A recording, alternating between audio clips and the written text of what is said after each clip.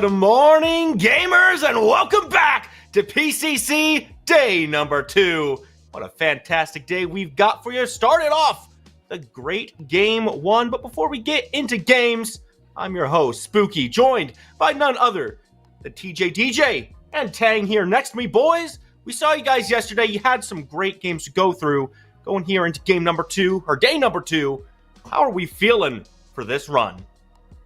Honestly, just going off of how the games were in day 1, incredible. Immaculate vibes. We had some phenomenal gameplay. Great teams stepping up here on the main channel. And honestly, now that we're getting into the really interesting part of the winners bracket, looking ahead to the losers bracket as well, this is where things get really interesting. So honestly, let it continue, man. It's been a good show so far.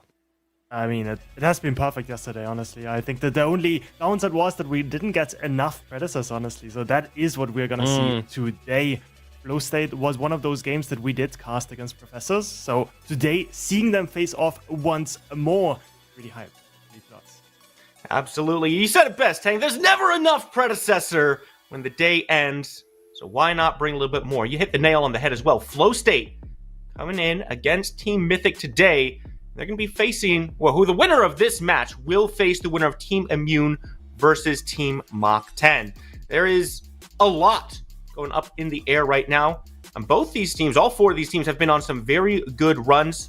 I want to hone in on the one we're going to be watching. That's Flow State against Mythic. We saw a little bit of them yesterday, and they've had some pretty strong competition to work their way through. They did not have an easy bracket by any stretch of the imagination. And while Team Mythic didn't have an easy bracket either, you could say maybe the challenge wasn't quite to the same level as Flow State starting off here. So now that we've had some time to see these teams, I mean, what are you kind of expecting as we get into those games? Well, just going to talk about kind of like their history there with Flow State, going up against the Professors in the best of 1.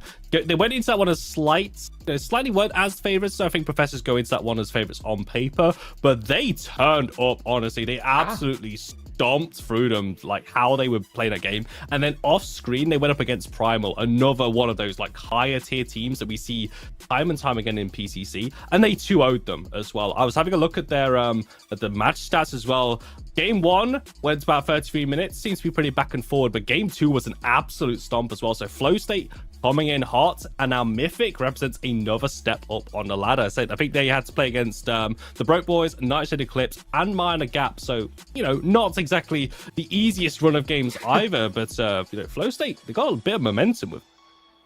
I think both teams are going to feel very confident running into this game. You mentioned it, right? Like Mythic as well, 2-0'd Mind the Gap in the semis beforehand. Like they are feeling super confident. Like we were not able to catch it on stream, but we saw, for example, Gratty stream it, one of the former PCC champions as well. And if you're not familiar with this Mythic roster, then maybe you know it with the old name D-Lab instead, rebranded for this first official tournament, and they have been bringing the heat as well. And there's a lot of champions kind of spread through different rosters here today. We won't be seeing all of them play, but we will get to see some of them. You hit the nail there.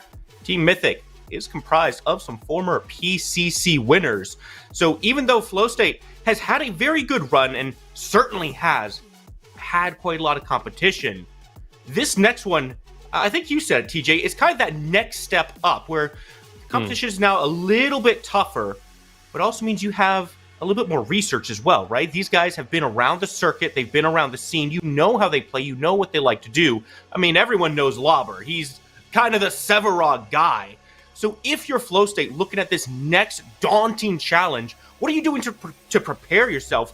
What are you doing to make sure you have that edge? I think it is in that preparation as well. I think whatever was working for you in the previous games is to carry that going, because honestly, with Flow State, it was individual performances as well. I mean, we saw it in that game against the Professors. I think Simba really popped off as well. But then in the games against Primal, that was dominated. I think me and Tang were looking at the stats, like Maguli absolutely killing it on the Sparrow in game 2 of the Primal match. I think his final KDA, if I could just bring it up there, was frankly unreal as they go and find it. Yeah, 22, 1, and 6 there. You know, quite a few games on MOBA Monitor. But yeah, absolutely killing it. BKB has been a monster unleash as well. So just keep going. I think that's what they have to do here. That's like one of the strengths of not only being super one-dimensional. Yes, Maguli popped off, but as you said, right, BKB on the other side of the map was also smurfing in the games that they did win. So it's definitely one of those things. Just the big question mark is this Mythic roster. Like we mentioned Lorber beforehand, right? But Lorber is obviously not the only one. We have Kyo, we have Toasty, we have some of the best Pred players in their team as well, and that is just gonna be sort of a fist fight across all the roles. And yeah, I mean that's one of the good things. And back to your point as well, Spooky, what they can do to prepare. We've seen sort of back, like in the background, some scrims between them. I think I'm not gonna spoil who won and who lost, but momentum is such an important thing as well, so you can prepare as much as you want. Like on game day, there's always like some picks that come out, like the Narvish, for example. Like you don't see it in scrim, suddenly it pops up on game day again because people want to play comfort, or they just have like the epiphany, right? Okay, this hero is actually really good.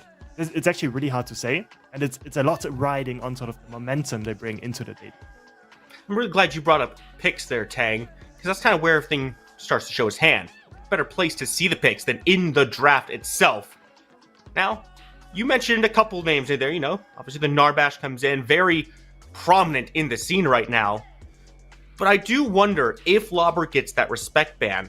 We've seen him kind of show up on the Sevarog several times, and if he gets ahead or just reaches the right point in the game, we've seen him walk all the way into the enemy base and just zone off an entire enemy team while the rest of his team does kind of just whatever the heck they want on the map. So what do these bans look like as we get into them, and what are the picks? What should be prioritized here for both sides? Well, I think the important thing to mention here is that this is a best of 3, right? So normally for game 1, the bans are going to be pretty standard, right? Seraph taken off the board. The Wukong also have had a lot of respect shown to it as well, especially in the hands of some of these junglers. They could be truly unstoppable as well. A few picks still up available that I would like to see taken off the board. Greystone could be taken off here. Rampage as well could also be taken off the board and targeted toward Mercy as well. Sevarog, the respect ban is saying maybe against Lorber. BKB's no slouch on a Sevarog either. Sparrow, also Maguli and Cure have both had phenomenal Sparrow games as well. So there's so much to unpack here, and they've only got 2 bans each. So half the roster. Only 2 bans, and now Rampage being banned away. I kind of like this. Back to your point, Sparrow, of like sort of unleashing that Sevarog. I think if you want to pick a Sevarog, you should look for something like a contest ban. The Rampage also pretty strong into the Sev, so I don't really expect Mythic to pick up the Sevarog in those early few picks. I think if they get to the second round of bans, then maybe if they ban away the counters, it could be sort of like their way to go. But instead, I'm just going to eat my words. Sevarog first pick up for this Mythic squad. I'm really expecting this low state roster to play the Greystone, or as I said, the counters into it.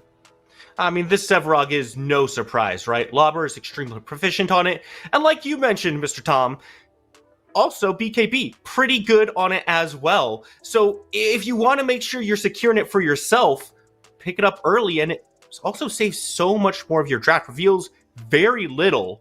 It does mean that Countess that you both talked about is up on the board. So talk to me a little bit about how powerful that Countess pick is into the Sevarog. What does it do?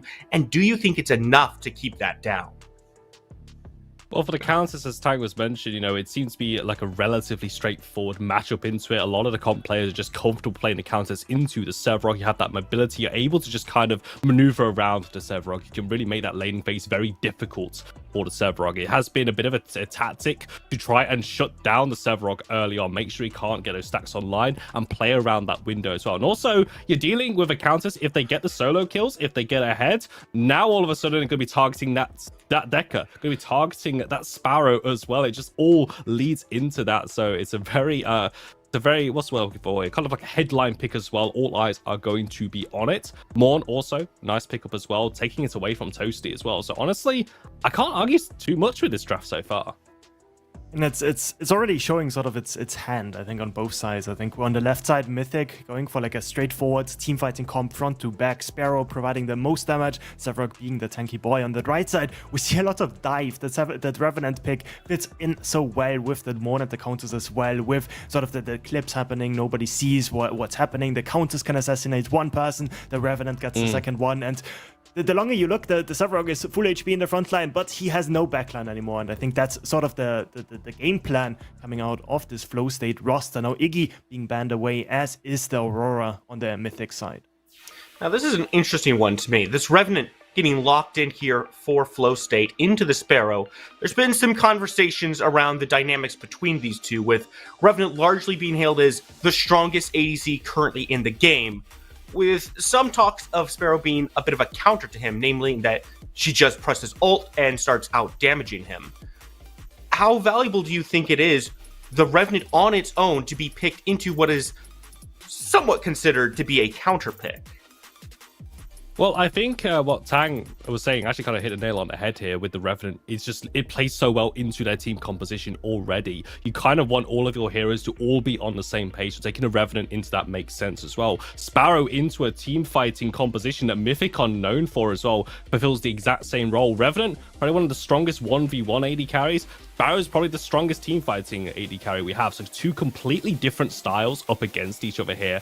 And that Mythic squad fully rounding off there with the Faye and the Crunch. Man, they are locked in for the post 20-minute fight, honestly. This 5v5 is insane.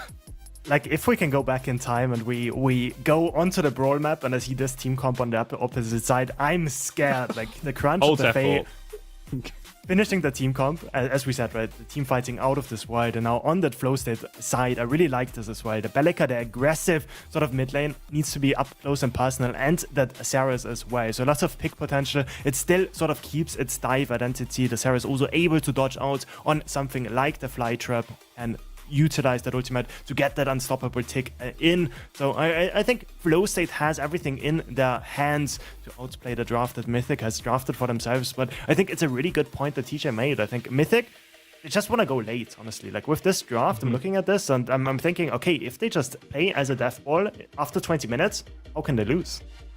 Yeah, this team is, honestly, both teams are pretty straightforward. There's no crazy flex potential happening here. You see a pick, you pretty much know where this is going. Get a good feel for how each of these teams want to play it. But that does lead me to some questions here, right? You pick this Zarus up. Now, typically, you want this game to go a little bit longer, let this Zarus snowball, get the Ascended stacks online. So how do you feel this Zarus plays into the draft from Team Mythic, right? Because this is a team that wants to group up. They want those big team fights. And I'm looking over the draft from Flow State, and it really feels more like they're going for the picks, right? Maybe trying to find an isolated target with the Colosseum. So how do you transition that into the late stages? So the idea behind that is, as you say, you're using a pick composition, right? You're diving onto isolated targets. You do not want to 5v5 this. You want to skirmish this one. So 2v2s, 3v3s. I give that to the flow state composition any day of the week, just looking at the heroes there. And the idea is that when you eventually get to the team fighting stage, you utilize that lead you've built up from hopefully these winning skirmishes early, transition that into objectives, let all that gold start to build up, knock down some towers. Mythic might get to the point where they can finally 5 versus 5, but if they don't have a core left, that's game going over to flow state. Definitely gonna be one of the things, and we also know that Flow State, they love to control those objective pits early. I think that is gonna be Mythic's biggest task today, to make sure that Mercy on that jungle role is not able to get away with getting the first Fang Tooth, getting the first mini prime. He usually wants to snowball the game through those objectives, and yeah, I mean, with Flow State's, with Mythic's draft, if they are first in an objective pit, I really fancy their chances to actually prevent that from happening. But as we said, it all depends on how those lanes go. If Lorba on that Sevrog can actually be the demon that he usually is, or if BKB on the counters found the answer to the Reaper of Souls. All right, well, DJ, it's a time-honored question. Who do you favor just off the drafts alone? Off of draft and also off of vibe as well. No vibes, just draft. No vibes. Oh, damn. Damn, that's like half my content gone already, Spooky. Yeah, we're restricting you. I don't know, like Mythic are a team fighting team. I think they're just playing into their identity perfectly here. I'm giving this one to Mythic. Tang, why is he wrong? Wow. First of all, okay. because he's British, and second of all, because flow states, Sorry, with the sorry, dive they have, sorry, guys. should be able to invalidate whatever Mythic wants to do. So if the Fae and the Sparrow get caught at the beginning of teamfights, I think flow state have a really good shot. So draft-wise, I think I would probably give it to them. But granted, vibes play a big factor as well. So that's the one thing that teaches that, right? Oh, you're allowed to have vibes, Tang. You're a good guy. Well, you've heard it from us here, folks, on the desk, but there's only one way to find out how this game shakes down. I take you to none other than E Squared, Ego, and F6 will take us away. Gamers, we got another day of excellent predecessor play. It's the boys E Squared rocking with you today in game 1. We got Mythic and Flow State, F6. How you feeling about these games? I'm pumped, man. I mean, this is the winner side of the bracket. None of these teams are losing this entire time. So somebody has to take the L today, and none of these teams want to. So it's going to be exciting. It's going to be fun. And this one, I think, is going to be an absolute banger. Exciting, fun, and very, very competitive. I'm very much so expecting, but we can only say so much here in the casting booth. The desk already broke it down pretty well. We're going to be sending it to the game now as these teams are ready to duke it out. It is going to be a fight of the century, ladies and gentlemen. Get ready for it as we drop down into the sanctuary. This is PCC and a summer series, day number 2. We got Mythic, also known as D-Lab. If you know, you know, but Flow State are on a win streak, hot streak. They've been a dominant force, just coming out of that bottom seed, kind of showing everybody, hey, we are a top team contending in PCC.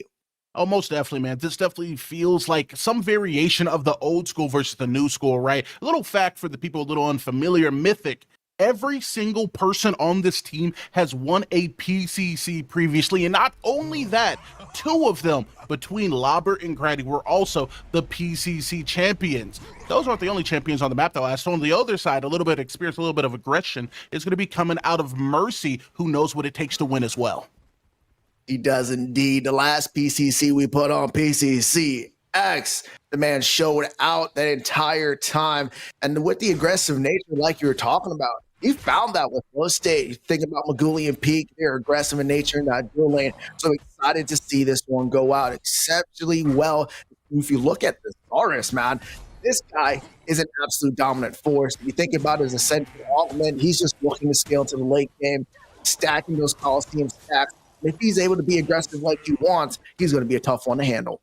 I have to agree, and I do think it does come down to the dichotomy of how these teams are going to want to take this match on. Right, Flow State has been a very, I'm going to say it, steamrolly team. They kind of take over early game, and within Predecessor, these first couple objectives are so extremely important in how you're able to set the tempo within these opening 10 to 15 minutes. But on the other side, Mythic seems not to care a lot of the time about the early game, or at the very least, they don't let it define them. They're so comfortable at that post 15-minute mark when Lauber gets involved, and it seems like for the most part, they just start winning whenever they get him in these fights. I could agree with you more there, Ego. Lauber definitely a huge factor into how this Mythic team likes to play, especially when you think about he's on his favorite hero, Big Man Severog. This is why we call him the Swedish Warrior. Once he's able to get his stacks online, he starts to rotate over there towards the second, third Fang Tooth. He starts to change the entire dynamic on how that's happening. Appy, though, taking a little bit of a damage there in the mid lane. Gonna have to be careful, but here's Grady. This might be an early lane. Oh man, Maguli going to be so low, so he's not going to be able to get involved at all. As in the jungle, it's going to be a little bit of a defense put up. Mercy going to be looking for the invade onto Grady, who's going to be wanting to play around the 3 count. But in this 3v3, it's looking like Mythic doesn't want to overextend. Assault does go through, but no team is willing to push the envelope quite yet. Oh man, they do not want to push it too far. Great job though on Mythic. You already see them trying to answer that aggression that Flow State is known for. They're pushing back, not letting them set their own tempo. And that's the experience coming out of this Mythic team. We've seen them time and time again throughout the competitive Predecessor scene. They know how to handle this aggression. And if they can keep this up, they might be able to slow down Flow State. And I'm going to put a lot of the emphasis of who's going to be in charge of making sure this happens in Grady, right? As we said earlier, he won a PCC on the Professors, was able to get that final spot as well. And within this competitive scene, he's been known for being able to answer what the other team is trying to do, helping maybe anchor this team in Mythic within the early game as he's going to be going for invades. He's going to be pressuring lanes. And he's on his favorite character as well. I think a lot of the drives on both of these teams are just straight comfort, right? We've seen all of these players on all these heroes, and this is where they like to be. So with comfort aside, we're just going to be all about skill matchup, how you play the macro, how you play the micro going into those laning phases, and that is going to really blow this game out. But Mercy going to be looking over into this off lane, going to get booted away by the blast flower, so nothing too much there. He showed up on the map, so that will also kind of make some decisions on how Grady wants to play this left-hand side. Man, I'm going to need a little bit of a unique stat for production to keep for us here. Ganks per minute, specifically for Mercy. It feels like he's in lane, man, more than he's ever in the jungle, but somehow he's able to maintain a degree of efficiency in making sure he clears these invaluable camps to progress his game state. And I'm more than certain around that level 6 mark, or whenever this first Fangtooth comes up, as it is going to be coming up rather soon, we're going to be seeing him get active and maybe lock down a couple kills. Maybe. That's the goal, right? Maybe. The goal is to always lock down these kills, especially as a jungler. You want to be able to set that tempo, create that pace that you want your team to play at, but they're going to have to execute on it. Lauber, on the other hand, though, I think he's doing a great job into this contest. He has that hemorrhage passive to kind of just go away and bleed at your true HP, but he's just playing well into her. He's not losing that lane. He's not giving her room to kind of bully him out. And that's something we're going to have to pay a lot of attention to, because we talked about him rotating into those Fangtooths is going to be an absolute game changer in how Mythic plays. And if he's able to keep up with this countess, it's going to be looking rough. Yeah, and it's not only that hemorrhage, right? She's bringing the 1.6 augmentation of the Siphon, doing more damage as Happy is going to be taking a lot of damage. Blink is going to be used, but a Neuro Disruptor is going to get first blood to go into the pockets of Simba. From the hip, the pistol is ready. Simba, great play there. Blink already forced out. The fly trap was not utilized. Unfortunate. I thought he would have been able to pop that fly trap, try to create some space, then use the blink to get out, but did not happen that way. First blood, Flow State already being aggressive, and Mercy looking at this dual lane. Yeah, it's going to be a Blink forced out of Cure here. So he's going to want to be able to play a little bit closer to Toasty here. Some D wards are going to come out of Mercy, so if he does look for another gank here, it's going to be at the expenditure of either Mythic rewarding this area or at the cost of possibly their lives. As we have seen throughout this game, he is constantly going to be pressuring out these lanes, but kind of averting our attention to the kill that just went down. Appy, man, he's known to overextend from time to time. He plays aggressive and makes a lot of plays. At times, he can put on the cape for his team, but right now, he's going to be down a kill to Simba, a new one, I would say, on the rise mid laner in the PCC.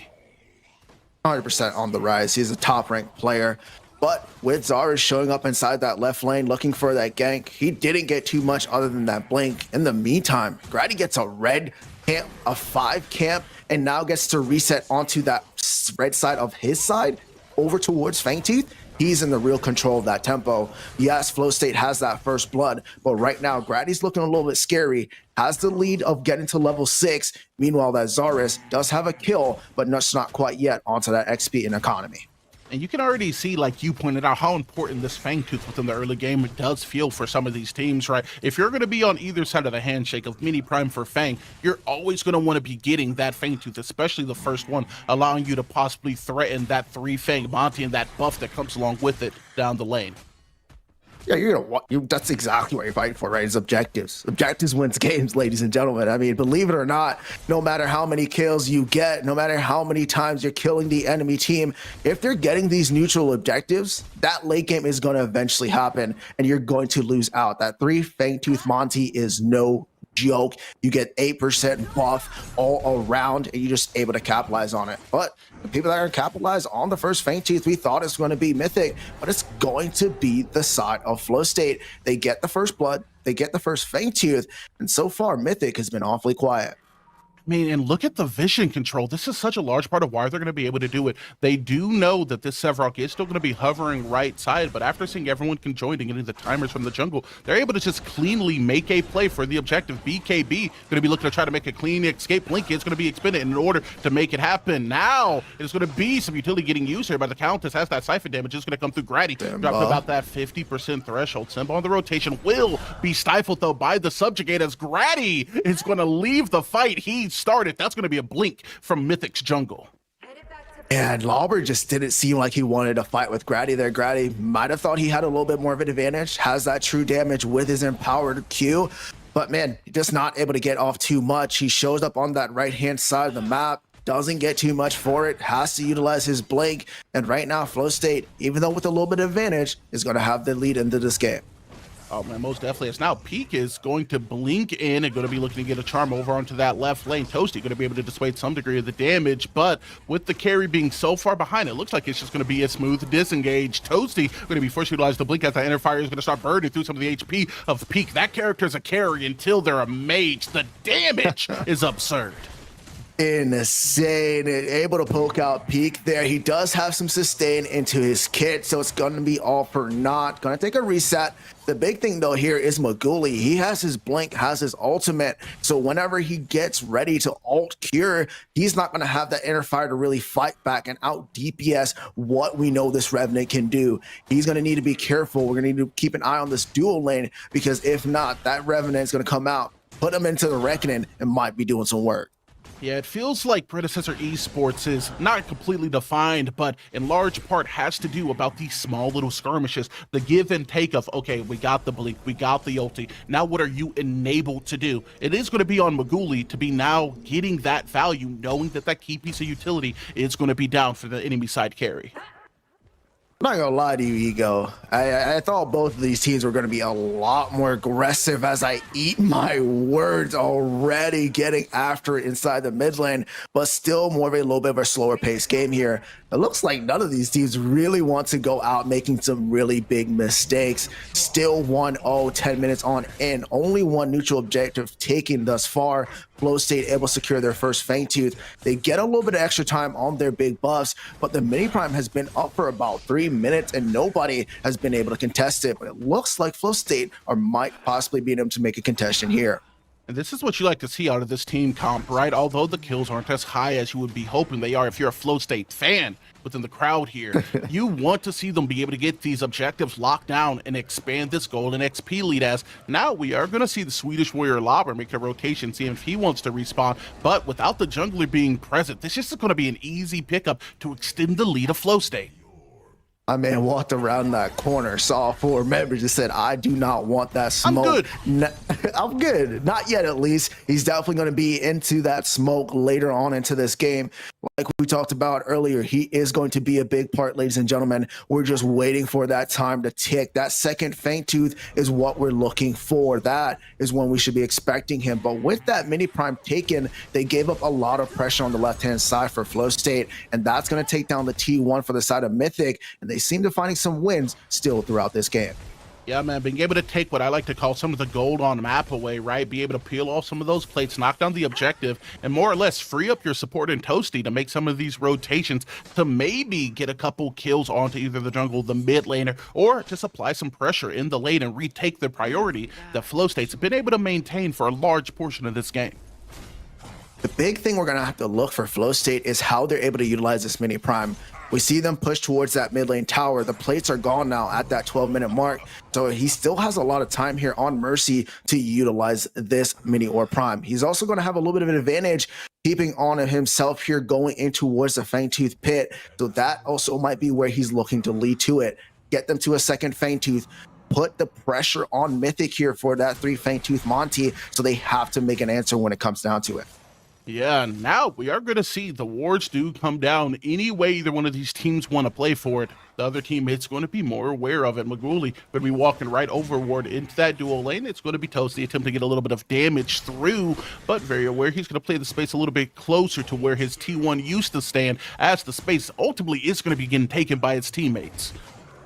Base is taking, and we do see the Bramble Patch augment their extensive range onto that. Good poke, able to be out with Mappy, but they're not going to let this one go for free. Lobber's not here, though. It is going to be delayed down to 3K. Grady going to be looking for the disengage, and all is happy. He's going to be broad low, play the space on the back. There's going to be Maguli with the blink in and looking for the kill, but a double knock-up coming out of Crutch is going to be able to mitigate a degree of the damage. Fly Trap is going to be able to lock down BKB, who is going to be able to fall. Mercy also very low, Peak close to being also very dead, as this team fight is going to be split into the same can be said for the Lord, as he's going to be breaking over. Lobber is screaming timber as he brings the Woodman to his knees in a 2 for O trade that favors Mythic.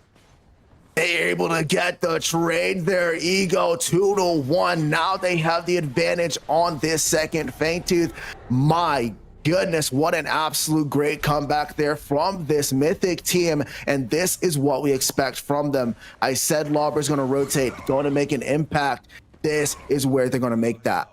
I mean, we said it early on, right? Mythic isn't really defined by their early game. They're more than content, hey, go ahead, take that. I'm a courteous guy. You can have the first one because I'm going to have the last laugh. The moment Lobber gets involved in these fights and a hard place, as Brad is going to be forced to disengage from his own jungle, this is a hell of a disrespectful invade F6.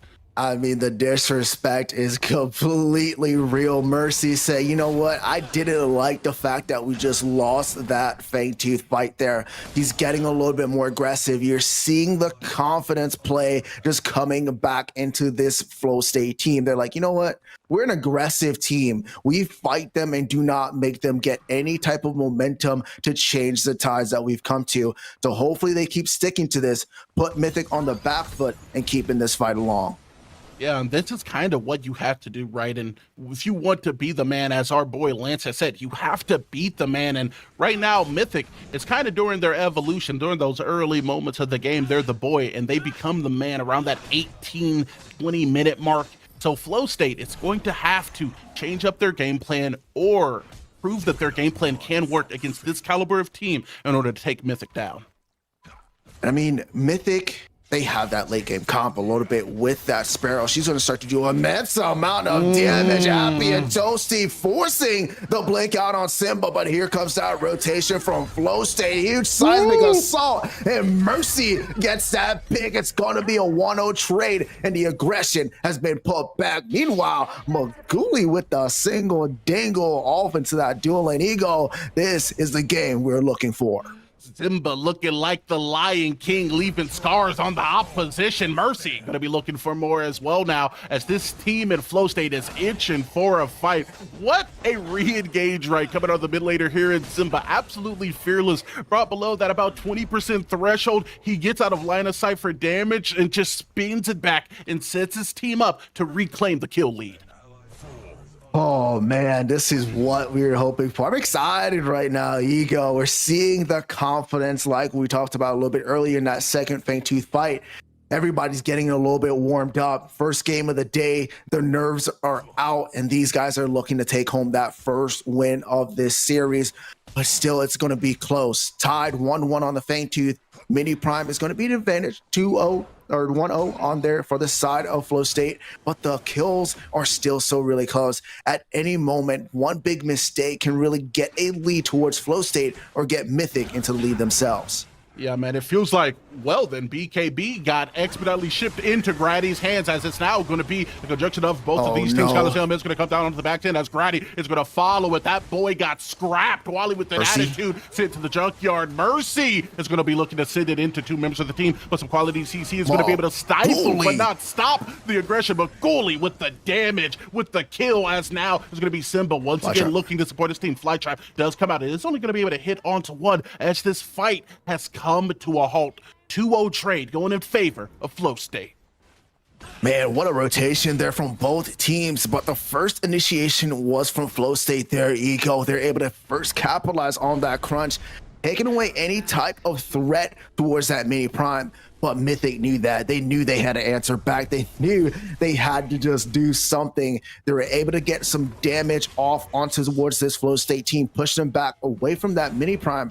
But now we're into a situation where the third Feint is a threat. Lauber is in bad decisions. Moguli gets him off in the offlane, and that is not what you want looking into towards this next fight. But Grady looking to get some get back.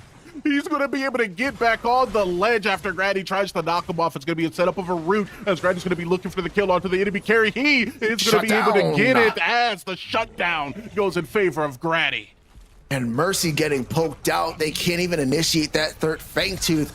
Lauber's going to be back up before Maguli. Simba trading in some damage. BKB looking to be a threat. These guys are throwing punches left, right, hooks, and center. My God, ladies and gentlemen, are you not entertained at home? This is the PCC, and the third Fang Tooth is going to be that big fight. Oh man, third Fang is going to be up, and it is going to be started here by Grady. Cure looking to play the space off the back end just to be able to get a degree of damage, but it is going to be Mercy in the pit. And I don't know, Grady, if you win these trades, he's going to be looking to just get as close to out as he can. But ultimately, the damage between him and Peak is just going to prove to be too much. Grady has to take this fight or die trying. Simba on the rotation is all but guaranteed. This is going to be a double going for the captain here of Flow State, as now all three members are going to be able to play and take the Fang. Man, let's go. Flow State are rejoicing. Moguli looking at Appy, gets yoinked back, gets boinked, and he's going to be put down into the gray screen. Great rotation from Moguli. Pick up the second Fang Tooth on Flow State, and they are on fire, ladies and gentlemen. That momentum from yesterday is flowing into this match. Tinkerbell with an attitude didn't stand a chance. Maguli has been on an absolute rampage throughout this game. 4-1-1 and nearly 1,000 go to spin. That's at least a tier 2 whenever he decides to back. These team fights are looking amazing. And as the Death said, as Tang said, more specifically, if this team is allowed to continue getting picks or at least forcing members out of team fights, they're just going to continue to win these skirmishes. Continue indeed. And something that to worry about is this Revenant right now, especially with his augment with that 4th round shot. Even Lauber's not really a threat to him. He's able to pierce through all of that armor, and he's able to just get those crits to hit off. And at this stage of the game, with the kind of lead they have right now, he should be their target on the side of Mythic. They need to get him out, then focus their attention towards Mercy. He's also one of those players that are just creating a lot of opportunities for them. So a lot of priority targets need to be set for Mythic. Take a step back, draw it back in, and reevaluate the board. Yeah, man, and I mean, the definition of insanity, right, is doing the same thing over and over. As Maguli's going to get knocked sky high. Grady going to be on the engage here as the Blink does come out of the carry. This is going to be a full onslaught. But the Reckoning onto the Fang, it's going to be able to buy him at least a couple more steps as he's going to be able to walk back to his team. Mercy and Peak are going to be able to protect the president. My God, F6, what are the chances that he survives that? I mean, the chances are not zero, but it's close to it. But if you do everything right, you're able to get out, and that is what he did. The rotation was also able to help create some peel, but you just realize how much resources was just spent to try and kill Revenant? The colossal blow, the fly trap. My goodness, right now, Flow State, I don't know how they're finding their ways to make these plays, but it is sure entertaining. I mean, we talked about Maguli yesterday having a hell of a performance, as now Lauber going to get locked down into the Coliseum off the back, and it's going to be Simba. Seismic Assault into the Wood Drone is going to be able to do a lot of damage. A Blink going to come out as the CC is going to lock down the Swedish Warrior. Mercy is able to get the pick yet again for this team. This jungle is not safe. The jungle is not safe. This entire map is not safe. The overall aggression and confidence coming out of Flow State right now is impeccable, and Mythic cannot find an answer. They do have some time to make a play, but it's going to have to be big. Peek onto the back. It is going to be able to find an engage on to do as BKB is going to be able to get a degree of damage off. But Mercy's going to be able to get the big shutdown. No more fire for this engage. Inner fire is going to be able to proc as it's going to be able to burn through the HP bar of not one but two members. It's going to be Appy who will be the only survivor of this skirmish in a 4-to-1 trade. Moguli showed up. 4 shots, round getting picked. Appy's trying to run away, but F8 is not going to let him. The pincer mechanic is here. BKP trying to cut off some paths, but he's wasting a lot of time here for Flow State. They need to make a decision. They don't have the hunt, so they have to be careful. If they get this pick on Appy, this is going to be huge, but it looks like he's breaking out his inner Moguli to try and create some separation. And with the Eclipse, they're still not able to get this man. The Tinkerbell has some skates and she's able to get on out. Dude was moving and grooving, able to dance his way throughout the aggression. Just a lazy back. Moguli is going to be able to get the kill, and now this team is going to be disrupted. They're going to be in a 4v5 situation because taking that pick took so long. Ain't no way you ran 30 miles to stop right before the finish line to try and get back home. There's no shot. Moguli able to pick up that kill, and like you just said, that's going to be an advantage going over towards Flow State, which they don't even need. You saw that fight. Moguli entered the fray. He's able to pop off, getting kills one by one. He's doing a lot of the work. They still need to find a way to shut him down, and they have not been able to yet. Mercy just been too aggressive. Creating an answer is going to be rough, but the Primordial Fangtooth is here. They're looking to take this fight. Can Mythic finally get back in? They don't have access to the fly trap here because Appy's down onto the back end. This is going to be an even better Coliseum than usual. Grady going to be taken into the realm as onto the backside. He's going to be looking to run for his life, but that inner fire's burning too bright. It's blinding. It's binding. As 3 members are going to get burned through. This is going to be a strict upside trade. Even though BKB falls, we got a Primal Fang on the menu. They're able to knock down 3. Appy's back up. Lauber still here. The fight is just not quite done. They're looking to contest. They're taking down damage here. Fly trap popped, but they're going to pick up Appy, and it's not going to be enough. He's just going to fall, man, and Moguli going to be transported back to the pit as it's going to be all 5 members here with, my apologies, 4 members here with the Primordial Blades, and they've already been playing hot. Hot indeed, and the streak is going. Moguli, my goodness, 8-1. That death was just by accident, apparently. But let's shout out Simba going with the attack speed route here, using that augment to increase, putting magical damage on his autos. With that Typhoons and Prophecy, he's also like a secondary ADC with some mage burst built inside him. He's been doing God's work with those seismic assaults. But ladies and gentlemen, we are double buffed up for the first time here on PCC day number 2, and it's going to be Flow State in complete control, and it's going to be Mythic trying to find a defense. We touched on this just a little bit earlier, right? If you want to be able to be the man, you got to beat the man. And Mythic's mid-game to late-game team fight has been weak, and it's not because they're not doing what they normally do. It's just that Flow State is kind of doing their thing better. They're looking for the 5v5 on Mythic, and right now, throughout the entirety of this game, we have been seeing F8 find those 2-on-2s, those 3-on-3 skirmishes, get positive trades, reset, re-engage, and then playing it to an objective. If they're able to maintain doing this, although it is going to be significantly easier with these double buffs, we could see F8 take this game 1. We could see it indeed, but we, like you talked about, this is a Mythic, baby. I mean, these guys are champs all around. They know how to play from behind. One thing they got to do here, I got a little bit of advice for you, Mythic.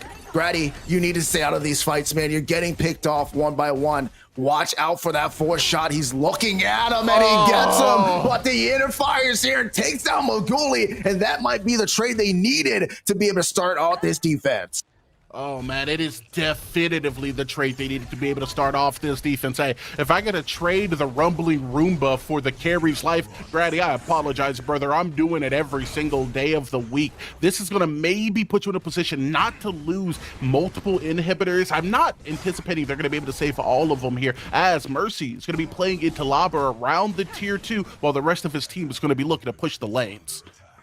They're looking to try and pincher down Lauber here. He needs to get out. He's going to have to forfeit that T2. But in the meantime, though, they're able to create a good defense. They have a lot of wave clear. They just need to keep it on. They might lose the middle and Hib, but they still have a chance to stay inside this game. Yeah, man, and Maguli falling is the difference between losing this and losing everything. It is going to be a kill, though. It's going to come out to the back end subjugate. It's going to be good. Colossal blow is going to be better. Simba is going to be in a rough spot as he is going to fall off the cliff's edge. Now BKB is going to be running for his life, but Lauber has eyes only for him. He's going to be hunting until he's not. It's going to be Mythic with a comeback double for Cure. They only lose an inhib, able to take down 2 members on the side of Flow State. That is so impactful. Not really for the side of them being able to get an objective, Ego, but just for the overall nature of, hey, we can start to farm a little bit here, pushing out these lanes, farm up my jungle camps, maybe get on a little bit more even footing and push back against Flow State. Stop that momentum that they have right now and that they had for a lot of time here. And this is the late game that Lauber starts to become a nuisance towards this team.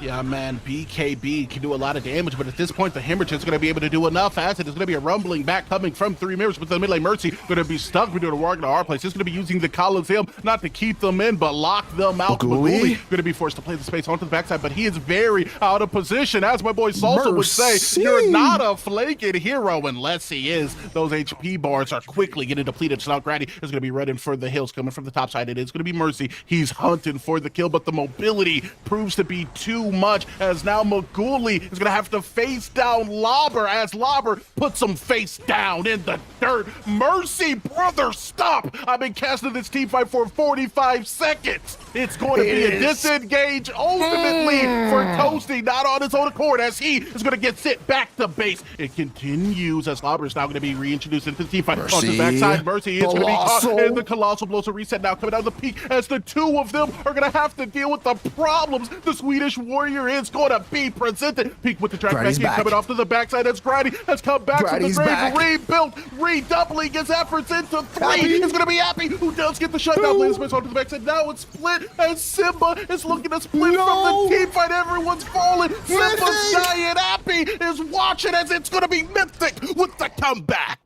And they're able to just keep shutting them down. That's 4 members hitting that gray screen, and it is going to be Mythic being able to find the inner fire inside themselves to create a comeback. Ego, I know you're tired, so I'm going to take the mic away from you here, brother. We got the Primordial Fangtooth coming on up. We got the Big Orb Prime as well. And on the side of Flow State, they don't have the hunt. They don't have a lot of DPS just to quite to contest this, especially with Lauber here to zone. Oh man, most definitely. As this Primordial is more than likely going to just be going in favor of Mythic, we are going to see this team do what they do the best. That is fight back, fight against the odds, and find comfortability in the 5v5s you eventually are going to find. If you want to go through the core, you're going to have to get through us first, and it looks like F8 is having a little bit of difficulty with that task. They are, and this is like the hardest part about these late games, right, is you have to find your opportunity to close out. And like you pointed out, Flow State did not find that opportunity. They've overextended way too many times in that late game. Maguli getting a little bit too confident, getting zoned out. They just stopped playing together. They stopped playing around Mercy, and they just been able to get picked. And we talk about Severog all the time. Lauber is an absolute menace on this champ, and if you get him to this point of the game, you're going to need to spend a lot of resources. And in the meantime, they're just able to capitalize on the side of Mythic here. They're like, hey, we just need to take them out one by one. Lauber, I need you to distract, and he's doing a great job at that. Yeah, he's distracting and pulling the attention away from some of these backliners, allowing them to do what they do. I mean, Appy has really solid damage this late into the game on Faye. You just haven't been able to see it because he's been in Fountain and base in that gray screen for a fair amount of time. But with Lauber being able to buy him time and even more importantly, space, him as well as Cure on this Sparrow pick have been able to melt through some of these HP bars and turn the fight. They need to continue finding these 5v5s or even at this point 4v4 situations where Lauber is included. They also need a wave management here a little bit. They do have the Primordial Fangtooth, but they need to set these waves if they want to contest this Big Orb Prime. Countess doing a great job keeping the focus there on that left-hand wave, but on the right side, it was already set. They're able to push it back on up. So we're not going to see any real contestation here from the side of Mythic until they're able to fix that problem. And with Grady now showing on that right-hand side, this might be the fight that Flow State might make, but they need to be careful because the Primordial Blaze is still on their side.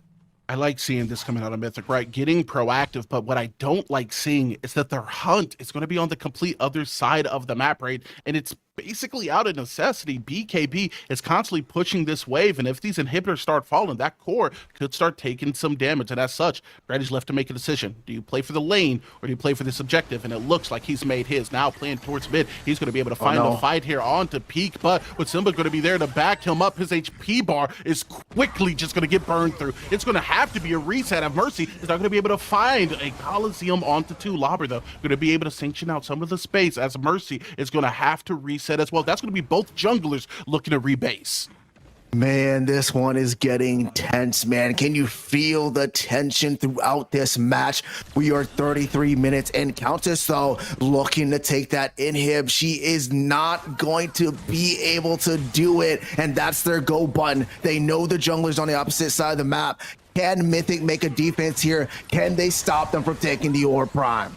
Brady's making the rotation over, but Prime is now going to be at that 8,000% threshold. It has to be a hero play coming out of this team. That's coming over the back end. It is going to be Toasty able to get a fly trap onto 2. The damage is going to be good as peak. Ultimately, it's going to fall. Simba now going to be blinking and looking for the engage onto Appy. Full jump is going to be offline as it's going to be Simba who gets taken offline. The damage is going to be too much, and now it's F8 who is going to be reeling, but the waves, F6, the waves are pushing inhibs.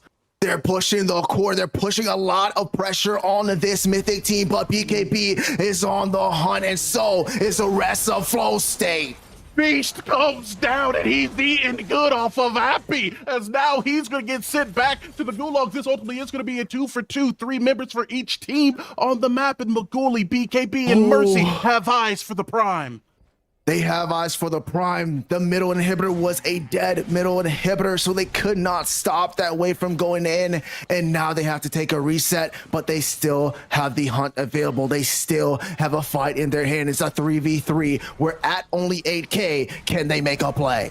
So far, they've been able to win these skirmishes, but this time, Lobber's going to be involved. They're stuck in Mercy, the pit. BKB are going to be stuck in the pit onto the backside. It's going to be an engage. The double knockup does go through as Lobber does go in. Some solid damage coming through, but the hemorrhage stacks proved to be too much. Grady going to be forced to disengage. Oh my God! Comes through and gets the kill, and he's not done yet. He's going to be playing into Cure. That's going to be a double hop in the backpack, put on the cape. He has the team on his back. Maguli saves the pit. My man has got some back problems this game. Every time we think Flow State is going to be out, they're making mistakes. Maguli gets back on up, locks in, put his seatbelt on, and he's gaming today on this Revenant. Brother, get my chiropractor. This Maguli performance is back-breaking. Dear Lord, man. And this team in Mythic is doing everything that they can. They space the engage. They waited for the enemy side's jungler to get low. And Maguli off the back just arrived in perfect time. And the damage is too absurd for Mythic to be able to deal with. And as such, it's going to be an easy pickup of the Prime off of his double. Easy pickup indeed. And Ego, we're going to take a little bit of a breather here, but my goodness, the last thing you want to see is a level 18 Fed Revenant just around the map.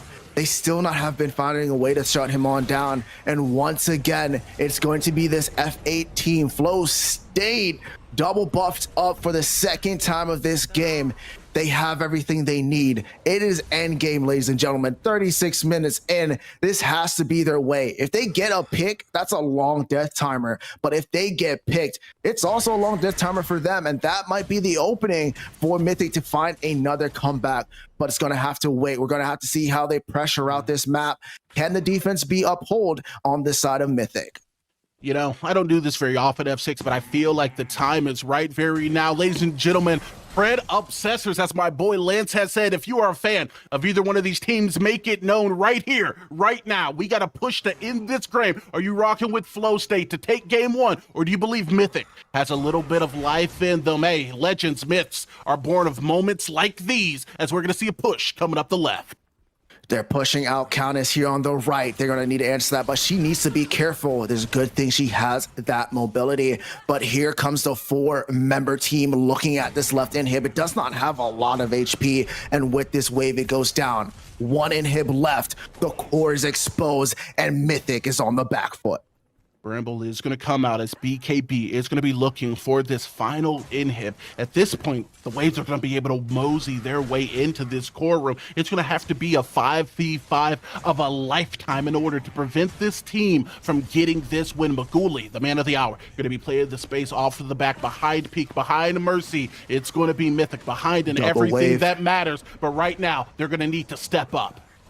Step up indeed. Somebody has to make that play. Nobody wants to get picked. My goodness, this tension is tighter than my pants. My God, these guys are just waiting out for it here. But with the wave sequencing on up, it's going to be a triple wave heading towards this core, and Mythic looking to try and fight back. Peak's going to be able to step in here onto the backside, able to draw 2 inner fire. Burning Bright is going to be able to deploy that. It is going to be a colossal blow that completely takes a member out of the fight. It's going to be a 1-to-1 trade though as the core is going to start getting burned low. Simba is going to be able to get the kill onto Appy, and Granny is now going to be looking for the kill ultimately onto the top side. It's going to be a reset around the fountain. Mercy it's going to be fighting it to Labber. The Swedish warrior is going to be forced to reset as there's no rest for the wicked. And Fate Flow State take game 1. Oh my goodness, Seagull, what a game there. They're able to capitalize on it, and they're able to come out on top. What an absolute banger of a game, number 1. So close every single time, back and forth. This series is going to be a hot one. Ladies and gentlemen, you were here. That was a PCC class, an exciting game here coming out of both of these teams doing everything they can to win, but it's going to be Flow State who comes off 1-0 in this series.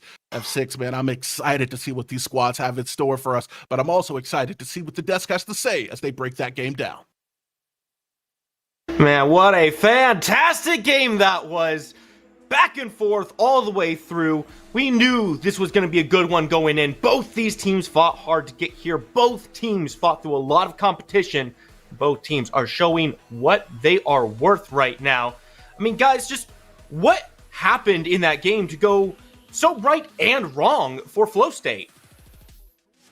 Yeah, I mean, it was obvious to like the analysts on this desk, right? Like Flow State, obviously, with the better team comp, obviously just won. Like all of us, like Spooky, I think you said it as well on the desk, of course, that they are gonna get those first few objectives, and then obviously they won afterwards. So yeah, I mean, just as we expected on the desk.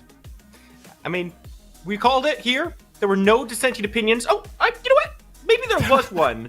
TJ, how does it feel to be so wrong?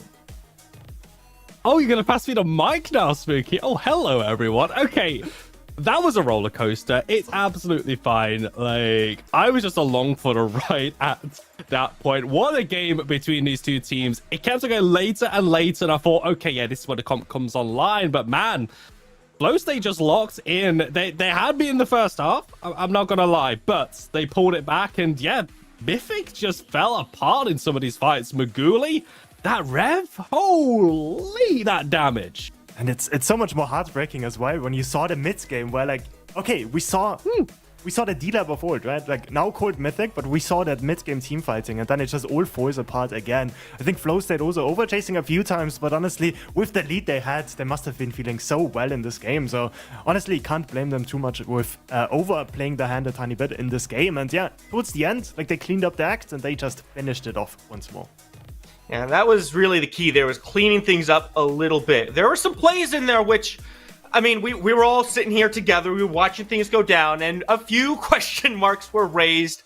Maybe a couple times on Maguli's position in some fights, but consistently what Flow State has done is they've found a way to make it work. The real question is, can they keep that up?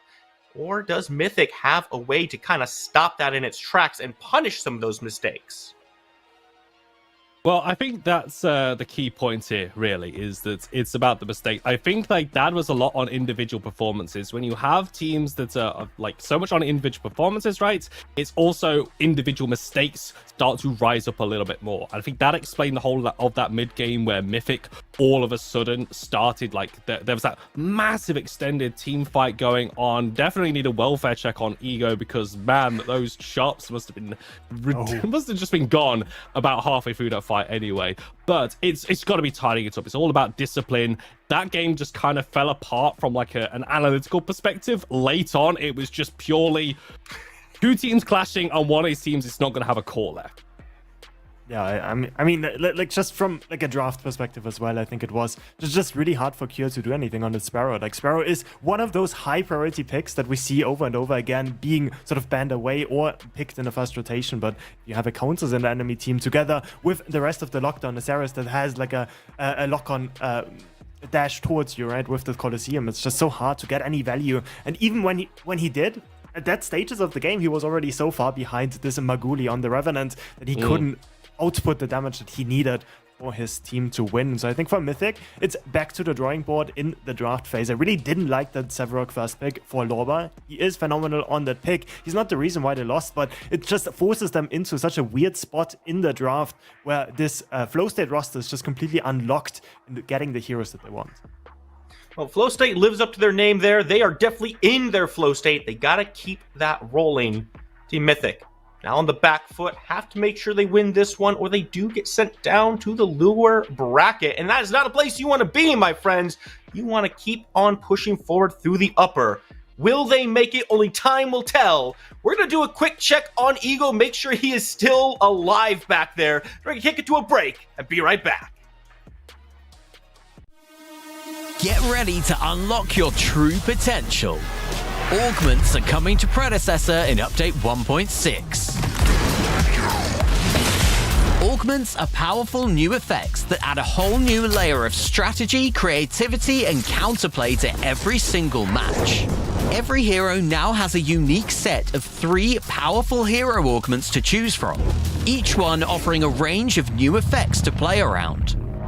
For example, taking Rampage's Tiny Titan augment switches his ultimate to shrink him down and boost attack speed at the cost of taking extra damage. Veiled Stalker enables Sparrow to enter true stealth when activating her heightened senses ability, giving her the opportunity to reposition more easily or surprise her enemies. Or with instant reload, Grim.exe's ultimate ability resets on takedown for a short duration, allowing them to chain ultimates together for pure destruction. Alongside all of those, there are also 10 minor augments that are shared across all heroes, offering smaller passive effects. Here's how it works. After locking in your hero, you'll pick 1 hero augment, then 2 minor augments, one at a time from separate pools. That's 3 decisions and a multitude of possibilities. Augments are coming to Predecessor with Update 1.6 on Xbox, PlayStation, and PC.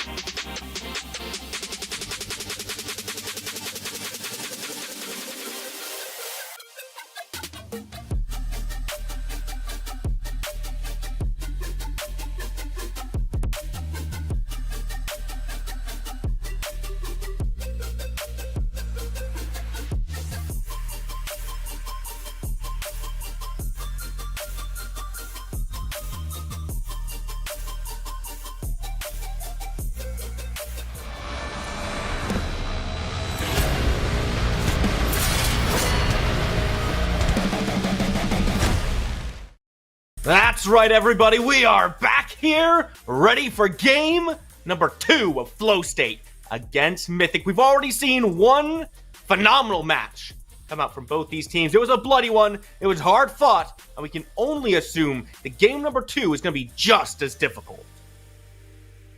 Well, if game number 2 is anything like game number 1, that suits Flow State to a T, honestly, because that was just... wow, what a barn burner of a game that was. I'm just glad that now, we've had the break, kind of chill, we can breathe, and maybe let the blood flow kind of calm down. The adrenaline's got to come down, and we go back to draft about game number 2. Because I think for game number 2, we do probably need to tone it down a little bit right now. Surely we can't have 2 back-to-back games as chaotic as that. I mean, why not, is what I'm saying, right? Like, we are on the official Predecessor channel. Of course, we can have 2 dope games back-to-back. And I think with 2 dope teams also competing, I think that's exactly what we are also gonna have. Thanks, Spooky, for the encouragement. I always appreciate it. But yeah, no, honestly, like, I think if you're a Mythic fan, I think it's your time now to show where your allegiance lies. Because Mythic down 1-0. If they lose this, they are gonna drop to the losers bracket. And it's just so imperative to stay up here in the winner bracket. Dang, I'm really starting to understand why you're the analyst over here. It really feels like you got some very good, well thought out opinions with a lot of clarity behind them. There's only one way to see how this game begins, and that is in the draft. Should I leave? Like, am I needed at this point, guys? I mean, it's up to you, really. I think we got this down here.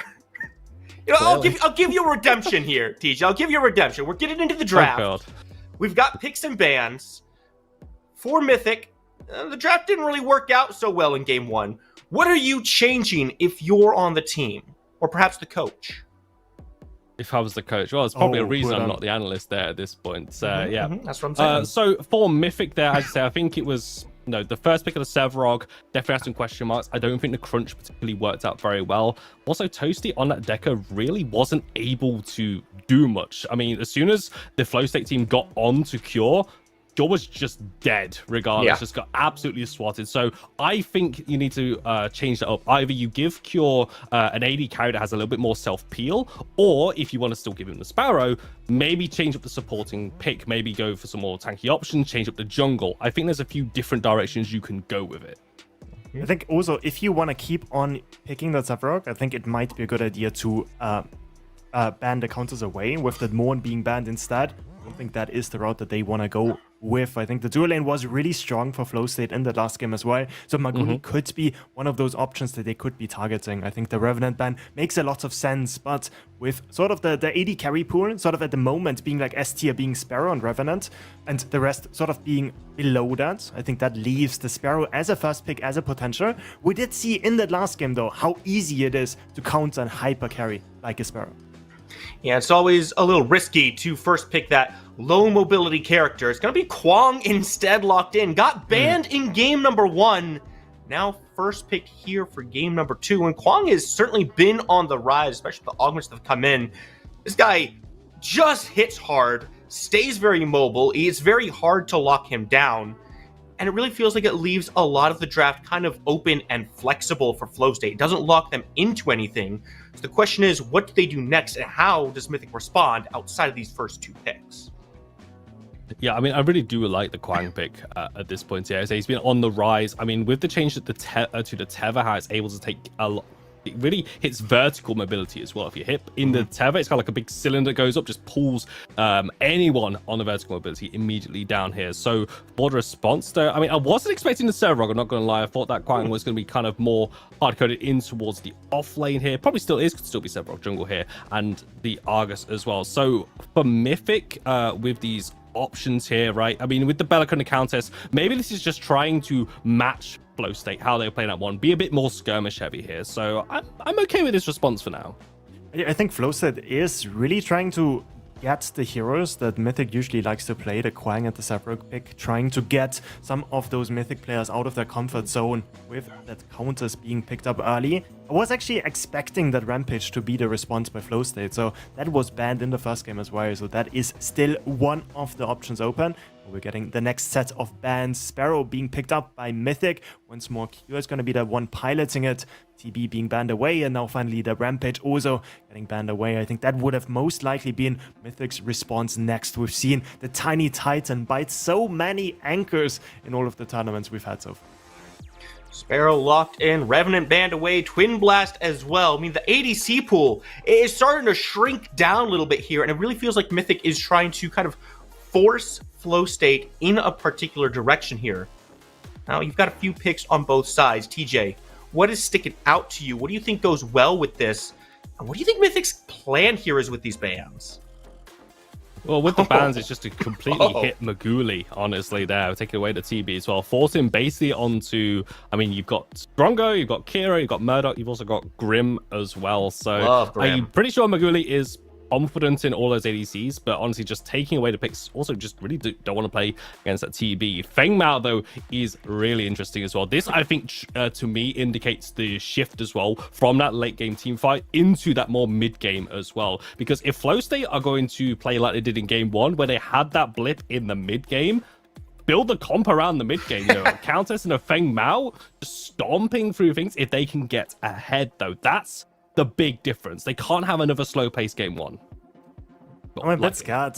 I'm gonna be honest, TJ. Like, I'm looking at this and I'm like, okay, I'm playing Sparrow right now, and I just have a bunch of people run at me, and my peel is a Countess, a Feng Mao, and okay, Bellica can actually peel for me, but as a Sparrow, like, it feels like there's so many sort of different ways this comp wants to go. It kind of wants to go the assassin angle, the Countess and the Feng Mao go into the backline, but hey, we have a Sparrow and we have no frontline for him. So to sort of stop sort of the problem from happening, I suppose they pick up that Richter. That is most likely going to be in the support role, so at least have like one tanky boy in front. But it's still going to be the case that, okay, the Richter stops the Greystone. There's still going to be a Sephirot following the Sparrow wherever she goes. So I think for Cure, it might be another really hard game to play. Now, I am looking at this draft for Flow State, and there's a couple things sticking out to me here. We got the Argus, most likely going to be the support. We got the Greystone, very common in that soul lane. Is this a Quang mid? Could be Quang mid.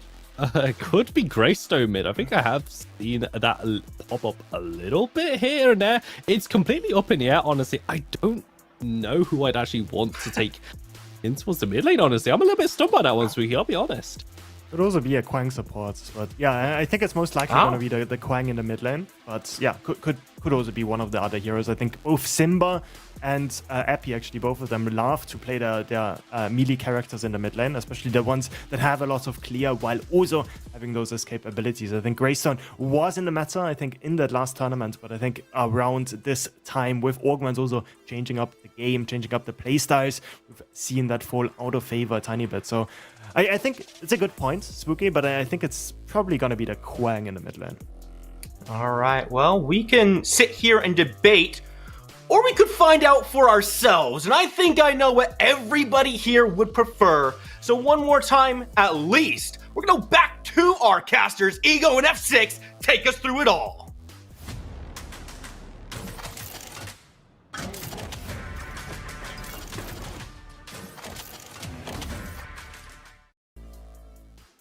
Gamers, welcome back to Sanctuary. We got a game 2 here for you today.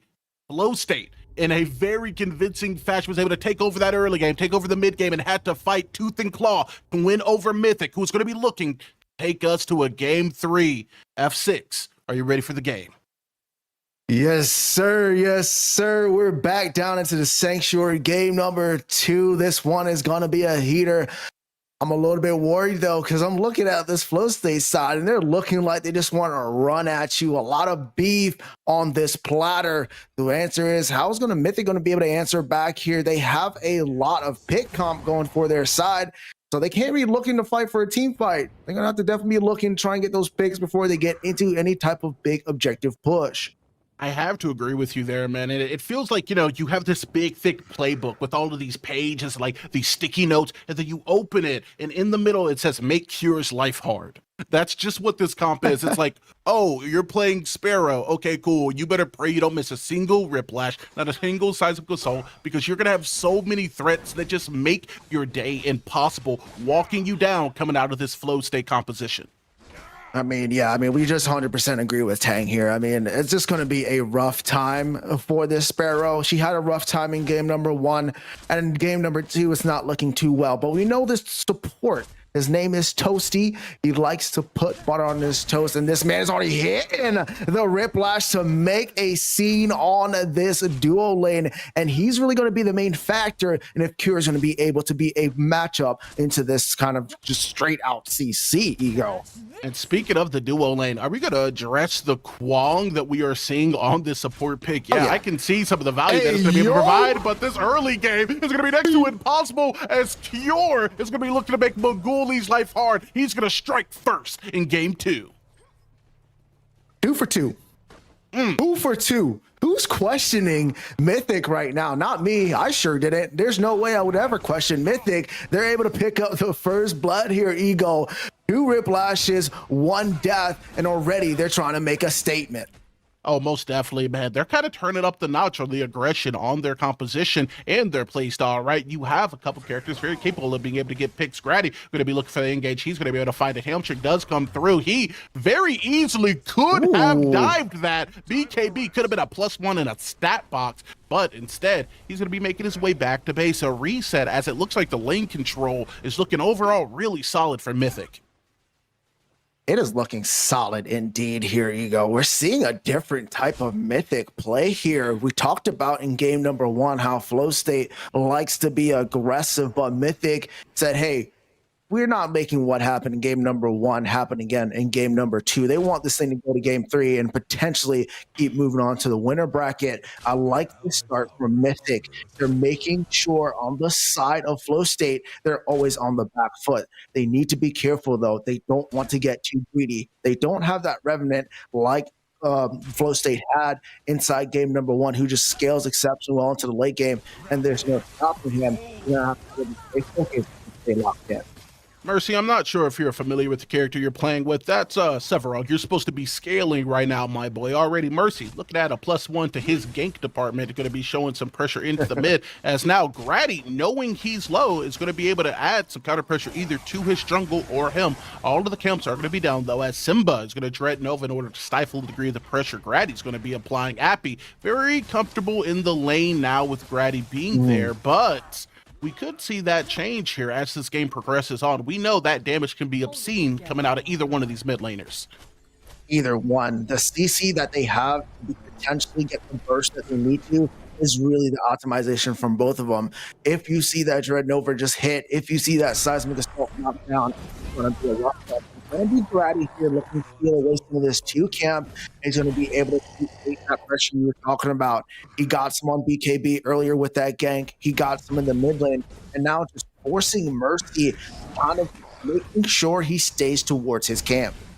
Oh, most definitely, and I could be wrong here, but I think Mercy did smite out that big mini. He's going to be on 0 hunts currently, and as such, we could maybe see this squad, especially after a reset, Myth making a play for this Fangtooth. We saw within the last game, they were more than willing to give up that first one. Maybe with this new composition, with what happened ultimately within that game 1, do you think we're going to see Mythic playing more for some of these early objectives? They should be. As long as they're able to get pressure, as long as they're able to find their way to get a pick, they're going to be able to get it all done.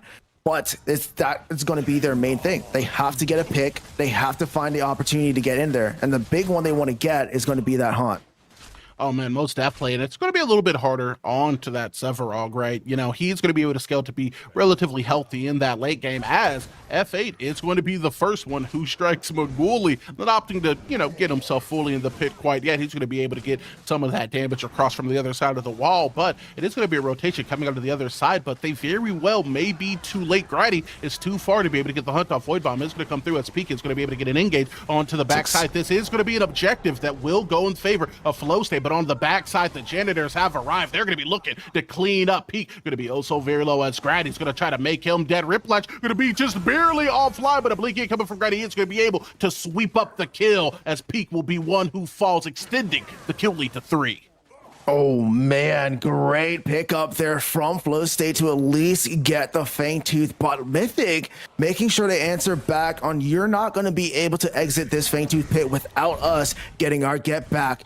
But Flow State, they want to get these objectives. They played like that into the first game. They played around those objectives. They were able to execute on a majority of them and able to keep themselves in that game for so long. But if Mythic can keep answering like this, if they can keep just getting these kills, that is where they're going to shine. And eventually they should be able to get those big objectives to close this one out.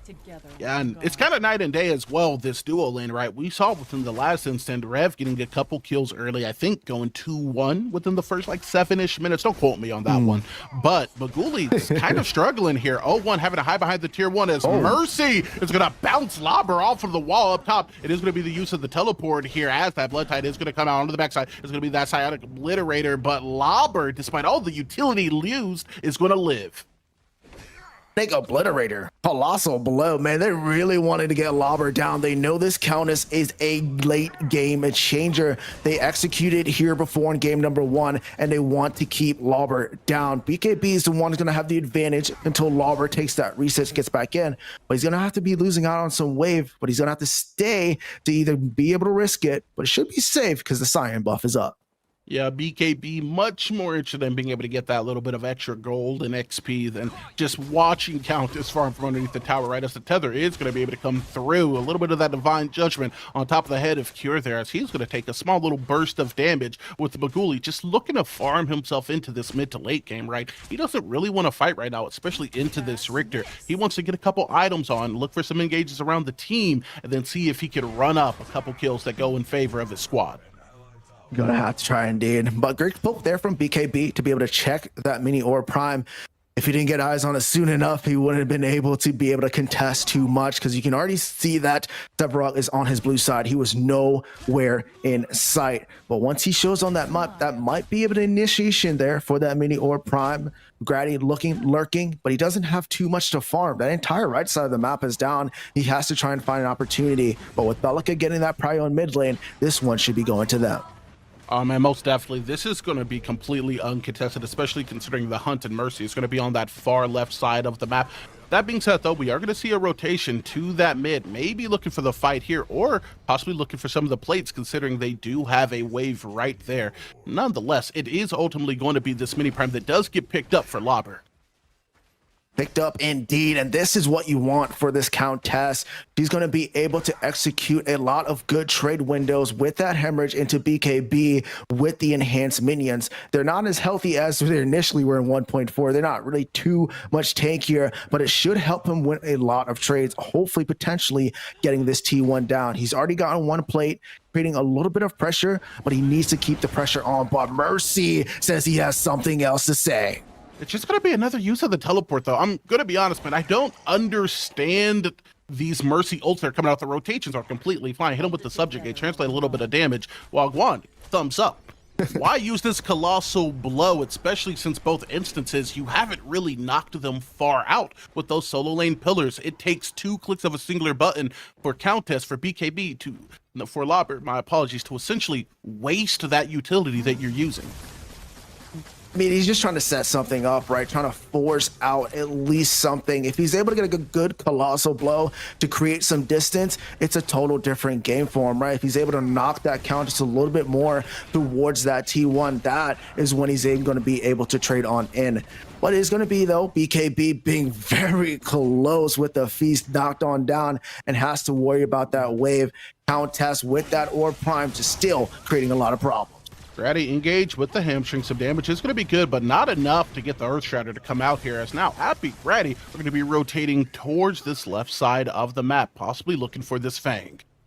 Looking for the Fang indeed, and they have the advantage, because look at this. Lobber takes the reset. Greystone still in that right lane. They will have the numbers advantage here in the next 15 seconds, and that's going to be their go button. They have the damage at this point of the game. Level 6 online, Colossal Blow is down, and they already have Prio inside that dual lane.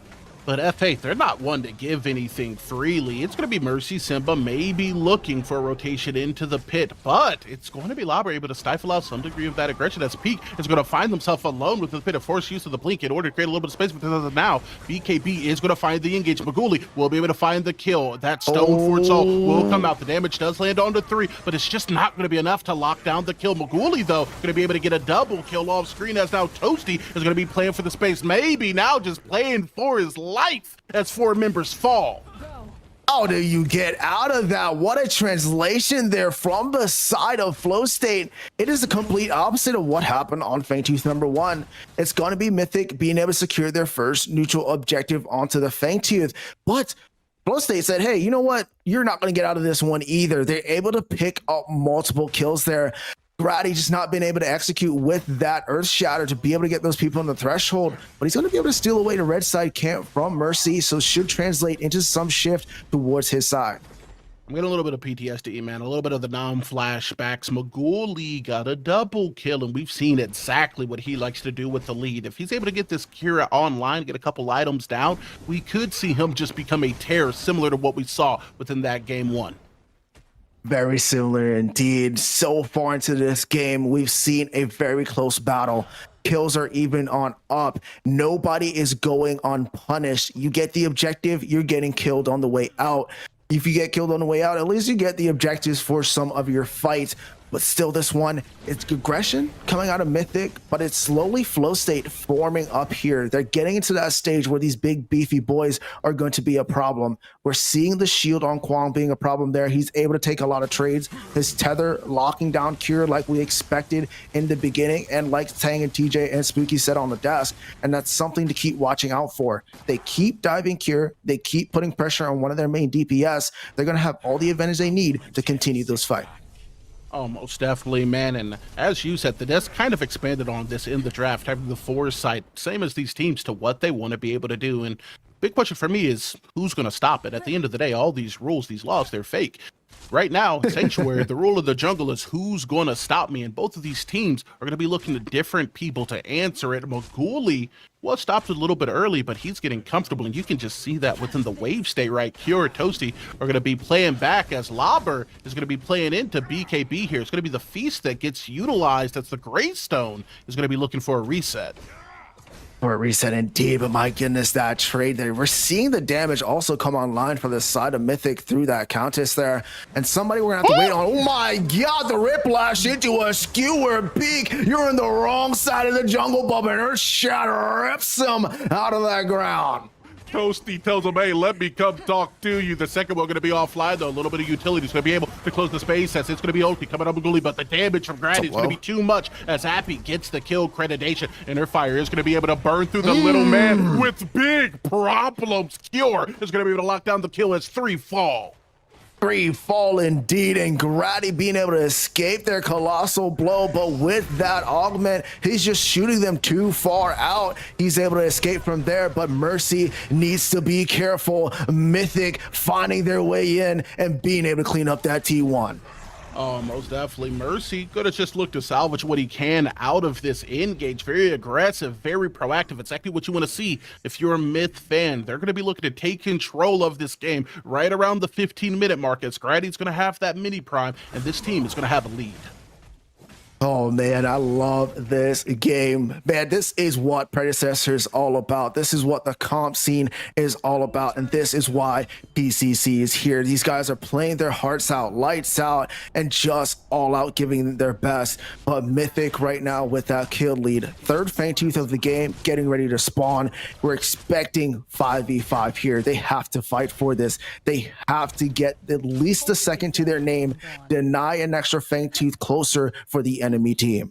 I'm going to be honest, Spaguli on this Kira, yeah, is wearing a cloak, but right now I'm going to be looking for the cape. I need to see a lot of production coming out of this carry, albeit maybe a little bit late, not early into the game, in order to see those large chunks of damage, but a lot of that can be enabled by this composition. You have some solid setup in CC, as now the skewer is going to come out, but to what effect? Toasty going to lose just a smidgen of his HP, as Happy's going to look for the side of assault. He's not going to be able to find a Mercy. He's going to be able to walk into 3, as Simba is just blatantly going to get walked down. BKB. Ready onto the back end. It's going to be looking for the engage. He's going to be able to Oh find it as my Maguli goodness. is going to get turned into a +1. That's going to be a double kill here for Grady, as now BKB is going to be The fighting damage. for one of his 2 lives. This team in Mythic has turned on the switch.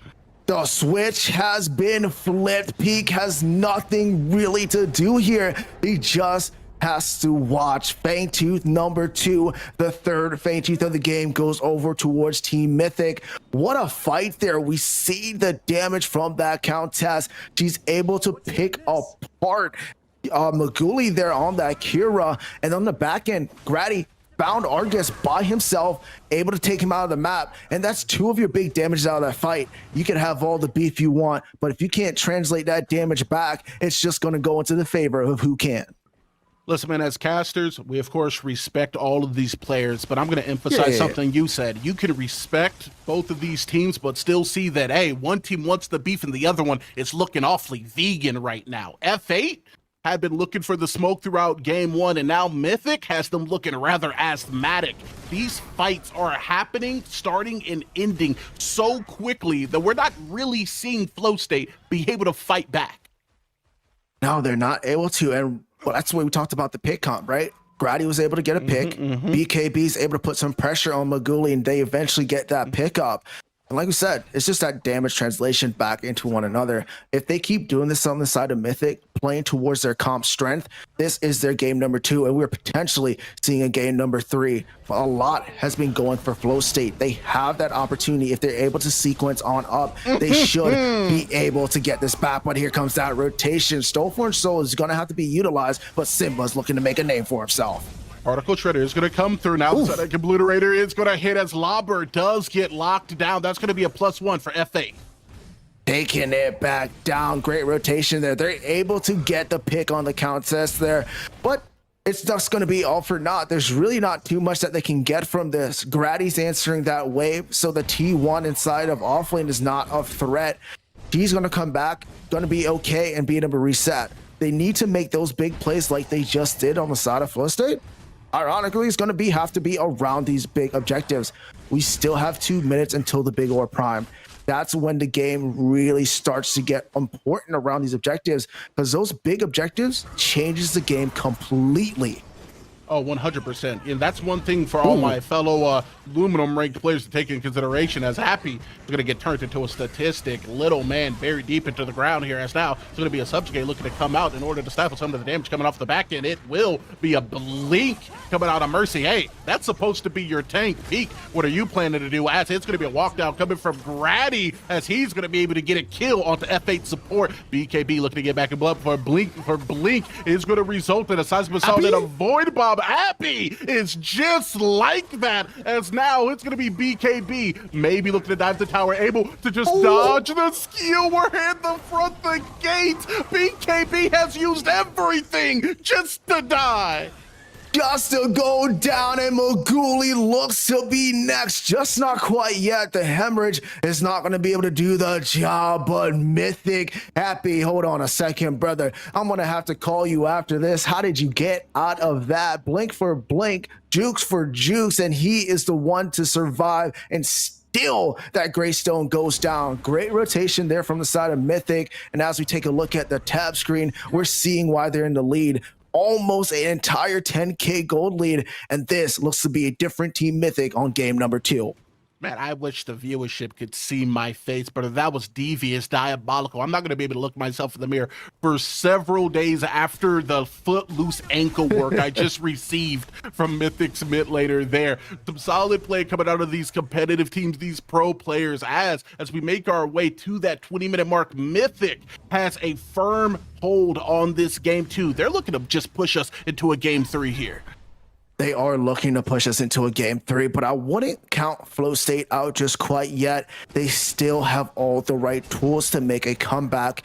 Big thing for this game is the Ore Prime and the Primordial Fangtooth look to be coming on up at the same time here. And if they're both up, there's the decision has to be made. Do you go for one? Do you go for the other? And the potential of a trade might be there to create a stalemate. Further, I'm not counting Flow State out by any means. I can barely count, but I am going to say within this junction, if I am Flow State, I'm going to be maybe looking more towards this Fang, right? Being able to deny the third one from going over into the hands of Mythic, but also, as you have said before, Fangtooth wins fights, Prime wins objectives, as Happy is winning the 1v1. It's going to be a seismic into a Void Bomb, into a blink, as Peak has to do everything and more to try to save his life. We could see a trade here, but it might end in an altercation as BKB is going to be taking a fight into Lauber over onto that far left side. Maguli, Mercy, and the rest of this F8 squad have to get ready to rumble. They're getting ready to rumble here, Eagle, but the cavalry is here. Look at them go, but F8 do secure this primordial Fangtooth. It's going to be on to 3, but what does it even matter? Yeah, you secured it, but they secured everyone who cared. That's going to be 3 members down as Cure is going to be able to get the triple. Oh man, every time you think Mythic is not going to be able to do anything, here comes Flow State being like, yeah, we got this. We're going to be able to secure this and get out scot-free. But Mythic said no. They're able to like, hey, we have enough time here. You might get this, but we're going to put that pressure on you. Middle T1 down, marching towards this middle inhibitor, and there's not much that Flow State can do. Yeah, man, you got members down for 10 plus seconds here. And yeah, they're going to be able to take this mid and hit. But my question I'm asking myself is, are they going to start looking over towards our core? You are going to have those reinforcements in time. But with the lead that you've lost, and especially with the Prime being up on this squad, the golden XP difference could prove to be too much here for F8. It sure is going to be a big problem. I mean, we already saw that goal lead be so substantial, and now with that last engagement with the mini or the big or prime pickup, it's also going to increase here. They took down the core and the inhibitor inside the mid lane, exposing the core. They're taking a reset, looking back onto this map, and it's going to be Mythic here with the total advantage. They have the or prime, only one T2 left, and they're going to have to be able to split push on in. For the Flow State side, they're going to have to keep that Argus up. That's their biggest wave clear going on in, and they're going to need to have Kier to be able to translate some of that damage. So if any of those two get picked, it's going to be a problem for their defense. I'm going to be honest, man. I'm going to put you on the spot, give you a little bit of that Dalmatian treatment from yesterday. Do you think that F8 has not only the tools, but the mental strength to do what is necessary in order to try to push back against this significant Mythic lead?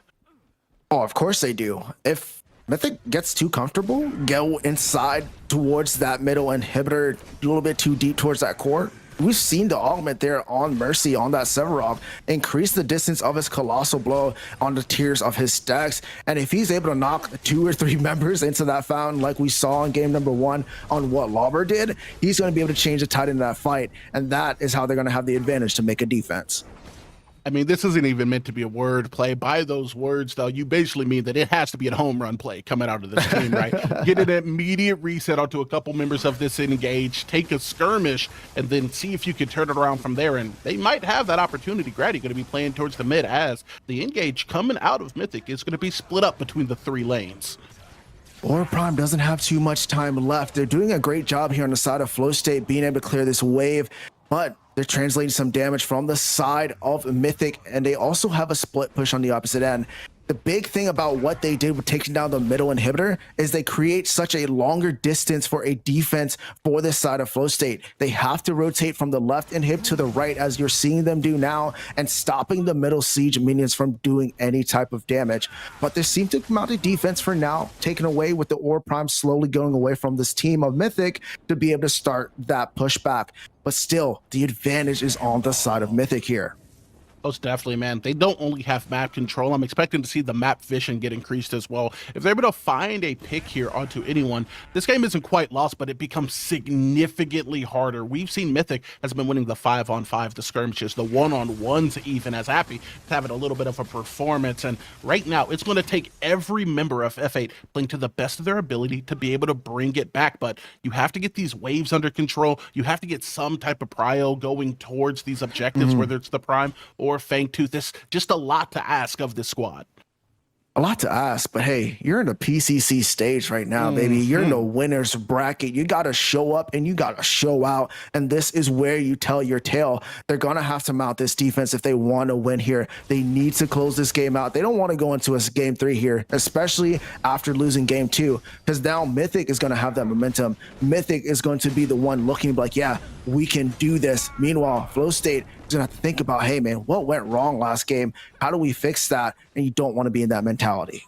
Oh, man, most definitely. You always want to go into a game 3, of course, off to the back of the win. That's why I personally, much like a couple other casters, have the opinion that game 2 is actually the most important game, right? Being able to save your life, keep your head above water, can give you the momentum you need to overall take the series. While I feel like everyone has a little bit of the jitters within that game 1 Appy, though, not feeling them now as he's confidently looking to take a fight.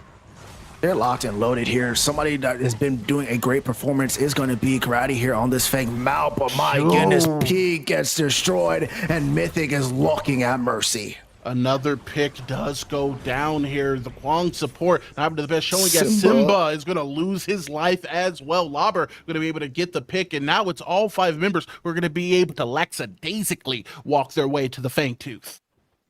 There's really not too much that they can contest here. They do have the hunt to be able to try and steal. Can Mercy make the play of his life here to keep Flow State in? But the zoning coming out, Inner Fire pop. They're looking to burn this down, not even let Mercy get close to be able to get to this Primordial Fangtooth, and it's going to go over to the side of Mythic. But this is huge, ladies and gentlemen. It's the third one. Finally, the third Fangtooth. Monty, that 8% increased damage, 8% increased defense for a team that's already in a 15k gold lead. Oh my goodness, this one's going to be a hater. Oh, most definitely. And that's not just because of that Primordial Blaze. As you said before, being able to have that Blaze means you're going to win these fights a lot more convincingly, and Lobber had already been doing that up to this point. That being said, though, they're also going to be able to lock down this Prime double buffed up on a Sunday. It's pretty devious work, as now Mythic in full control of this game 2 may be looking for the end. Taking a nice reset here. This is a smart play that I like out of these big top name teams. They know they can't just push to end the game here. Take a reset, look at the wave state of the map, start to synchronize these waves to start to push in. That's how you create the biggest threat to exposing that core and potentially ending this game. Make the side of Flow State have to make multiple decisions all at once. Yeah, now it's going to be a Riplash before Brother can get to the Blast Flower. It's going to be the Whirlwind now coming out as Toadsy's going to be running down the tank coming from the other side. The Blink is going to have to be utilized as now Grady. It's also looking to join up with the rest of the assault off the back, and it's going to be the hamstring. The slow does come down as it looks like BKB might be put down. No Stoneforge Soul to be used as BKB is sent back to base. Put into the dirt. My goodness. Great chase there. Great Riplash. Toasty showing us why this Richter is an absolute menace. 4 members left on the side of Flow State. Mythic on the push. They are double buffed up with all the advantage they need. That middle inhibitor is a dead inhibitor. They have only 2 inhibitors left. The only grace they have is that right lane. They only have 2 waves to worry about. 2 waves to be pushed in. Toasty playing the space off the left side. We've seen him be able to set up, but Lobber, we've seen him be able to set people down if they try to stand up to the damage. It's going to be a slow push in coming out of Team Mythic here. Playing the space off the backside, though. It's going to be Mercy looking to slowly get through some of these waves. The towers are going to start taking damage as he's going to look for the engage, but he's going to find his way back at base. It's going to be Cure able to pick up that kill. Double going to go in favor of Peak, as it is going to be a full-on engage coming off the back end. There's not much hope, not much chance, as Maguli is also going to fall. This is going to be a game 3, ladies and gentlemen, as Mythic take game 2. They take game number 2, ladies and gentlemen. Like Ego said, we're going into a game 3 here. Mythic showing out, telling everybody, hey, that game 1 was a fluke. They're back into this action, back into this series 1-for-1, and we could not ask for a better game 1 series coming out of these 2 teams. I mean, this is everything and more you want out of esports, right? The competitive scene, these players laying their heart on the line, and as such, it's all going to come down to this. Game 3 between Mythic and Flow State going to be coming up next, but before that, we're going to be sending it to the desk for the post-game breakdown. Wow, what a game that ended up being. TJ, you wanted things to slow down? Well, Team Mythic, they wanted things to speed up, and it seems they accelerated past what Flow State was able to put up in contention. 5-23 is your slash line at the end of that game. That's not one person, that is just the entire scoreboard. I mean, what changed between these games here?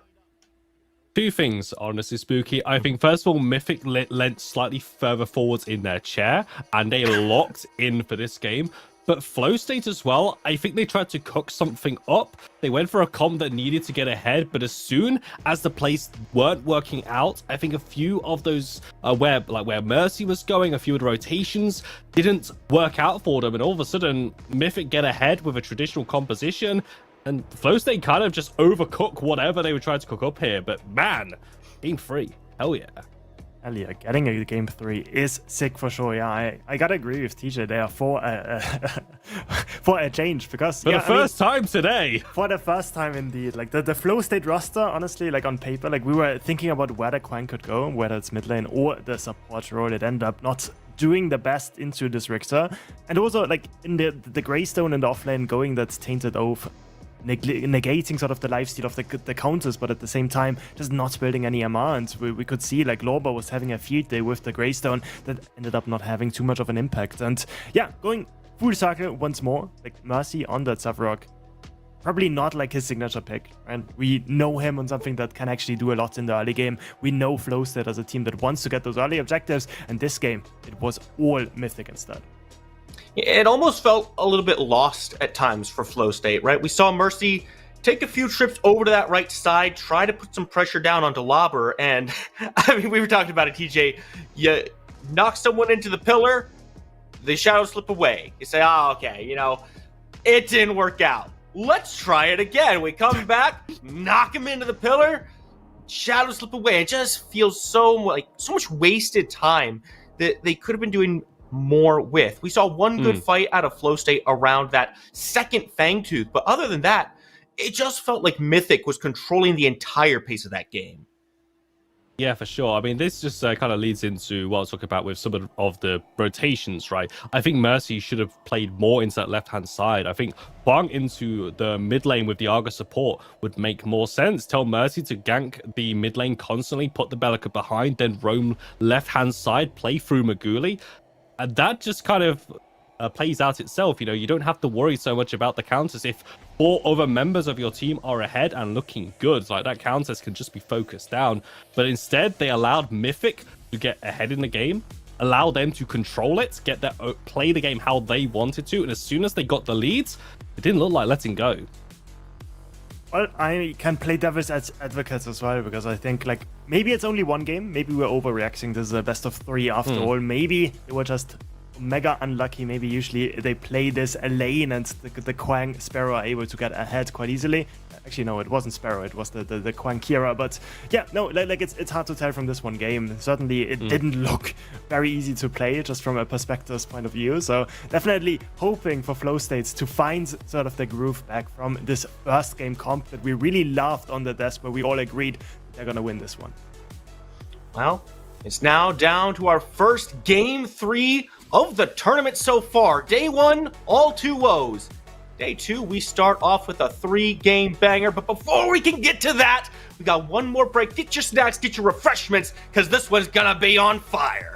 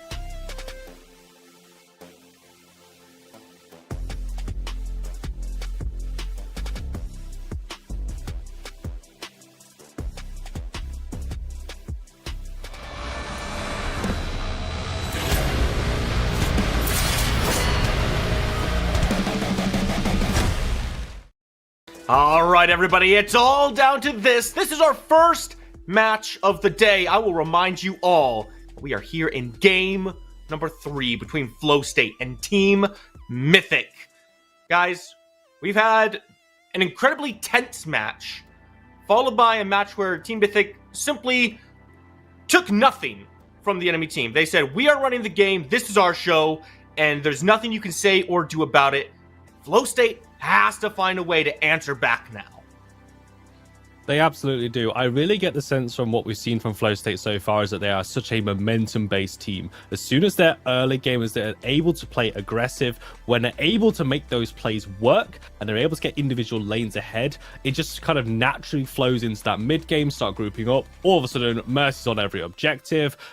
Mythic have got absolutely no response. Game 2 was Mythic getting control from the start and just never letting go, right? So I think for Flow State here is kind of like simplify things and also just keep going. Like, you can't afford your heads to drop. You just gotta play into that aggressiveness, lead into that a little bit more. And I think if it's one team that can actually do it, I think it is Flow State. Even though they are very momentum based, I think all of them are also able to just reset between games. They have seen what they can do in this first game. They've seen what they can do in those previous sets yesterday as well, where they beat 2 of the teams that people had higher in the tier lists than themselves, right? So Flow State going into this with no pressure. Meanwhile, Mythic, the team that sort of a lot of teams, a lot of players and just viewers in general had as sort of the favorite coming into this PCC. So it's definitely gonna be a banger to watch. And I can't wait to see what they've cooked up for us. I mean, I have to imagine that things start to change probably in the draft, right? Things didn't quite work out. Some picks maybe didn't do what they were looking for. So if you're the coach on both sides here, well, obviously Team Mythic feels pretty good about what they drafted and how they executed it. But maybe you're looking at changing up some of the support picks. Maybe you're not looking for that Kwong. Maybe you're just looking to put him somewhere else. Do you think the draft was inherently the problem, or was it more just the execution and the fact that they didn't get that control they were looking for? I think it was a little bit of both. I think a draft like that, you really needed to get control. You needed to get ahead, because if you're in a losing battle with something like a Kwang support, it does not feel good. I dare I say that if any of the traditional supports would feel better from playing from behind, because they can at least, feel for the rest of their team. But Kwang's just got the tether and a lot of damage. But if you could only hit the tether, can't provide that damage, you got nothing, Chief. So I think that is building on what I said earlier, right? Simplify here. I don't think we need to completely overreact. I don't think Flow State all of a sudden need to turn a completely new chapter or something like that and say, hey, we're going to play like Mythic, we're going to play like someone else. No. You guys got here by being Flow State. Right. Just be Flow State in game 3. And honestly, in the second game, Flow State at the beginning was still playing like themselves. Right? Like, first Fang Tooth was still claimed by them. Yes, they gave over 3 frags until they got it, right, at like 6 minutes. But honestly, like, that's not the worst, right, getting the Fang Tooth still. I think the problem is that with the heroes they've drafted for themselves, if they fall into the hole, I think that's, as TJ said as well, right, it's really hard to get back up once you have already fallen. And I think that is sort of the trap that is with the draft. Also, I think the focal point in those first 2 drafts has been the counters. So I think that is going to be sort of the hero that I want to see really smartly adapted to, right? Either you just ban it away, or you think, okay, we are most likely going to play against the counters, like what heroes are strong into, all right? Maybe the Rampage in the offlane, actually. That is one of the matchups that could work into the counters. Like, so far, haven't really seen the answer. The Greystone with the Sky Splitter was just far too squishy to do anything to the counters. I mean, we saw how quickly he blew up. We can talk about the draft all we want, but what better way than to see the draft and see what these teams decide to cook up? Another thing stands out is the gameplay itself, right? We've seen both these teams very focused around those objectives. They want to move in, they want to be taking them. So what are you looking at to kind of facilitate that play style? I think here for the bans, I think Tang kind of hit nail on the head. I think we simplify and take the counters off the board. I think it's just causing too many problems, and you allow something maybe like the Rampage through here. I think Rampage is a little bit better to deal with than a Countess that's able to get ahead. And maybe, I don't know, like for the side of Flow State as well, like if they can keep that rampage open, it can go to Mercy. Like Mercy absolutely ran the show in our last event on that rampage. Yeah. So it's really on Mythic for that one. I think that's a much more potent kind of 1-2 punch in this draft than just locking it in a Quang and figuring out where it goes later on. Definitely a good point. I think also, let's not overreact too much on the second game, but also keep the first game in mind as well. I think the big outlier there was, of course, the Revenant that Maguli drafted was banned away in the second game. Could make its return in the third one. See a few different bans coming in. The Quang once more being banned away. I'm really happy with that as well out of flow state. I think that is an acceptable ban as well. I didn't like the support. And now I really like this out of Mythic. Because we've seen, okay, Loba can play the counters, but in the first game where he played against her, he was kind of struggling. We also know that Loba loves his Sevarog in the offlane, so if they ban away the counter, suddenly this Sevarog pick has so much more sort of value as well. And if you can force flow state, maybe you force them to pick up the Sevarog instead, that will still play into their hands because that allows them to pick some other heroes up for themselves. Yeah, it's kind of a damned if you do, damned if you don't moment, right? Do you pick up the Sevarog and take it away from Team Mythic? Well, fine. They'll pick up a couple picks that they want for themselves. We're not even going to get to the other part of that question because the answer is yes. Flow State decided Lauber is too powerful on the Sevarog. They would rather see him on anybody else. Now, the real question is, do they put this in BKB's hands or do they put it back into the jungle on Mercy? For my money, I don't know that I want to see Mercy on this pick just because I feel like it's not aggressive enough, early enough for what Flow State want to do. I think Mercy really needs to be on this rampage that Mythic are not going to allow immediately. I love that from Mythic as well, respecting that the rampage is still available, take it away from Mercy. That still leaves some aggressive junglers for Mercy as well. I 100% agree.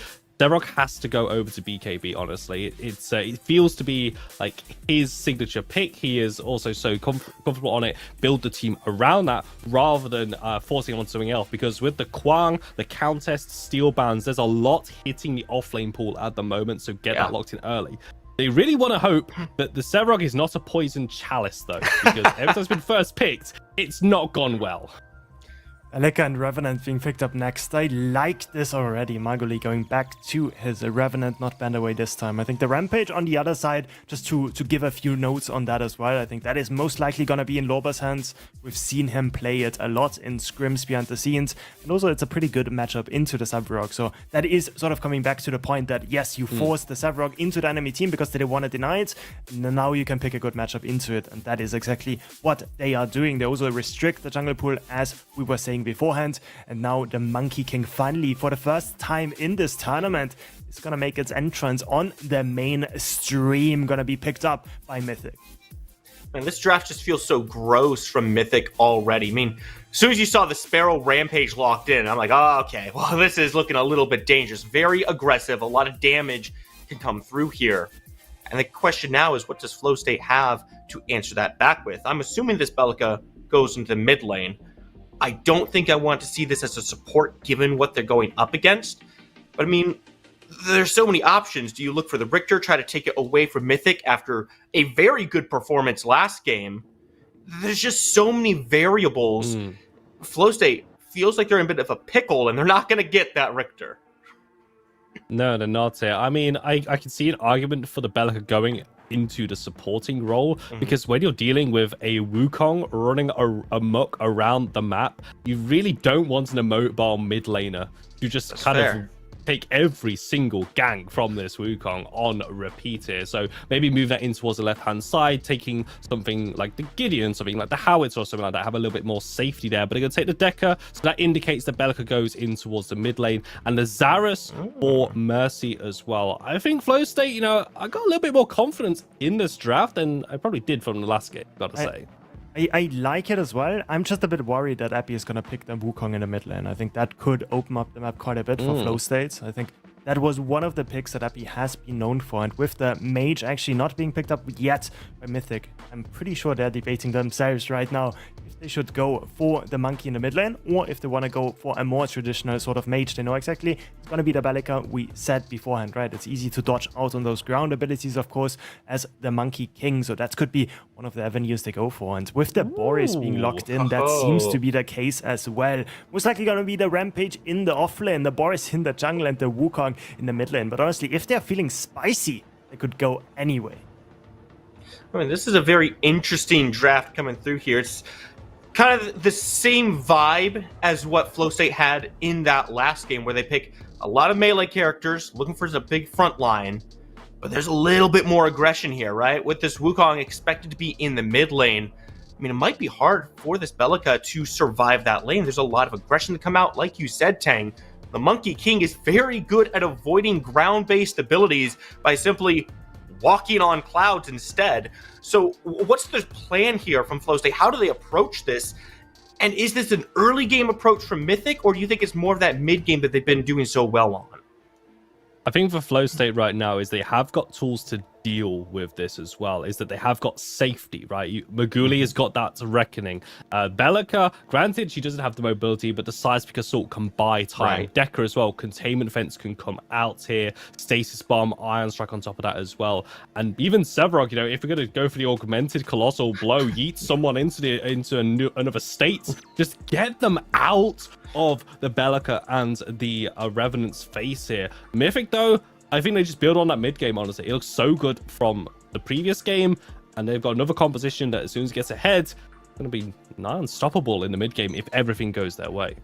And I don't think it's going to be super hard for it to actually go that way, because if we look at the lanes, like if the Wukong is in the mid lane, I'm just going to assume that, then he's just going to have perma push into the Belica. Really hard to contest the wave clear that comes out of the Monkey King, of course, with those additional abilities under his belt. And then also in the offlane, as I said before, the Sevarog not faring too well into the Rampage. So this Boris can just run around Ceres' jungle however he wants, and the Monkey King can always assist him, walk in the clouds, jump over walls. He is just far too elusive to catch up as a immobile sort of mid laner like the Belica, right? And then also, as a secondary point, this Revenant can only go for the Sparrow. Like, who else are you actually gonna 1v1, right? The Bear? No, you don't want to be in the reckoning with him. The Richter, I mean, he's the support, but still, like, he can stun you up, he can pack you down, right?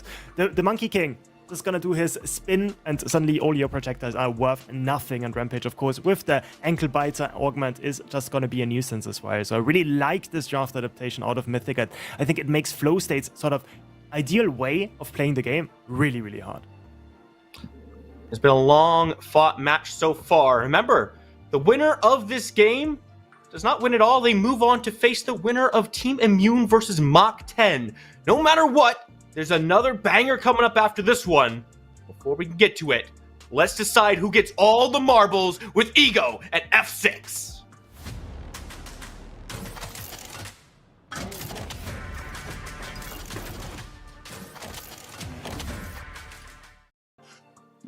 Gamers, this is what it is all about. A team, Mythic, that has been at the mountaintop. They've looked down on those trying to break through the glass ceiling. F8 has the opportunity to reach above, to overcome in this game 3 F6. This is what it is all about, man. It all comes down to this last match. Are you ready for the game? Oh man, with a cinematic view like that, I'm more than ready, Ego. Like you said, there's no more grace period. This is it. Game number 3. This is where you shine. Team Mythic trying to make a statement. We are the best of the best. Flow State saying, here, we're coming in here to fight the best of the best. This is where it all goes down, and this is going to be an absolute banger of a game. If you want to be the man, you got to beat the man. And there's only one place to do it here in the PCC in Sanctuary. Ladies and gentlemen, this broadcast brought to you by Omega Studios. Lock in with us at least one more time, as either Mythic or F8 are going to be able to proceed with the 2-1. But the question that needs to be answered, F6, is who will it be? Oh man, time will tell, but right now there's a lot going on through this draft system. A lot of what we saw went right for Flow State has been picked up on their end. And a lot that we've seen in the past that has gone right for Mythic has been picked up on. There's Richter last game. The Monkey King Wukong is what I really want to talk about. We've seen Abby play this time and time again, but we've seen it banned out game 1 and game 2. They did not want to allow this for Flow State, but now it's happened. The pressure, like Tank said, he's going to create through this mid lane is going to allow for Grady to kind of have free roam inside the enemy jungle. Oh, most definitely, man. The assistance he's going to be able to get from Appy on this mid Wukong pick, it's going to be absolutely frustrating, annoying, just very hard to deal with if Mercy isn't able to circumvent it with some invades or aggression of his own. It's the safety that really comes with the mobility of this pick within the mid, a safety that I'm sure Cure wish he had a little bit of here, as he is going to get bursted to about 50% of his HP while underneath the T1. Just cannot get too much, but that's okay. That's where you want to be as a Richter, is underneath your T1, because if you hit that Whiplash, bring them underneath there, especially earlier on into the game. They're taking a lot of damage for that trade, so they should just be on fine there. The big thing I want to talk about, though, with this Wukong is that Cycle Breaker inside his Spirit Stance can block that Neural Disruptor, so that's something they're going to have to look out for. Oh yeah, now it is going to be Mercy who has to look out for this early invade coming out of the mid, as well as now it's going to be a seismic assault on the back end of Blink. It's going to come up as Grady. It's going to set the tone early. That's first blood. Already setting a tone, baby. We talked about the free roam inside of the jungle, and you're seeing it here today. This, like, Tang is just a smart guy, you know, and he just knows what's going to happen, but so do we here, and that is what we're seeing already with the first blood. But Maguli answers back inside the duel lane saying, hey, we're still in this fight, and you're going to have to worry about me later on. You know, Appy Picker kind of making this opposing time in F8 ask themselves a question. Is R1 Revenant better than the two junglers that this team essentially is going to have, right? Appy already showing that he's more than willing to dive deep into that jungle, and now he's going to be able to use a bit of that mobility in order to close the space on Simba. But one thing that a lot of the viewers may not know is this Belica isn't the worst matchup into it. The Neural Disruptor is going to be able to be blocked, but any engage can be seized a little bit by the Seismic Assault, as now we're seeing an assault in the solo lane. BKB is going to be able to land the subjugate, as it is going to be a look for a reset off the back end. Mercy is going to be also very low, and without a blink, Appy is going to be able to find the in-cage, as he's going to be able to bring down the damage, but not enough to get the kill. It's going to be a follow-up coming from Simba, who does hit the Sun, who does hit the auto, and Grady, who is going to run for the hills, as he's going to be forced to retreat. 2-1 going in favor of Flow State. Man, the Cycle Breaker almost was able to hit Mercy there, but did not ping. Wasted blink there from Wukong, and he had to get out of dodge. But my goodness, what a close fight. Great rotation from Peak. That's going to give up a lot of pressure inside this duo. Maguli just going to have to kind of stay on back. Almost lost a 2-camp there for the side of Mercy, but still absolute start here. We're seeing the fire inside the hearts of both of these teams. These players do not want to drop down to that loser bracket. They want to keep on winning. There's no room to think about whether or not you're going to lose this game. The only thing you can afford to think about within this instance is how you're going to win it. For the side of Mythic, it's going to be a lot of rotations. I like to call it the pilgrim strategy. No place is home. Home is wherever your feet are sitting, whether that is going to be the solo lane, the duo lane, or the enemy side jungle. While on the other side, much like TJ DJ said, the main man said, you just have to be you. You have to play like Flow State wants to play. Be aggressive, get some picks, allow Maguli to do his thing, and don't back down when the other team steps up. Man, we are so grateful for the deaths that we got today, but we're also grateful for this action that we are seeing. We're seeing here Grady understanding what this man Boris is all about. He has that sustain. He has that early game kind of just advantage on going after these objectives. He sustains himself throughout of it with the telekinetic going throughout his passive there. He's able to just kind of just go at it and just burst it down. He needs no help. He's able to secure that first Fang Tooth for the side of Mythic, and they're off to a good start. Yeah, man, being able to lock down an early kill. First blood, if I do remember correctly, is now. These two members are going to be able to get a little bit of a stare down. Hey, which one of us is going to get this Cyan buff? Ultimately, it is going to be decided as Appy is going to be resetting. But behind that T1, we see Belica maybe looking for a fight here. Instead, it's going to be reset back into friendlier waters. Mercy. As both of these teams might be making their way towards this right side. Lauber looking like he's in a world of hurt. He's going to go down. Mercy with the Spear of Nair picks it on up. Getting too aggressive there for Lauber. He thought he had the advantage. He got the level 6 from the Cyan buff, but just stayed way too long. Should have took the reset or maintained a wave management through that mid, but weighing that fight. Mercy, great rotation there to be able to help out that Sephiroth. And so far, Flow State in the kill lead, but Mythic seems to just be controlling this mid lane and controlling this left side of the map. And the mid control is not only just a Wukong factor, right? You also have to take consideration how incredibly active Grady has been and how much pressure we have been seeing Rampage Lobber be able to maintain within the solo lane. If they can continue to build off of it, I have no doubt in my mind we're going to see some early rotations and a possible avalanche of momentum coming out of this team. But F8 with the kill lead can answer it, right? They have to get a couple picks, maybe stifle it, and start building up a lead that they'll be able to play with as they make their way into a mid game. I have to find out though. We do know that Lobber on this Rampage still has the advantage against the Sevarog. We know the damage trade that can be output. You're seeing the augmentation being built up. Does have the spell slasher for those basic attack procs.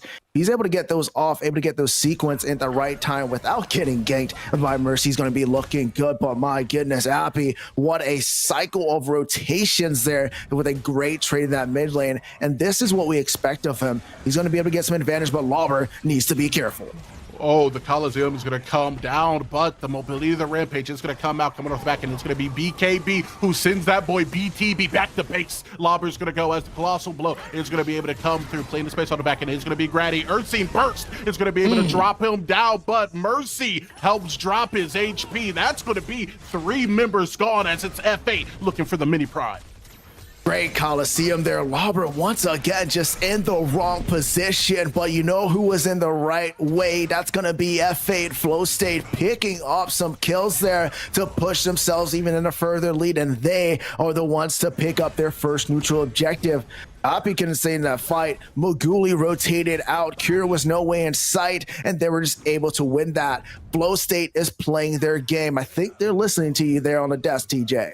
Oh man, most definitely. And this is kind of what you have to do, right? In every esports game, in every competitive sense, there has to be a degree of comfortability. Let's say some of these rotations are going to be luck, and I'm going to correct them now. Luck is simply when opportunity meets preparation, and F8 have prepared for this moment. Dozens and dozens of scrims against people that have had exactly what they want, and it's showing here 9 minutes in. Man, this is what we're here for, baby. But it's going to still sell some time, though. We know Wukong as a player to be able to split push, burn down these towers. And once that 12-minute marker hits, he's going to be a little bit more of a threat. He does have an advantage in the mid. Simba really cannot play too much and has just never been able to get to that match. Right now, it's the side lanes and the junglers for Flow State that really have an advantage. But look at this in-fire boss, but Toasty gets roasted on down by the damage. Eon Strike coming from the heavens to lock him there in place, and F8 pick up another. Possibly a little bit of a hot take here, man. I don't even care that the kill happened. I only care who got it. That's going to be another +1 going over to Maguli. And we've seen he just does have that takeover ability on this Revenant as he's going to be looking to exercise. And it is going to be the Reckoning that comes out onto the back end. It looks like Decker is barely going to be able to survive. Peak going to be looking to possibly peel, though, as now it is going to be the hunt that comes out. Root will be good. Peak playing the space over to the side. It is going to be a blink into an Earthsync burst from the top ropes. Grady gets the kill, but Mercy's coming in with the chair as Grady's so low. Grady is so dead in the duo lane. Able to pick up the kill on Maguli, but just not able to keep it on going. I mean, that was just a great cinematic clip there, being able to see him ascend and drop on down, but greater rotation from Mercy, being able to pick up the jungler there, especially when second Fang Tooth of the game is spawning. Just a little bit too aggressive on the side of Grady, but it's still going to be Mythic here, looking to potentially make a play. All 10 members are eyes on the prize. Appy had the engagement. Cyclebreaker has been utilized as now he's going to be able to cloud Mercy strike forward in order to get a little bit of damage. They're looking for the hunt. They're going to be able to find it, but it's going to be too late. That's going to be the Fang that does go in their favor onto the backside. It is going to be the Steam fight split into 2. Mercy broken into 2 due to the damage, but a big Riplash is going to be able to reposition the fight. Maguli has to do insane damage, and that's what Maguli does, as now he's going to be looking for the 1v2 situation. 3v2 now, as 2 members have been able to migrate back. BKB, Grady onto the back end. Only one can survive, and it looks like it's going to be BKB as Grady fights his way to an early grave. He's thirsty for the kill. Graciously, it's going to be Maguli who sends him back to the fountain. F6. It's going to be F8. That's absolutely criminal. They only pick up one. They still lose a Fang Tooth, but my goodness, the damage translation there from the side of Flow State. Maguli entered the fray and nobody else was left there. They exited out. Interfire prop, but there's not too much kill potential here by himself. He's just going to be able to stay into this lane, but they need to find a way to shut down this Revenant. Here you go. We talked about in game number 1, this man's a factor. This man is a presence and danger towards this Mythic team. Oh, 100%. And you know your Sparrow is in a terrible position, or at least a bad one in the comp scene, whenever you're having to use that Inner Fire as a zoning tool. You're using that to say, hey, just don't come over here, please. And as such, you're not going to be able to utilize that key piece of utility, that high damage output, when it really matters to be able to lock down a kill or two. Mercy, though, going to have a little bit of backup as Simba does make the rotation. It's going to be Seismic Assault into the Void Bomb to drop Appy low and force a reset coming out of the mid laner. Man, Mercy is not letting go. He's found his stride here. He knows when he needs to be, and he's at the right spots at all the right time. You're seeing the pressure he's able to build up throughout this entire mid to duo lane. He's not letting anybody play for free. Mercy right now is on a different mentality, a different level, and he's looking to try and bring Flow State into this game number 3 win. We're going to have to see if he's going to be able to continue on to do it, but something that we're seeing is Appy getting destroyed, but Grady is going to be near on bot to create a little bit of peel here to push them back. Man, you know you're in a tough spot when you're Wukong and you got 2 leaps, a jump, and an air glide, and you're still having to utilize the blink in order to save your life there. Appy, also very low, was close to being very, very dead, as Mercy and BKB are going to be looking. A big Colossal Blow is going to reset him all the way back to the river, as now he's going to be looking to make his way as far away from the mid as he can. F8 is going to be able to seize all the pressure, all the momentum in the mid lane. And they get the T1. They open up the map so much by doing this. The T1, probably the most important tower in the game, especially within the first 15 to 20 minutes. You open up the availability to get deep vision down. Taking a look at the tab screen, 7K gold lead already coming from the side of F8. And we already know that's true with the 12 kill lead. Picking up 2 neutral objectives. These guys are in complete control as you're seeing them push that towards the mini prime. And with that being said, look at the other side of the map. Boris, you're nowhere in sight. This is a free mini prime. It goes on over to Mercy. And if he's able to utilize this to keep pushing out the lanes that he's been ganking, it's going to be a rough time for Mythic. I'm going to be honest, man. Right now, we've been seeing F8 compound this lead. And as I said, let's add a little bit more money into our pockets as Maguli's going to be able to lock down Lobber into what a gold lead should only be known as is the Robbie economy. They're looking at the 3rd yacht right now, F6. They're looking to just take this money to the bank and make sure that the opposition here in Mythic doesn't stand a chance just because of the item advantage. Mythic needs to be able to get a couple picks, maybe knock down some of these bounties or the gold on map in these towers. Sadly, it looks like it's F8 that's taking my advice. Taking your advice here. A lot of danger potential though, because look at this. 3 members show up on the left-hand side of the map. They don't have that mini prime, but does Mercy have it? Look, good thing though. Mythic does see that and they're able to make a play. But tier 2 for a tier 2, toasting a little bit of a world of hurt, but at least they're able to trade out the objective. Yeah, BKB going to get killed here, as we're going to get the kill credit, I should say, as now Appy is going to be fighting into the Coliseum. A little bit of backup coming on, but Mercy is going to be wanting to play the Space Cycle Breaker. It's going to come out. It'll be just enough to get the kill onto the enemy jungle. And that's going to be huge. They pick up Toasty early on, but we're 4K down. It looks like Boris is heading this way. Can they burst it down before he does there? Yes, they do. And it's going to be Flow State with the 2nd Fang Tooth, even without their jungler in sight. I mean, I kind of feel bad for our Observer Bangle Mech here because there's just so much going on, right? Every time you snap to a new instance of a character on this map, they're doing something important. Okay, we're going to be getting a pick on the jungler. We're making a play for the mini prime tier 2, so they're falling. Now we're on the 3rd Fang Tooth. Guys, let's slow it down. Take a breath. We're 16 minutes in. There's plenty of Pred to play. a lot of Pret to play, but what is going to be a mistake? It's going to be this Boris looking to steal away this red. He does. Can he escape? It's going to be a chase. He's going to look like he's going to be good, but my God, that was a risky play for Grady. You guys are already down. Colossal blow sending Happy into that tier 1, and the chase from F8 is on, but look at the mobility, just the moves to get on out by. Man, these guys are playing their hearts out. Right now, Flow State in complete control, ladies and gents. In the early stages, we thought they were able to pick something on. Oh, Maguli goes down. Toasty able to rotation back on, but slow back the roll. Maguli is still on board.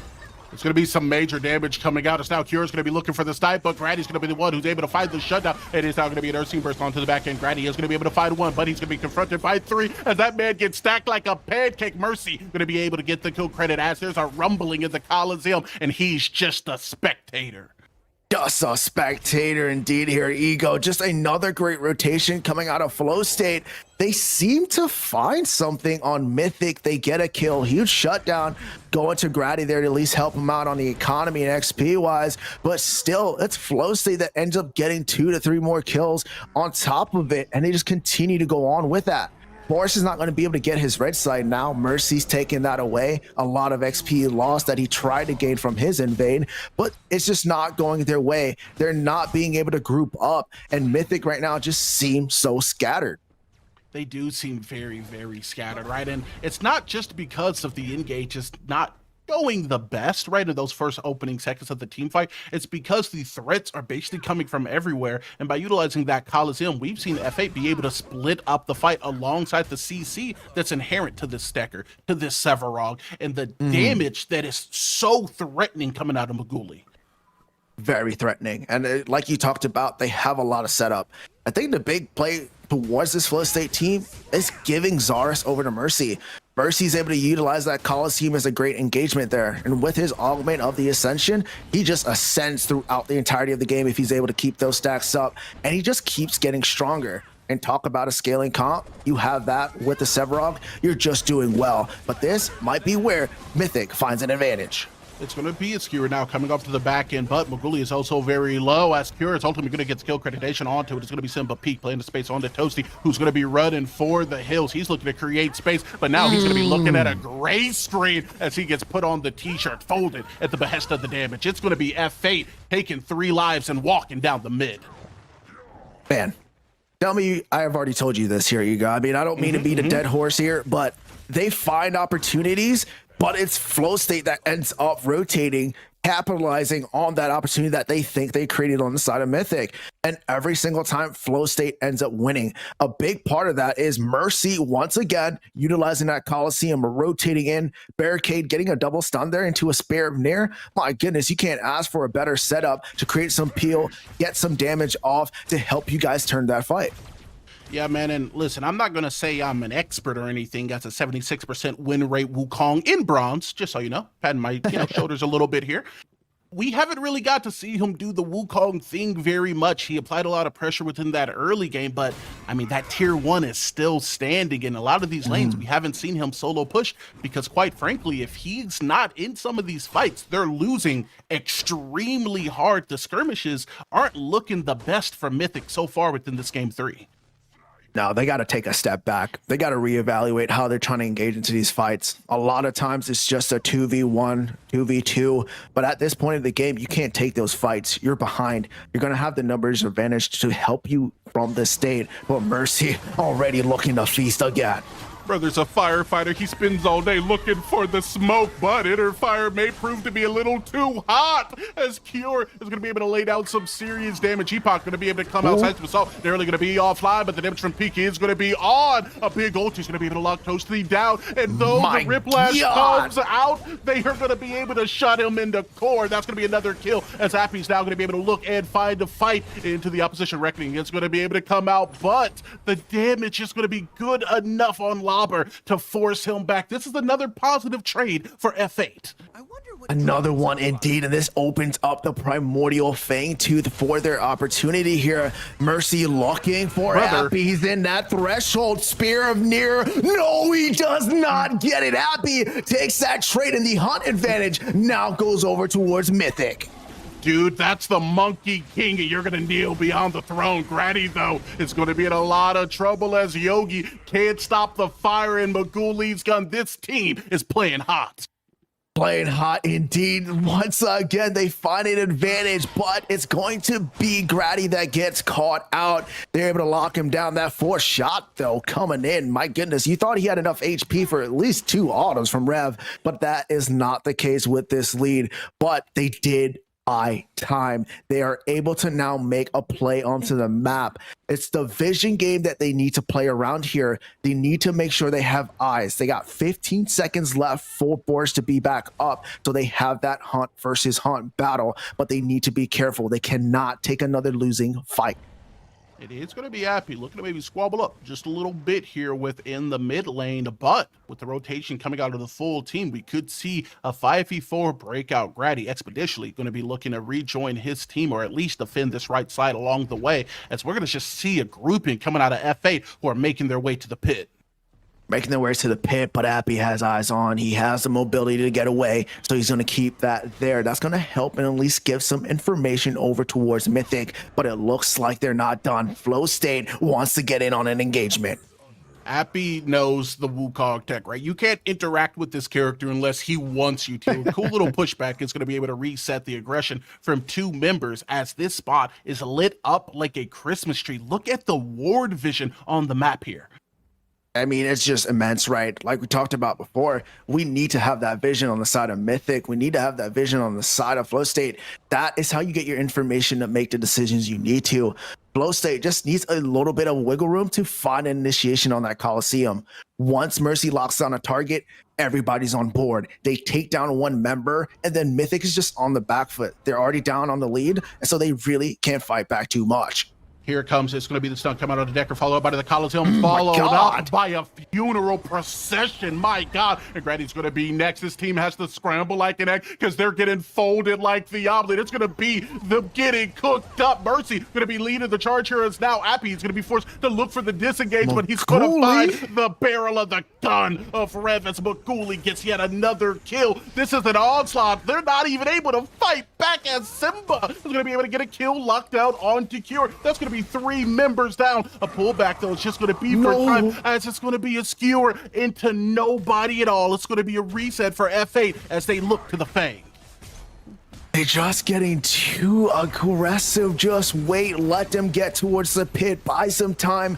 Force them to start the objective before you make an initiation, but they did not do that. Great stasis ball there coming out of the Decker to get a stun on Lauber, and from that, we were just waiting on the Coliseum, baby. It hit Maguli in the background, just hitting shot after shot. My man's got 38s loaded in those things because that man is doing God's work. Primordial Fangtooth picked up by Flow State, ladies and gentlemen. A 3rd Fangtooth through their name. 8% more damage, 8% more defense with the lead you got. This is not looking good for the side of Mythic.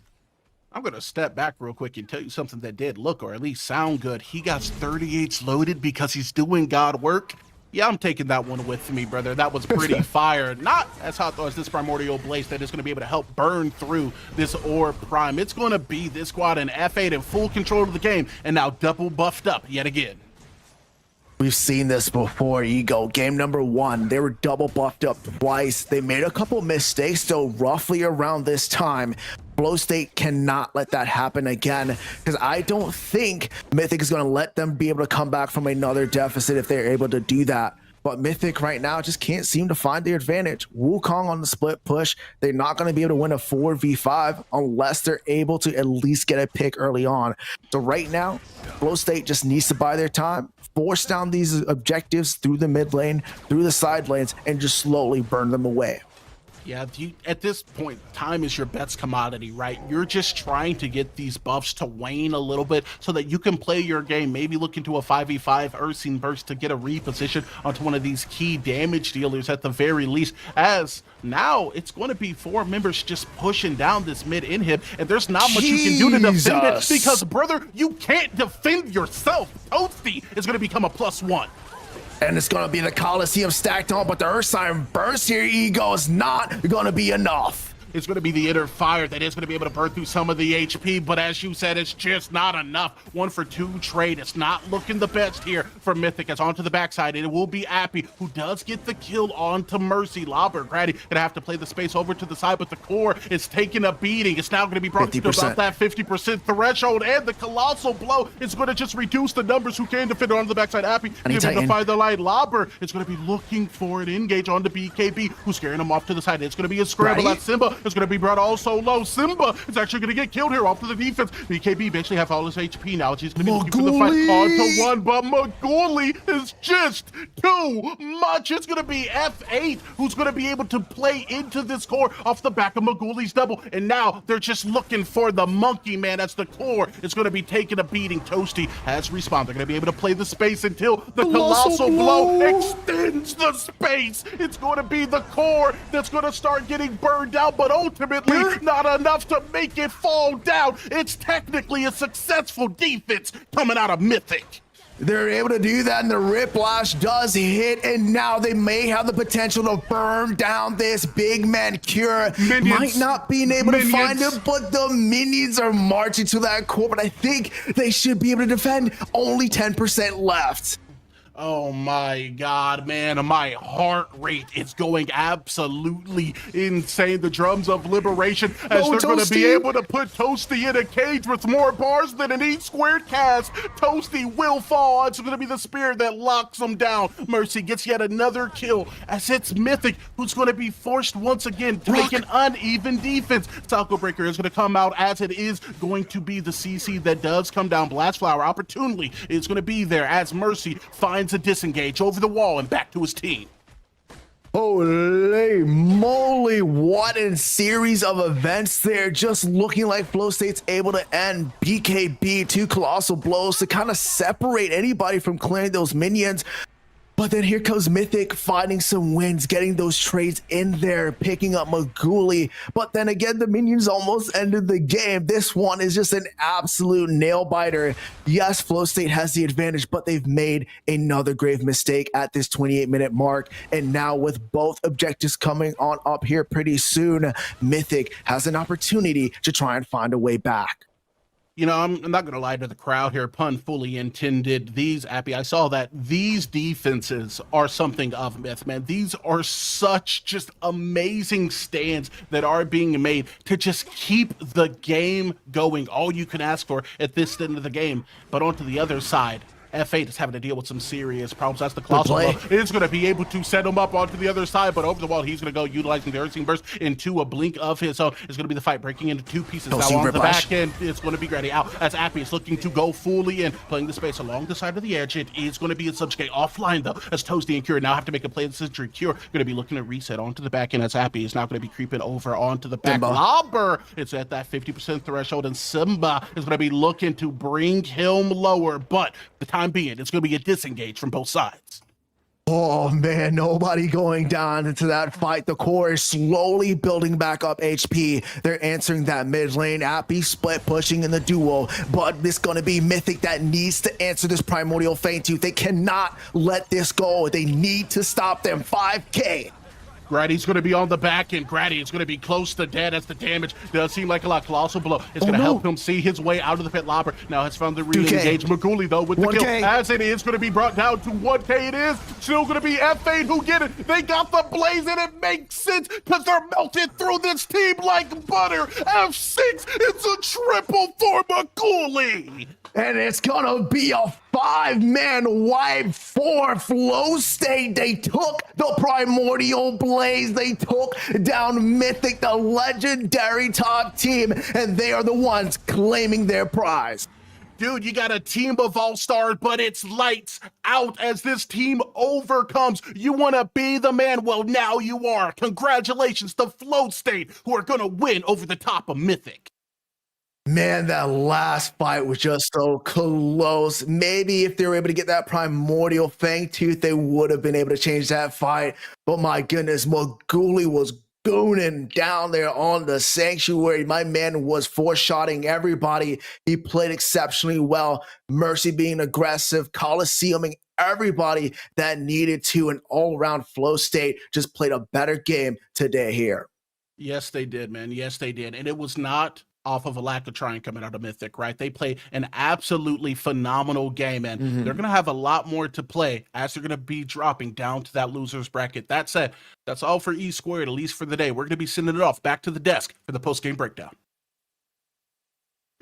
Well, what a fantastic game coming out from Flow State. A rough game number 2, but man, they answered back so strong here in game 3 and pretty much just reversed the entire story of that second game. There was never a point where it didn't feel like Flow State was in charge. I mean, it felt like multiple members had some outstanding performances, especially Maguli there. What was he, like 17-4 by the end? I'm just going to read some stat lines, and honestly, they speak for themselves. Maguli, 17-4-7. Peak, 3-1-26. Simba, 8-2-16. Mercy, 7-5-16. BKB, 2-0-22. This was a story about, I said Flow State needed to play like Flow State. Individual players stepping up when it mattered most. What a performance. What a game 3 performance. And when this team is on fire, man, no, they just look unstoppable. And at the beginning, it looked like, right, like the early invade, it looked like everything we said on the desk would come true, right? We saw the early invade by Gretzi onto the blue buff, and then Mercy's 0-1 down, right? And you think, okay, Flow State, they're momentum-based. Maybe they will take that too hard. Maybe they won't play exceptionally. But of course, that did not happen. Like, they just don't care, right? They fall once, they're going to stand up, and they're going to try again. And on the day, just far better than Mythic in this game. We heard the stats beforehand, like even the 0-10 power spike from Toasty, not enough to get them over the finish line. So Mythic, they're gonna fall down into the losers bracket. They're gonna not be able to be in this next game that we have for you guys today, because we are gonna keep on watching the winners for now. That's right. Team Flow State will be moving on to go up against Mach 10 in their next match. There's no rest for the weary. I want to kind of shout out BKB there a little bit as well. He had a rough game number 2. Really wasn't able to contribute a whole lot against Lauber. But now in game 3, completely shut him out of the game. I think Lauber ended up not being able to pick up a single kill in that game. And it just shows you how a switch up in momentum and mindset can really impact these games. Honestly, BKB has just got that Severo cosplay. He's knocking on doors at this point, going for one team after the other. Professors, Primal, Mythic, Mark 10. Just coming off that victory over Team Immune, but right now, holy, this Flow State team, again, momentum-based team, but when it goes, again, Maguli as well, like, individual performances across the board were incredible. Mythic, though, they just weren't a match for them. Game 2 is the Mythic that we all know and love, but Flow State didn't give them a chance in this game. No, like, I think there was a lot of indecisiveness in this third game, especially. I think you highlighted it, right? Lauber on that Tiny Titan rampage. He wants to be the one engaging. He wants to be the playmaker. Instead, he's always playing second fiddle, always waiting for the Severick to make the first play. And then suddenly the fight is completely split. Suddenly the rampage is already exploded before he can get into the ultimate form. So I think that was the biggest problems that Mythic were facing. So I don't even think it was a draft issue, like, at all. I think Flow States, like Mythic, they had all the tools in the toolbox to win this game, but just Flow State just played it to perfection, and yeah, love to see it out of them. It doesn't matter how many tools you have in the box, if the guy standing across from you closes it, tosses across the room, and says, no, you actually have to fist fight me if you ever want to pull them out. And he's like 6 feet tall and a bodybuilder, and you just got no way past that guy. Congratulations to Flow State, but like we said, it does not end there. We will be seeing more of them coming right up after the break.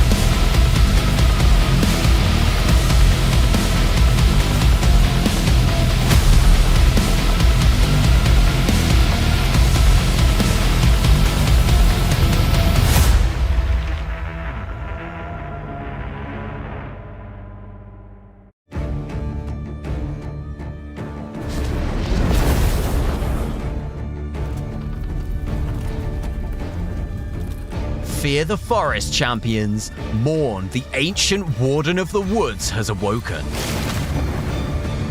The forest awaits. Morn is a legendary force of nature whose twisted sense of purpose compels him to cleanse the sacred woods by any means necessary. A vengeful guardian and heavy-handed hunter, Morn lures in unsuspecting trespassers and lost souls like a siren, preying on their wants and fears before ensnaring them forevermore, trapped in eternal darkness. So it begins. Morn's primary ability is Contagion, where he unleashes a swarm of grotesque locusts on both enemy and allied players alike. The locusts deal magical damage to enemies and reduce their armor for a short duration. Allies, on the other hand, gain health restoration as well as bonus armor, enabling Morn to distribute cruelty and blessing simultaneously. Morn's secondary ability is Beguile, where he calls upon the spirits of the forest to conjure an alluring light, gaining damage reduction and slowing himself for the duration. Once fully channeled, or upon reactivation, nearby enemies are lured towards Morn, becoming mesmerized while taking magical damage. Nature thanks you for your service. Abduct is Morn's alternate ability, where he extends powerful vines towards a target to ensnare them before pulling them in. This ability can be channeled for a short duration to increase its range, but channel it for too long and the ability will go on cooldown, so timing is everything. Abduct is great for chasing down fleeing enemies. Try to combine it with Morn's Beguile ability to pull your opponents in and keep them mesmerized while your allies deliver the finishing blow. Deeper I sink my roots. Extract is Morn's passive ability, where he unleashes a longer range vine instead of a basic attack. The vine deals bonus AoE magical damage and restores a percentage of Morn's maximum health, helping him to stay in the fight for longer or wave clear if he needs to. Morn's ultimate ability is Eclipse, where he briefly absorbs all light from the entire battlefield, causing massively reduced vision for all enemies no matter where they try to hide. During this time, Morn gains a huge boost of movement speed, making this ability perfect for setting up teamfights and getting the drop on unsuspecting enemies. Defensive items with high ability haste like Hexbound Bracers are great for helping Morn maintain his healing output. Windcaller can also be a good choice to buff the whole team as well as Morn's healing potential with his Contagion ability. Take up the mantle of the Woodland Warden with Morn. Coming to Predecessor on Xbox, PlayStation,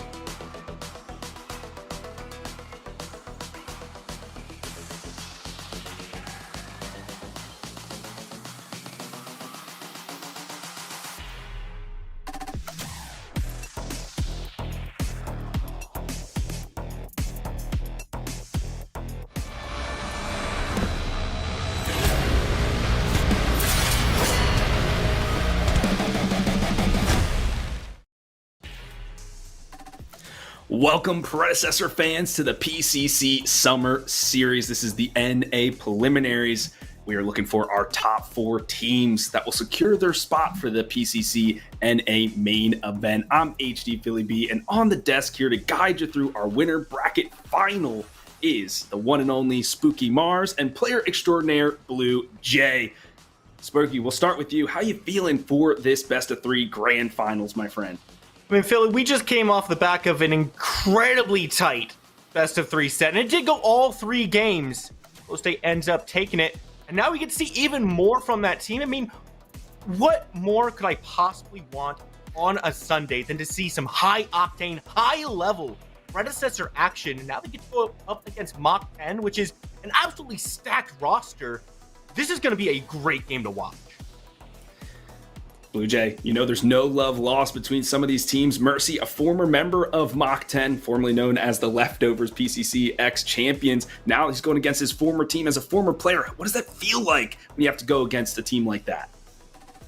It feels like a little jittery, to be honest. I've been in a similar situation, and especially in a stage like this where this is to make the finals, in July. So this is a huge game. People think, you just get sent to losers.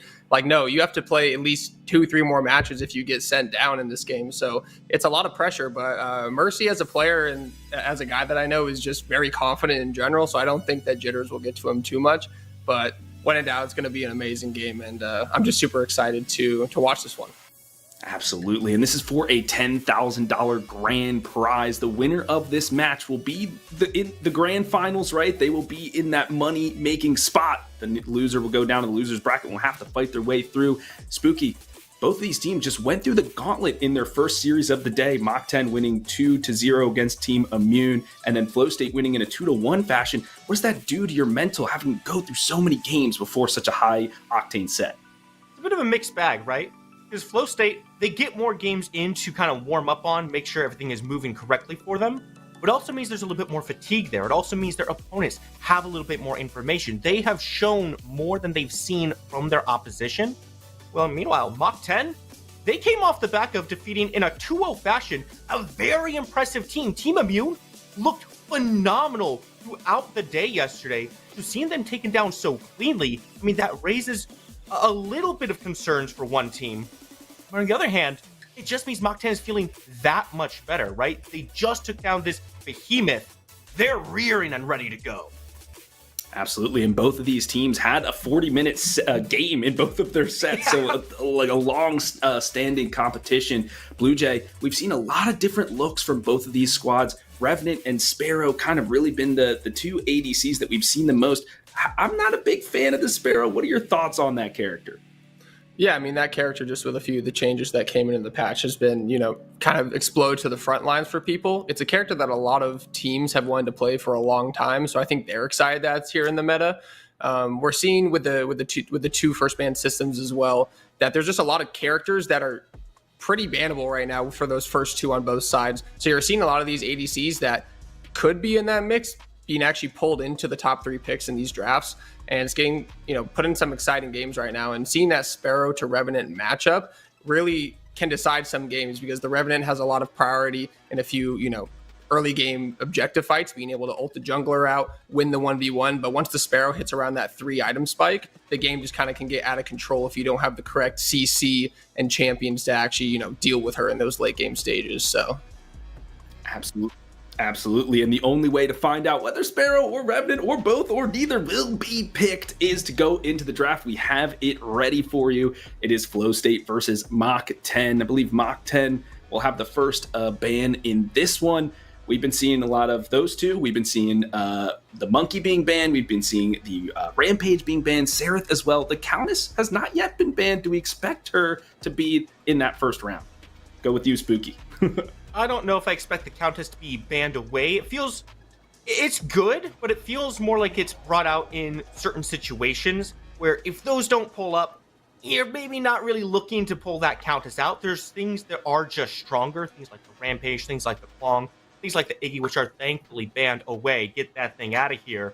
I'd also like to maybe switch Blue Jay and Philly, because Blue Jay says things I like, and Philly says things I don't like as much. But But I would expect to kind of see that Revenant and Sparrow matchup again. We haven't seen them get banned out against each other too often. We've seen, I think, one Revenant ban so far today, and it worked out. You know, you take it away and it doesn't work out for the other team as well.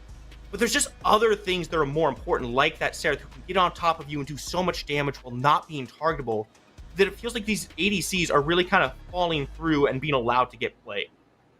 Absolutely. And we see the Decker getting banned. You know, the CC Queen just has all the things in the kit to lock everybody down. And then the Seraph as well. That's to be expected, especially with her augments.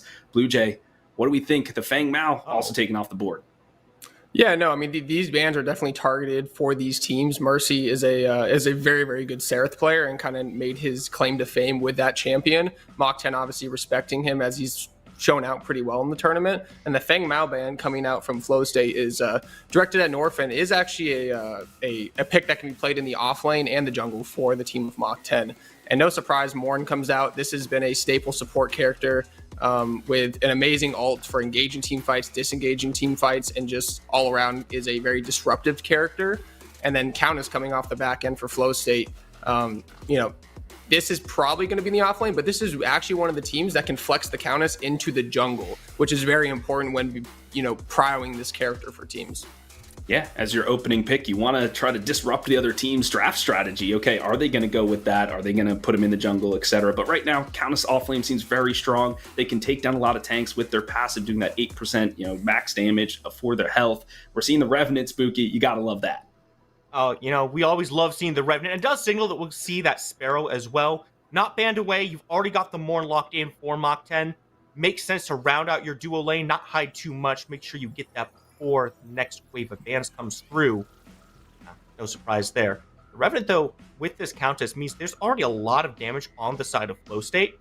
And if they do decide to flex it into the jungle, that means they can also bring someone out into that off lane, have a tankier, bulkier character there to kind of facilitate a little bit more of that.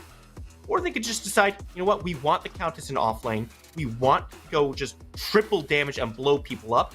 But they have the option to wait until they see more of Mach 10's draft. They get to see another ban phase, get an idea of what they want to do before they commit this Countess pick anywhere. Yeah, I mean, I think Mach 10's they're laying their cards out, right? You got your support, you got your carry, you got your mid lane. Now, if you're Flow State, you want to get a jungler off the board, right? And then you're probably going to ban another jungler yourself. Blue Jay, what do you think about that strategy? Yeah, I mean, I do like the strategy. You're also taking a big counter pick in the Rampage offlane away from the Countess, which could have been picked up on the side of Mach 10. Rampage is able to actually stick to the Countess, unlike a lot of other characters in the offlane. So taking that away is kind of like taking away something from the enemy as well as upgrading your own team.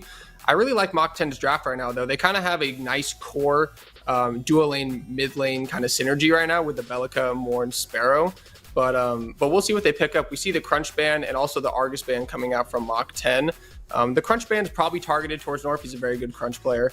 And we'll kind of see what comes out in this. I do like the side of Mach 10, but Flow State kind of building more of a lane dominant kind of pick comp you're seeing right now. But we'll see what ends up happening in the draft. It's pretty good so far from both teams. Absolutely. And Bondruid, also very lethal crunch as well. So double getting that off the board for sure. The Argus going, see you later, short man. But we have the Gideon, a nice team fight ultimate, a very secure mid laner, Spooky, being picked up for Flow State. Nice and safe, has good poke, can help you out a lot in the team fights as well. Gideon just kind of does everything you want from a mid laner. Doesn't quite have like the safest ultimate in the game, but if you've got a Rampage and a Countess on your side, there's not a whole lot of people who have time to look up into this guy and say, hey, get the Space Wizard down from there. Please CC him. There's a lot more problems to be worrying about. And you've got the Revenant as well. So if there is someone you're worried about knocking you out of that black hole, you could just toss them into the Shadow Realm, get them out of the fight entirely, and let the rest of your team just do the work. I actually really like the synergy here. Absolutely. And Blue Jay, just to round us out here on Mach 10, we're seeing the Monkey and the Greystone. They could both be offlane or jungle. What do you think? Yeah, I really like the Greystone pickup here. It's actually something that was being prowled in scrims a lot higher and getting banned a lot. But as the tournament's kind of gone on, I think teams have kind of shied away from this pick. What I'm seeing right now with the Greystone Monkey pick is that there's not a lot of CC on the Flow State side until they picked up this Richter. I was actually expecting a Richter ban on the side of Mach 10 because it's something that is actually picked as an answer into the Morn in the dual lane that kind of boxes really well with it and can kind of disrupt it in team fights. But Flow State picking up the Richter, I think, is a great pick. I think this was what they had to do because you just can't let a Greystone run at you with only, 2 forms of CC that you have on your team currently. So yeah, I think the Richter was a good pickup. I still think I prefer Mach 10's team comp a little bit, but Flow State definitely have, a chance in this game to get ahead and kind of snowball their picks forward. So. Absolutely. Both of these team comps have a lot going for it. Spooky, which one do you like the best? So you see, I understand what Blue Jay is saying, and he's probably right, but I'm a vibes-based guy, right? I'm biased. I've been watching Flow State these past 3 games, and in my core, the very heart of my being, I believe in the Flow State. I look over this draft, you've got Revenant from about so much damage, you've got Gideon to help pack it up. Richter has great setup, good heal. Even the Rampage, you can use him to help heal if this Greystone is getting to be a problem. Toss a rock at him. Toss a second rock at him afterwards with the Gideon. You've got rock slinging synergies. We love that in the house. But overall, I do think they have a really good pick composition as well, where they can look for some of these targets, namely the Sparrow, take her out of the fight before you get to the actual team fight, and then commit to an objective from there. I think they've set up very well for that particular game plan, and it's one we've seen them do a couple times already. For sure. We got pick comp versus a good team fight composition on the other side in Mach 10. Blue Jay, you already stated that you liked this side. What's your favorite part about this squad? Mach 10, I just like their chase potential, honestly. If whatever team is going to be on the front foot is probably going to end up winning this game, Mach 10 with the Mornalt can kind of just chase people down with the Wukong, with the Greystone.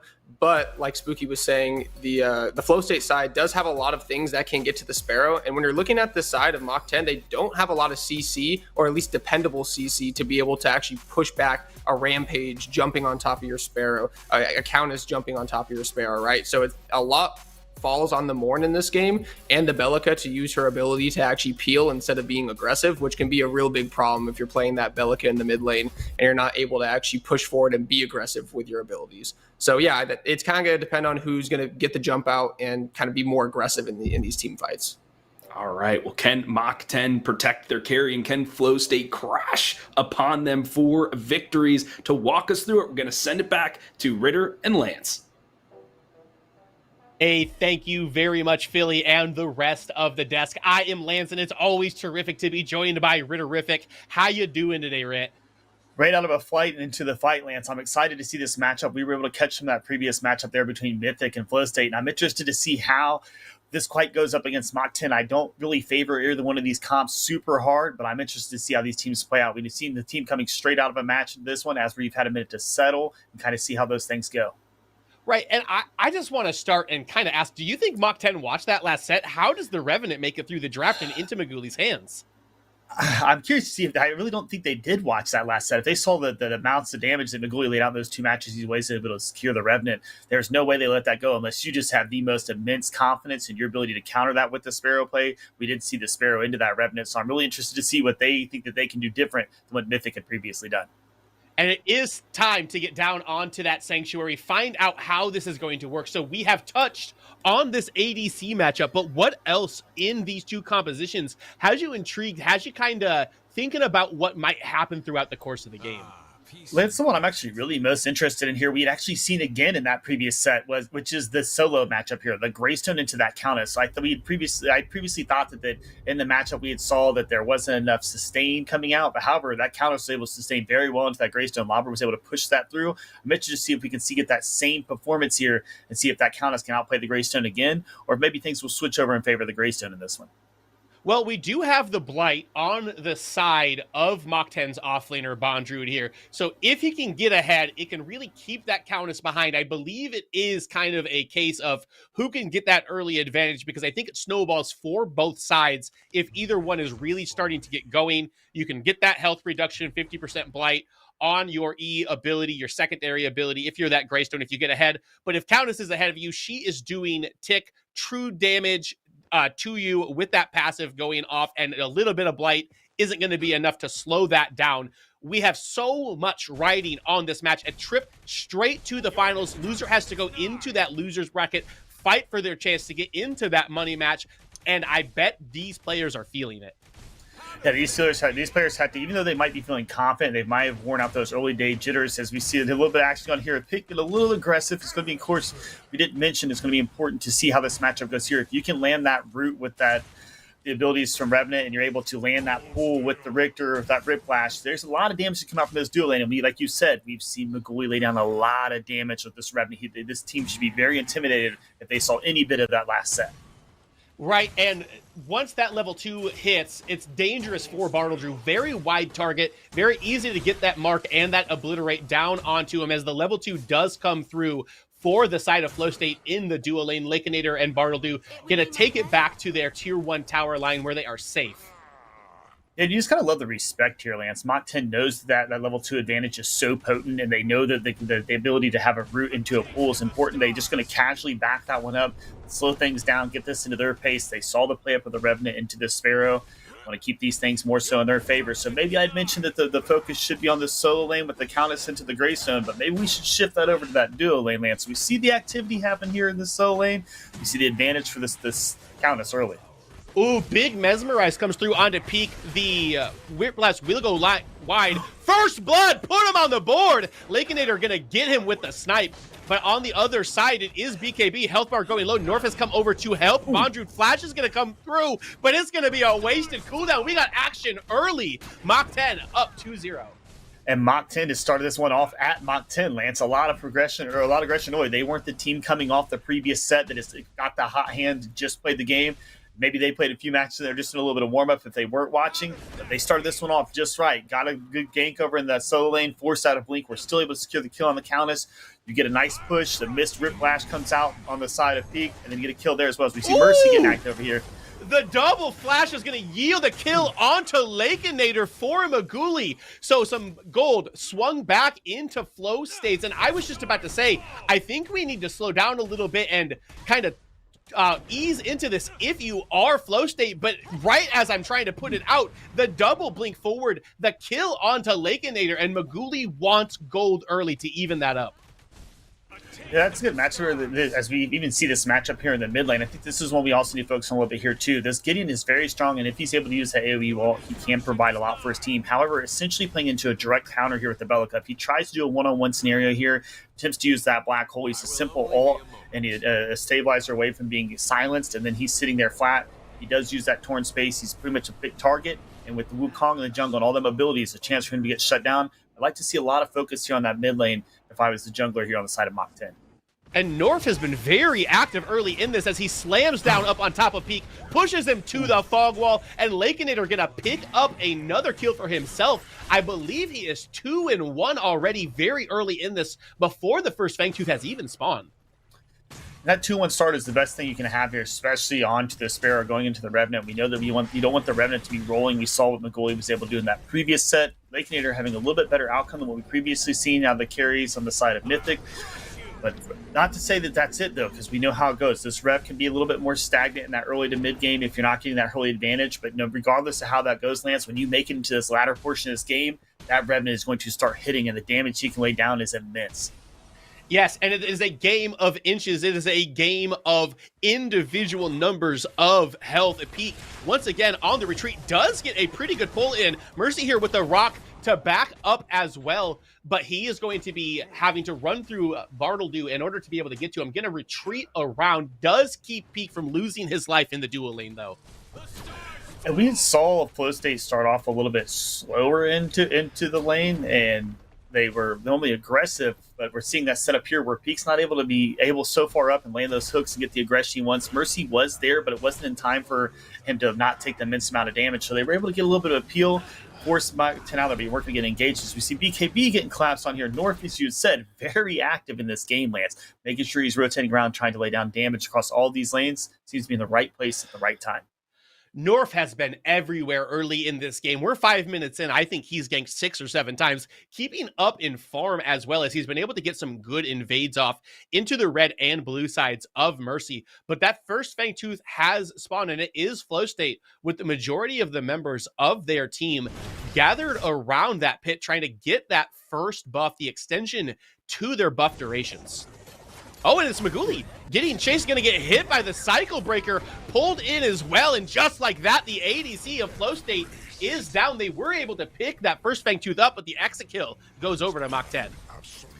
Yeah, we saw that kill as well. The Mercy had went down as well. So you do lose 2 players in exchange for that first Fangtooth buff. But at this point, with the advantage you had, you feel like it's kind of starting to get a little bit, they letting things slip a little bit in the favor of Mach 10. We saw Flow State. They like to get in control of these games early and maintain it throughout the course of this game. You do get the buff. But right now, currently down 2-5 in that kill marker. Want to slow things down as we go through these next buffs, this next mini prime, the second Fangtooth. Try to get yourself some better setup plays, get some kills in these team fights, which is what we saw them do so effectively in the previous set. And there is a lot of potential on this Flow State side to come back. They are running a pick comp like you don't really see that often. They've got that root that comes out of Gideon if he's able to get the passive off. They've got the rock from Mercy. They've got the full from Peak. They've got the skewer from Peak. And there's a lot of ways to set up for Maguli to blow up one individual member. They just have to make sure that they can find it onto that right person. And I believe it has to be Lakeinator, as the rest of Mach 10 is pretty slippery outside of the Bellica. Yeah, the mobility is what's going to be the issue here if you're on the side of Flow State. Is there's so much mobility and ability to get away from it, these engagements on the side of the Mach 10 roster. So what we need to do here is you need to be able to set up those plays, but the issue that they need to have to actually get those to happen is they need to actually have the entire team grouped up for these fights. So it's not something we're going to see so much here in the mid game or the early game into the mid game. It's be something we see more mid to late. But right now we see Mercy get a little engaged on in the jungle here. He's playing on the little passive, wants to stage up for that mini prime buff, but doesn't need to get too overzealous here as he's invading the opposing team's jungle. A little bit of poking comes out from both sides. It's Mercy taking a decent amount of damage from the make way out of Bondrewd here, but the health bar will just come straight back up. He's got that King of the Jungle passive. It is BKB though. Gets hit with the Cycle Breaker. Mercy's gonna have to step out from the fog wall, go into the Behemoth to try to get a little bit of peel for his offlaner. Nobody looking to get picked off right as this mini prime seems to be the primary objective. Mercy going to hit the blink as well. Riplash won't land onto Bry. So a decent attempt, but nobody quite following. Nobody trying to get pushed out quite as much as they wanted to. We'll have to see if they just run straight back to this mini prime. If you're on the side of Mach 10, you should run straight back to this. You know Mercy has to back. He no longer has his ultimate, so he can come in there, but there's no chance of him really having that huge sustain setup. It's really going to be a chance for him just to jump in and maybe get a steal. You should feel comfortable if you're on the side of Mach 10, understanding that after that engagement, this is a free mini prime, so you do now have changed one buff for another. You're going to hand that over to that Greystone, which we've mentioned. That matchup into the Countess can be tough, and we know that she can't have that sustain if she gets in that mid game, so you might as well get a chance now to go ahead and push down that lane. Wouldn't be surprised to see if North tries to rotate over and they can utilize that mini prime buff a little bit more, maybe even secure a kill, but if not, at least try to get those plates off that tower, get a little bit extra gold into the hands of the Greystone. Right, and it's a little bit tougher for the Countess to clear this early into the game as well. Only 9 minutes in, should only have one tier 3 item online at this point. So wave clear, not fantastic. If Bondrewd can stack a wave or two with that prime buff onto them, it can be a few plates losing from the tower. The mark comes out onto Lakeinator, but the Obliterate gonna target Bartledrew instead, so no root does come out as Mercy's hovering around the side. Ooh, the pull into the tower, the Mesmerize under the tower as well. Bartledrew with the 2v1. A little assist from the tower. Simba comes in from the side as well, but that should just be a clean kill on the ADC. Lance, that was a great play there. If you're Bartledrew, you got to be happy. And if you're Lakeinator, you're giving your support a good pat on the back right there. You know, you got to go and set up. You take that back there. You escape in exchange for the root and try to pull onto, you know, the carry on the Sparrow with Lakeinator. But instead, you get the pull onto the opposing carries. We see some activity here. Bartledrew getting active, and not only does he get that kill, which he ever so needed, but like we said, Lance, this is a chance for him to secure those plates and potentially the entirety of that tower with this 15-second deck timer sitting on the counters.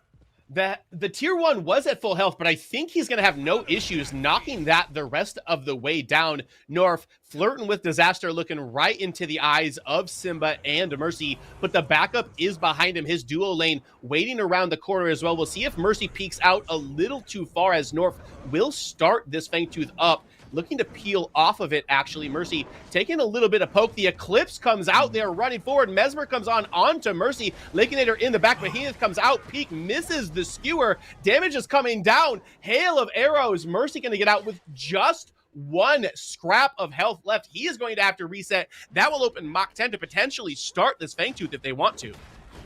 And Lance, Mock10 should start this objective. They've laid down a lot of damage. Opposing junglers back. Maguli can come in and maybe lay down the ult to take out the jungler, and you could just turn it a fight. It's not quite the engagement you want to have if your carry's walking in there face first in that buff.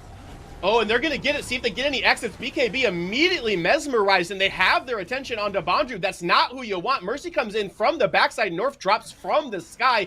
Going to get pushed, going to get put into a little bit of CC. He will, actually, nobody's going to fall yet into the Nether Realm. Peak going to be the first one to go down within this fight. Bondru going to take a rock to the face early within it. Health bar still very low. North going to be the next to fall. It's a 1-for-1 right now, but Mock10 loses their jungler.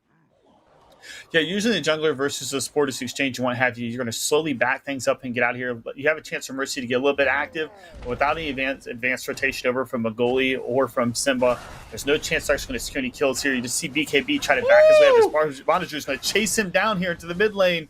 Not going to be enough. Is he going to make it out, though, Lance? He got overzealous, and he is going to make it out there. Close exchange here. However, before we got to that Fangtooth buff, I do want to mention that there was the chance to secure the buff, or the T1 tower in the solo lane for Mock10. The advantage you want to have on that Greystone. Love his confidence going in there. Was unable to secure that kill. If he could have got that one, really puts things in his favor as he's going into this matchup here versus the Countess in the solo lane. And it is Flow State now looking to maybe put some pressure into that mid-tier 1. Maguli all by himself over here on this gold buff, though. If they are aware of this, Lakeinator and Bartledew are just going to kill this guy, right? Surely he doesn't stand a chance here. Okay, he does get the root down. Oh, the damage is coming out. The cavalry arrives, though. Here comes North. Another kill will go into the pocket of the monkey. North came over just in time again, Lance there, and if you're Lakeinator, you're ever so thankful because there was a good chance there that Magoli was going to win that exchange. We've seen a lot of damage out of that Revenant, and those hits were actually hitting there. The only thing I would like to say here that we need to focus a little bit more is Ping needs to be able to lay a little bit more appeal overall in the side to help out Magoli there. We've seen a few chances where he's gotten picked out earlier. He's been put down in damage. It's kind of starting to hurt him at this point. Yeah, and North now with that tower dive, it is going to fall. Skewer is going to come, but it's only going to land onto Bartledrew, and Lakeinator is going to pick himself up another kill, as well as the local gold for the tier 1 tower in the dual lane. Lakeinator securing these kills early is what we didn't see in the previous matchups where the Sparrow was going into this Revenant matchup on Magoli. There was many cases where Magoli was the one that was giving that early game advantage, having those early kills and using those to really scroll into the later game. But we're seeing about a 1,300 gold advantage in the side of Lakeinator right now, and that's the advantage you want to have. No chance for that Revenant to roll. If anything, you get that Sparrow into the point where you have the mass advantage and you think you can take those 1v1s. You just pop that R button, lay down those extra volleys, arrows down to that Revenant. That's the one-on-one exchange you want to have, not the one where the Revenant's able to simply pull you into his ultimate, into the realm, take you down and get those extra gold. So if you are on the side of the Sparrow here with Lakeinator, you got to be cautious. You are building up a bounty, and I'm sure Magoli's looking at it. Ooh, Mercy gets plucked into the tier 1 tower immediately as he used that pounce to get himself out of it, and everybody gathered around this this Orb Prime Pit, except for Lakeinator, classic to his playstyle, being on the opposite side, getting that solo XP, getting that solo gold. He will now start to venture this way to try to join this potential team fight as something surely about to pop off. Mercy comes in here, does have the Behemoth available, but chooses not to go big mode quite yet. Lakeinator on the other side of the wall, the Cycle Breaker is going to come through, the Seismic Assault's going to come through, and just like that, your tank completely blown up without even popping the Behemoth. Simba's going to follow him to the graveyard as well, and now they've got their eyes set onto this dual lane. Maguli has to use the flashes in retreat. Big Riplash comes out of Peak to provide a little bit of heal. Here comes BKB as well, but the Stoneforge Soul going to keep the Greystone alive for just a second, going to jump up the stairs. There's no way to follow him. So a little bit of a trade back, but that's a 2-for-1 in favor of Mock10. Oh, and it's not over yet. Knockup comes out onto BKB. He griefs chasing him. Skewer does land onto Lakeinator, but he's going to turn around and be able to get Peak. Maguli's going to use the Reckoning on him, but two members of Mock10 waiting for him when he snaps back to reality, and he's going to snap into his own core once they lay this last bit of damage down. Bondrewd gonna pick that kill up. Simba has respawned. Mercy has respawned. This is a very long team fight for 15 minutes in. The boulder does land. Does Mercy follow him into the tier 1? There's kills everywhere, Rit. Oh, Lance, we are getting active here, and this is what we love to see. This Flow State team is starting to feel a little bit more confidence in their exchanges. There was almost the kill there, secured on by Magoli. He was playing very well out of that, fighting out of that river up into the lane. but a good rotation in there from Mercy. That fight's over. The Mach 10 roster thinks they're just going to simply walk that one home. Mercy comes in. He's able to secure that kill on Bry. In exchange, you want to try to set things up as we're looking to posture ourselves for this next Fang Tooth. This third Fang Tooth, very important. Giving that second buff over to get that additional movement speed, Lance. We know how important that is in this game of Predecessor. 2 flashes down on Mercy and on to Maguli for the side of Flow State. They do have the inside track on this as Bry now just jumping out of his base, but do they have the damage to straight blow this up? Peak trying to provide a little bit of zoning, does draw the aggro of the clones. North going to double jump up here, but he's got to get himself in here. Still does have that mini prime buff. Behemoth comes out of Mercy. He's taking a lot of damage from him though, but BKB comes in from the other side. North going to get taken down by Maguli. That's the pick you're looking for early, and it's going to be Bondroot as well. That's a double for Maguli as they chase Mach 10 back into the red side jungle. They have the opening they want to look for their second Fang Tooth of the game. Lance, they do that, but they do have to be cautious here. I'm not sure that Behemoth ult is back up on Mercy. I'm feeling confident that it is, if they're posturing this hard on the buff. They still need to be cautious. And then Maguli out here laying down some damage. Will it be enough? Lakeinator with a good flank with the inner fire going to be enough to get Peak as Maguli's health bar very low now. You're not safe behind the walls. Double kill for Lakeinator as ADCs will trade doubles. North has respawned as well, so the attempt to get that Fang Tooth completely off the table for Flow State now. And Lance, I admire the confidence from the roster of Flow State to try to step up and go for that buff, even when you haven't got that quick reset in, because you know how short those death timers are. However, it's costly for them there. They go in there and they're not quite postured up how they need to be, and they're able to let this rotation come over. North is now up, and it looks like this buff is going to just switch hands and fall right into the hands of Mach 10, which is exactly what Mach 10 could have prayed for through the entire start of that exchange. You just get that little bit of delay, force it back, get a chance for you to rotate down and get that buff right away. Not saying it was freelance, but it's about as close as they could possibly get it. And if you thought North was in the faces of Flow State before, wait till he gets that out of combat movement speed. Such a menace on the monkey North will be for the rest of this game. And that's going to be important. I thought that the matchup here in the junglers was a little bit imbalanced. I thought that though the movement of Monkey was good, I thought just the overall sustain and tank with the Rampage was a little bit more important. But right now, it's playing out so far so well. North being able to have his location all over the map, but he's not really being chased down at an adequate speed from Mercy. He's able to make these rotations slightly faster and have a little bit more of an impact. And then being able to get himself in those places where these buffs are being spawned and Mercy having to get those back. It's planning out so far so well for the Monkey.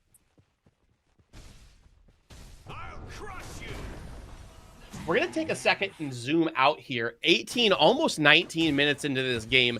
Kill score decently one-sided on the side of Mach 10, but there is a bit of gold in the right pockets for Flow State as Maguli's been able to pick himself up a couple of kills. We see Simba here at 0-1-3, already 2 items online, just kind of dancing, and everybody knows once we hit this 20-minute mark, that is when the real fights start happening.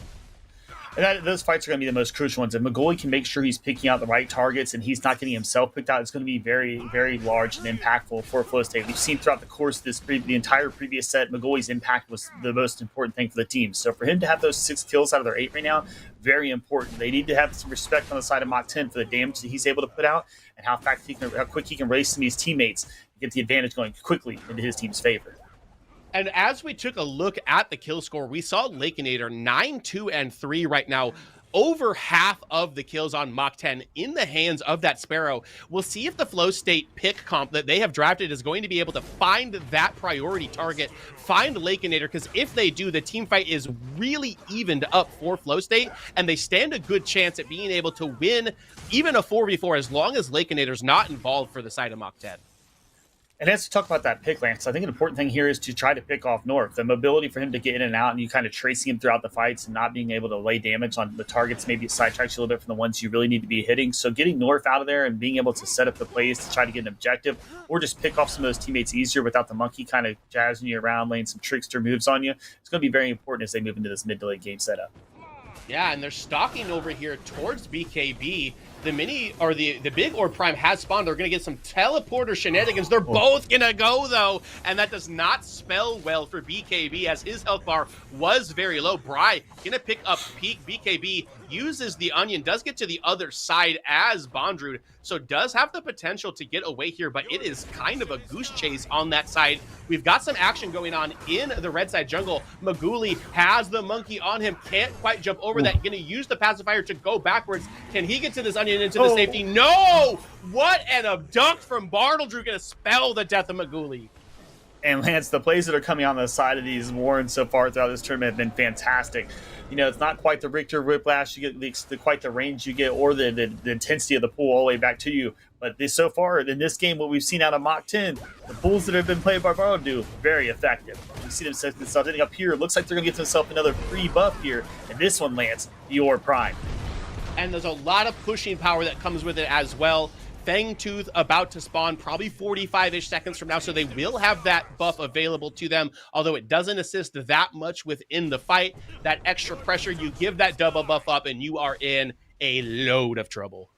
And although trouble is not what they want to have right now, there's a lot of attempt for this team to split up and lay a very good push. Like you said, this Mach 10 roster with that Wukong, he can essentially go into his own lane and push that the entirety of the way through while you're focusing on those ones. I wouldn't be surprised if we saw maybe a 1-3-1 split here or a 4-1 split and just letting that Wukong rotate over and force someone to respect him and rotate over. I think the only player you could really send to do something of such sorts, though, is that Greystone. If you take him out of the matchup, or I mean, the only person you can start rotating is maybe the Countess and the Rampage event, excuse me. And if they have to do such that, at least 3 opposing teams to defend the other 4, I just don't think it's quite enough to sustain. I don't think so either. North is around the backside of these guys as we're about to get some popping off. The Mesmerize does come through, but the Reckoning going to come out of Maguli bright and early, just enough to put Bondrewd down, but Maguli a little extended now, going to get hit with the staff, pushed with the staff, and he is putting it in reverse. Straight back to his core. On the opposite side, we do have Bondrewd pushing down that tier 2 tower. BKB there to defend it. Health bar low on kind of both of these. Stoneforge Soul is available to Bondrewd if he needs it. Mercy a little far forward, gonna have to use that flash to get himself away. And the push onto the tier 2 tower continuing on both of the outer lanes of this map right now. They will pop the first one. Bondrewd letting the minions do the work for him on this side. Yeah, BKB is doing as much as he can to kind of sustain and play cautious. Bondrewd with that Orb Prime buff has a lot of power, but the biggest thing we got to watch out for is this matchup we're seeing here. Is we see Bry get the kill on Simba, and Mercy running for his life, getting away from the Cycle Breaker.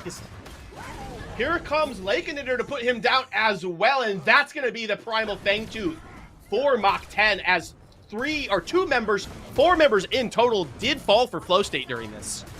And Flow State has to be cautious here. They are trying to do the respect thing here and to hold back the Greystone, but little do they know at this point that buff's about to fall into his hands, and it could be a lot of damage coming down. We see Baguli maybe trying to take some shots. Knows he has to respect it to simply walk away and don't put himself in any more harm's way. If you're on the side of Flow State, you really need to slow these things down and be as cautious as you can. You cannot let anyone get picked off here, as we've seen in these last couple exchanges. You need to have a full army up. It's full defense, all the complete team comp. You're going to try to stop and slow down this Mach 10 team that's moving at full speed. Yeah, and it's moving at full speed for sure. And for Flow State, it's turtle time. It's very hard to properly execute turtle time, though, with the pushing power, with the damage that is coming out on the side of Mach 10. BKB going to have to utilize the Shadow Slip to get him out of the grasp, out of the roots of Bondrewd here. But if you're a Mach 10, you just have to play this slow. Don't make any mistakes. Don't let anybody get picked out by this pick comp on the side of Flow State, and you should be able to cruise control straight to their core. Yeah, the cruise control should be pretty smooth. It should be a steady ride. Shouldn't be too many bumps along the way. We've seen some great plays here. The team comp from the Mach 10 has been out very well. We've seen a lot of these very good abducts from the Morn pulling in directly into the knockup from the Bellica into a Void Bomb. A lot of damage coming out. We see Mercy getting active, using that behemoth to try to simply escape Bondrewd here, as he's got a lot of pressure. He's being chased down his own jungle. He missed the jump!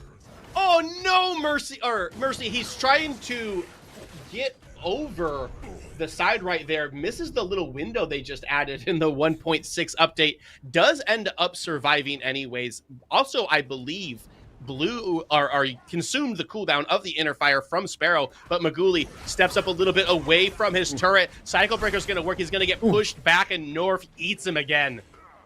Man, Lance, Magoli is the only saving grace the team has right now, but the notice from that from Mach 10 and focus him ever since. That these last couple of fights, there's been a chance for Magoli to lay down and even get a kill or secure potentially two. He's more often than not secured one of those, but it's immediately followed up with him losing his life. North seems to be kind of staying on his back here and making sure he's chasing him down.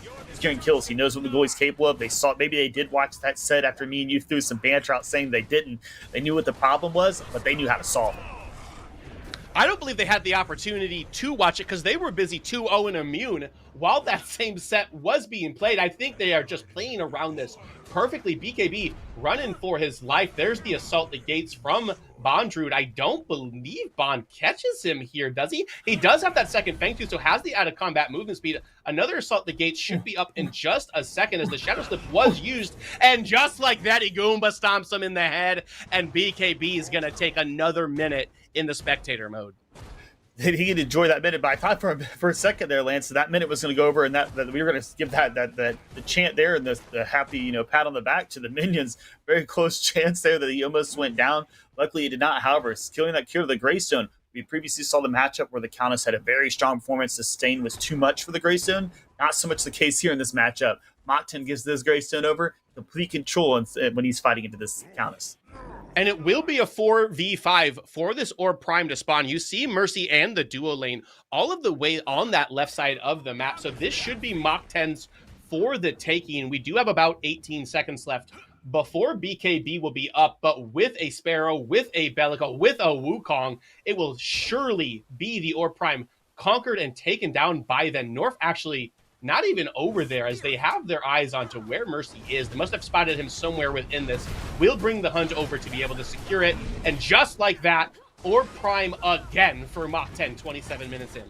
Yeah, this Flow State roster, Lance, has to play back and they have to play safe. They would have loved to go in there and contest that, but given the current state of the game and where they're at gold-wise, it's just not an option they have. Mercy's just going to kind of do his best part to farm his jungle and not let the opposing team both get those buffs and secure his jungle.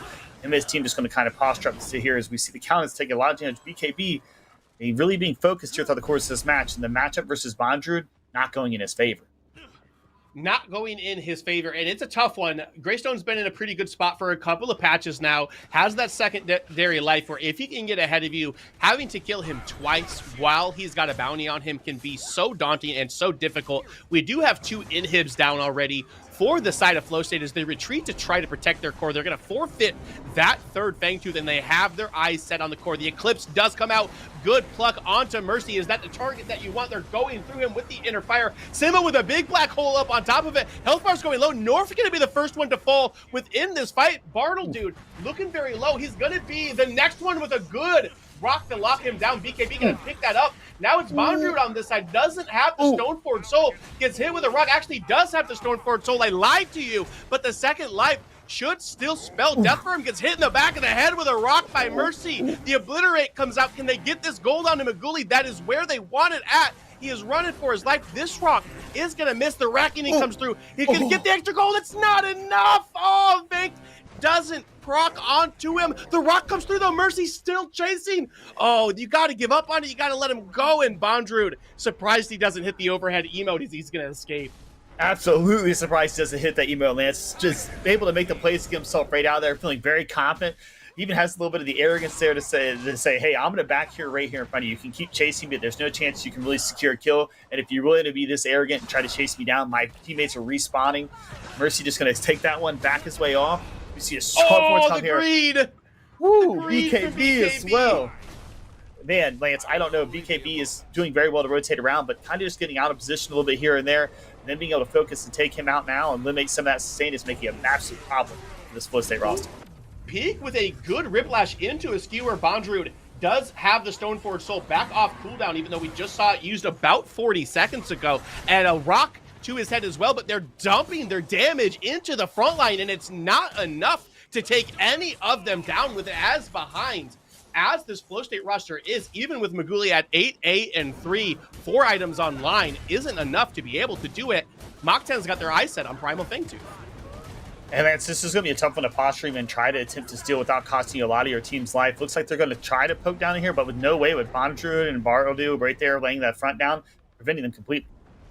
North joins the fight from the skies as well. He's got his eyes on to Maguli like he has the entire game. And just like it's happened over and over again this game, they're going to be able to take him down. Peak dies to the Neural Disruptor from the Bellica as well. 3 members down. Oh, make that 2 as BKB will respond in time for the base defense, but they've got a numbers disadvantage, and Mach 10 speeds their way to a 1-0 lead in our series today.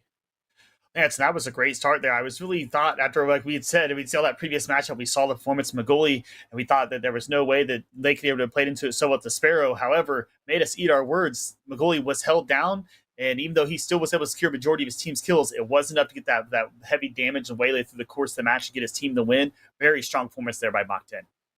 Very strong performance by Mach 10. Very, very strong performance by Lakeinator on that Sparrow. There is a reason he is the most accomplished NA ADC that we have seen in PCC history, but I'm super curious what the desk has to make of that game 1 and the performance out of Mach 10. Let's throw it back to them. Thank you, Lance and Ritterific. Mach 10 zooming to victory, outpacing Flow State in all stages of the game. Spooky, I know you and I were talking during the match. What were some of the difference makers that you saw between the squads? I mean, it really felt like Mach 10 kind of just lived up to their name and started this game off very quickly. They knew what they wanted to do, and that was limit what Maguli can do in that dual lane. There was a lot of focus put into making sure that this Revenant didn't scale up as quickly as he wanted to. And frankly, the control was felt across the map. I'm glad we had that little clip there, the highlight of BKB going down, because there was just so much pressure that it really didn't feel like Flow State could breathe and get their feet under them at any point in the game. My friend, Blue Jay, you were just talking about highlighting the Greystone. It was a teeter-totter over there in the off lane. They were, BKB was winning for a while, then it was Bondrewd, and then in the end you're like, Greystone, look at this build, he's unkillable. Yeah, no, I mean, like I said, the Greystone, one thing I want to know is that the comp on the side of Flow State, there's not a lot of things that actually deal a lot of damage to this Greystone. You don't have an Iggy, you don't have a gadget in the mid lane able to pump a lot of damage throughout these fights, so the Greystone can just kind of run wild if he's not CC'd and, kind of getting chain CC'd in that way. I really like what North did. He realized kind of what we were saying before the game started, that whoever kind of got that first punch in and was able to put the gas on was going to end up winning this game, and he went right into the level 3 gank to the off lane, got the Greystone, that kill when it mattered, and was just kind of able to snowball the game from there. Like I said, there wasn't a lot of damage to be outputted from this Flow State side that was able to really compete with the Mach 10 side. So I think that the early game played a huge factor in this, and whatever team was going to end up getting ahead was going to end up taking the game by a landslide, which is what ended up happening. Absolutely. And Flow State, they kind of went with this assassin pink pick comp, but kind of fell flat because then they were trying to team fight and it couldn't really work. A lot of it rested on that Waddle and Warden trying to get a Rip Blast. We saw a couple missed skewers. Maybe they'll have to pick a different character for Peak to play moving forward. Spooky, what kind of adjustment, if they're going to ban out the Decker, what other support can they play?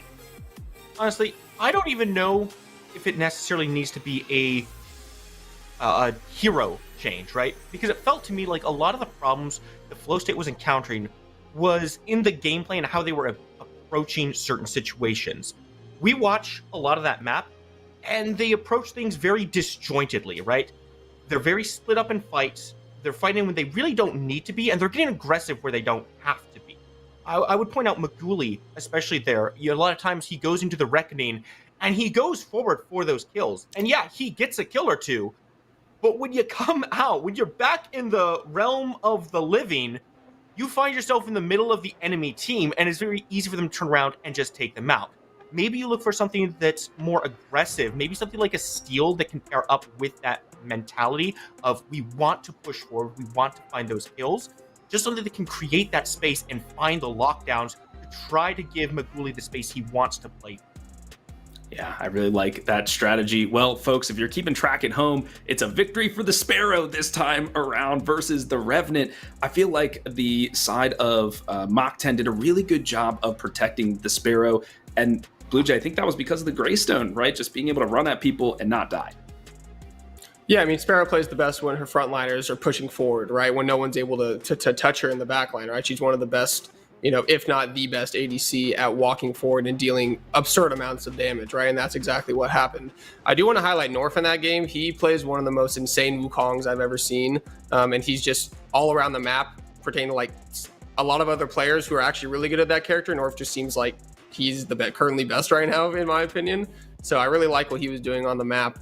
Like I said, Flow State is a team, though, that tends to do a lot of interesting, like people would call it weird things, but very aggressive nature of play that they have. So I don't want to see them take the foot off the gas necessarily. It's what got them here, and I really want to see them come out with an aggressive jungle pick in this next game and really try to take charge on the map and just keep pushing forward and not really turtle back and say, oh, let's play a big wombo combo team fight comp. I want them to play a very aggressive push forward comp and kind of come back with a little bit of an attitude in this next game. Absolutely, folks. There is still more Predecessor to play. This is a best of 3 for a ticket to the grand finals, automatically in the money match for the PCC Summer Series NA. Folks, we're going to head to a short break. We'll see you on the other side. The last Koru Shinzo, an ascendant warrior of soul binding. Yurei is a flawless warrior bound by duty and discipline. Yurei's primary ability is Anima Burst, where she unleashes a deadly spinning kick that deals physical damage and inflicts Soul Rip, a status effect that enables the target's soul to be torn from their body for a short duration. Yurei can also use Anima Burst while jumping to leap in a direction of her choice, making her extremely difficult to pin down in a fight. Yurei's secondary ability is Severance, where she surges forward, slicing through enemies, dealing physical damage and briefly slowing her target. If the target is afflicted by Soul Rip, Severance's cooldown is reset and the enemy's soul is fully severed, spawning an entity that tethers to them. This entity can be damaged by all allies, and any damage it takes is transferred back to the enemy hero it's bound to. This ability synergizes perfectly with Yurei's other abilities, as they all apply Soul Rip. So try weaving Severance into your combos for maximum damage. Whispering Echoes is Yurei's alternate ability, where she throws 3 razor-sharp kunai in quick succession, each one exploding on impact to deal physical damage and apply Soul Rip to any enemy's hit. As the kunai are thrown one by one, Yurei can hit up to 3 targets at once to mark them all with Soul Rip. Try using Whispering Echoes as an opener before dashing in with Severance to sever their souls. Then hit them with Anima Burst and dash out with Severance again. Yurei's ultimate ability is Soul Storm, where she summons a raging maelstrom of spiritual connection around her, dealing physical damage and slowing all enemies caught in the storm, while also applying Soul Rip. When the chaos comes to an end, enemy heroes are pulled into the center of the vortex and their souls are severed for a short duration. With multiple targets severed, Soulstorm becomes a devastating setup for follow-up damage. Yurei's passive ability is Hallowed Strikes, where after casting an ability she gains extra attack speed, and the next 2 basic attacks shoot waves of pure soul energy towards the enemy, giving her extra pressure in trades and helping to weave abilities and basic attacks into a seamless rhythm of punishment. Try building into items like Malady and Pain Weaver to enhance Yurei's burst damage, mobility, and wave clear. Master your destiny with Yurei.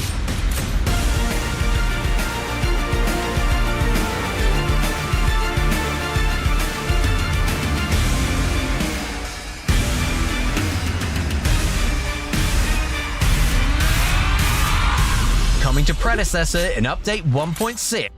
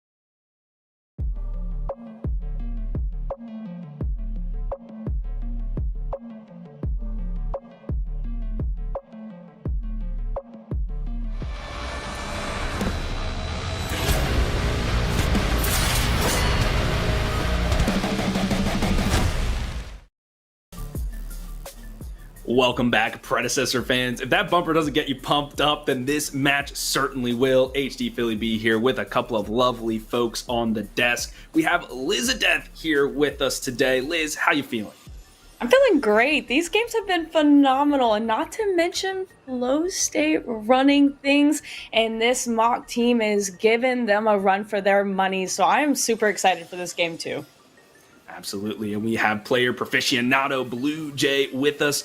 You were saying before we went to the break, you want Flow State to keep putting the pedal to the metal. Will they do just that? Yeah, no, I'm really hoping. Knowing Mercy, I think that they're going to come out and just play the way they usually do, which I'm super excited to see. But yeah, I don't think the cause of this game is that they should back off at all and switch up the team comps that they are not used to playing. I think they should come out, get a carry jungler, really focus around moving around the map with a little bit more efficiency, and kind of pull things back in the dual lane department, but really push forward when it comes to setting up for objectives, pushing down mid lane, rotating across the map. I really want them to kind of come out with an aggressive mentality. For sure. And the only way to see is to go into the draft, which we have ready for you. Thanks to our producer, Choice Plays, for popping it up. Speaking of those carry junglers, we're thinking about the Seraph. Even the Rampage can kind of flex into that. I would love to see the Mercy play the Seraph. We saw him in the Content Creator Cup, just running terrain through people. So let's see if that makes its way through right now. Mach 10, banning out the Decker first again. Liz, what do you make of that?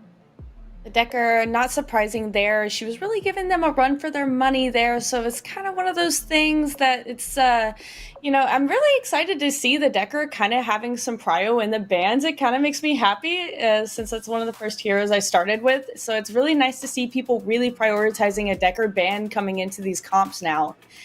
Really not surprising to see the Iggy ban, those 4 turrets. No one wants to deal with it, especially on the objectives where Mach 10 just had the slight edge. I don't think that's something they really want anybody to have their hands on right now. Yeah, I know me and Dr. Shadow are jumping for joy because the Decker is being banned. Blue Jay, it's the Seraph that's taken off the board.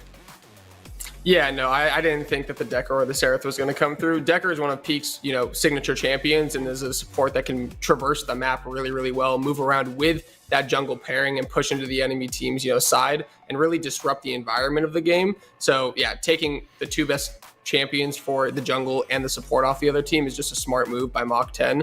But I do like seeing the Wukong ban coming out from Flow State, making North get off the champion that he's really comfortable on, just had an outstanding performance on, and making him switch up his character pool a little bit. But North has a pretty extensive character pool, so I don't think it's going to really limit the team other than make the game a little bit easier for Flow State to play in the early stages. For sure. I mean, I was rubbing my eyes. It was a little bit of deja vu in terms of the bans, but with the Wukong, that's showing how the players are making adjustments from game to game. Liz, the Sparrow, first pick?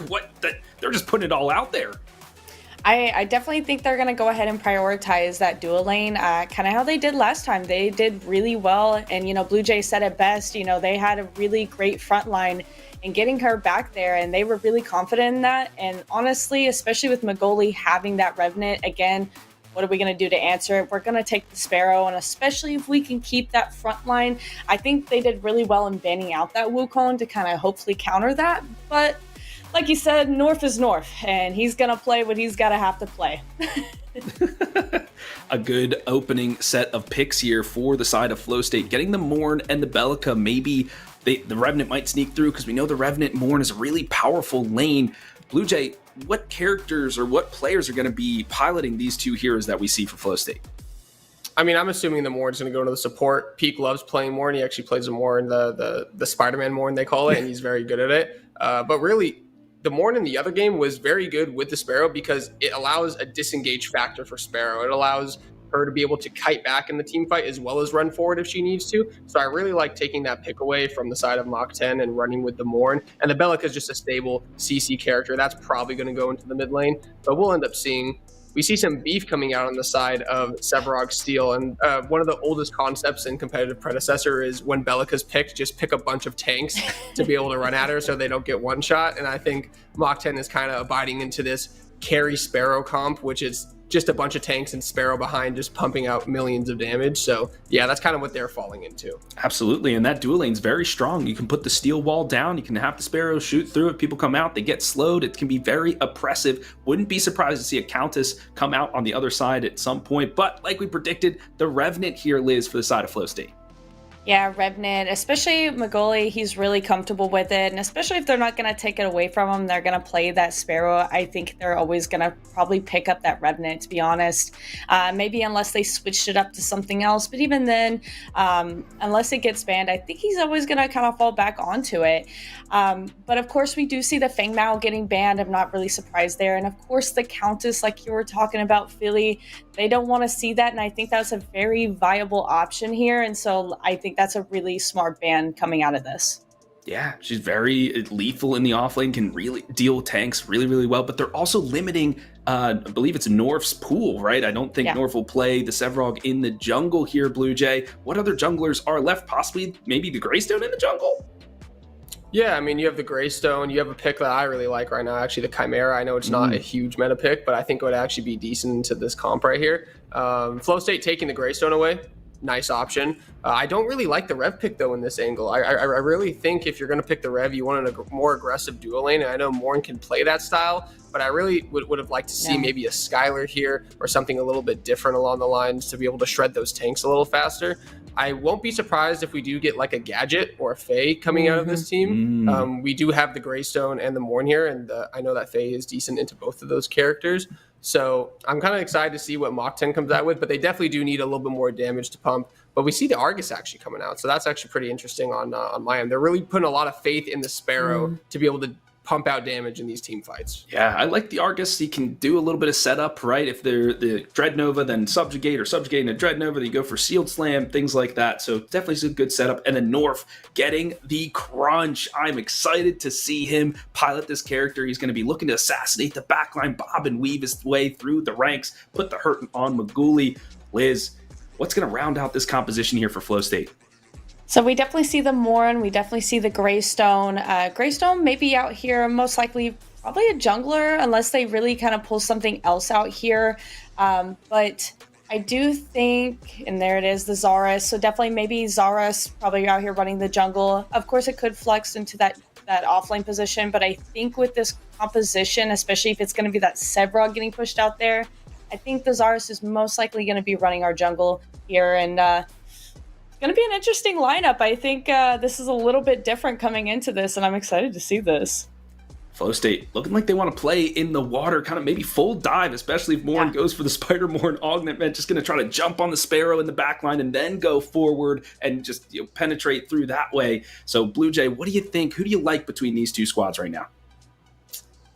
You know, the Revenant pick is still just a little bit outside of me. I think I do like the Mach 10 draft a little bit more, but I'm kind of conflicted between these two because I really like the Zar's pickup for Mercy. I think he's going to be a lot more agile, a lot more active in this game, be able to, contest some fights a little earlier and be around the map more. But there's just a lot of tank on the side of Mach 10, and I'm not seeing a lot of damage coming out from the side of Flow State to be able to take these guys out unless they get a massive lead in this game. So I think for Flow State, you're kind of on a ticking clock until you get, once those tanks get 2-3 items into the game, it's going to get kind of hard to be able to contest them with the champions that they have. So I think I'm going to go Mach 10 on this one, but I wouldn't be surprised if Flow State pushes the pace. If they get ahead by, 2,000-3,000 gold in the early game, I think that they'll be able to snowball it into the later stages of the game, though. And that's what you wanted to see, that pedal to the metal constantly for the Flow State side. Liz, which composition you liking? I think Blue Jay said it best. I think really starting out Mach 10, if they really scale and get their items really early. So I think it's going to be very much an early game. I'm going to give it to Flow State just because we know how Mercy is. We know that he is he is full in. And I think if they play in that style where I think Blue Jay was mentioning that they're trying to go for that early kind of win, get the objectives, get in, get out, get some early ganks, I do think that they could snowball this. But again, it really comes down to if the ganks are good and viable. But if so, I think Flow State could win this. Okay. Well, I don't know. I think I'm liking the Mach 10. I'm a big Argus fan, and I love the steal as a support player myself. So I think I'm liking this Wombo combo. A lot of CC coming down from this side, folks. This is a best of 3. Will Mach 10 take it in 2, or will Flow State level it? To walk you all through, we'll give it to Lance and Rederific.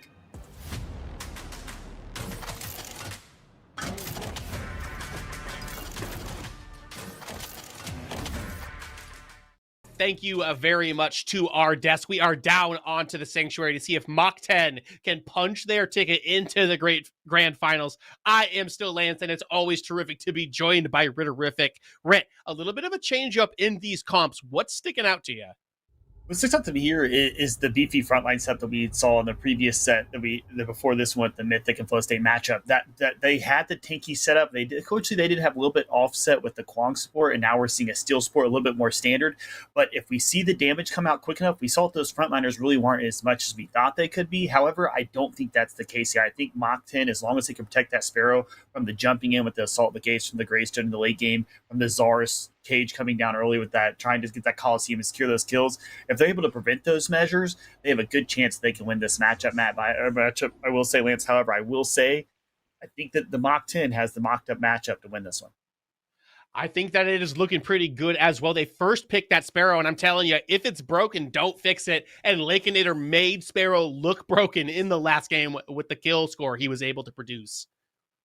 Yeah, fantastic performance there by Lakeinator. It's not something I quite expected. We'd seen a lot of the exchanges where the Revenant was winning those. Maybe that was just Maguli being slightly better than the carries the time that he was able to go up against, get that competitive edge.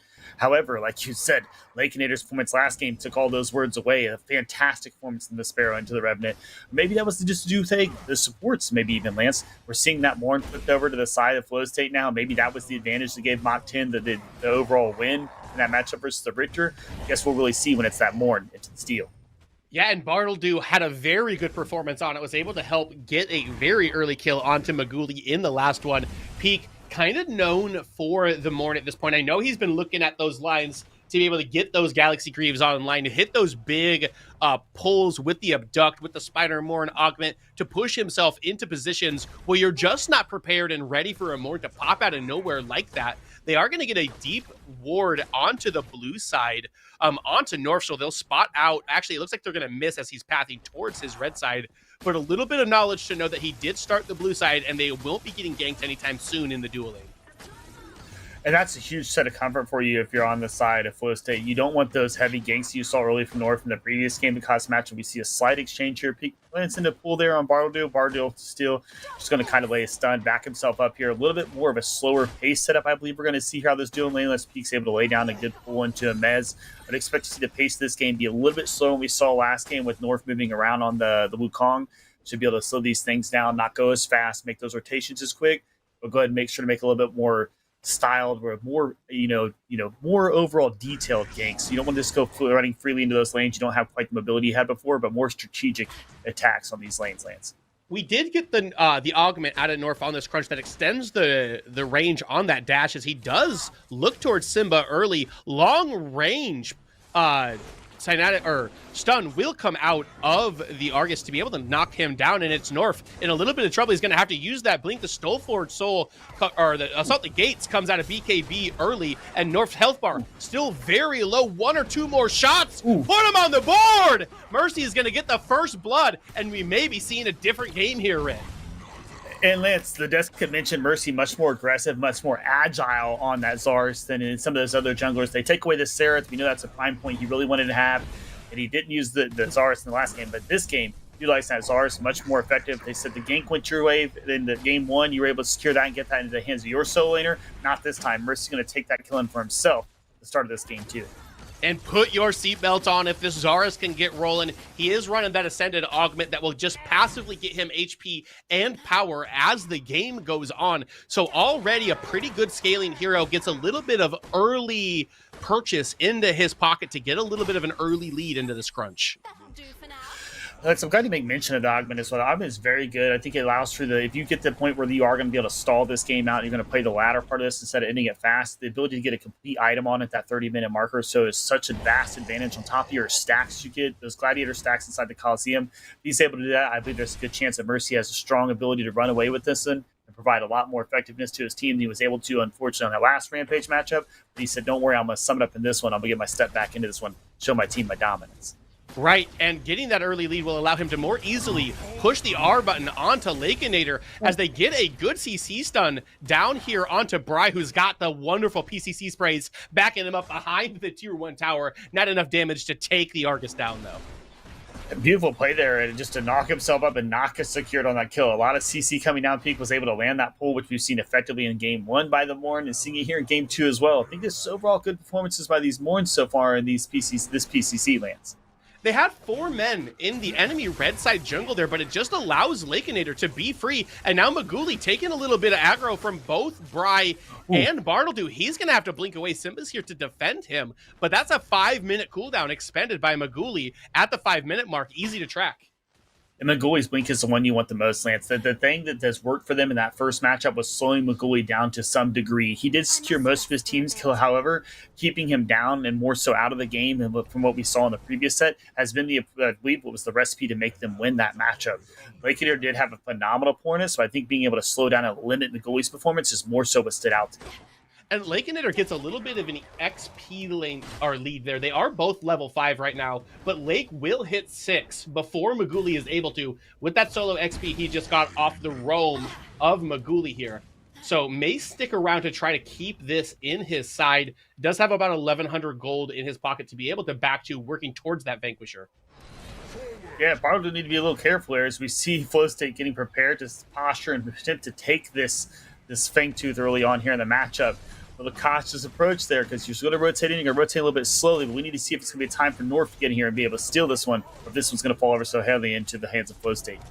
Yeah, easy pickup for Flow State. North is lingering on that side. Lakeinator was coming back from the base with an item advantage over Maguli as well, but the timing works out in Flow State's favor. They get that extension to their buffs with the first Fangtooth. I think if you're on the side of the Mach 10 roster too, we talked about that scaling into that mid to late game. Maybe you realize it's not really worth the contention of that early buff. You go ahead and get yourself squared away by continuing to clear your jungle camps and win some fights. You know that you're having a good team fight ability as long as you're at the right place, the right time. You have a lot of CC to group up together as a team. So maybe surrendering over that first buff was kind of already in their game plan. They said, okay, we give you this first Fangtooth, we'll contest you at the next one, and we'll feel a little bit more beefy, a little bit more stronger. Right, and as the Sparrow continues to get more online, she's going to be more able to deal with that front line that has been put together by Flow State here. However, the Spyromorn does come in, but it puts him in the tier 1 tower. Lake going to put the inner fire down, but Peak able to just kind of walk away. So that's one of those disadvantages if you run that abduct augment on the Morn there. If you miss it, just catapults you into the team. Yeah, Lakeinator so casually going to sit back as his team, once again, you'd mentioned, his team rotating over to objective. They're 4 deep there as we see Simba try and do some kind of contention. Mercy going to come over as well. Get some activity here, Lance, on this mini prime. Mercy's in on 2,000 for the health bar. Does get batted out. Mercy now jumped into this fight. Health bars still pretty available for everybody as it will be Bondrewd having his eyes set onto Mercy. BKB going to use the assault negates to get into this backline. Does have the Stoneforge Soul. Coliseum comes out, knock up onto Bondrewd. Good wall from Steel. They're going to continue to keep them a little bit safe, but Bartledew now in retreat, and it's Flow State with the inside track on the mini prime. They have a chance at this mini prime. We saw a very brief exchange there from Lakeinator as well into Maguli as we see this buff slowly being surrendered over. North going to be a little cautious, maybe try to jump in here and lay a quick take. I'd expect without his team coming into any kind of posture on a pick here, they're going to surrender the buff and try to secure some exit kills or just to kill in the solo lane. Yeah, looking for the exit kills. The mini prime will get into the hands of Mercy. They've got their eyes set onto North. The peak or pluck from Peak is going to come out, but North jumps right back in with that forward crunch, and it's going to be a kill. North's going to pick him up on the opposite side. Shield Slam comes down on top of North. He's going to be backing up. Stoneforge Soul comes out of BKB. He's going to come back with his second life and use the Assault Negates to get over the wall of it. So it is the mini prime picked up for Flow State, but immediately they lose that pressure as North able to pick up Mercy.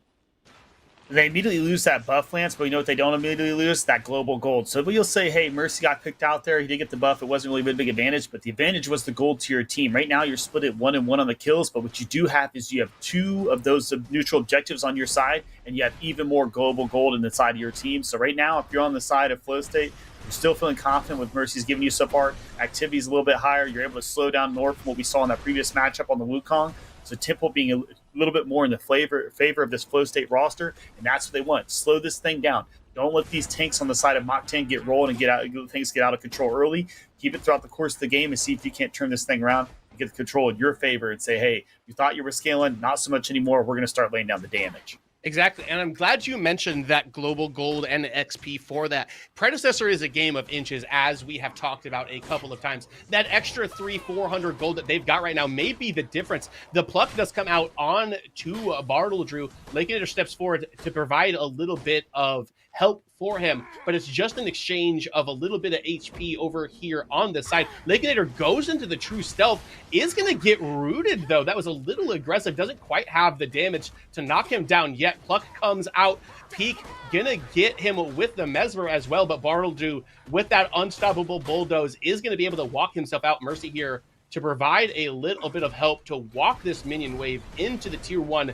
North is on the 3 camp on the opposite side, so I don't believe we're going to see an engagement over here yet. It looks like North doesn't want a sub engagement, but just continue doing his thing. He's noticed his team is scaling. I see the setups across the board. They're just keeping things at their pace. They know that there's a heavy pressure into that duo lane, but they're just going to back things up, turtle up under that tower, make sure no one gets picked off. Don't need to give up any unnecessary deaths. Do whatever farming you can under that tower as you move forward into this late game, because you know once things start scaling out, you're going to be the force to reckon with, and then you can start putting your foot on the pedal and really start moving that thing in Mach 10, Lance.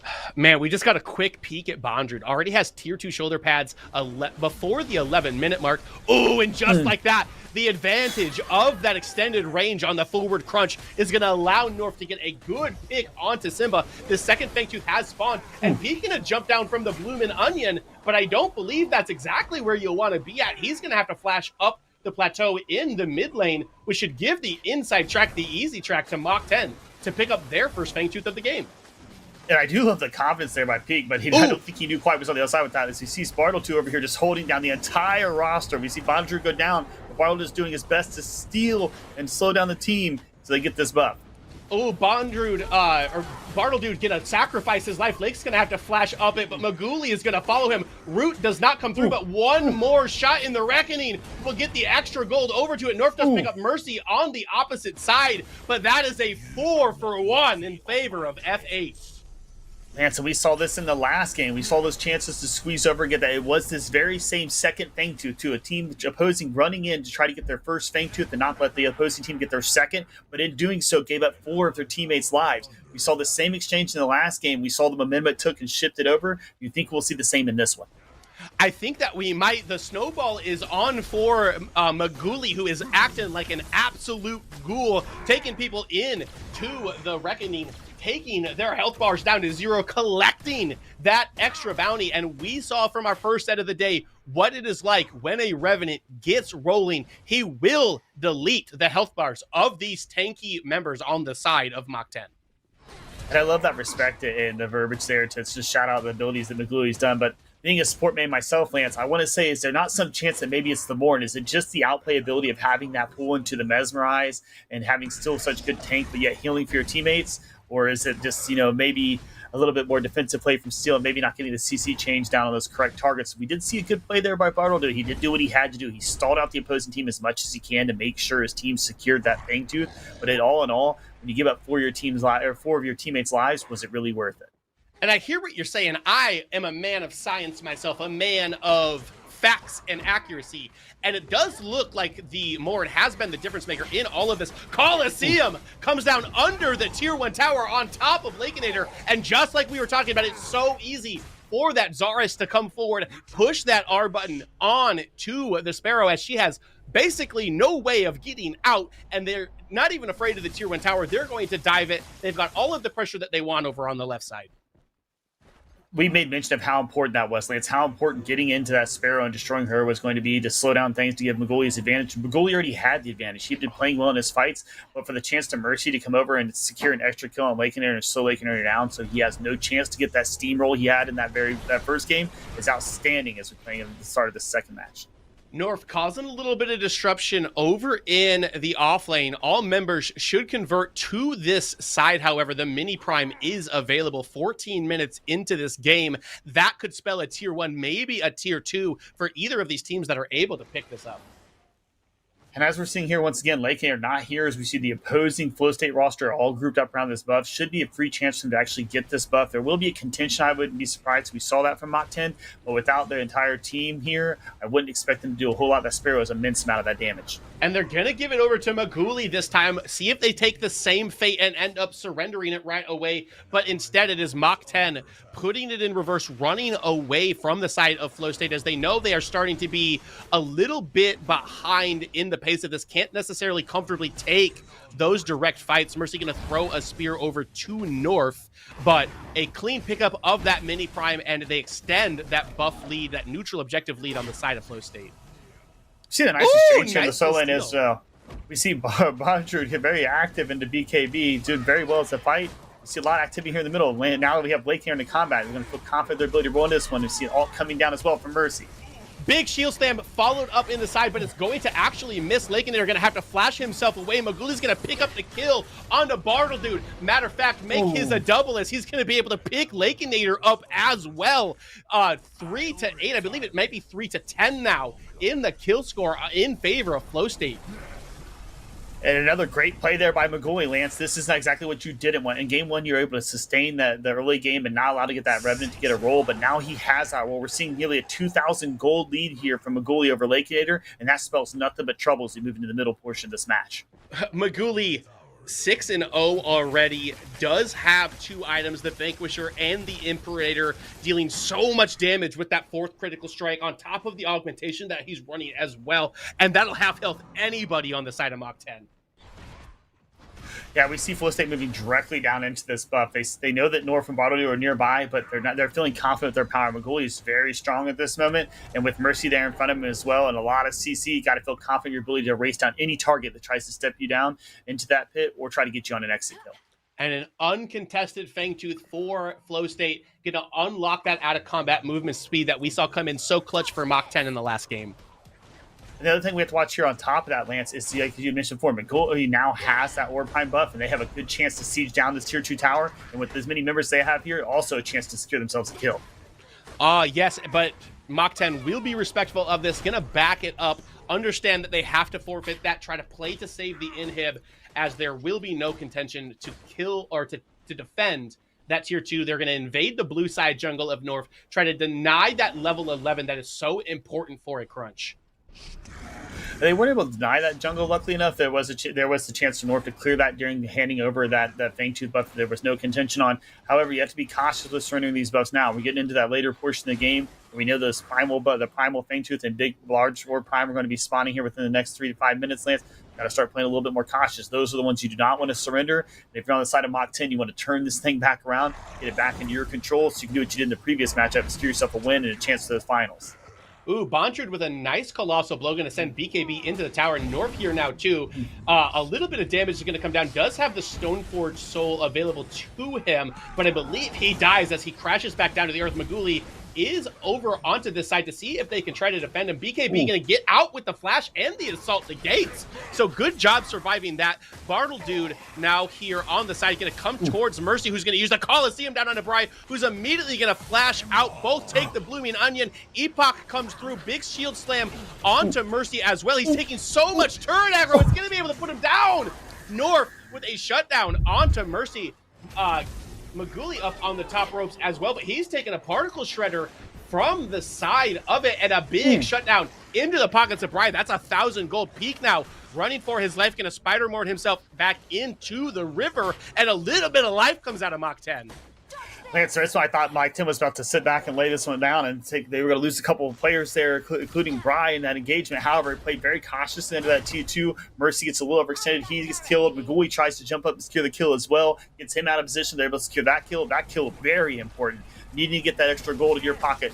Not be mad about that one. Bry, save your own life. You end up killing the carry, getting that extra gold in your pocket. Got to feel really confident the way these things are moving into the mid game. Got to get a chance to secure one of these buffs and start turning this thing around, Lance. Mach 10 really wants to secure this game too and get this thing over with. Yeah, I mean, it just feels so good knowing you 2-0'd your way all of the way to that grand finals, and all you have to do is sit back and wait on July 12th for whoever is able to climb through the gauntlet, claw through the gauntlet of the losers bracket. You only got to win one series, and you've got an advantage in it. Everybody, of course, wants that. Mach 10 can feel it. It is within their grasp, but they have to climb Maguli Mountain in order to be able to do it. Now he is 7-1, I believe, at this point, and You just have to try to rinse and repeat that good body blocking in that tier 2 tower, as well as what ended up getting that kill onto Mercy, and the team fight just folds at that point. We've noticed throughout the course of this match is how important those carries are. We saw it in game 1, how important both those carries were, and the carry that had the more kills led to the advantage of the win. We're seeing the flip favor of that now. Magoli's sitting at 6-1 while Lakeinator is 0-3. They need to be able to turn that stat around a little bit, or Lakeinator needs to come up and level that out to where they're on the same scale. And then you let the opposing rest of your team do the work. We know that this Mach 10 roster is very good in the later portion of the game, very tanky, very strong. They're getting to that point now, and they need to be able to utilize that in these next couple team fights to turn this thing around. And they hit a good reset right at the 20-minute mark. All of the members of Mach 10 go back. They buy up their items so that they can try to find, or I'm sorry, Flow State, they all back to try to get any sort of advantage, any sort of gold spent to get those items up, because they've got their eyes set on this Orb Prime with the lead that they have established early in this game. Getting this would be detrimental to the side of Mach 10. It's so hard to defend that Orb Prime at only the 20-minute mark. Yeah, defending that Orb Prime will be rough, especially if you're able to get that and then get Magoli to not be secured in the meantime. Bondrewd over in the duo lane, you know, they have both solo laners sitting over there now, so it would be a 4v4, and you have to like your exchange odds there without having that raid boss Sevrog around. However, without having the Greystone around, there's not quite as much tank on the side of the Flow State roster, so they do want to be cautious. Mercy gets a little aggressive, does need to get himself out of position where he can be secured as a kill and lose that hunt, because that's where the advantage will come in, and North will really be able to shine if they're on that kind of the objective. And they're stalking onto him here. They have their eyes set. They are grouped over. Both of the big boy buffs are up and available. Peak gonna jump himself up with the Galaxy Greaves, get the Mesmer here onto North, and here it is. If they're able to pick this jungler, it's gonna be massive. Good empowered forward crush is gonna knock the Coliseum down though, and Mercy taking quite a bit of health, but sustaining it decently well right now. The steal is on him too. The rest of Flow State needs to get in here, try to bail their jungler out, and here they come. North going to hit Peak with an empowered Q to knock it down, and Lakeinator are going to pick that kill up. So one for one right now, as both supports have fallen. They are looking towards this tier 2, but retreating up the stairs are Flow State. Ooh, big pick. Is Maguli going to be able to pick this up?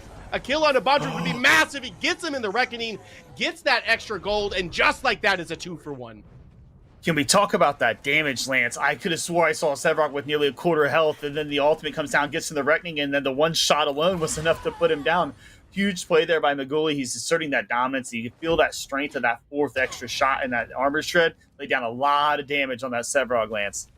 So much damage, and there's still so much of a tightrope being walked right now. Too much in one favor at any point in this leads to a double buff. You have to win this next fight, and it's going to be the aggression that we have seen from Flow State over and over again throughout PCC and a summer prelims, as they just straight rip this Fangtooth.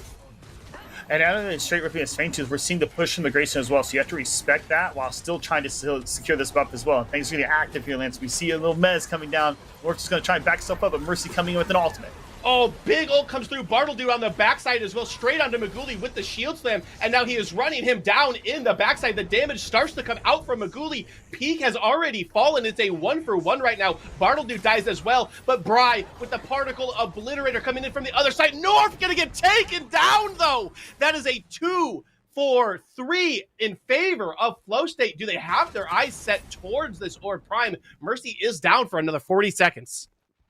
An Orb Prime should be the look. However, if you look at this shot here with Lakeinator and Magoli, Lance, some activity come down, and it's not going to be enough. Lakeinator winning that exchange and getting yet another shutdown onto the Revenant. But he does get killed as well, as we see the activity coming from Simba securing the kill on Lakeinator. And BKB gets the inhib on the opposite side of the map as well, so they trade their ADC backs. That is typically what you see from the Sparrow Rev 1v1. They get into each other. If they stay within range, Sparrow just pushes the R button, and Revenant dies most of the time, even with the gold disadvantage that Lakeinator is at into Maguli. Yes, Simba's able to come around, pick that up, trade them back and forth, but that is massive for the confidence of Lakeinator. And I love that there. Your 2K gold down on Lakeinator. You see Magoli coming up. You have your ward down. You got to admire his confidence to come in and chase you down, but you also have to make him respect your power. So great ult there. Great way to secure that kill and get that shutdown, get that extra gold in your pocket. That extra gold still not quite enough, though, Lance. The 2K gold is a pretty sizable amount in the carry. That's almost a full item there. So damage and the overall play so far is still in the favor of Magoli, but I love what Lakeinator is doing here to show his confidence throughout the later course of this match. Flow State also has that third Fangtooth buff, as once they got that Primal Fangtooth, it was able to push them past that critical number of teeth collected under the pillow for the Tooth Fairy to pick up, and it always translates to gold. BKB here on back towards the Bondrewd. North in here as well. It's a 3 for 2 right now. Coliseum does come out around the Scion buff. Health bars still getting pushed around, but the tankiness of the members of Flow State, Colossal Blow is going to knock Mercy out to isolate Bondrewd. He is going to be the first to fall, but 4 members actually going to go down. Only Bry remains. There is no inhib here. Flow State may be looking to end the game. Lance, if I'm on the side of Flow State here, I'm not worried about any busts. You're right. I'm just going to push this thing down. You've got just Bry coming in with 30 seconds of death timers on the remaining teammates. This should be a chance for Flow State just to walk this one real casually, get themselves a win, and force this game 3. Oh, a game 3 we might be seeing. BKB gonna put himself into the core to join the rest of the members of Mach 10, but this core at only a sliver of health is gonna push us to a game 3. Flow State take game 2. Oh, Lance, I love to see it. And, everybody, including Liz at the desk, loves to see a comeback, and that's the one we needed there. Very good matchup. Very good matchup. Love to see the change up, the confidence that came out of this Flow State roster going into game 2. The game 1 was completely in the hands of Mach 10. They had to have the most confidence walking into the second one, but Flow State said, not here, not today. Mercy, very much so. Stronger performance on the Zars. Overall, great play. Maguli did his thing on the Revenant this time. Sparrow wasn't enough, and the Revenant just showed his dominance. The draft for game 3 is going to be very interesting. Both teams made some adjustments in game 2. I expect to see a lot of prio onto Morn, but boy, does Lance love a game 3, love a full series for all of the stakes, for all of what it is. I got to hear what the desk has to say about this. We're going to send it back to him. My goodness, Predecessor fans, we've got another game 3 on our hands. That means more time for Twitch drops, but also more time for Predecessor action. HD Philly B and the desk here with you. Blue Jay, I actually want to start with you first. Sorry, Liz, to mix it up, because Flow State did exactly what you said. They put the pedal to the metal. Can you break down their composition just a little bit more for the crowd?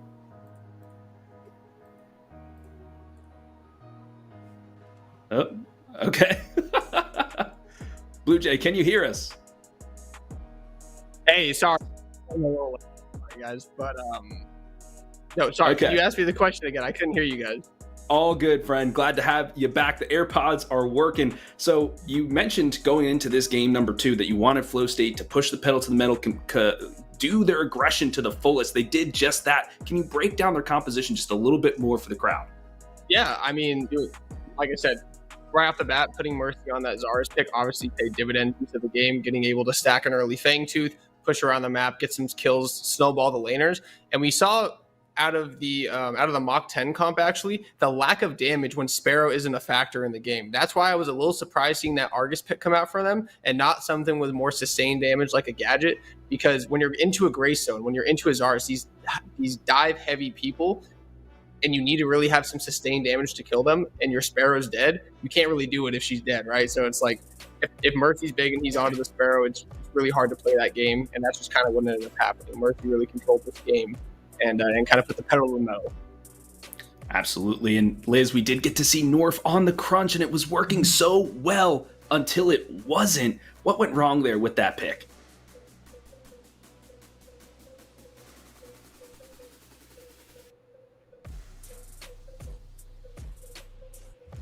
Can you hear me now? I can hear you. Yep. Okay, perfect. So, sorry guys. So I think the biggest thing coming into this game especially when you have another jungler who is everywhere on the map, and especially with a hero like Crunch, you're not really getting that time to really nourish and farm as much as you want to, especially when you're having to almost not chase, but to be in these other lanes that aren't getting visited, especially when the other jungler has so much room to be active. You know, he's getting those early ganks, those early kills, you know, so he's out here scaling a lot faster than that crunch is, especially when you do end up in that chase game. It tends to go downhill quite fast as a jungler, and that is exactly what we saw. And as Blue Jay mentioned, and what I was kind of hoping would happen here, and you know, Ritter said it best, I love a comeback game. I love comeback games. I love best of threes. So I'm really excited to see that that's exactly how Mercy played that. You know, he was in the lanes, he was in the objectives. As soon as they're spawning, he said, come get me, and he was ready for it. And he just scaled and helped his team get where they needed to be a lot faster. So it wasn't that scaling game on the side of Mach 10. Absolutely, that dive composition working to perfection for the side of Flow State. They now move themselves into a position to get into the grand finals, that money match next weekend, or in July, excuse me. So we still have a lot more Predecessor left to play, folks. We're going to head to a short break. We'll see you on the other side.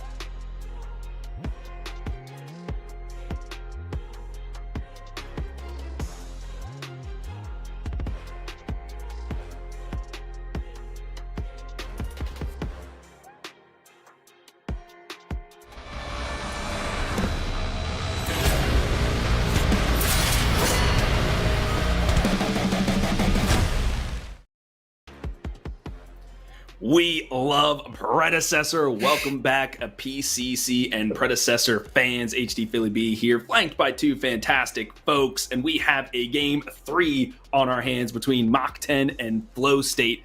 Mach 10 took game 1. Flow State took game 2. We know if you take the game 2, you usually have the momentum moving into game 3. Liz, what's the mentality of both of these squads right now?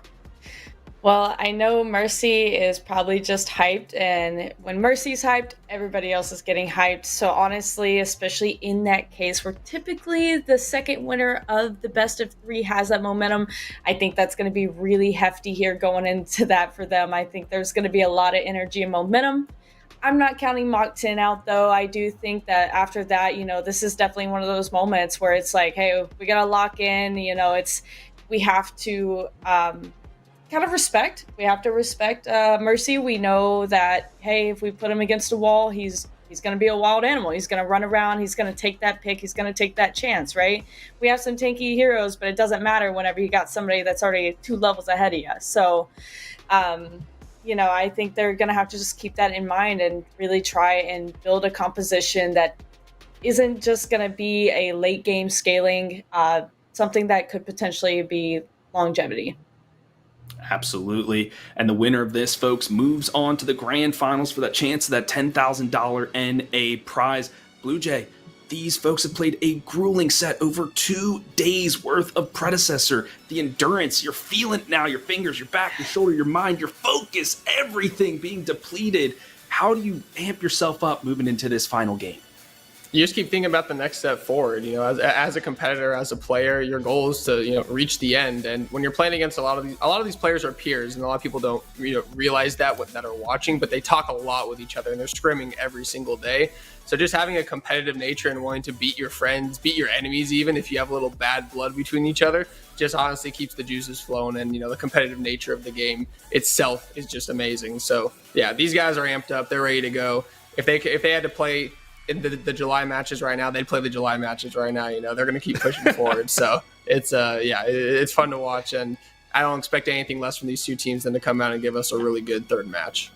Absolutely. And we talk about Mercy a lot, right? And he was on a new team, Flow State, right? When before he was on Mach 10, formerly the Leftovers. So definitely, like you said, a lot of that camaraderie, some frenemies, right? A lot of rivalries between these squads. Maybe he has something cooked up in his brain because he knows how the other team wants to operate, but does he know how they want to draft? Choice Plays, send us to it. Here we go. We have our first bans coming through. We've seen the Decker prioritized time and time again. Blue Jay, I'll start with you here. Do you think we'll see the Enchanter being banned out once more? We'll see. I think just in general, Mach 10 might just revert back to those 2 bans just because those are key picks that Flow State has been playing throughout this whole tournament. I do want to note something in last game. When you had Peak on the Morn with, Spider-Man Morn, he was a lot more active on the map. When you have a support that's able to move with a jungler into the enemy side, one, it creates safety for the whole team because you can get extra vision down with a support crest, as well as keeping your jungler in the midst of it stealing camps, timing on objectives, catching out enemies. So having a support jungle duo that can move around the map, freely is very important for this Flow State team, definitely. Absolutely. And if you can dive with your jungler in there and especially get the contagion on there, provide that little extra shielding and healing as Mercy's diving in, you're facilitating that carry even more. Liz, once again, it's the same exact band. Has the meta been figured out?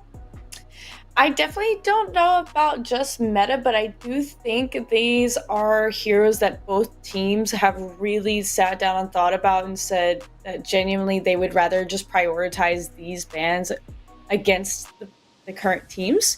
And of course, they're also going to take away the Morn. So it seems like I always like to see that whenever the same team that had them likes to ban them, because it shows that they have something else in mind, but they know that it's deadly. And especially considering, hey, if we're not picking it up this time, what usually happens? The other team tends to pick up the problem child, right? So I think this is interesting because this is kind of a bold statement, in my opinion, saying like, hey, we're not taking them more, but we have something up our sleeve. And I'm kind of excited to see what they're going to go ahead and pick up instead. If I was sitting, I'd be on the edge of my seat because now the Wukong is available for North to play on the side of Mach 10. We do have an opener for the side of Mach 10, and it will be the Steel who can go support, can go jungle, go offlane. So a very versatile pick here, Blue. Yeah, no, we've seen this pick, and it's actually funny. We've seen this pick from a lot of teams that actually have lost the game and then revert to the Steel because it is such a comfortable choice for teams to play. Very, targeted CC, a lot of CC in fights and able to move around the map freely. But we'll see what Flow State comes out with. I mean, honestly, Bellica Countess, that is an interesting pair. The Countess, like I said, can be flexed between multiple roles on this team, and the Belica, like I said, would most likely go into the mid lane here. So we'll see what Mach 10 comes back with. But I do not hate the Belica into the steal. It is something that can kind of, CC the steal up when it's bull rushing in and kind of peel the team a little bit. But as the draft's developing, we'll get a little bit more sense of what these teams want to come out with. For sure, and maybe that forces the steal to go for the bull rush augment that prevents the CC from coming through so he can make his way into the back line. We know Simba will pilot the Belica, BKB probably on the Countess, so those two kind of figured out. Liz, now we're seeing a double pick here, the Revenant and the Greystone for Mach 10. I think this is really fun. I love seeing them pick up the Revenant. I think they finally had it with Magoli kind of piloting that guy, and they said, you know what? We're done with you, brother. We're going to run him instead. So save the ban for something else more prioritized, but definitely taking that opportunity to pick up the Revenant. But I think it's even funnier that they're going to go ahead and answer with the Sparrow. They're confident with that. And, we've been saying it since yesterday and since this comp really started building. Sparrow is a really big answer into Revenant and vice versa, so a lot of people tend to run them together. So I like the fact that we're going to see them swapped, especially for this final match. I think that's going to be something almost poetic in a way, but really excited to see how Magoli's going to pilot this Sparrow and not have the Revenant. I think that's going to be fun. 100%, but the thing is now with these carries, they've swapped what character they're playing, but can they swap their mental? Can they slot the new memory card into no? Because these two carries play it very differently. Yes. Blue Jay, we're seeing more junglers taken off the board, the Fang Mao and the Xerath. Yeah, I was expecting the Zarus to come through. That is one that, was going to be an easy pickup on the side of Flow State. But now it gets a little bit interesting for these teams. You have Flow State over here who has a comp that really has a lot of squishier characters on it, and a comp on Mach 10 side that has that Greystone that has been very effective in both of these games. The Wukong is also still up for the side of Mach 10. I'm not quite sure if anyone on Flow State will be piloting that champion, but North still has that champion in his pool. But we do see the Aurora. This is a great pick. Lots of CC. This can actually be played into the support role or the offlane role, or the jungle role. So there's a lot of different things that this pick can be flexed into, and it's actually one that a lot of other teams are playing in their matches currently. So I'm excited to see this character come out because it provides a lot of CC, a lot of disturbance in these team fights, which is what the Greystone and the Steel hate. And Mercy, one of the best Auroras in the game. They made their name off this character in PCC X. I mean, if Mercy is piloting the Ice Queen, they can separate the fight, block off objectives, keep the Revenant from getting that fourth shot in. Could be massive here, Liz. Mach 10, though, they're rounding it out. Here's the monkey. Yes, I do think I like seeing this Aurora come out. I love when Aurora makes it through a ban and actually on to a team, because I do think she is a really great hero in any kind of competitive sense. Objective fights, like you said, just crowd control. She has it all, and like her kit is so extensive. You can build her different ways. I love seeing the Aurora, and especially with Mercy. Like you said, he did make his name on that. But of course, what if we do get to see her in a support role? That'd be great, especially having kind of control of those pits over there. But ultimately, I love Aurora. But of course, Mach 10 does get that Wukong. So they said, you let that slip through and we're going to make you pay for that one. So I think that's a great pickup. And of course, the Gadget, we've been saying it. I'm so excited to see her picked up here. Yeah, and this is going to be really deadly in the pits. You go for Shield Slam, Tesla Dome, then High Impact, Stoneforge Soul. I mean, there's a lot of circles within circles. It's a Venn diagram in these pits. So it's going to be tough to navigate. Flow State, Blue Jay, picking up the Terra to maybe intercept or break up some of those circles. Yeah, no, the Terra, and then does this mean that the Aurora is going to be going into the support role? You got to look at that right now, because now you're seeing a bunch of different options that could come out on the side of Flow State. I do like the Gadget pickup from Mach 10. I think when you're getting ran down by a lot of these champions, it's a good disengage tool when you already don't have a lot. But the Terra coming right back at that Gadget is able to kind of run through that CC and be immune while they're trying to create that chaos in the back line. North did pick up that Wukong, so he's going to be on that pick again and hopefully be able to make some plays for them.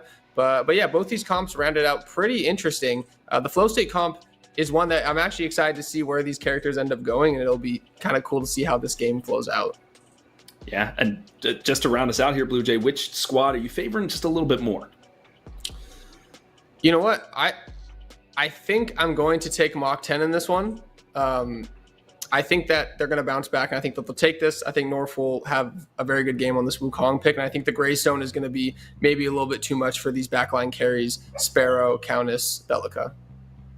Absolutely. I think I'm favoring them a little bit more. Their comp seems maybe just a speck easier to execute. Where on the other side, Flow State, they have to be very pinpoint with their abilities to lock some of these characters down, like the monkey, etc., to get it done. Liz, what side do you like? You know, I had it strong for my Flow State boys last game, but I see the vision, don't get me wrong, but I do think this team is very niche.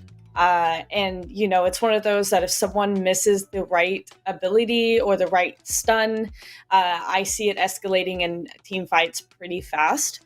Like you said, especially if that Steel does get the augment where his bulldoze cannot be stopped right into that back line, it is just straight chaos from there, etc. So I unfortunately, I am favoring this Mach 10 team, but again, if everybody is hitting what they need to hit on Flow State, definitely could pull it off. It's just very niche and not as safe and easy to play.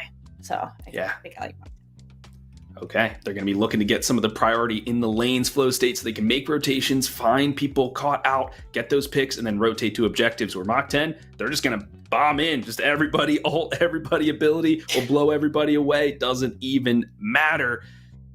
We are now ready to go for our final time back to Sanctuary for this winners finals match to Lance and Ritterific.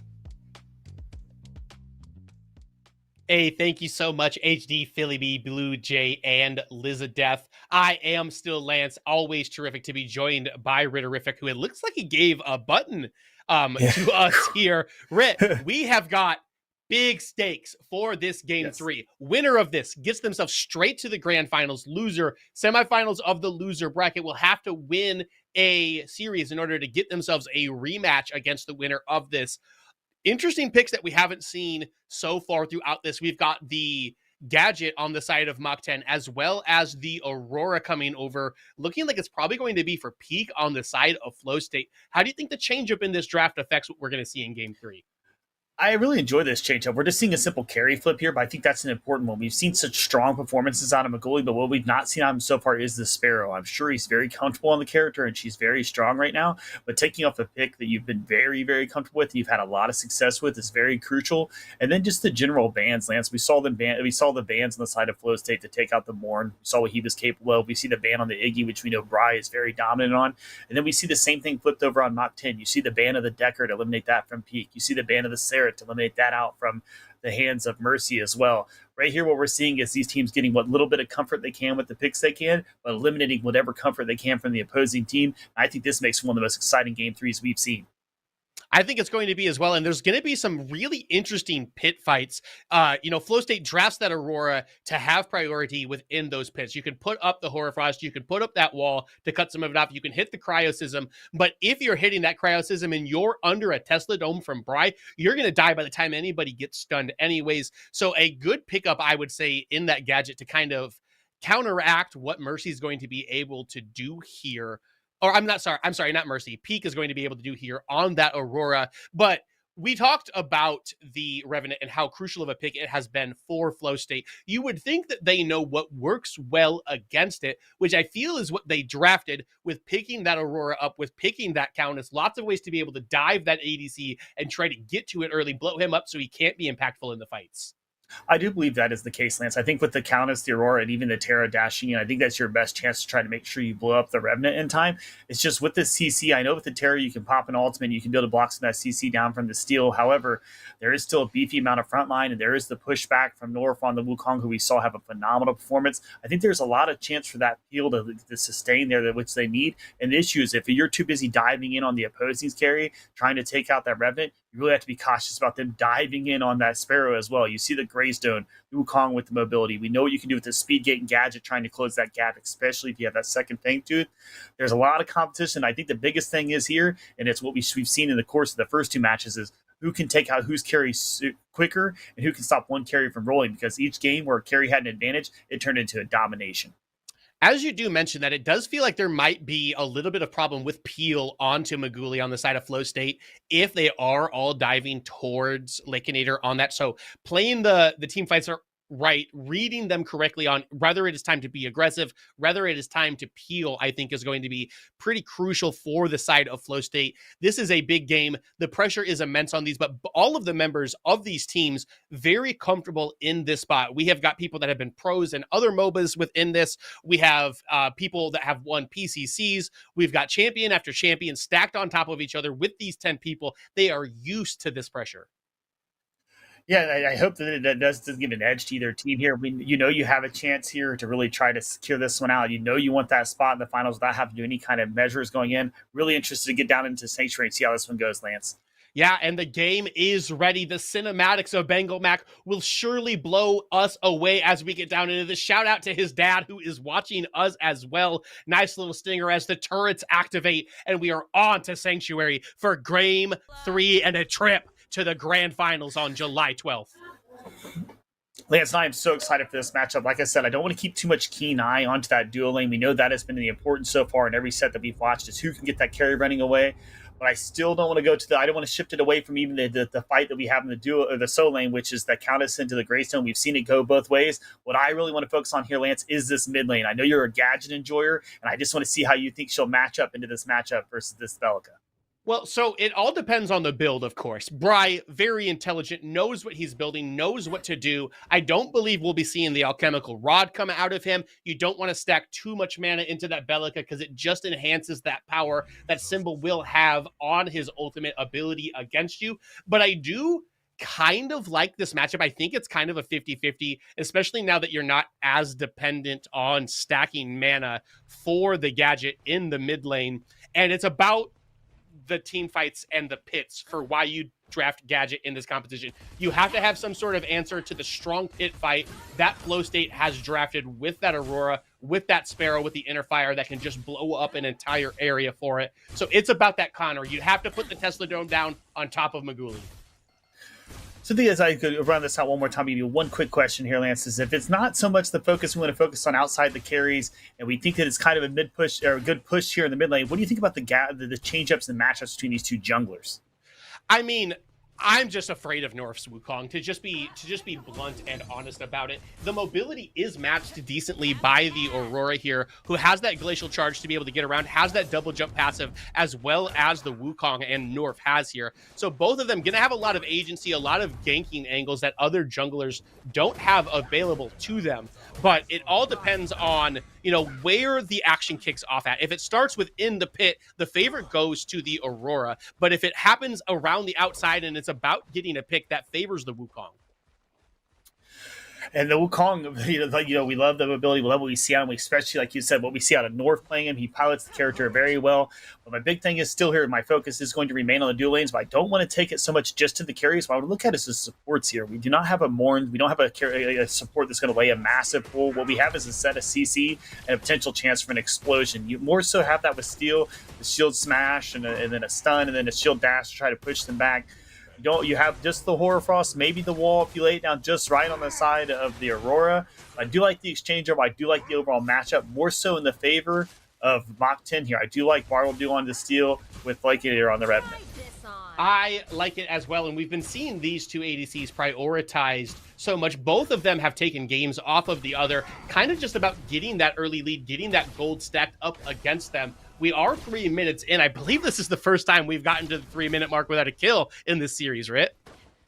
This is the first time we've had that. We've got a little bit more caution. Like we said, we saw a lot of targeted bans. We saw a lot of targeted picks to take away some power from the opposing teams. And I think that that's being felt here as we see a little bit slowed pace, a little bit more cautious pace at the start of this match. Or maybe it's just the jitters of, hey, this one's for everything. This puts us in the finals. Let's make sure we don't do anything crazy. Let's not get out of position. Let's not get ourselves overly exposed and allow some early kills to get that first blood to the opposing team. Yeah, Mercy on this Terra is going to meet up with the Wukong around that 5 camp on the stairs. Will get pushed back with a disengage coming from North, who still just wants to be farming up at this point. The action does kick off in this dual lane, though. Big Shield's going to block a lot of the damage from Maguli, but Bartledew going to have to put it in retreat, bulldoze back towards his tier 1 tower. The health bars of Flow State are looking on the lower side, though.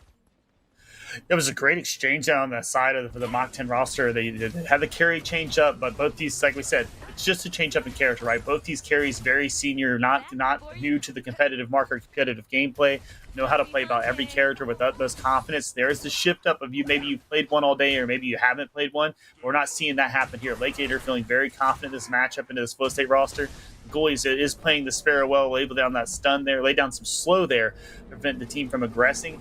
Good little exchanges there. Those what you're doing. You're just filling each other out right now. You're in the beginning of the match. You just need to make sure you're posturing right. You know, the first Fang 2 is going to come up, and then you shortly after that, you have the Prime buff as well. What you want to do is just kind of stag this one down. Wait till you have an opportunity to get a really good pick and start prepping yourself up for those neutral objectives, more so than kind of be arrogant in the early part of the match, trying to secure a kill on the opposing team.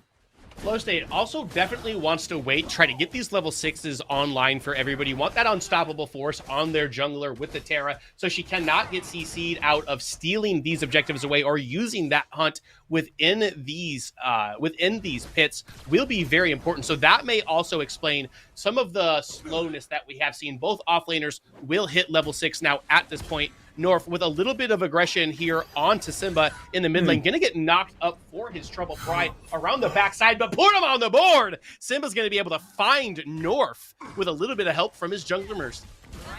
A little bit danger as well for Bride, but he's going to lay down that speed gate, stop Mercy from making any more advantage on. Going to push back some damage as well on Simba, but there's going to be a chance the rotation over from Flow State here with North down. They're going to have a chance to get this buff in time before he can even get in there to get a smite. Might just hand this one freely over with that exchange. Good pick there to get North out of the way. Good way to rotate over as a team if you're on Flow State. Get yourself that first neutral objective. And they will pick it up cleanly, but Mercy gonna be in here with the glacial charge coming out from Peak, gonna stop Bry from the retreat. Mercy is gonna take a bit of damage from Bartledew. Simba now in the back. Lakenator are gonna pick that up for himself, see if they can get any more executes. The root will come down here onto Maguli, gonna use the hail of arrows to slow them down, thwart the attempt, and he's trying to put some damage back, but Bartledew gonna get out with just a sliver.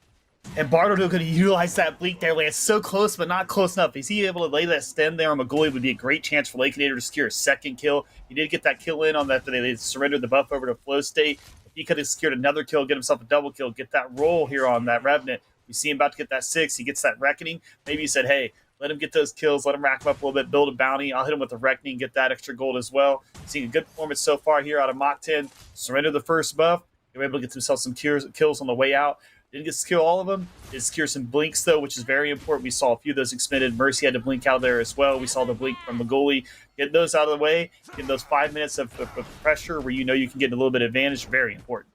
Very important indeed, and you know they have these cooldowns tracked at this high of a level of competitive Predecessor. Both junglers very, very aware of who is gankable, who is not gankable. So with those blinks going down, we may see quite a bit more action. And we'll need that action here as we see this mini Prime buff has just spawned. The teams want to get ready to rotate towards that. We see kind of the slow pace here in the solo lane. Bondrew just kind of freezing out that lane, maybe setting up play for Nord to come over and make his rotation. But with those blinks gone, I'd expect for teams to get much more spicy when things happen here with this mini Prime buff. Yeah, North kind of stalking BKB here, seeing if there's anything he can do. Gonna elect to just move towards his 5 camp. Bartledew is over on this side. Did just get a reset out of Mercy. Peak was looking mid, wasn't able to find the gank he wanted here onto Bry on that gadget. But we are on the tight rope again. Yes, you mentioned it. That mini Prime is available. They're going to be looking to get that and snowball that into taking a couple of these tier 1 towers. Bartledew also stalking BKB as he's been taking a lot of attention early in this game. This is nice to see this. We're seeing something that you've mentioned in the last game we've seen a lot as we see the attempt here to take the mini Prime by Mach 10. We see Mercy coming over. Not sure if his activity is going to be enough. Should be a little chance for a fight here. Maybe they're just going to hand down this buff and get into this fight, Lance. He does have the unstoppable force available to him, but they are at a couple-man disadvantage here. Will come out. He's got his eyes set onto Bry, who's going to get knocked up by the seismic assault and put into the ground. One person falls early, and it's the most important person. North, with that hunt, is going to be the first to fall. Highland Hurl going to stop Bondrewd in his tracks, but not enough to pick up a kill for them, and it's Flow State with their eyes set onto this mini Prime. in the Wukong and North, we made so much point to make out how menacing he was and how strong he is, but he's able to get himself picked off here in another fight, getting a little bit too overexposed, trying to chase down some kills. Let's surrender this both over to Flow State. That gives them their second neutral objective. They got the Fang Tooth, now they got the Mini Prime. Maybe it's a little bit of bait maneuver on their part, or maybe it's an overextension by North. However, if you're on the side of Flow State, you got to be happy that you're capitalizing on those, giving you no chance for the opposing team to contend those neutral objectives without taking out your jungler as well. Good start so far here in Game 3 by Flow State. Oh, and North flashes here onto Simba, pushes him back as well. The blink not available for Simba, but he does walk out of the Tesla Dome. One more shot will put him down, but a big seismic assault. North here to back it, or North gets backed up. BKB has come in peak with the Glacial Charge, is going to trap Bright and Bartledew. Hail of Arrows gets blocked by the steel wall. Cryo System comes out as well, but Bartledew will jump down into his death into that tier 1 tower. Maguli picks him up, so an exchanging of health bars will cost Bartledew all of his. And Lance, that was a good exchange there again by Flow State, playing very aggressive and very well into this comp, utilizing all their abilities. But the most important thing I say here is able to get off those picks early in the fight. They're not doing these big fighting team engagements where everyone's clustered up. They're able to get there a little bit ahead of the opposing team, a little bit ahead of Mach 10 to secure one player here and there. It's been what's causing these wins overall. Picking off those one characters early is giving you the numbers advantage, and they're doing successful when they have that advantage. Ooh, Feast comes out onto Bondrewd very early in this as well. The Glacial Charge is going to stop Bondrewd, who misses the assault to the gate because of it. The rest of them around. Horrorfrost comes down. He is stunned. Going to use the Blink Big Steel Wall. Going to keep him alive for now. Maguli is stopping, but you cannot continue to walk forward. That health bar is so low. Lakeinator's going to pick him up. And just like that, they're going to give a kill over. Great job from Bartledew there. Yeah, great play there, but what we are seeing here is the Fang Tooth. And the second Fang Tooth is now being capitalized on again. I don't know that they can quite rotate in now. You have to get a little bit of resets in. Don't have the damage with North. North isn't going to contest this. You're going to hand this one freely over to Mercy. A lot of control on these neutral objectives. They having secured all of them so far. Flow State got to be very confident. You got a kill advantage. You have the neutral objective advantage. So far, all that extra gold coming in your pocket, the extra experience in your pocket. The Lakeinator is playing very well on the Revenant. You're not letting him steamroll his way through this at that 2-0. He's got the only 2 kills of his team, but it's not enough to be suppressive and put your team down for the count. I want to tip my hat early in this game to Peak. The Glacial Charges have been clutch. He has been in all of the positions that we talked about Aurora being important in. He's been in the pits for all 3 of the neutral objective takes for Flow State early. He's been cutting people off, cutting his exit routes out for the side of Mach 10, and it feels like the duo lane for Flow State is just playing excellently. And they can utilize those rotations very well, Lance, as you said, because of the exchange. Sparrow generally plays pretty well into the Revenant unless he has that mass advantage. So you feel comfortable leaving Lakeinator there in that one-on-one matchup. And so when you rotate over Peak, you do lay those Glacial Charges down. The Horrorfrost able to set up your team. But the thing is, that all was initiated with Bartledew. He began some early rotations where Lakeinator was feeling comfortable, which we've seen numerous times out of this Mach 10 roster. You want to leave Lakeinator alone to kind of farm the lane, to kind of pick his fights as he can. But what they didn't know is that when in doing so, they were going to allow Peak to rotate around effectively and lay down those Horrorfrost, those Glacial Walls, as you mentioned. They've been so crucial so far in setting up some early picks around these neutral objectives. Feast comes out once again from BKB, chunking this health bar of Bondrewd out, trying to burn that Stoneforge Soul, burn that second life, actually not even available to him. So just kind of trying to push him out of the lane. North will come hang out by that fog wall to try to provide some defense. Will sidestep the seismic assault as well. But BKB kind of getting the better of Bondrewd so far early. Maguli comes through with the ult. Lakeinator just a sliver of health. Will the snipe come through? He's going to have to flash to get away from Bartledew. Walks around the Glacial Charge, puts his own wall down. But it will be Lakeinator having to retreat. Stoneforge Soul now comes out of Bondrewd, but he is going to have to be in full retreat mode. Mercy going to pick up the kill in the off lane. Lance, great start here by Flow State. This is a situation you wanted to be in. As you see some plays here going down the solo lane, or the duo lane, there'll be a chance for a kill here as well on Bartledew without having Lakeinator around. But the rest of Mach 10 is coming. North has shown up. Bartledew will fall early within this. The Glacial Wall will come up, but North is going to be able to pick Maguli up and now Peak on the wrong side of the map. Big knockup from the Seismic Assault will come through to try to get Peak out. He's got the distance. He may be able to do it. A little bit of chase down from North seems a little too risky with Simba looming on the other side, so it'll end up only being a 1-for-1 trade.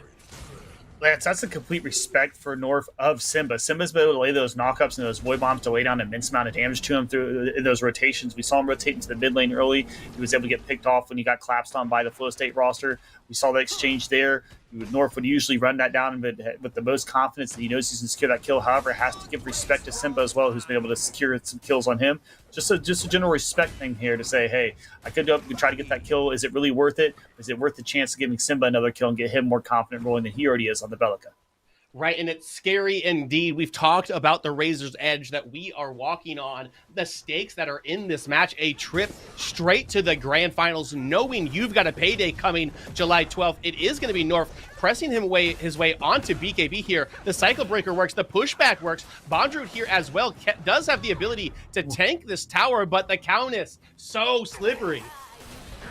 Yeah, we talk about the agility of the Wukong all the time, but we don't always talk about the agility of the Countess. Very, very good sustain there. She was able to lay the teleport down the first time, slip herself away, fights again, slips away the second time. Great escape there. Nothing that you can do if you're on North there with Bondrewd as well. Just not enough damage to take out the Countess quick enough. And that reset window not large enough to make Mach 10 feel comfortable to start this mini prime up. Nice knock-up on the tail end will catch Bondrewd.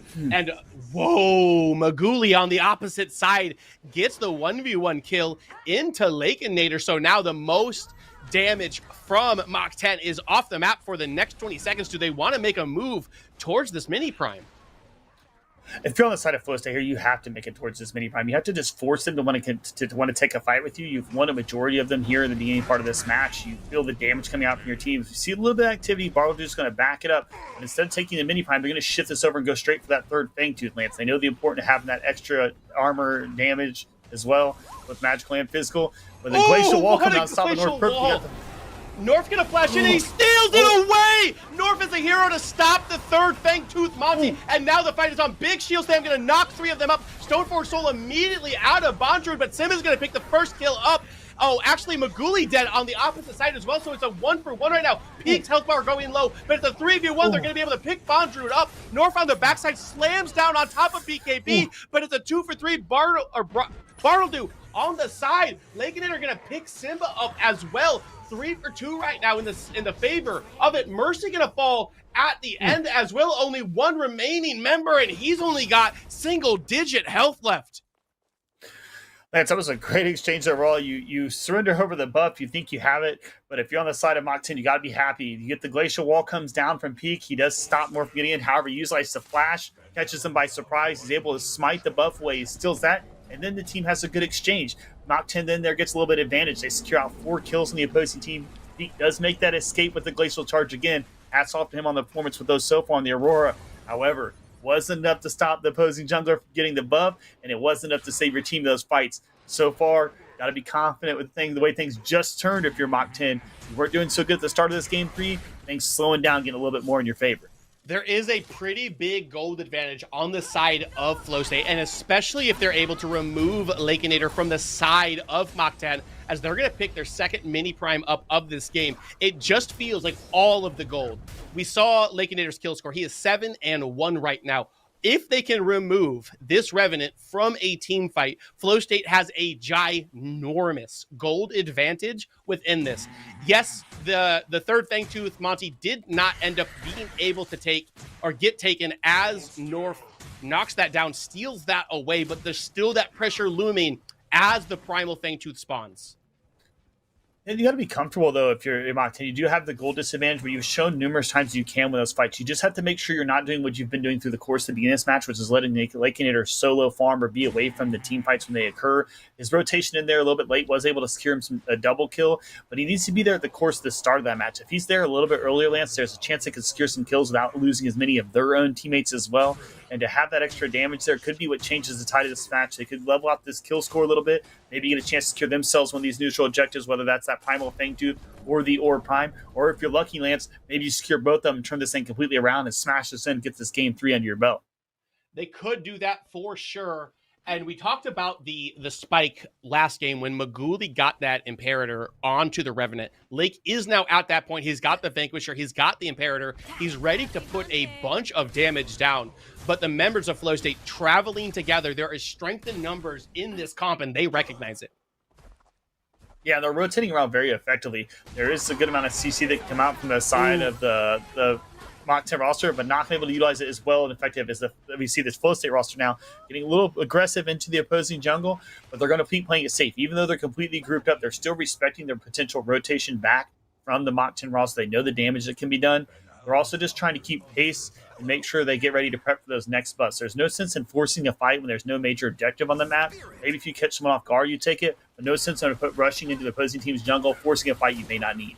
Oh, but speaking of forcing a fight, here it comes. North goes up into the sky. He's got the cycle breaker. It is going to land. The pushback as well should be a clean pick. Lakenet are going to be able to pick up Simba, get themselves... Oh, actually, both mid laners are going to fall. Maguli now trying to stop this tier 1 tower from being taken. But the minion wave 2 OP, that's going to be the tier 1 falling. Are they going to be able to pick the mid one up? No, Mercy and Peak are here to be able to defend it. They've got that Orb Prime buff. Highland Hurl going to miss onto Lakenator, but the damage is still pushing forward. The Unstoppable Force needs to come out of Mercy. It's not available to him. Big Glacial Charge is going to split the team fight in half, but Mercy's health bar so low. So is Norf's, though. Nobody fallen just quite yet. North gets out with just a sliver. Mercy gets out with just a sliver. Big Rifties into Shield Thing will restart this team fight. Lakenator's going to have to flash himself away. Nobody's got the range to catch up to him. Peak now going low. Still nobody has fallen within this, but so many cooldowns burned. Almost every ability these teams have has expended their lance, and I got to give another shout out here to Peak, doing yet another glacial wall that breaks that entirety of that fight, and then he's able to just slowly dance around and sustain himself in that mid lane, not being secured as a kill, doing a great job at just disrupting these fights, preventing his team from being secured in any form or fashion. He gets Mercy out of there. He also splits out and gets out his carry as well. Those are the exchanges you want to have. And if you have a support Aurora, that's the one you want to have. That's the performance you want to see, not the ones you'll be seeing sometimes in those solo queue matchups you have, Lance. No, and we have passed the 20-minute mark, which means it's big boy buff time, Ritter. Those are going to be crucial. As we see both teams kind of shifting themselves more towards that primal buff, but the Flow State roster already there. Bardo getting himself a little bit overextended. Does not want to get killed here. Don't want to take any number advantage and give that over to this Flow State roster. Lakenator isolated on the left side of this, but it's going to be Maguli picking up Bondrewd right away, and Lakenator going to have to go into a defensive reckoning. Oh, it's going to be BKB getting a big influx of gold with that shutdown. 2 members down, the damage and the front line for Mach 10, and that should be third Fangtooth and Primal Fangtooth for Flow State. That is a primal thing too. We see North is now in his red side jungle. He's not going to waste his time to go over there and contend that. He's too far away, and if he did, it would just cost him his life. He was able to secure a smite on the last one, but not even worth the attempt to risk here. If you're going to try to attempt that, you want to try to maybe wait for your team to respawn here as this Flow State roster is going straight towards the big prime buff. Maybe you try to rotate over that Orb Prime as a team and maybe get some kind of unity play, whether that's you utilizing the ultimate from the Revenant Reckoning and trying to take out the opposing jungler and steal that buff, or be able to secure a couple quick picks prior to the buff. But it looks like we see Flow State going straight in there. There won't be the time for the rotation over from the Mach 10 roster to respond. And it's genius for them to start this up. They have this fight buff. If Mach 10 responds, they already have a gold advantage. They already have the third Fangtooth buff. They have the Primordial Blaze right now, and Mach 10 straight up just cannot face check this pit.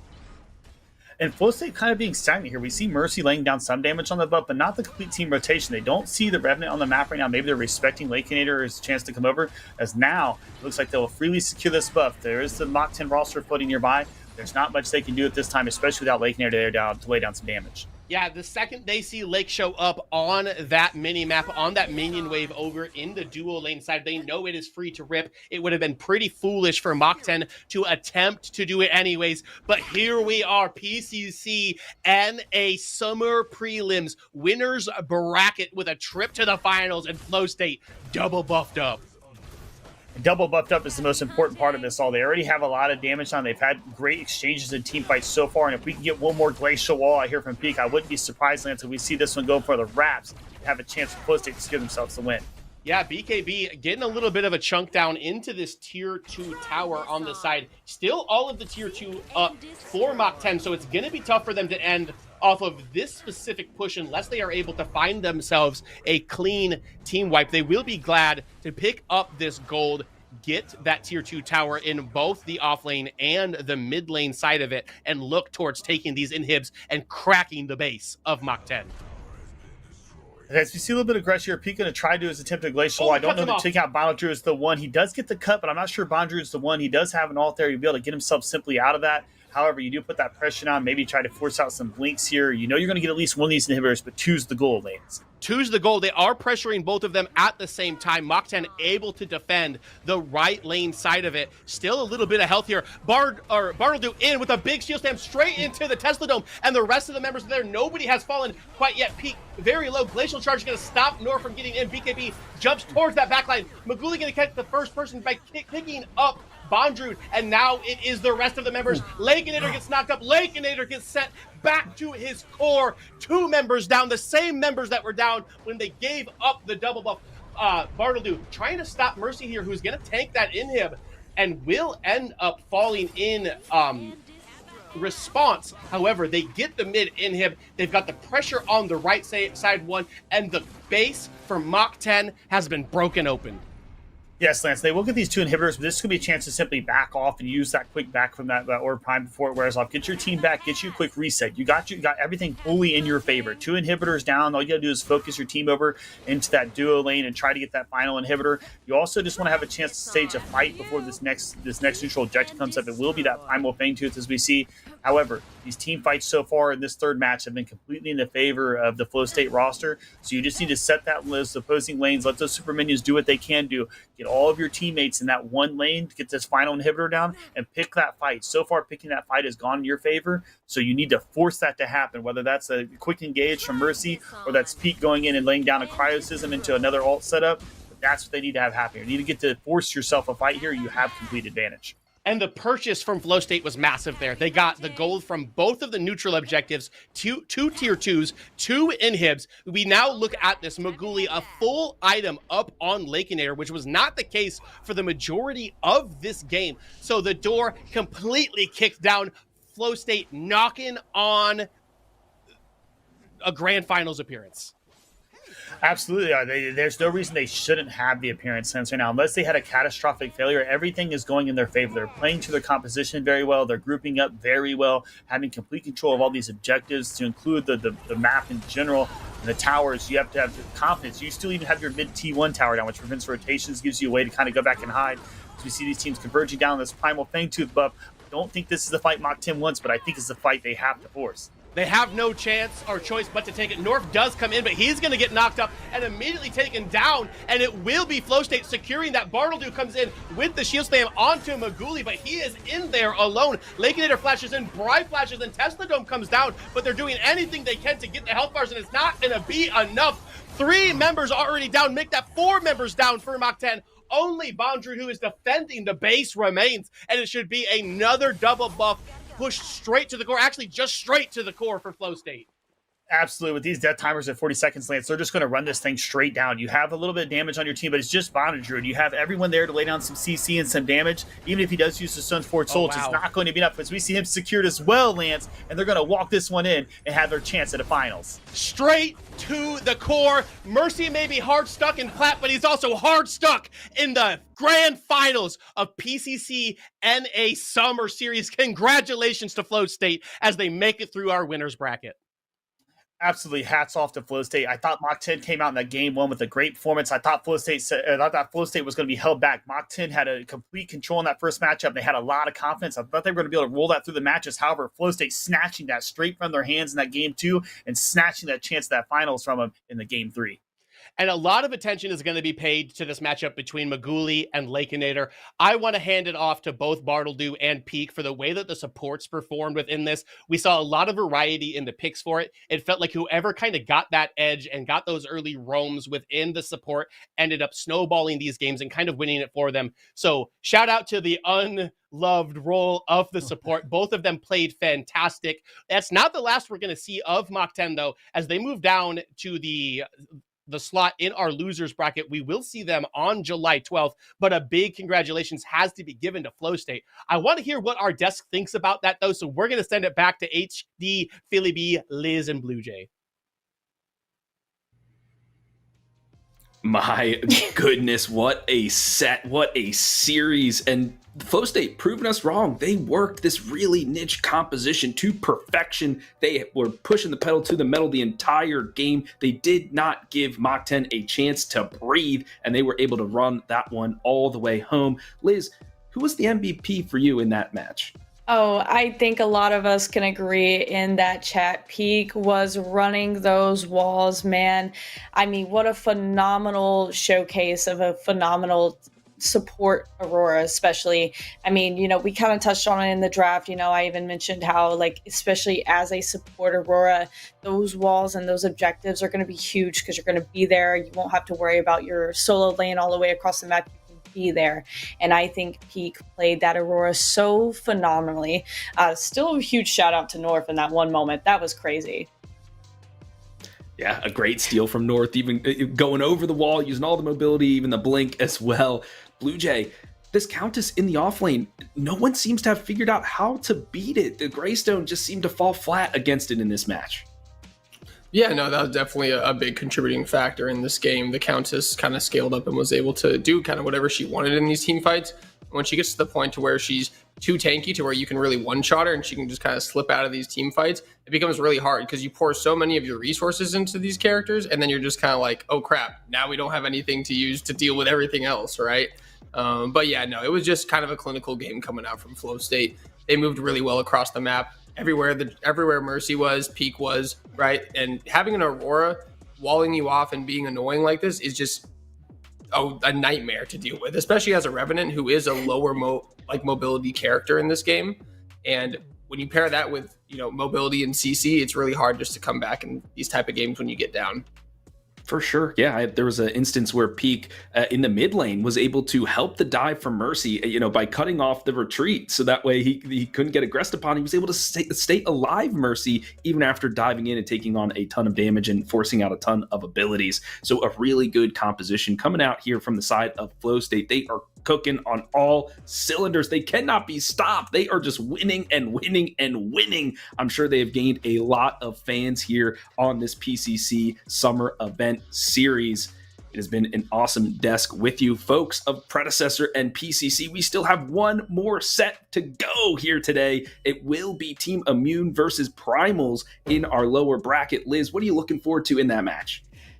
Oh man, I think I'm really mostly excited just at the fact that it is the one lower bracket game that we have today. So I think we're going to have some really good plays coming out here because I think this is going to be a very, very detrimental set of three.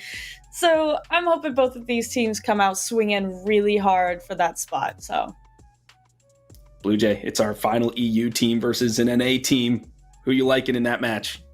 Yeah, I think you're kind of looking at more of a wild card team versus a team that likes to play a very controlled, almost like a normalized MOBA style of play, right? In Immune. And like you said, Europe, one of Europe's top team, definitely a top 2 team coming out of Europe. So it's really cool to see, I'm friends with a lot of the European players and it's cool to see them representing in the North American scene. So yeah, it's kind of going to be a toss up. Primal going to come out, probably try some interesting stuff, play a bit more high tempo. Immune probably going to come out with more of a standard front to back team comp like they've been playing throughout the tournament and just kind of see where that takes them. So it'll be an exciting matchup for sure. Definitely one we're all hyped for, folks. We're going to head to a short break. We'll see you on the other side.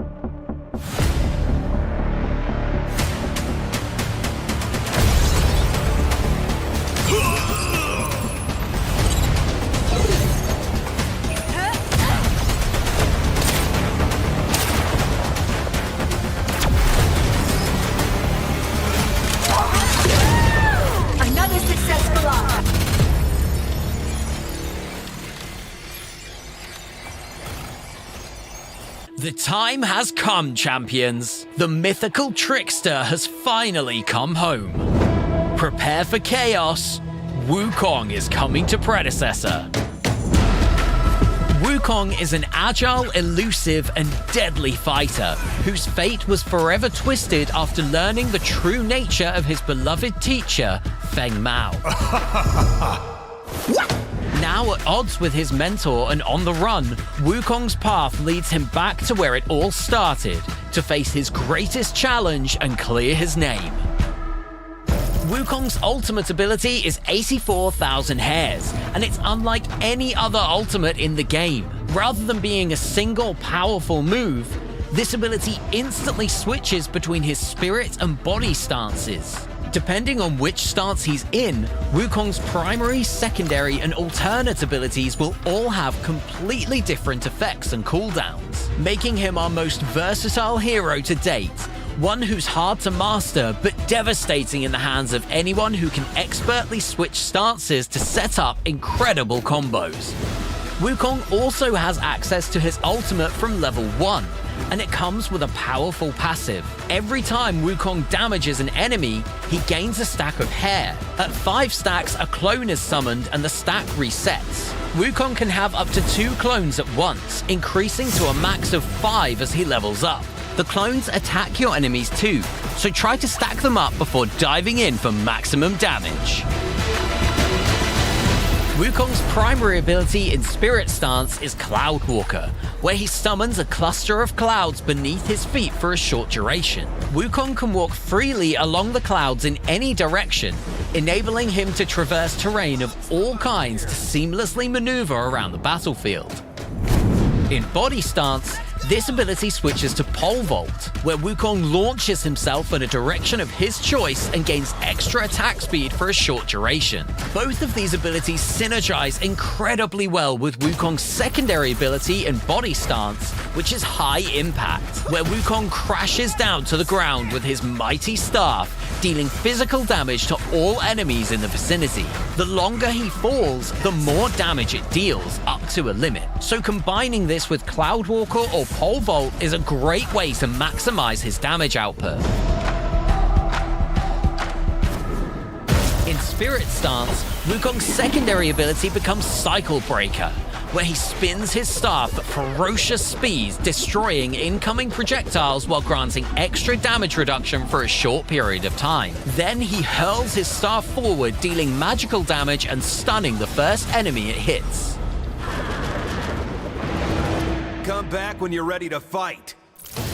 Wind Surge is Wukong's alternate ability in Spirit Stance, where he dashes forward, piercing through enemies, dealing physical damage and slowing them briefly. In Body Stance, this ability changes to Force Push, where Wukong drives his staff forward, pushing all enemies away, dealing physical damage and slowing them for a moment. This ability is great for creating distance, or when used at the right time, countering enemy abilities by shoving them out of range.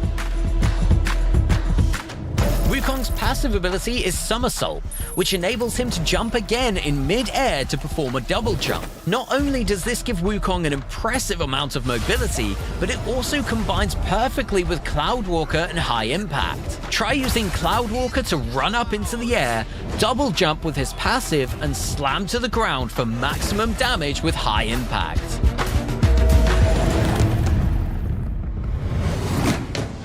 Items that grant Wukong ability haste and physical power are great for enabling him to use his abundance of abilities faster. So try building into items like Augmentation and Basilisk to help reduce cooldowns and maximize your uptime on key abilities. The faster he cycles through his kit, the more pressure he can apply. Become the legend with Wukong. Coming to Predecessor on Xbox.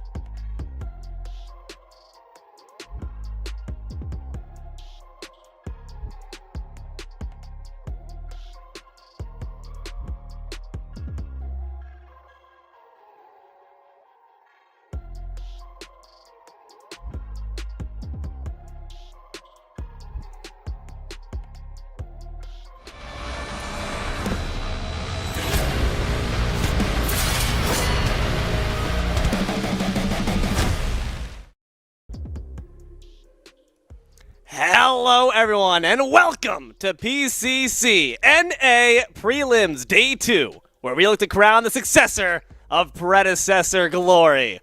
I'm D-Lo, your host for Losers Round 6, and joined here with me is Lance with HD Philly B. We got Choice Plays, the man behind the curtain as always, and we hope you're looking forward to the set we got cooking for you here today. Our friends on Primal up against Immune Lads. How we feeling? I feel pretty excited for this. I mean, there's a lot of pressure on the last set that we saw. There's a lot of pressure on this one as well, since we are in loser's bracket. Whoever does not make it through this series does not get a spot in the July 12th main event. Yeah, a lot on the line for both of these teams. Deal, I hope you're ready for some double trouble on the desk with me and Lance. But I hope viewers at home, you're ready for a very wonderful game of two conflicting styles between an EU team and an NA team. Yes. It's going to be one to watch. It's a spooky one as well. Like you guys said, high stakes, high pressure. And Lance, you alluded to earlier on a different desk for a different set, but they're used to this pressure. However, do you really, in the first Omega official event, want to see yourselves going out sad that early? Absolutely not. No one wants their bracket run to end here today, but that is the situation we both find ourselves looking at here. Looking at this matchup just on paper, what's the main thread we're following? How did these two juggernauts even get down here in the losers in the first place? Well, you find yourself in the losers bracket because of the quality of competition that we are experiencing. You got to run into a buzzsaw like what we've seen in that last one. You got to go up against Mach 10. You got to go up against Flow State. You got to go up against Mythic. That's how you get to the pinnacle of Predecessor. So, the day is not over for these guys until the end of this series, and you got to focus on the task ahead of you. Yeah, you're in the losers bracket, but you still have a chance to win all of the money, to claw your way back up to that peak. Absolutely. And just for the folks at home, if you haven't followed our bracket, Primal did lose 2-0 against Flow State. So they had to clash at some point in the bracket, which sent them down to the lower rounds. We know just how in the zone Flow State has been throughout this entire tournament, but that doesn't mean that Primal is out of this by any means. They are a fantastic squad. They play through their mid laner Seismic. He's the shot caller. He's the one that's going to be dictating the tempo for that squad. And I'm going to talk to Seismic a bit as a desk mate as well as just as a player in his mentality, and I'm sure that he's feeling confident alongside the rest of the Primal posse to hopefully take this one down, but I'm sure Immune are feeling immune to the chances of losing this one. We'll find out as we hippity-hop right quick into that draft. Now, guys, we've all been seeing a lot of Predecessor here today. Take a quick look at the landscape, the scene, the ecosystem. What's been the common pattern that we should maybe be expecting or maybe even fearing? So we've seen a lot of priority in our first two sets of the day on the Revenant Sparrow matchup. I think that may shift a little bit in this draft. Neft can play anything on the side of Team Immune, the most accomplished ADC in Predecessor history. He is our faker, but Primal, more so known to play through their mid laner, to play through Seismic. We see the Seraph being taken off early by Team Immune. No surprise there with how oppressive that hero can be when she gets the Ashbringer online. Yeah, absolutely. And I think that's definitely protecting Seismic a little bit too, because if you are playing a Bellico or Iggy or Gadget in the mid lane, right, then you can just jump on her real quick, right, with the Seraph. So on the other side, the Greystone being banned out, that's a little peculiar for me because I feel like the Greystone has been kind of figured out via the Countess. He's got a sword. So an interesting use of the ban there. Gonna see the Fang Mount come out. Yeah. He does have it. You gotta watch out for that, man. Scary stuff. The bladed ones are clearly getting picked out here. Lance, don't rub your head, man. It's clearly the way we're going about it here with these bans. Fang Mao gonna be struck off the map as well. Has not really had a chance to see his day. Revenant, you mentioned that we're trying to stray away from that, Lance. Seems, though, that Primal are sticking to keeping that one off the field. Yeah, but he's got a gun, so you gotta ban it, right? The power that we've seen Revenant... the power that we've seen Revenant have in these early games really only being countered by that Sparrow. Nobody wants to let Neft take. Yeah, he's gonna hit his fourth shot, 100% guaranteed. I'd bet my mortgage on the fact that Neft lands that fourth shot. You don't want to have to deal with that. So we get into this first thing. I'm curious to see what Immune is going to prioritize here. It will be that steal, similar to what we were seeing at a Mach 10 in the last draft. Yeah, it's a hidden pick, right? It can go support, it can go offlane, it can go jungle.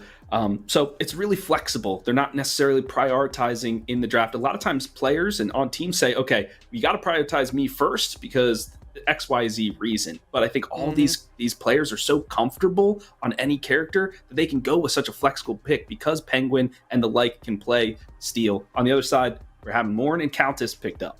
I mean, sustain, mobility. We saw just many times that Countess was able to slip, evade her way out of what seemed to be a tight scrape where she should be dead to rights. Unfortunately, just not going to be the case because having all of that natural indicate ability to get yourself back up to full is naturally something really solid. Now, we talked about the fact that that steal, that's a bit more of keeping that ace a bit close to your chest, not really revealing your cards. Do Countess and Morn play the same game, or are we kind of going outright here with a brass hammer to the gut?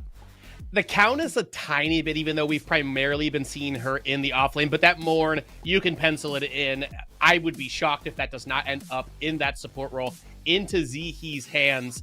And we have more picks coming through for Immune, gonna pick the monkey up for themselves.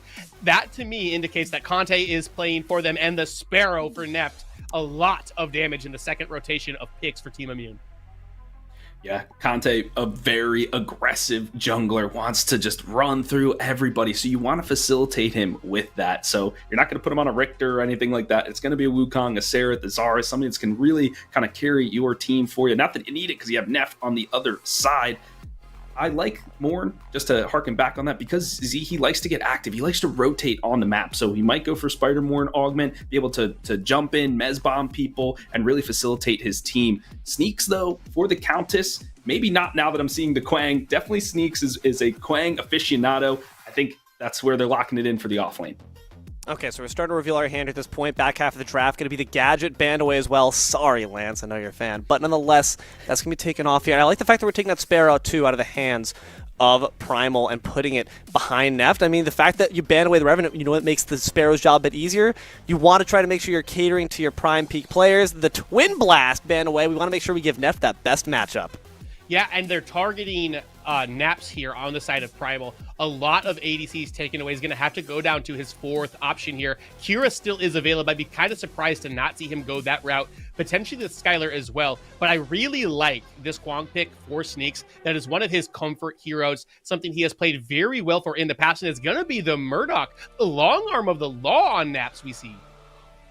Wow, I feel like we haven't seen the Murdoch in so long. I mean, they've been kind of nerfed and changed a little bit. The augments, they're okay for him. Usually people pick up the passive one that gives him a little extra range on his passive, a little extra damage, etc. But it's anything that's game-changing like we see from some of the other carries.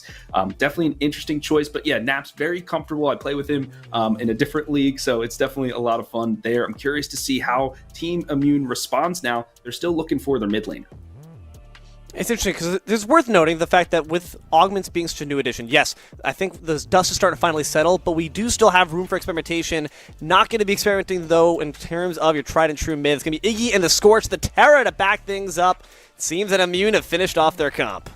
And I really like that Iggy into the Countess being drafted for Primal. Very hard for the Countess to kind of get into the range, as it's starting to look like that's going to be Countess in the jungle for Mav on the side of Team Primal. So tough to gank this mid lane here. And we see Primal, of course, leaving their last pick up for Seismic in the mid lane here. Has a couple of options available. I'd be surprised if it's not maybe the Gideon Yaz it comes in that we see locked in for him here. So a good answer to the Iggy. Yeah, this is very interesting. I like the mid lane matchup, but it's about the team fight capability. A lot of like single target abilities coming out from Primal, and then they put the Giddy on top just to say, like, we've got something. If we jump into the pit, we can contest and make people panic for just a second. But I mean, the zone control, the area control coming out from the side of Team Immune, it's going to be very, very difficult for the Countess to make their way into the backline like you stated, Lance. Well, lads, I see 5 picks on each side, 10 amazing players duking it out for their last chance to make it through the bracket. For your money, Lance, Philly, who takes it and why? Hey, I was born in the USA, and there's no way I'm picking against the NA team in PCC preliminary North American stage. Team Immune will have their time to shine next week on their own ping. I am sticking with Primal.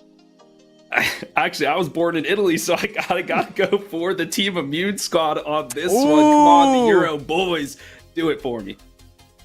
All right, Allies versus Axis. We'll find out who's going to be able to take it as we pit it on over to our friends Spooky and Tang. Take it away.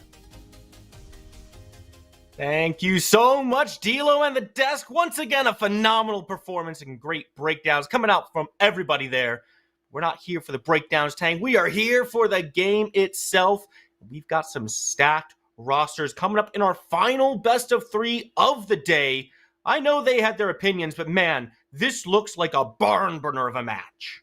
It's gonna be a banger, Spooky. I think also like us, like I am also born in Europe, I guess. You're born in NA, so I think like the cast itself is also gonna be unbiased, of course, but what we are both gonna be biased for is watching a good Predecessor game, and I think both of these teams are gonna be able to deliver. Team Immune making their presence known in NA. We're part of PCC 2, won that one. We're part of PCC 3, got to semifinals. It was a long stretch of time where they didn't want to cross the pond. Now once more, as the PCC is part of our meta now, we see them once more try their luck in NA. And there's riding on this game. So let's get right down to it and see what these teams got. As a reminder for you all, this is both teams' last chance to make it into the finals. They have to win here if they want to continue their run. You lose and you are out. Everything now rides on this final set. I'm just thinking of a few months ago, this primary squad as well. Former PCC champions, won PCC 8s back in the days, but now they are on the brink of being eliminated. One win would put you into the finals weekend, but as it stands, there's a big target opposite of the map. That is going to be Team Immune and Primal, both of them facing off. It's going to be a banger of a match. I will note, those are not the correct logos up top, but we'll get to that in due time. And one thing I would note here is we've talked about how much pressure there is on this match. And a lot of that kind of falls down to Naps, who is not the typical carry player for this team. Typically, it is Cold who is in that role.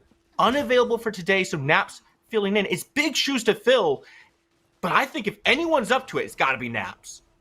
Gotta be, yeah. And the opponent as well, right? Playing against Penguin and Neft on the left-hand side. Naps definitely has to have a banger performance. They did beat Mind the Gap on their way to getting here into this game against Immune, and they have shown off there as well. So definitely think that they have it in their cards. I think Spooky, in this game in particular, I'm looking at the jungle roster. I'm looking at the Countess. I'm looking at the Wukong. Both of these are hard carry junglers. Both of them want to have the impact in that game. And I think especially the Wukong wants to play spoiler for the Countess. Usually you see a lot of early engages, as on the left-hand side, Penguin also gets flipped in. Z in a bad spot, though. Getting a lot of damage put down. Has to blink away. Naps now caught between two. Neff very low as well, but healthier than Penguin. What? Oh! Hail of Arrows does come down. It's not going to be anything just yet, but Seismic is in the area. Found Penguin and found Neff with a rock straight to the dome. Crush him underfoot. First blood goes the way of Primal. ManQ now fighting with Seismic, trying to find a way back to the lane. Shouldn't be too much kill potential here, but you gotta be careful because Mav coming on forward. You want to see jungle presence. Well, here he is, pushing the Iggy back into two. Look for a 3v1. Good shield slam coming out, but it's not enough. ManQ goes down. 2 on the board for Primal. Can we find a third? Yes, we can. Penguin drops down. No flight for this bird. Oh no, Immune! Usually they're really slow in the early game, and we see it this time as well. Conte finally on the rotation. Mav is gonna take a bit of damage, knocked away with that monkey rod, but it's not enough. Neft also with that arrow not able to get that last tick of damage that was needed to secure the frags onto both Naps and the Countess in a Mav as it stands. Primal 3 minutes in, already 3 kills secured. Conte not able to do anything as the dual lane gets opened up wide. And that's really crucial for Primal as well, because they were not the aggressors in that fight by any stretch of the imagination. That was all Team Immune trying to find an early lead in that dual lane and pushing just a little bit too far. Came up a little bit too short as well. Excellent rotations come in, and already you can kind of see how Seismic wants to play this game. It's not often you get to see someone out-rotate the Iggy, because it's so easy for this Iggy to push these lanes up. Seismic's just that guy, finds the opportunities and pays off big time. That has historically always been Seismic's playstyle. I love playing him play in the mid lane because you know there's always going to be action. I think if Seismic has a great game, then you know the side lanes are opened up wide, especially if he gets a pick like the Gideon where he can use the torn space to get those rotations in really quickly without having to drop too many waves. He can really leverage the strength of his mid lane characters in those side lanes, and we see it there with that early rotation on the left-hand side that looked promising, as you said, Spooky, at the beginning, but it was just not enough. Neft not finishing with that last blow. And suddenly it is Primal with those 3 frags in the early game. Gonna be the river buff contested. Seismic picking that one up for himself. You know, sometimes a rock just does the job for you. Keep your eyes on that map, though. Junglers heading over to the left side as well. Conte and Mav both in the area. While Sneaks taking a small fight with Morose. So far, it's been all Primal on the scoreboard. Team Immune certainly putting some efforts in, but it feels like they have to find a way to limit what Seismic can do in this map. Look, he's already taking a few steps out, making sure he has vision in that river. He wants to rotate as much as possible. It's this Fangtooth that gets looked at first thing. Team Immune lagging a bit behind. Conte took a reset, so he's not going to be here for this. Look at the Quang. Should be all for Primal. 1,000 health This is now. gonna be a standoff. Doesn't look like they want to contest this. Conte, as you said, on the recoil, not able to join in time, and also sneaks with the rotation over from that right-hand side, leveraging the strength that the Quang brings in that Terra matchup, especially before the level 6 hits. Yeah. Able to get a bit of a lead, able to transition into the mid lane, catch the wave there to make sure that Seismic is free to rotate over to this first Fangtooth of the game that has been so pivotal in all of these previous games. Left-hand side though, finally Conte making his presence known. Naps, one more hit, it's gonna connect, and now Morn is just gonna be the next one on the platter. A 2 for 0 is nice, but can they get a third one? Maybe not. Seismic is here as well. Mav is separated away though. Seismic doesn't have a good way to get back to the team. Torn space takes him over the fight. Leaves Mav right there in the middle. Conte extremely low and extremely dead as Mav finishes him off. Rocks fall and Seismic is still here. Health bars looking low. Mav has to find a way to dance around this. Bull Rush takes him up, and that's going to be Neff putting him back on down. So important, getting those frags onto Neft as well. You know, Sparrow, a hyper carry Neft historically has always been one of the best ADC players. So getting him at least back into the game after this disastrous early game is really pivotal. And that's why I rate Conte so highly on that Monkey as well. Able to impact that left-hand side, even though it looked a bit rough as he just gets another one over. Engaged by Seismic, tried to get the frag onto Neft, and it's just another pick into the Frenchman's pockets. Man, this Sparrow pick is just so powerful right now. You put it in the hands of someone like Neft, I mean, you're just asking for some trouble there. You just cannot be stepping up too gratuitously to a guy like Neft. Now it's going to be Mini Prime, looked at by Team Immune. There's not a whole lot of response just yet from Primal, but you can tell they're aware. They're on their way. Naps taking the way over as well. There's going to be a full team rotation. Not willing to give anything up is Team Primal. Naps being zoned away, but in the fight, ManQ goes down. Naps takes the step forward. Primal has fallen and goes the way of Team Immune. But can you get back out with the Mini Prime? It might be a little tougher than you think. Penguin all the way under tower should be safe for now. What a Four-man rotation, not going to do the job. Yeah, I mean, they secured, everybody gets out. Iggy was that before the fight has even started, and now Conte with that buff, gotta see what he can actually do. He's just gonna defend the tier 1 for now. See a lot of members invested by this primary squad. They really did not want to give over this objective, but Immune this time around a bit too fast with the trigger. Are able to set up in time, and now Conte finally unleashed. He's doing the thing that he wanted to do from the get-go. If the game goes in sort of a regular pattern where we don't see 3 frags in the early game, then we are just gonna see the Wukong invade over and over again onto the enemy team's side and try to get a pretty big CS lead in his own right with the fast clear that he has on the Monkey King. Fast clear and frankly fast pathing. He skips like half the jungle just going over to his back camp there. So hard to keep tabs on where this Wukong is and where he can come from. Cloudwalker, very pivotal tool. My eyes have to kind of stay focused on Neft in that left side. I say that though. ManQ wants to take some fire over to Seismic. Not quite finding the damage they're looking for.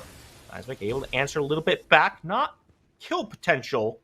Certainly not willing to be bullied around without taking anything back. Eyes peeled though. Conte there as well. Zihi on the way in, but he has found himself in a bit of a tough spot. Seismic goes in, Black Hole opens, but you're on the ground, and you can get hit around real easily. Mav make the rotation and puts ManQ down. Numbers turn in favor of Primal. Seismic has to take a step away. Sneaks has made the rotation on over, but Penguin is gonna be in the way. Not in the way enough. Conte drops. There's no monkey business around here. And the bird will have to swim away. Ball rush on out. Primal still taking fights. Oh no, this is like one of the over engages that we've seen historically out of ManQ before. Just does not really respect the fact that, hey, bro, you are an Iggy. You're not walking into the enemy's red side, but that's exactly what he does. Does not connect with the Belch as well, so not able to knock the Gideon away. Jokes aside though, obviously Seismic not having the blink up. He thought he had a kill point there, but with the Wukong being a bit too far away, not able to connect. Now Fangtooth dropping really low. 4 members in the pit. Rush comes on in, but secured by Primal. Neff drops the inner fire. Volleys of arrows come through, but they don't drop any bodies. It's gonna be Mav who gets taken out first. Conte with the ground slam puts him down. Oh, over the wall goes Nav, trying to find a way back out, but Seismic is not even in this fight. There's gonna be 3 bodies dropped down for Primal. Penguin wants to run down one more. Nav trying to find a way out, but he took the stairs up, and that way leads straight to heaven, my friend. You can fall. Triple kill for Nav. So important for Immune to at least get the frags when the objective was already secured for Primal. Really good objective gameplay coming out of them so far, but as you said, this inner fire by Neff together with that ultimate as well, shredding through the front line. By the time it has been dealt with, it's just everybody low HP bars and the rest of Team Immune able to clean up. So far, the story has been Team Immune winning the team fights, Primal winning the skirmishes and the objective fights. It's very split. The mini prime has been secured for Team Immune before, so even though the 2 Fang Teeth are in the hands of Primal, Team Immune have not been complete slouches in that objective department either. But honestly, Spooky, picking something like an Iggy, I'm really not happy giving over those first 2 objectives, right? Like the first 2 Fang Teeth are usually only on the team that has the Iggy. Yeah, typically that Iggy gives you so much burn potential there. And one thing I kind of want to point out is something you mentioned earlier is Seismic's willingness and readiness, almost eagerness, to get out of the lane and rotate around. It feels so strange to me for Primal to take that Fangtooth without Seismic present. And perhaps if he's there, if they have a little bit more damage, they can do something more in that fight. But the way that things are going right now, it almost feels like he's trying to make sure this Iggy doesn't leave the lane, so he can't make the moves over, so he can't set up for those Fang Teeth. Meanwhile, Conte wants a little bit more over on this left side. Gonna feed one more to Neft. And this guy's been picking up every kill coming his way. Naps now in a tough spot. Walks into the jungle. I don't know if you want to be there. Recognizes the danger, takes a step back. It's just so scary playing against the monkey. He can just dash through you, knock you into the rest of your team, has the stun as well. Really good against those hard carries with that projectile sort of deflect as well. And Naps is just gonna watch as Conte pummels him. As staff is enough. We were talking on the desk about how broken swords are, but the staff is enough for Conte. The gun cannot win out when faced with, 6 monkeys and 6 staves? Just nowhere to go. Seismic does answer back in the mid lane, but that is your tier 1 down on the left side, and Neff is only getting bigger here, Tang. This is starting to reach a critical point where you have to have an answer for this Sparrow. And sometimes, you can say, oh, we'll put a shield wall in front. Unfortunately for you, the steal is on Sparrow's team, so he's the one blocking for his Sparrow at this point. I mean, you gotta have something change to bring the Sparrow down. I think Primal is aware of that, and we've seen it in on the minimap. They have pressured the mid lane quite a bit, got another pick onto the Iggy, also secured the mini prime for themselves. So if the counters gets fed, she might be one of the avenues they can play for, but as it stands, she just gets caught. Wow! Conte is the one caught indeed. Seismic drops the rock, the Eclipse does so much work coming out from Zihi. Now the fight turns. Neft is the target, and Zihi puts him down. You gotta fight afterwards, though. Iggy still throwing fire, still belching flames. It's gonna be the tree who falls. Mav taking off the board, a 2 for 2 in this fight. Makes it even for Team Immune. Seismic has to reset. Take this one back, just try to hold on to what you got. Primal again, so clean with the objective plays. They see the play on the left-hand side. Yes, they lose the tier 2. Yes, they lose out on a lot of gold, but they immediately transition it into the mini prime. They also get the pick onto Conte. Honestly, he was feeling himself. He was seeing what he can do against the guy with the shotgun. He tried the same against the dagger lady, but it was just him getting bursted instead. It's gonna be the mini prime gone as well. I believe that was on Math himself. So that is going to be another buff not available for this next important team fight. The Fangtooth immune, they need to be first in the pits. They need to have the Iggy set up those turrets because, as you said, Spooky, one of the highest DPS you can have on that objective is with those Iggy turrets, especially with the augment that grants him that extra one. He is definitely bringing those turrets in, already starting up the Fangtooth. They're not focused on it. Team Immune immediately pulls back, looking for Primal. Tower goes down, shield wall goes up.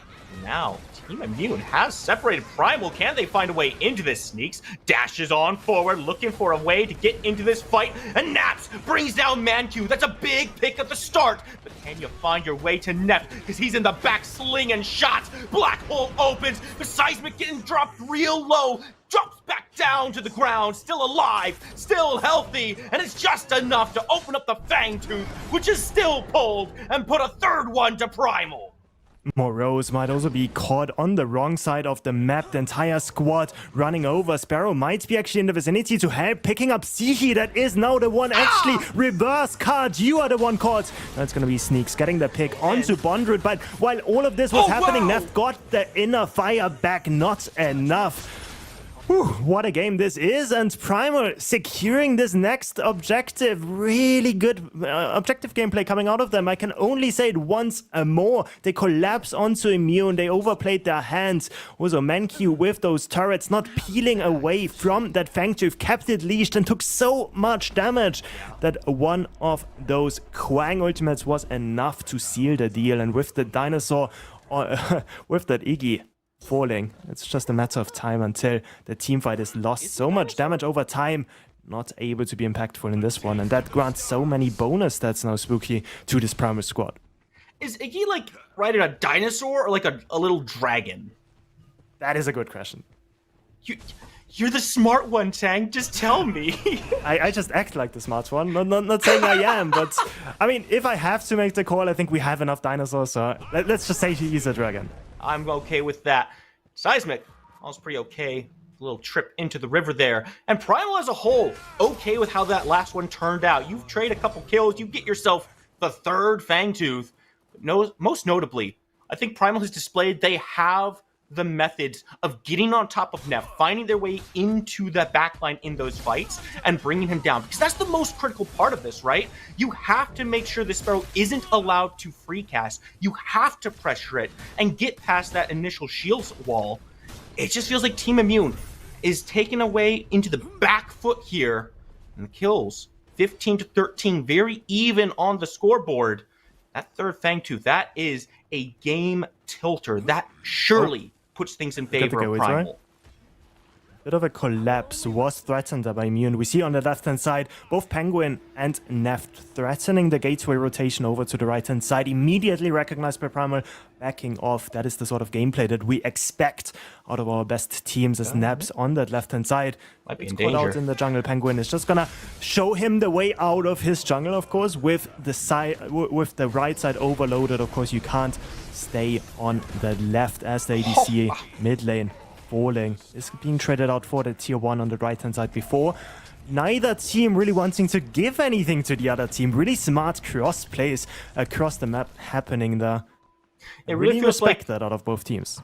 Yeah, there's a lot kind of riding on Zihi right now. You can tell he's kind of always fishing for those hooks, just looking to pull someone in. Because if he lands it, if he finds that one pull, it's lights out for whichever target he's grabbed there. And you can see the respect for that from Team Immune as well. They're taking those steps back, trying to bring down those towers quickly and not leave themselves too vulnerable for too long. We have a chance here to look at the builds, Tang.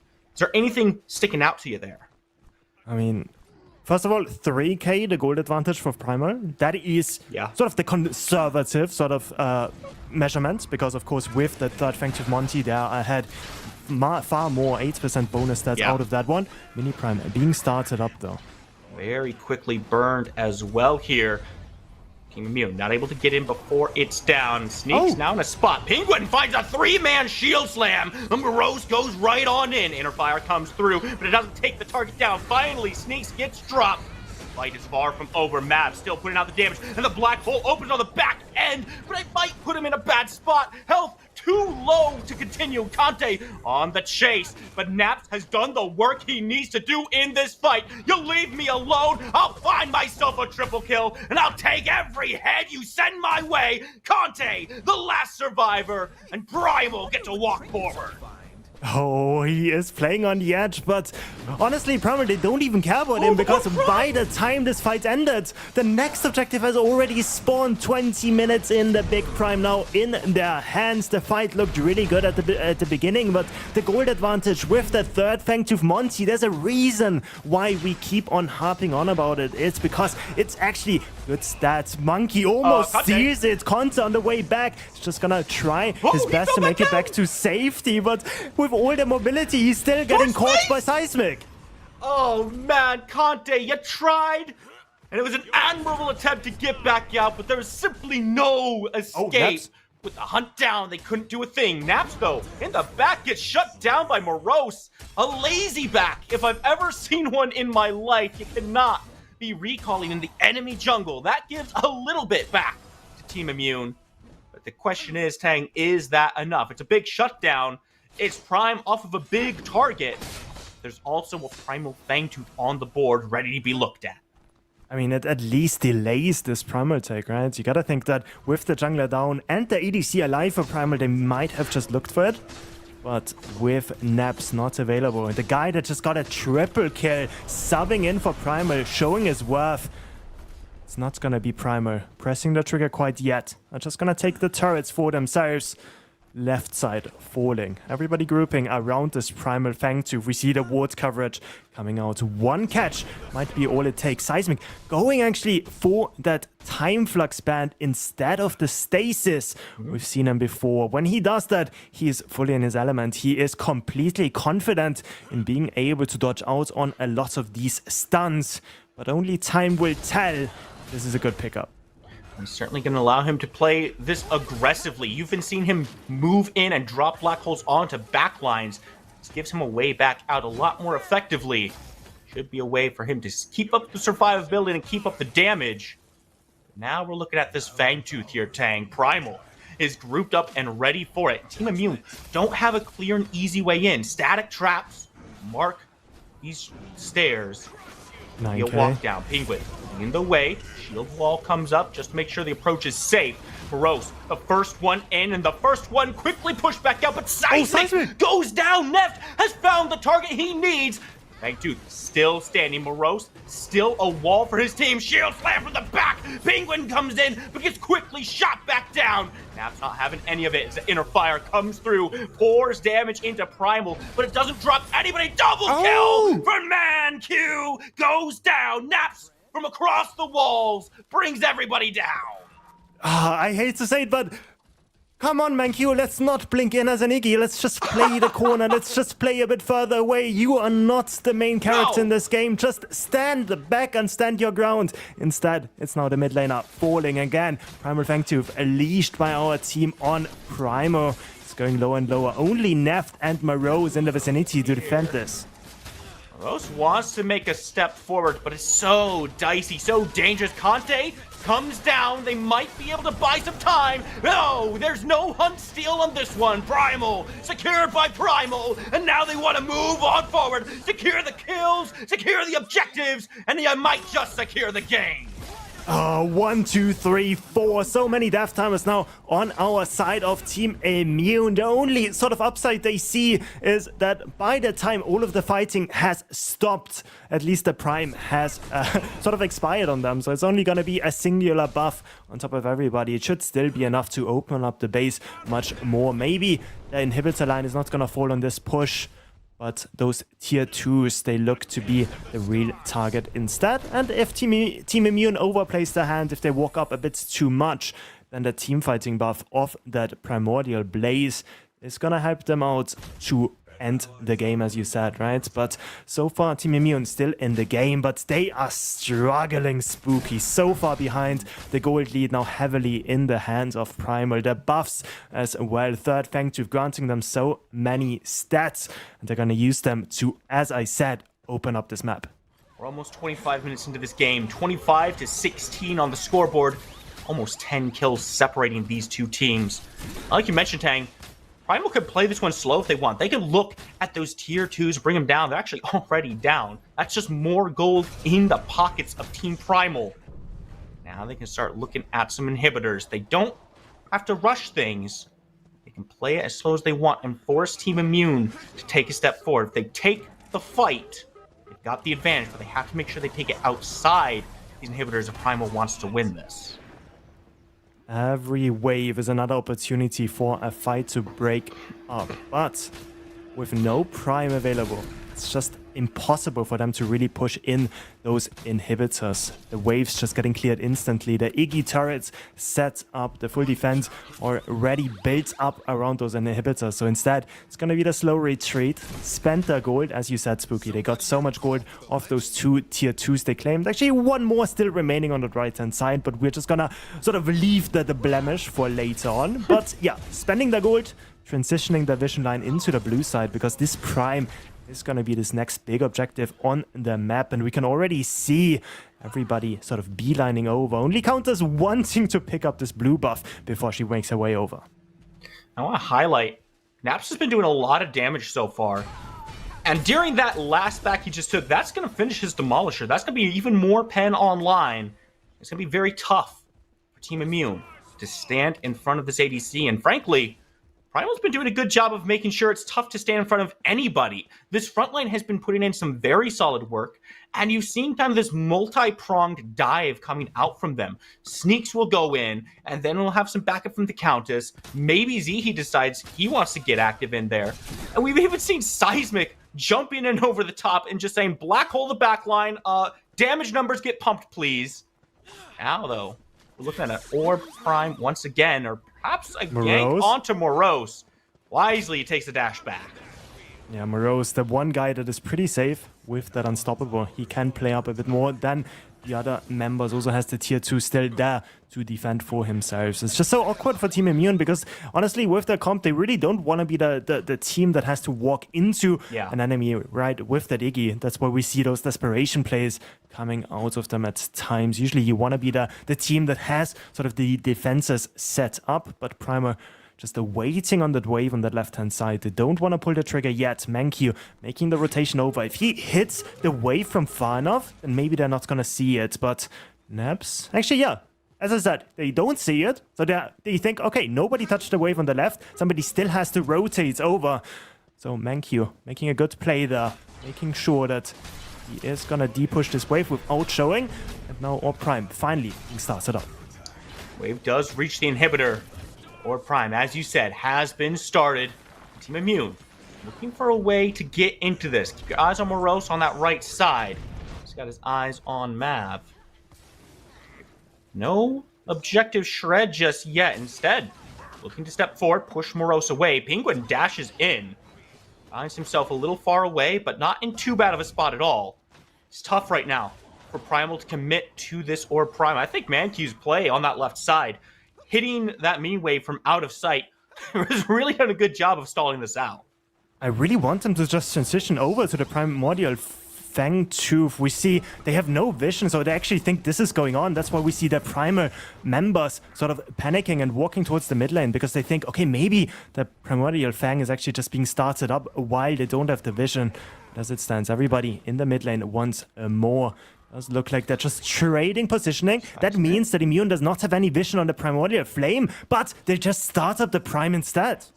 Seismic is in the area, so he can let his team know.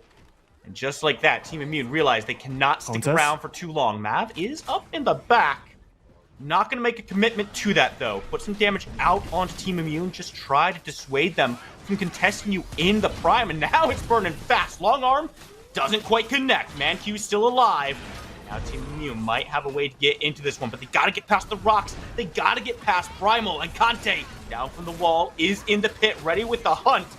He getting obliterated on the health bar, but drops the Eclipse, and the black hole opens on top. The inner fire from Nep lights everything up, puts down Zihi. Now Team Immune might be able to surge on board, because Mav has dropped as well. This might be what they needed to turn things around. That's here. Boom! Shotgun to the face! Just drops Neff back into the grave. Naps finds himself a triple kill, the double triple from the sub. The sub has shown his quality, and he's kept himself in the game. Seismic might not be done yet. He was still looking for a pick, but it was such a good play by Team Immune. They win the team fight, and then Neft, he's like, okay, this Naps guy, I can 1v1 him. No, you can't. Next up, Morose, I can 1v1 him. No, you definitely can't. Naps picking up 2 easy frags at the back end of it, completing, as you said, the second triple kill of the game for himself. The Murdoch coming in clutch, saving the game for Primal, because you gotta think, one Primal Fangtooth would cascade into the Prime, and suddenly you have double buffed up TI members shoving down the mid lane, and all the advantages you've gained this entire game just seem so much less valuable. But with those few frags being secured at the back end of it, we go back to what we prefer, and that is, of course, the stalemate. Much more chess-like moves being played. We saw Primal, they really were careful at starting it up, but maybe you gotta think, maybe they just have to press the trigger, because those slow fights, they still seem very dangerous. I don't know about you. Actually, I do know about you. You just told me. I'm not much of a chess guy myself. I want to see bloody action. I want to see these bodies dropping down. And I want to see Primal taking a fight. Team Immune, though, is playing this one smart. They're playing it slow. And they're really looking for those opportunities. And so far, they've been pretty damn good at finding them so far. Or Prime is still the target in everybody's eyes. Conte has eyes on it as well. No wards to put down. But when you got a few clones in the high ground, things look pretty good for you. The question is, how do either of these teams actually start this up? Mankey once more, just clearing the wave while not showing on the map, so it's not going to be Primal. Again, overcommitting onto that Prime. I think the next wave should crash under inhib, so that should automatically depush without taking much damage onto that structure. But Prime being started up now once more. Sihi with the healing does not worry about starting it up too much. Sneaks in the front line. Now Penguin has separated himself from his team. Bull Rush does take him out, but he's taken a lot of damage so far. Seismic torn space forward. Might put him in a bad spot, but Penguin has to ult back out. Morose comes on for it, but he can't quite find the kills. Blinks back to safety. Long Arm doesn't quite find it, but Seismic sure will. Have some space for you. It's a rift to your face. Now Penguin moves back to the rest of his team. Zihi comes on forward, finds the pull he's looking for. Epoch is popped by Manku, but he's a shotgun away from death, and Naps has the buckshot right there for him. Put him down. No dragons allowed. Naps somehow still alive. What? How in the world does he do it? Nef tries. Nef falls. And now Primal can walk it down. Penguin the only survivor. And Primal wants game one. I can already hear Lance in the background chanting USA, USA, because Primal is on their way to end this game. What a nail-biter it was in the end. Primal with the big lead they've accrued over a solid early game. Finally ending the game with the structure take. Penguin might just be the last to fall just to pad the stats. Nebs, the guy of the hour, is gonna secure this one. And with that, the core falls and Primal goes 1-0 up over Team Emil. Man, with subs like these, who needs a starting roster? Naps comes in so clutch during that game. 2 triple kills to his name, finds the marks he needs every single time. And what I really want to shout out is the spacing he has in those fights. It's the most crucial part of playing ADC at any point, and you can't do it alone. All of Primal comes together to find those correct dives and create all the space that they need. It looked fantastic from every perspective. I mean, just phenomenal, right? Like, towards the end as well, I think that the catch onto Penguin being dodged out with that unstoppable augment on that Bull Rush, of course, yeah, but the rest of the team immediately collapses. Then Morose is the next target. And while all of this is going on, Mav just on the other side of the map, 1v2s against Neft and Conte as well. Does not fall. Gets actually the frag onto Neft, I believe, towards the end. So actually just insanely played by all Primal members. Really good, strong gameplay coming out of them in this first game. And definitely looking forward to what else they've cooked up for us. Absolutely. And, you know, Tang, I think it really does go to show just how tight the competition is here. Because this was very close between both teams. We saw multiple times where Team Immune came in, had some pretty good fights. And sure, the kills did start to extend away from them a little bit there.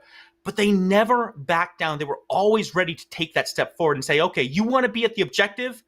I'll see you there. Yeah. No, I mean, that is definitely what happened in this game. Yeah, I mean, I think for Team Immune, it's back to the draft, honestly. I like the Wukong, to be honest.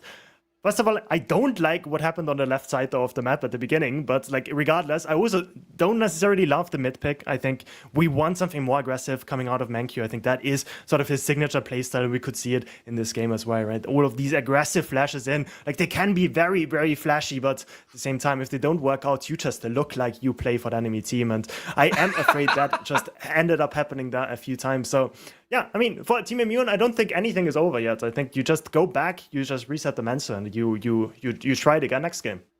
Well, we've had our fun for game number 1, so let's go ahead and get this one broken down for us. Back to the desk. Thank you very much there, Spooky and Tang. Sorry to say, Tang, but it seems like staffs just don't slam the same way. All about those swords. Those things need to be nerfed. It's D'Lo back with Lance and Philly. We just watched as Immune clearly have got to step up their game. Our friends on Primal just had an amazing battle cry to start things off. We saw some speed bumps, but they took it home, guys. What did we just see on the field?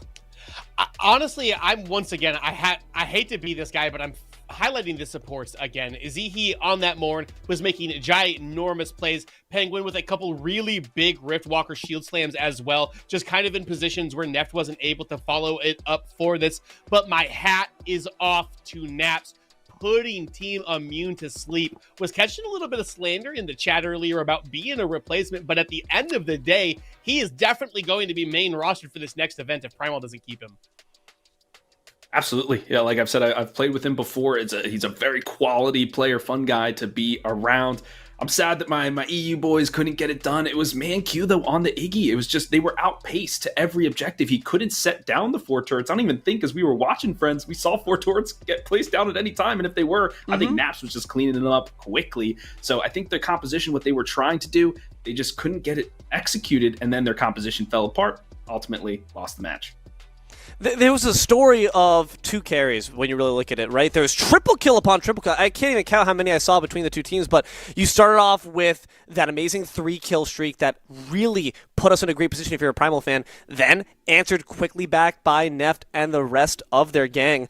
But then it just became a back and forth, an absolute slaughter around those objectives. If you are now on the side of Immune and you're looking for some words of advice, maybe some tips and tricks to try to get this set back to even before you're booted out of the entire bracket, because keep in mind, this is what decides if they can move on at all from one of those top 4 spots. What do you think that advice has got to be? How can they buck up, get back in there? I think that with the strength of Team Immune being Neft, you have to get him onto something that can survive some dive. Maybe something like a Kira that's got a dash, something like the Drongo who can use the shrapnel cannon to blast himself away. But it was a story of Mav just needing to push R on top of the Sparrow to get her out of those team fights. Naps, although he was down to his 4th option for ADC, just really performed very well. And I think a lot of that has to come with some of the mobility and some of the slipperiness that Murdoch does have. Yeah, both of these carries positioned themselves fairly well throughout these contests, which is why they were able to get those triple kills time and time again. It's about that positioning, so because you're not in the line of sight. But I agree with Lance. I mean, Neft is such a technically skilled player. You want to put him on somebody that can shine a little bit more, where, yes, you want to facilitate him, but you don't want to have to put all your eggs in that basket where you have to 4 protect 1 kind of strategy and hope he can deadlift the entire squad. You want him to be able to facilitate himself in some of these engagements as well. So that's like I said, I don't really like the Sparrow. I know she's kind of in the meta right now. People are playing her, but I'd love to see the Skylar back. I can't believe I'm saying that, but Skylar back. Even the Grim. Grim's been pumping big damage as well. So I would like to see a different carry come out for the Neft. Yeah, man. I mean, we saw the Sparrow start to fly high all of a sudden. Get the long arm of the law out. Pull! Shot that sucker down. All of a sudden, it's looking like Penguin. Flightless Bird goes sailing right back down to the bottom. Can that story change? Can we see our friends on the EU side and maybe try to reverse history a little bit, you know? NA storming the beaches. This is D-Day at this point. Can they hold their ground? Or will we see maybe a change in the story and they'll pull right back? We'll find out shortly. Don't you dare go anywhere. More PCC action after the break.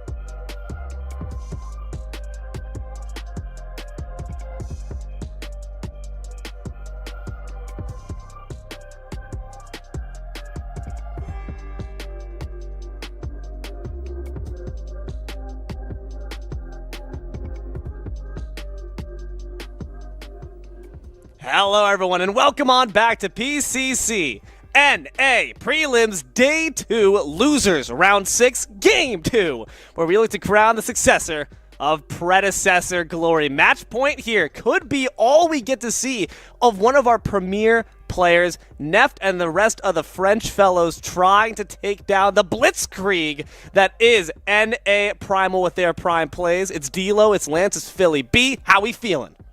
I am super excited. First game went exactly like I had anticipated, exactly like I thought the entire game. I never had any doubt in Primal.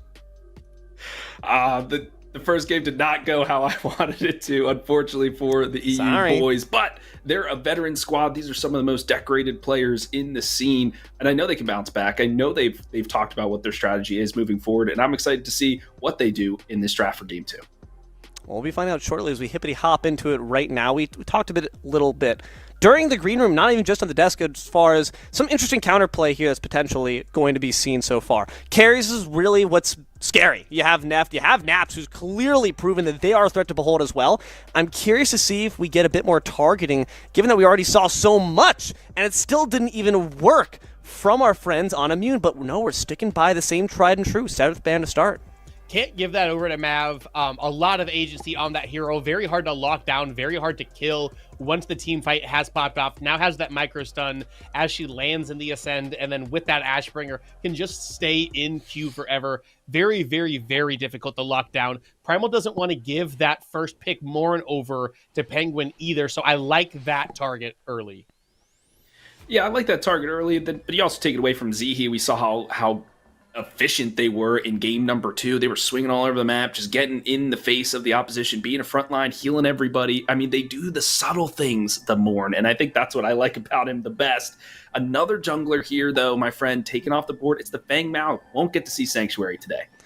This is interesting. We're seeing the exact same strategy come out here from you, which says on their part, we know we messed up, we know we made some mistakes. It's not because of the competition necessarily, or at least not because of the bans, it's because of execution, which is very much the hallmark of a very confident team, and respect to them. They have a lot of veteran players with quite a lot of experience beneath their belt. Seeing a return here with the Gadget ban as well, so overall, not too much changing here. The landscape remaining relatively stagnant. And that is a educated Gadget band there. Immune probably looking to get ManQ off of Iggy. His next most comfortable hero is this Gadget. So if they pick up the Gideon in like this early rotation here from Primal, they don't have that counter with the Gadget available and that comfort pick for ManQ either. I really like that man from Primal. And there it is, another steal opener. Could go for Penguin again, probably so. It's hard to counter that steal, just so solid, no pun intended. We saw the blink into Rifties into the shield slam and bulldozer right after. I mean, this guy can do it all, as well as the steal wall, protecting the carry. So if they go for the Sparrow again, it's great. I think this one going right for Penguin. Nah, no surprise there. It wasn't part of the problem issues, which was that Iggy. So the question then becomes, of course, we're looking towards our backline. We're looking at our mids. We're looking at our carries. Don't need to worry about the offlaner, though, in terms of what we're bringing from Primal. It's going to be the Quang top lock to return back. It will be the Quang. I'm a little curious to see if that sticks because of the position that it is in. And the Howitzer going to be picked up. Oh, actually, JK Lamau. It is Iggy and Scorch. So the little gremlin riding the dragon picked up in probably going into the hands of Seismic here. Yeah, I would assume so. Unless we're doing Iggy off lane, which at this level gets punished pretty hard. So I don't think we'll see that. But there it is. Yeah, Quang, it'll be on Sneaks once again. They were so good in that, just disrupting every team fight, jumping in, knocking everybody up, Fury of the Heavens slicing through the crowd. I mean, the thunder was clapping from this guy. And then I think Seismic, he's going to say, let me show you how it's done. He's going to hit these mollies. He's going to show how those 4 turrets are really going to control some space here in game number 2. And I love this pick because if you start to get a few kills in the pocket of Seismic, it's a tilting factor. The fact that you could say that anything you could do, I can do better. It's going to be the complete Freaky Friday on a Sunday. Gideon picked up here for Immune. Sparrow, we're sticking to the classics. And I do really like this for Team Immune. I am interested to see, and what I will be watching in this game is how much agency Seismic is able to have on this Iggy and Scorch. It felt like ManQ was very limited into that Gideon in that last game. I don't necessarily anticipate that to go the same way, just with Seismic being the person piloting the Iggy this time. The Sparrow taken away early onto Neft means that they still believe in that damage that Neft will be able to provide with that inner fire, with all of that percentage max health damage from the Sparrow that can come out. And the Greystone going to be picked up big sword, very likely onto Mav, as they're one of the teams we've primarily seen take that Greystone into the jungle, while most people put him in the off lane. Interesting here that they didn't go for the Revenant before the next cycle of bans, right? True. Because that what? That's Grux? We haven't seen Grux all tournament weekend. That's wild. That is a respect ban. I have to cut in really quick. That is for Morose. That is his most played hero. He is known for it. He's done the cosplay and everything. Sorry. No, that's very true. Morose very proficient on that character. But like we were saying, I mean, you go through the next round of bans, Team Immune, they could go for the Revenant here, but maybe they go for the Murdoch. Maybe they saw how good Naps was on it. No, there it is. The Revenant, tried and true. Make it easy for yourself. He's out. So we're just once again trying to limit naps in terms of what they have in their knapsack, but that bag runs deep. Clearly this player is very capable on a wide variety of picks, so I wouldn't be surprised to see the Murdoch make a return, but it really is all going to come down to, in my opinion, what that carry is able to bring. If it's able to be as scary as last time. The Twin Blast was banned prior, now available, going to be grabbed up by Primal. We talked about having mobility in your carry. Lots of dashes here on the side of Twin Blast, especially if you go that Pacifier or you go the Tempest route, to be able to get even a shorter dash cooldown while sacrificing a little bit of the power. But Twin Blast really been coming back into the meta and into the foreground with this change, with those augments, with the Grenadier, not Grenadier. I'm training myself to say it that way on that. I'm interested to see how Immune rounds the comp out.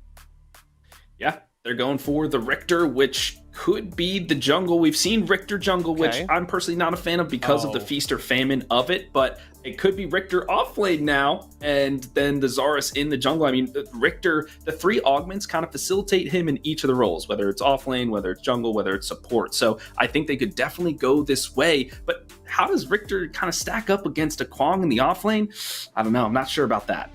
The Zarus, I'm sure about, is going to be really interesting. You're taking it away in terms of not being able to grab that from Primal side. And Lance, you were specifically mentioning during the game last time in the green room, we were talking about how a Zarus can be really useful at locking down these carries. And in a game where the carries are going to be that prime focus, you want to have that nice little gladiator coliseum to battle in and scrap in instead. Decker is going to say, I'll stun you outright. I brought my own cage to play. Let's see who's got it better. And I like this last rotation out of Immune. I actually really like the Richter in the off lane into the Kwang. If he gets in, you can... the tether makes it a little bit rough, but you silence him as soon as he's out of the tether. He's not able to get the full combo out. So if he ults in, he doesn't have the dash to get out. If he dashes in, then he doesn't have the ability to use that Fury of the Heavens right away. I would highly suspect that that is either Richter or Steel in the off lane here. I don't know how I feel about the ping Richter, because they are all EU, but I do think that I lean towards liking this comp of Immune, especially the mid lane matchup. Yeah, it could be good. I'm thinking it's going to be kind of like they've got two opportunities to engage, right? You can either dive in, if you go for the Zarus, you go for the Coliseum onto Shield Slam, you can follow it up with the Black Hole, or you could wait for the pick, right? They kind of position themselves outside of the different objective pits. Like Lance, you were talking about, a lot of times what EU teams do is they'll start it, and then they'll back off if they think it's 50-50, then they'll re-engage. And I think with the Richter, the miscommunication can happen. You can fish somebody out, then lock them down with the rest of the abilities, and then you're in a man-up advantage. So I like the different ways the Team Immune has set themselves up for success here. Well, guys, once again, we find ourselves with 10 heroes, 10 amazing players, potentially the last we will get to see of our EU Envoys period. So I'll give you a little deal of special. Guys, 5 words or less. Who wins? Why? Neft is the best player. Can he just be my 5 words? No, Richter, hooks, clutch, the win. We'll find out if the alphabet soup is going to be in favor of our friends on Immune, or Will they be booted right back on out to the bench just to watch Primal steal it away? We'll take it on over to our friends Spooky and Tang to find out.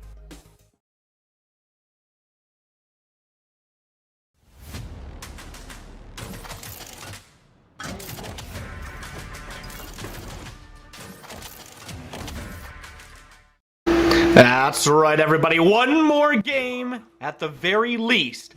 Primal want to take this one home in 2. Thank you so much, D'Lo, Lance, and Philly. We always appreciate your wisdom and insight.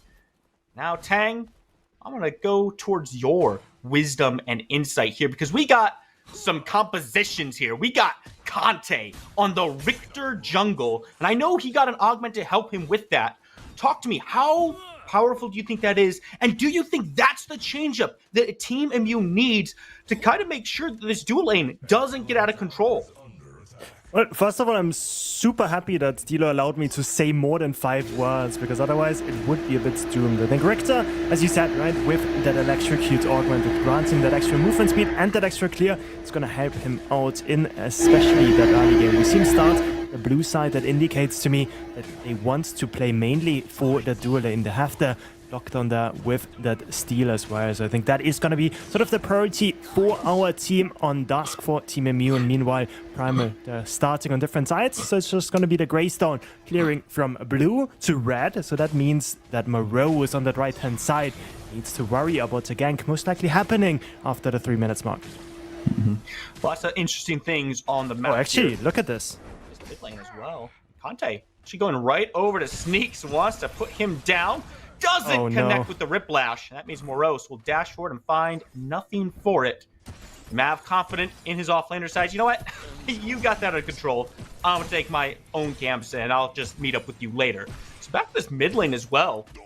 It's a mirror match of last time, but reverse. Now it's Seismic on that Iggy. What do you think about the Iggy pick with Seismic's playstyle? Because in game 1, he was very active. He wanted to leave that lane very frequently, get over to side lanes, and make an impact. Does this Iggy facilitate that effectively enough?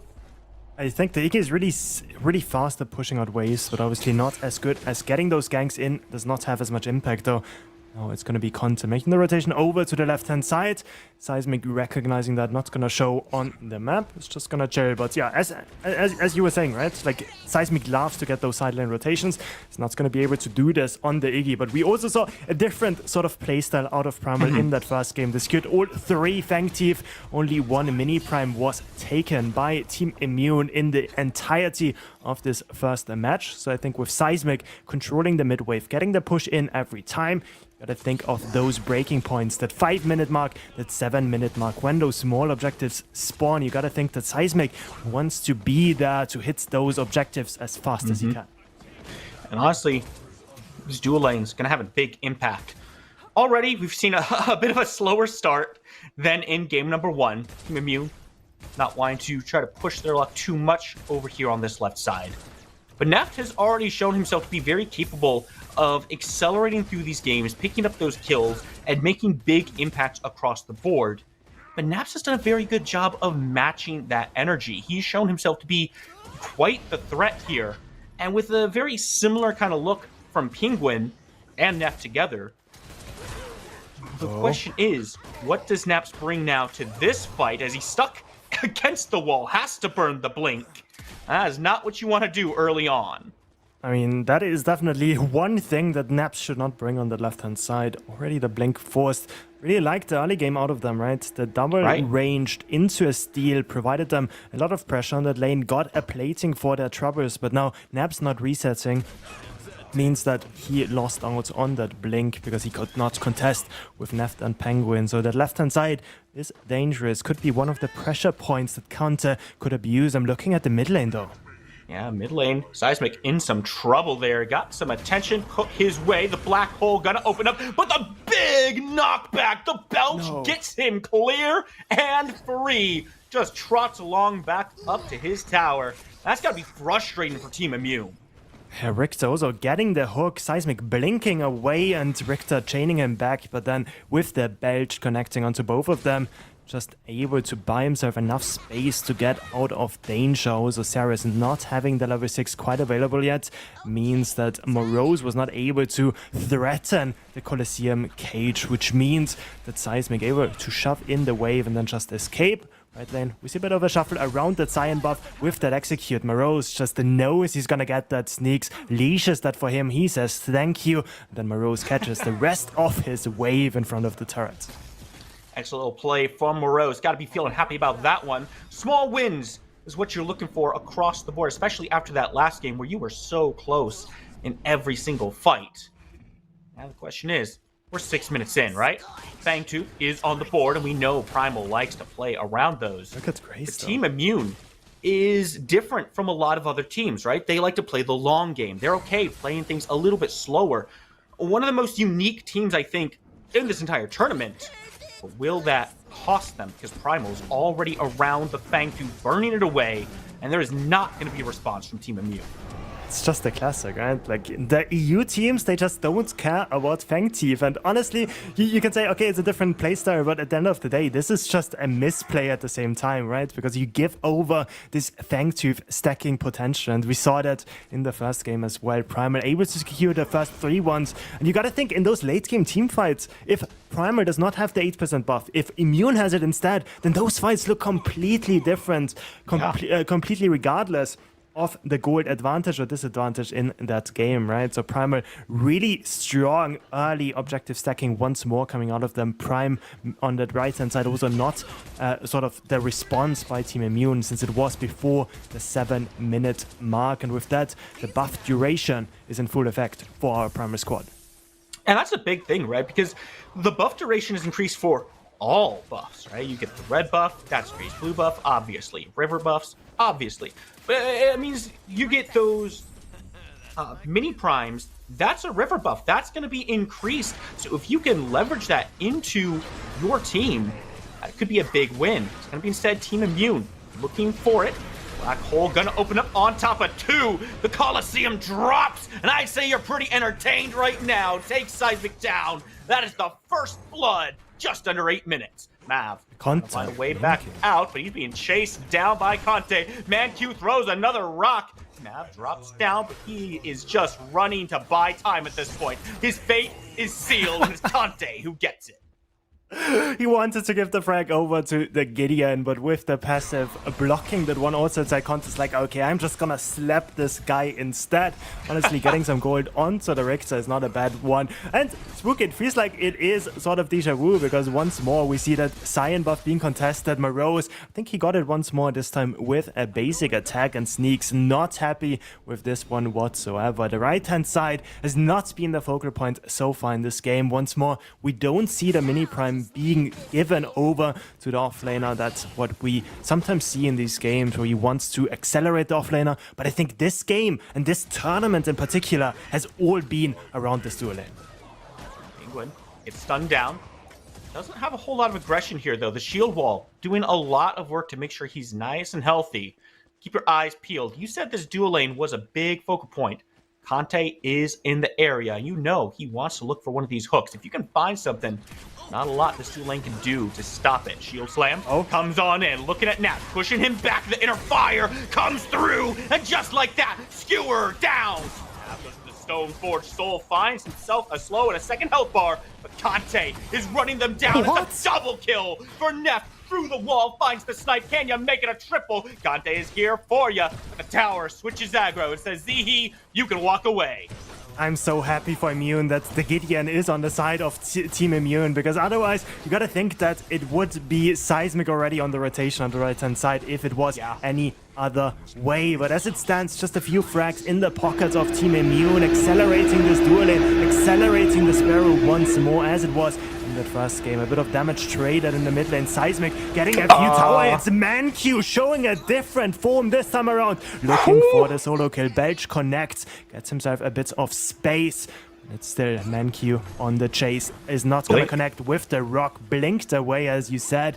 And Seismic is just going to be able to lick his wounds and recall in his red side. Yeah, not too many options there for Seismic. Had to burn that blinker. He was dead to rights. Primal find themselves quickly on the back foot here.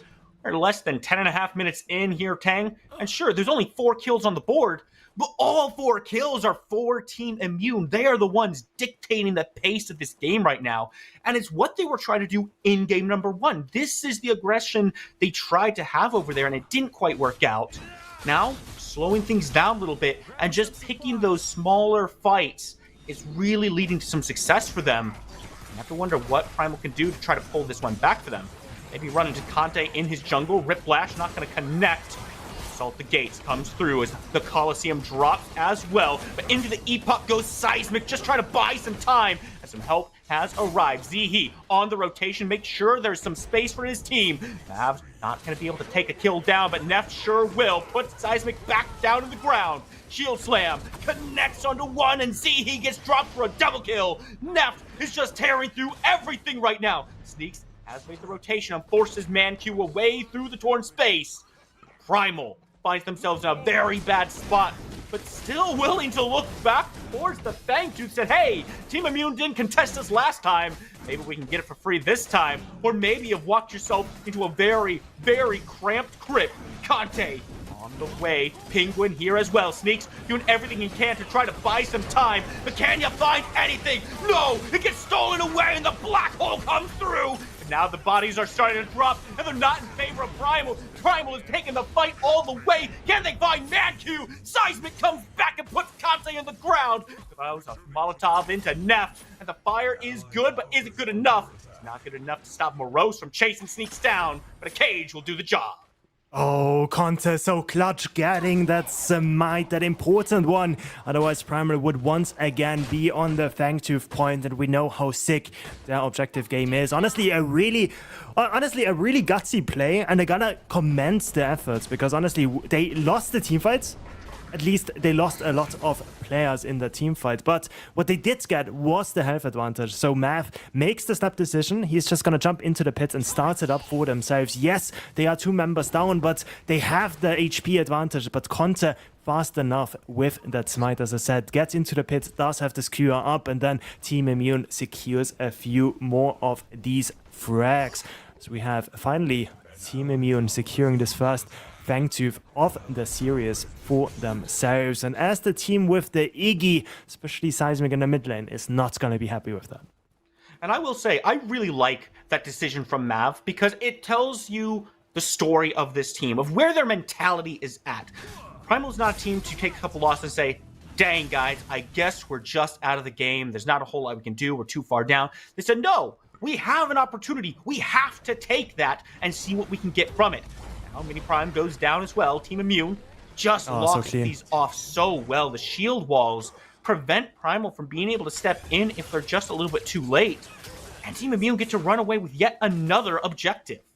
It looks like it's the non-interaction crew, like the steel blocking the projectiles, and then the Gideon just using the torn space to buy themselves an escape route out of the pit mid lane. A lot of damage onto the Richter that has to run away. Look at the damage dropping. The Iggy, if he can set up those turrets, is a threat to behold. It's not going to be the frag. Still, Neft on the left-hand side, securing that tier 1. The rest of the gang is close by, though. Neft, do you really want to be there? He's gonna be there. Can they catch up to him? Penguin's also on the way. It's gonna be tough to close that distance. And Zihi recognizes, yeah, there's probably not too much opportunity here. Let's catch the wave. Don't give up our golden XP. We need that if we're gonna stay relevant in this game. Because right now, game, make no mistake, is favoring Team Immune. Gotten themselves tied up on Fangtooth. Got the mini prime their way. And got themselves a tier 1 tower. Gold is feeling pretty good. Primal does have some tools still in their pockets, though. Sneaks has already shown himself to be very proficient in zoning multiple members of the enemy team off by himself. If they could just scale up, it feels like Primal still has a very good chance into this game. Tier 1 mid lane. It's going to be the siege happening. Naps taking a lot of damage as Matt finally makes the rotation in. It's not going to be the frag connecting quite yet. This mini prime still active on Conte. They really want to open up the map a bit more. This is the all-deciding game. If Immune loses this one, they're out of contention. They're not going to make the return in the finals weekend for this NA tournament. Blink in, though. Gideon. Seismic blinks on out as well. Cage comes through, and the Colosseum drops on top. The tower goes down. It's gonna be a tough fight. The Manq gets dropped by Sneaks. Now, if they can turn a little bit more damage forward, they might have a fight here. But Morose has made sure the support is out of this equation. Fangtooth is gonna be up. No support on one side, no mid laner on the other. And perhaps if you can catch Morose here, they might set themselves up very nicely. Morose tries to take the back step, but the fight is split. Mav comes in from behind, said, yeah, you could try this, but it's gonna be Nap picking that one up. The sub finally makes his presence known, and that should be the opening to a Fangtooth.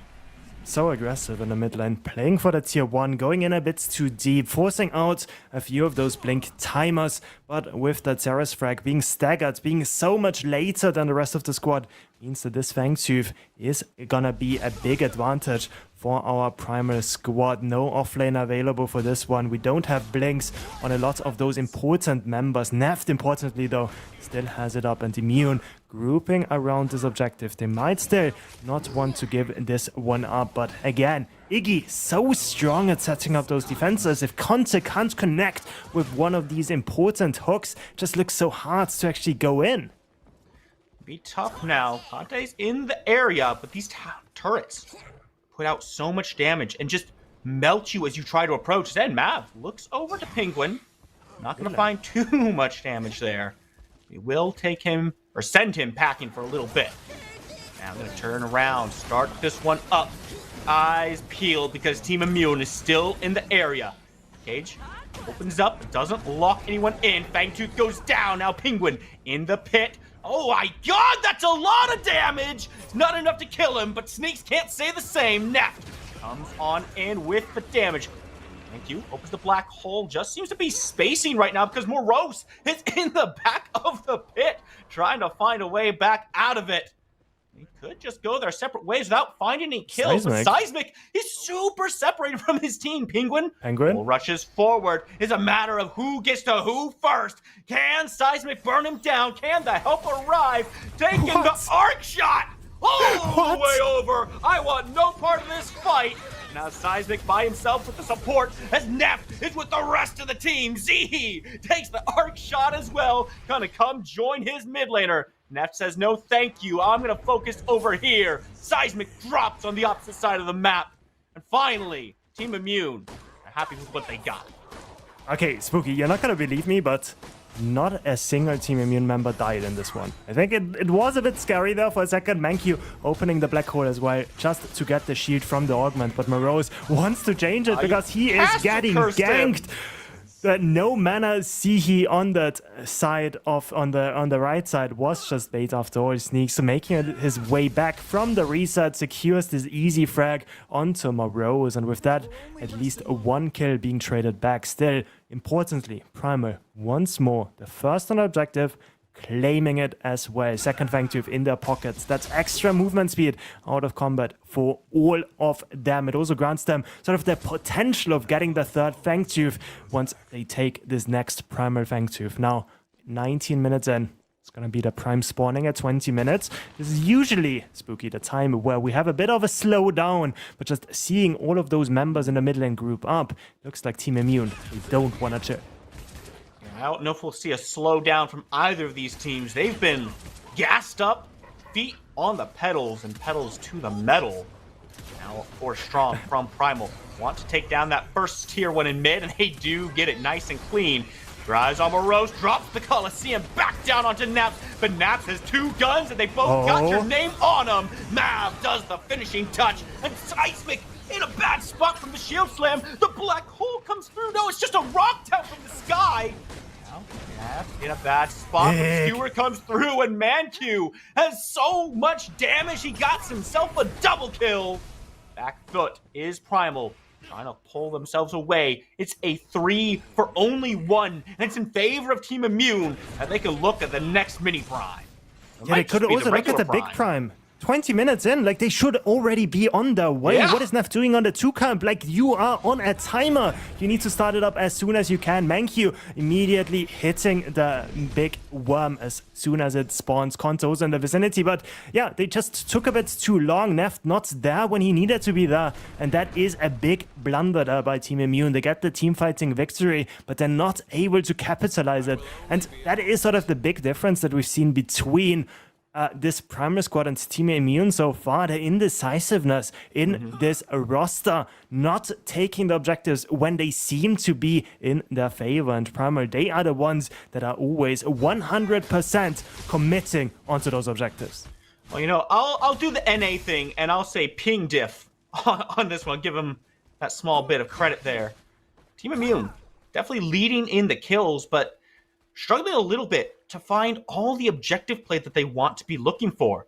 Another Fangtooth is going to be coming up pretty quickly here. Or Prime is on the board, but if I'm Team Immune, I mean, my eyes got to be on that Fangtooth pit, because you can't let Primal have the 3rd stack, and you can't let him get the Primal on top of it, because that's a quick and easy way to see them turn this game around. Oh yeah, 100%. The 3rd Fangtooth Monty is there for a reason. Those extra stats just proved pivotal in this last game that we watched, and now it's just a bit of an awkward game state, right? Both objectives are up. It's really important for Team Immune to not trade them out. If anything, you want to have that Fangtooth instead of the Prime, but again, since those Prime changes in 1.4, the Prime also gives you a lot of stats in terms of power, so you really don't want to give this over either. Left-hand side, Morose is pretty far extended. Greystone and Decker might just force the gateway, which could prove to be a numbers advantage, but once more, Mav, the one in the front line. Mav decides to jump instead over towards Pim, gets pulled back in. That's not who you can afford to lose right now. Stoneforge Soul comes through to keep him topped up, and somehow he's still alive. The same could be said for Morose, who has taken a quick trip around the walls, trying to find a way back to his team here. See, he's still looking. Mankyu still dropping those rocks. No one dies just yet. Ultimates have been expended, and Sneaks wants to get active. Rift Walker in, shield slam down, but Naps just puts one to his forehead, says you're done from this one. Inner Fire gets dropped, but it doesn't drop any of Primal, and now Mav wants a little bit more. Zihi goes on forward, but Mav has jumped to his death. Naps still looking healthy, and he's got so much firepower in those pistols. He's bringing down target after target. Mankyu is still here, but he is one of 2 members left alive. Step forward, looking at Zihi. This is now looking like Primal's Primal. Make your way, sneak on into the pit, and what can T1 do about it? Look at the death timers though. Conta is already on the way back. No smite available. Greystone falling on the side of Primal. They're trying to burst this as soon as they can. Conta with that extra movement speed, with that augment, might actually be able to make it there in time. It's going to be on Zihi with the cage to buy themselves more time. And yeah, 3k. Conta is going to make it for sure. And that forces the retreat out of the rest of the gang as a good hook connects. Seismic is going to be able to run away. But now it's actually them on the back foot. Iggy, blink away. Skewer General not gonna connect with it. Now Team Immune, they have the prime position. Are they gonna start up this objective themselves? But no, they are just gonna go away. They're happy getting the blink out of Seismic. They're happy sort of stopping the play out of this Primal Squad. Man, Seismic makes it up by the skin of his teeth with that blink. That skewer was so ready to lock down and just rip Primal apart. Crucial for Seismic to keep his life there, but questionable for TI to make their way back to their base, because Primal is going to come right back down. Now they've got Mav, now they've got the Shred and the Hunt, and they secure it and get themselves out of dodge in time. Okay. Penguin is here. It's in Hunt range in just a moment here. Shield Slam comes in, Primal secured, and now Primal looking for a fight. Naps drops the ventilate, looking at Penguin. Conte's already down. The black hole can open up in the Coliseum on top, but Naps is still alive. Nef brings Sneaks down. You got arrows for bullets, but can you find a win on this fight? 2 for 2, and Primal disengage, feeling good. Yeah, once more, they not only secured a temporary objective, but as we said, they also secured a 3 Fangtooth Monty. And Immune, once more, just super slow at contesting these objectives, not respecting the damage coming out of this squad on Dawn. With that Iggy just setting up those turrets, and suddenly this Primal is just made out of ice, just melting in front of their eyes, and the Richter not able to get into the pits. Good Decker cages coming out of Sihi, buying themselves the time they needed to finish off this objective. Now, the gold difference, TI being ahead 7 kills, it just does not matter. It literally does not matter at all at the moment, because the stat lead is in the hands of Primal at this point. The sort of objective lead is in their hands as well, and you gotta think that with the temporary buff in their hands, this is the time where they could slowly but surely set up for this Prime. And with Neft showing on the left-hand side, this might be one of the signs that Mav wants to play aggressive on the right side. Yeah, Primal may not have cold, but that doesn't mean a thing. These guys are cold as ice, cool as cucumbers. The pressure means nothing to this team, except it just means they've got a little bit more to show off with. Penguin looking to try to get active here. They want to stop Primal from taking the Orb Prime.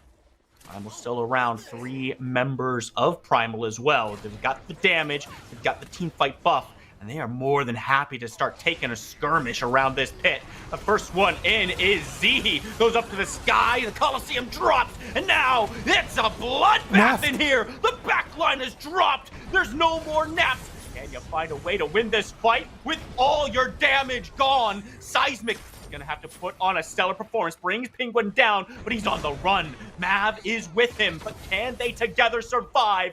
Neft gets himself a triple as 4 die, and only Mav is left alive. Finally, the patience wears off for Team Immune. They were the ones punished by being too patient before, and now it's gonna be on Primal to engage into the squad, and Neft just safely behind the steel shield out of Penguin, able to rain fire onto these Primal members, and only Mav with the second life surviving the team fight, living to tell the tale of Immune securing this Prime buff as well at the back end of it. So another objective now secured for Team Immune. It's only gonna be temporary. This one is not gonna grant those extra stats as Primers did just beforehand, but this spooky, this might allow them to start opening up this map. I'm looking at a lot of tier 2s on the map still available. That's a lot of standing gold that could be invested into Neft's items. So far, Team Immune just has such a good team fight, right? You talk about Neft's items. Man, Neft has some items online. And Penguin is just making so much space for him, right? The shield wall comes down, and Neft can just stand there, firing through it with no answers back. The shield slams have been on point. They've been combined with the Coliseums, the black holes. And Primal is just feeling like they don't have a lot of answers. This might be one, though. If they can find a pick here and put Morose down, it's a big win for them. Ventilate doesn't quite do all the damage they're looking for, and Zihi doesn't make it over the wall. Morose keeps his life, and meanwhile, Team Immune, immune to fear, walk down the mid lane, bring a tower down, and expose the first inhibitor of this game. Primal find themselves on a back foot. Mav is here, though. Man-Q torn space forward. Nah, they might be able to catch him, but it's going to be tough to do with the rest of Team Immune right there waiting in the wings. It's going to be Gideon making his way to safety. Any pick now could easily translate into this Fangtooth. It counts for both teams, though. Zihi, the one getting caught this time, has to blink away, buy himself more space. Morose might just start up this Primordial Flame. They see the Iggy on the right-hand side. They've got themselves some time. They've got themselves some space. It's up to Mav to make a big hero play here. And with how low that health bar is, I don't know that they're gonna get it. Wolf is gonna open and quickly close back up. Penguin charges forward, and Zihi no longer in the fight. Seismic has rejoined. He's got the fire. He's got the damage.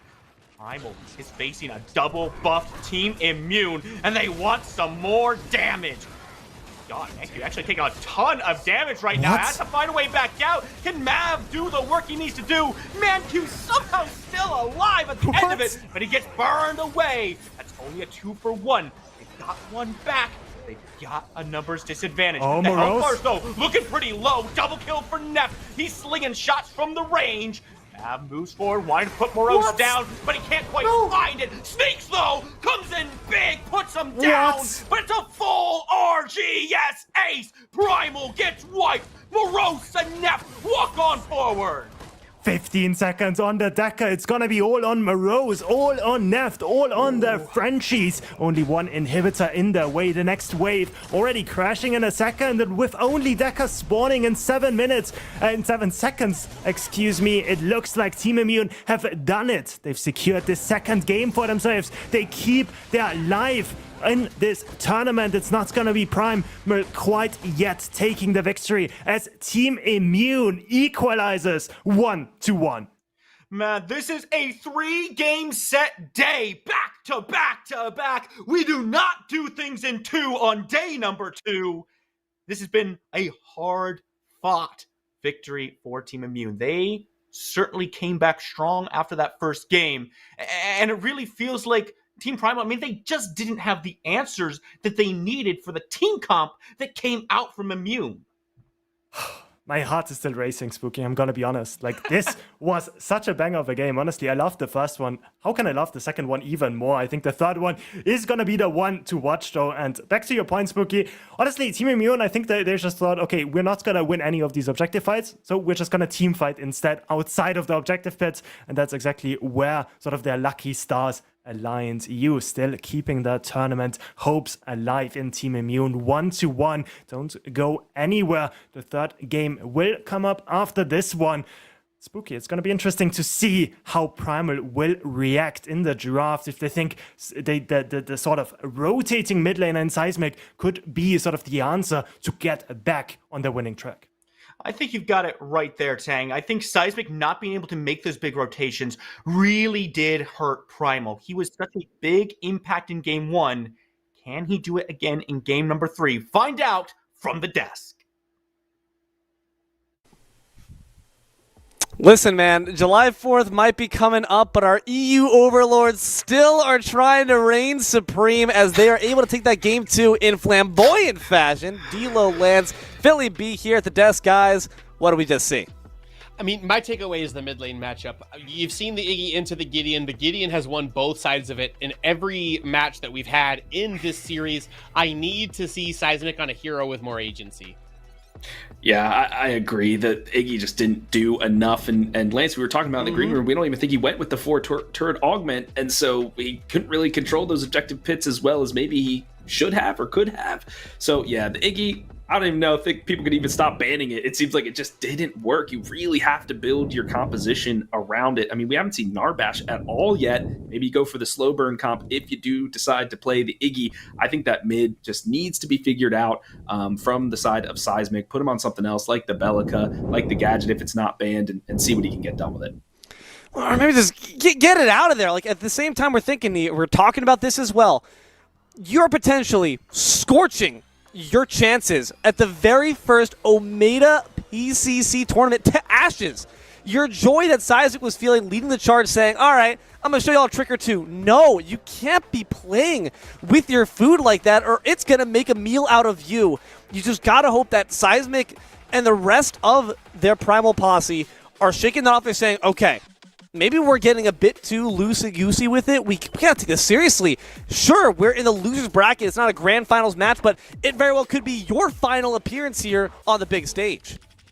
And there's a lot on the line for both of these. One game to decide whether or not you are etched into the history books of competitive Predecessor when the story gets retold years down the line. I believe in all of the members of both of these teams. The carry potential is in the pocket of all 10 members with the level that we are at here. I just hope that they're able to get the drafts to a spot where they like it. And if the first 2 games have been any indication, this third game is one you're going to want to keep your seatbelt on for. Absolutely. There's some most historic members in the scene of Predecessor, all household names for the scene. So definitely one you do not want to miss. I'm looking to see how we can get some of those players like Naps back in the voices of the casters because he seemed to have fallen silent in that contest. So the draft, it's really going to come all down to that, D-Lo. Naps took a bit of a nap himself. Hopefully he can wake up. Mythic, Mach 10, and Flow State. 3 spots already secured. 3 amazing teams that will battle for supremacy. What will the textbook say? Who will write their name and etch it in the blood of their enemies in Predecessor history? We'll be finding out shortly. Don't you dare go anywhere. Final match here today, PCC, coming up after the break.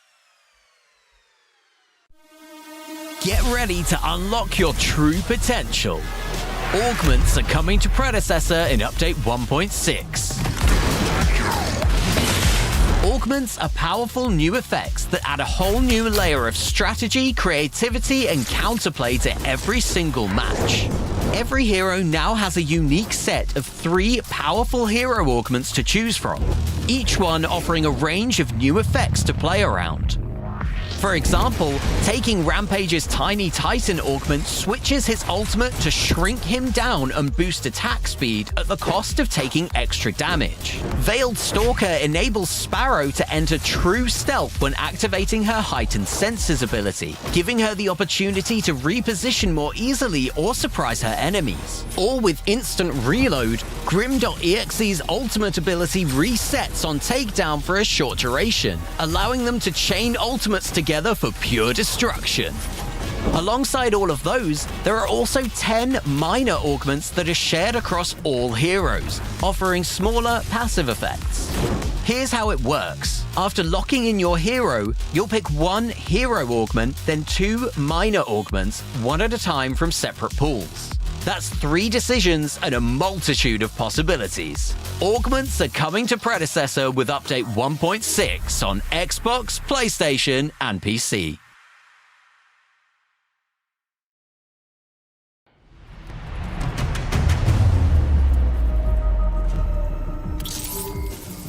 You remember, don't you?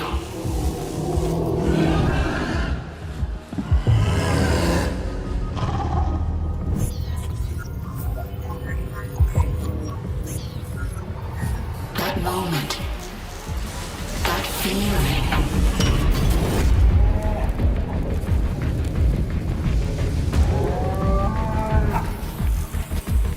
What you were is gone because of him.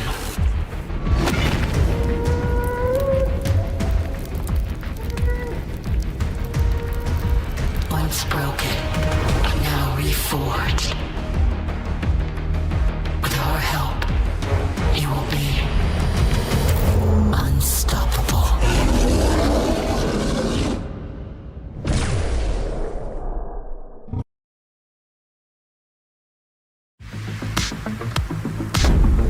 The beast has finally been unleashed with the arrival of Predecessor's latest hero, Boris.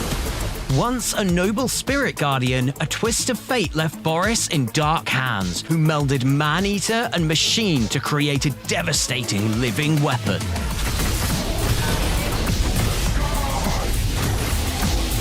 Boris's passive ability is Tesseract Device, where every second basic attack against heroes and monsters fills a canister on the device on Boris's back. Each canister filled fuels Boris further, granting additional attack speed as well as on-hit healing.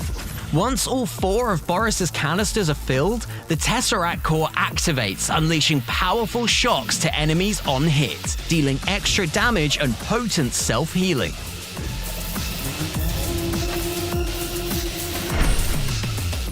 Boris's primary ability is Detection Protocol, where he focuses his incredible sense of smell to sniff out a nearby enemy hero.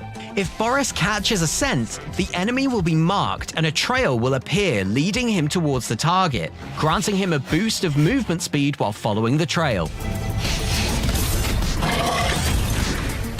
Dealing damage to the enemy hero consumes the mark and slows them for a short duration, while also filling a canister for his passive ability. Detection Protocol is an incredible tool for initiating ganks, even if there's no vision in the lane. However, be aware that marking a target with this ability will alert them to your presence, so timing is critical.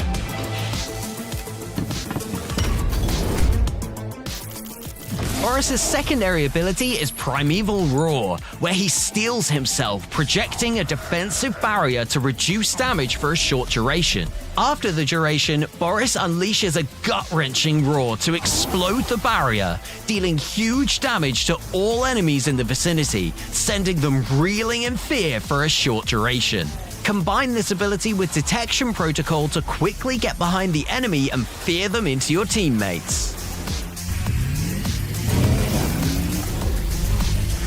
Chrono Swipe is Boris's alternate ability, where he dashes forward, slashing twice at all enemies in his path, dealing physical damage and on-hit effects. This ability is extremely versatile, enabling Boris to dash through enemies to get behind them and set up his Primeval Roar, or simply dodge enemy abilities, escape tricky situations, or reposition.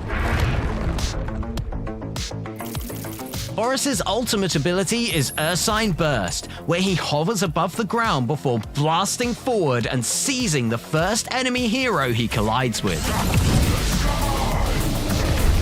With the enemy firmly in his claws, Boris then leaps into the air and slams them into the ground, dealing massive damage to the target and all enemies in the blast radius, as well as slowing them for a short duration. Combine this ability with Detection Protocol for lightning quick and seriously powerful ganks. Boris relies on his basic attacks to dispatch his enemies, so try building into items such as Sky Splitter when looking to dish out hefty damage to opponents and take down tankier targets, or items like Rapture when looking for a healthier mix of damage and durability. Unleash the beast with Boris.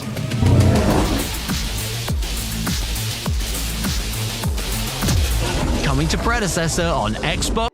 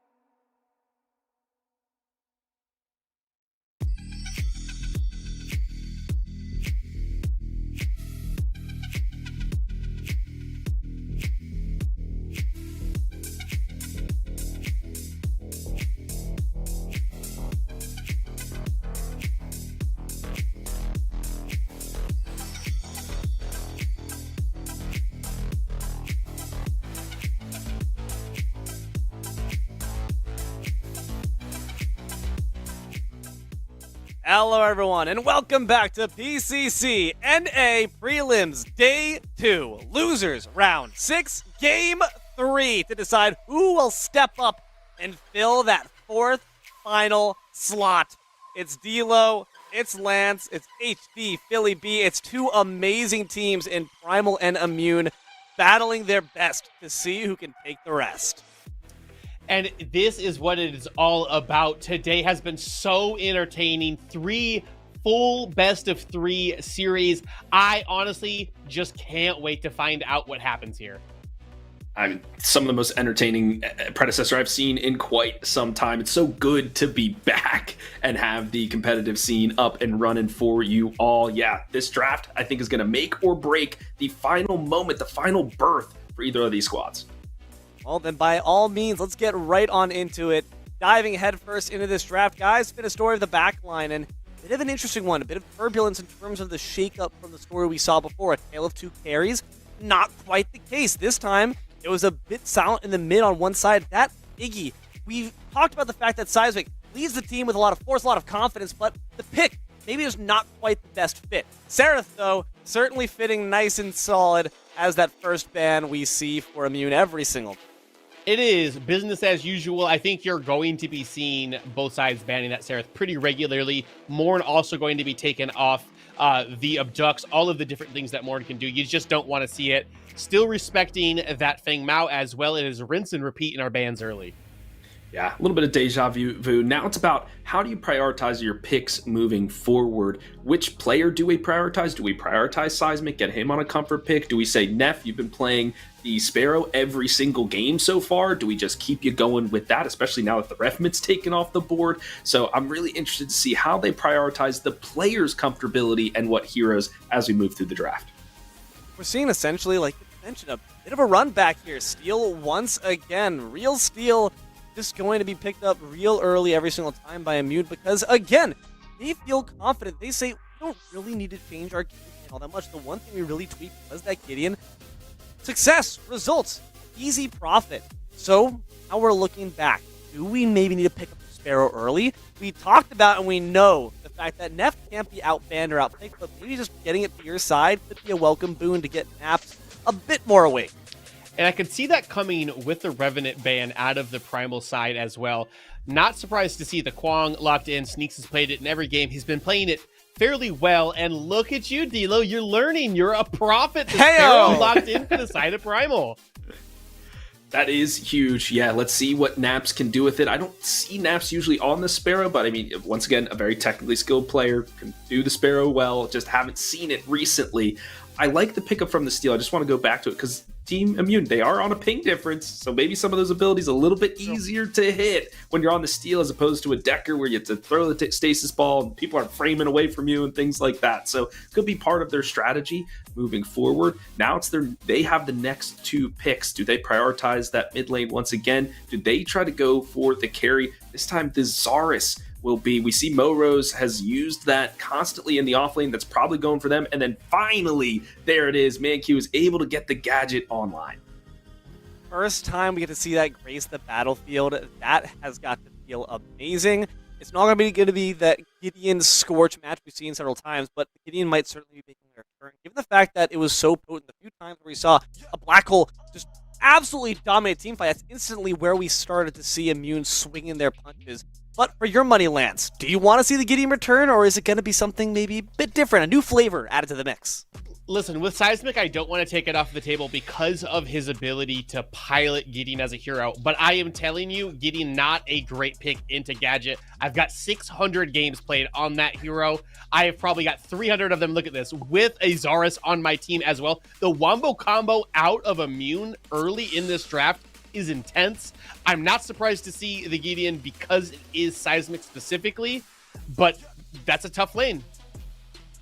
Very tough lane. I mean, Gadget has a lot of great push, especially depending on what augment, right? If you go for the Sticky Mine augment, that really increases the explosion radius. You can clear waves a little bit better Gideon usually need to get to the level 6, maybe an item or two online to really do a flash clear, move forward. But we're seeing the tried and true microwave combination here from Team Immune, and also a dive comp on top of that, which is perfect counter to the Sparrow. Sparrow wants to be hidden in the back line, just probably be shifty, be a little nimble. But if you just full send everybody on top, especially with this beef you got going on, take naps out early with no mobility, and there's your damage gone. So it's going to be a full-on dive. It's just what other characters can you follow up to support that?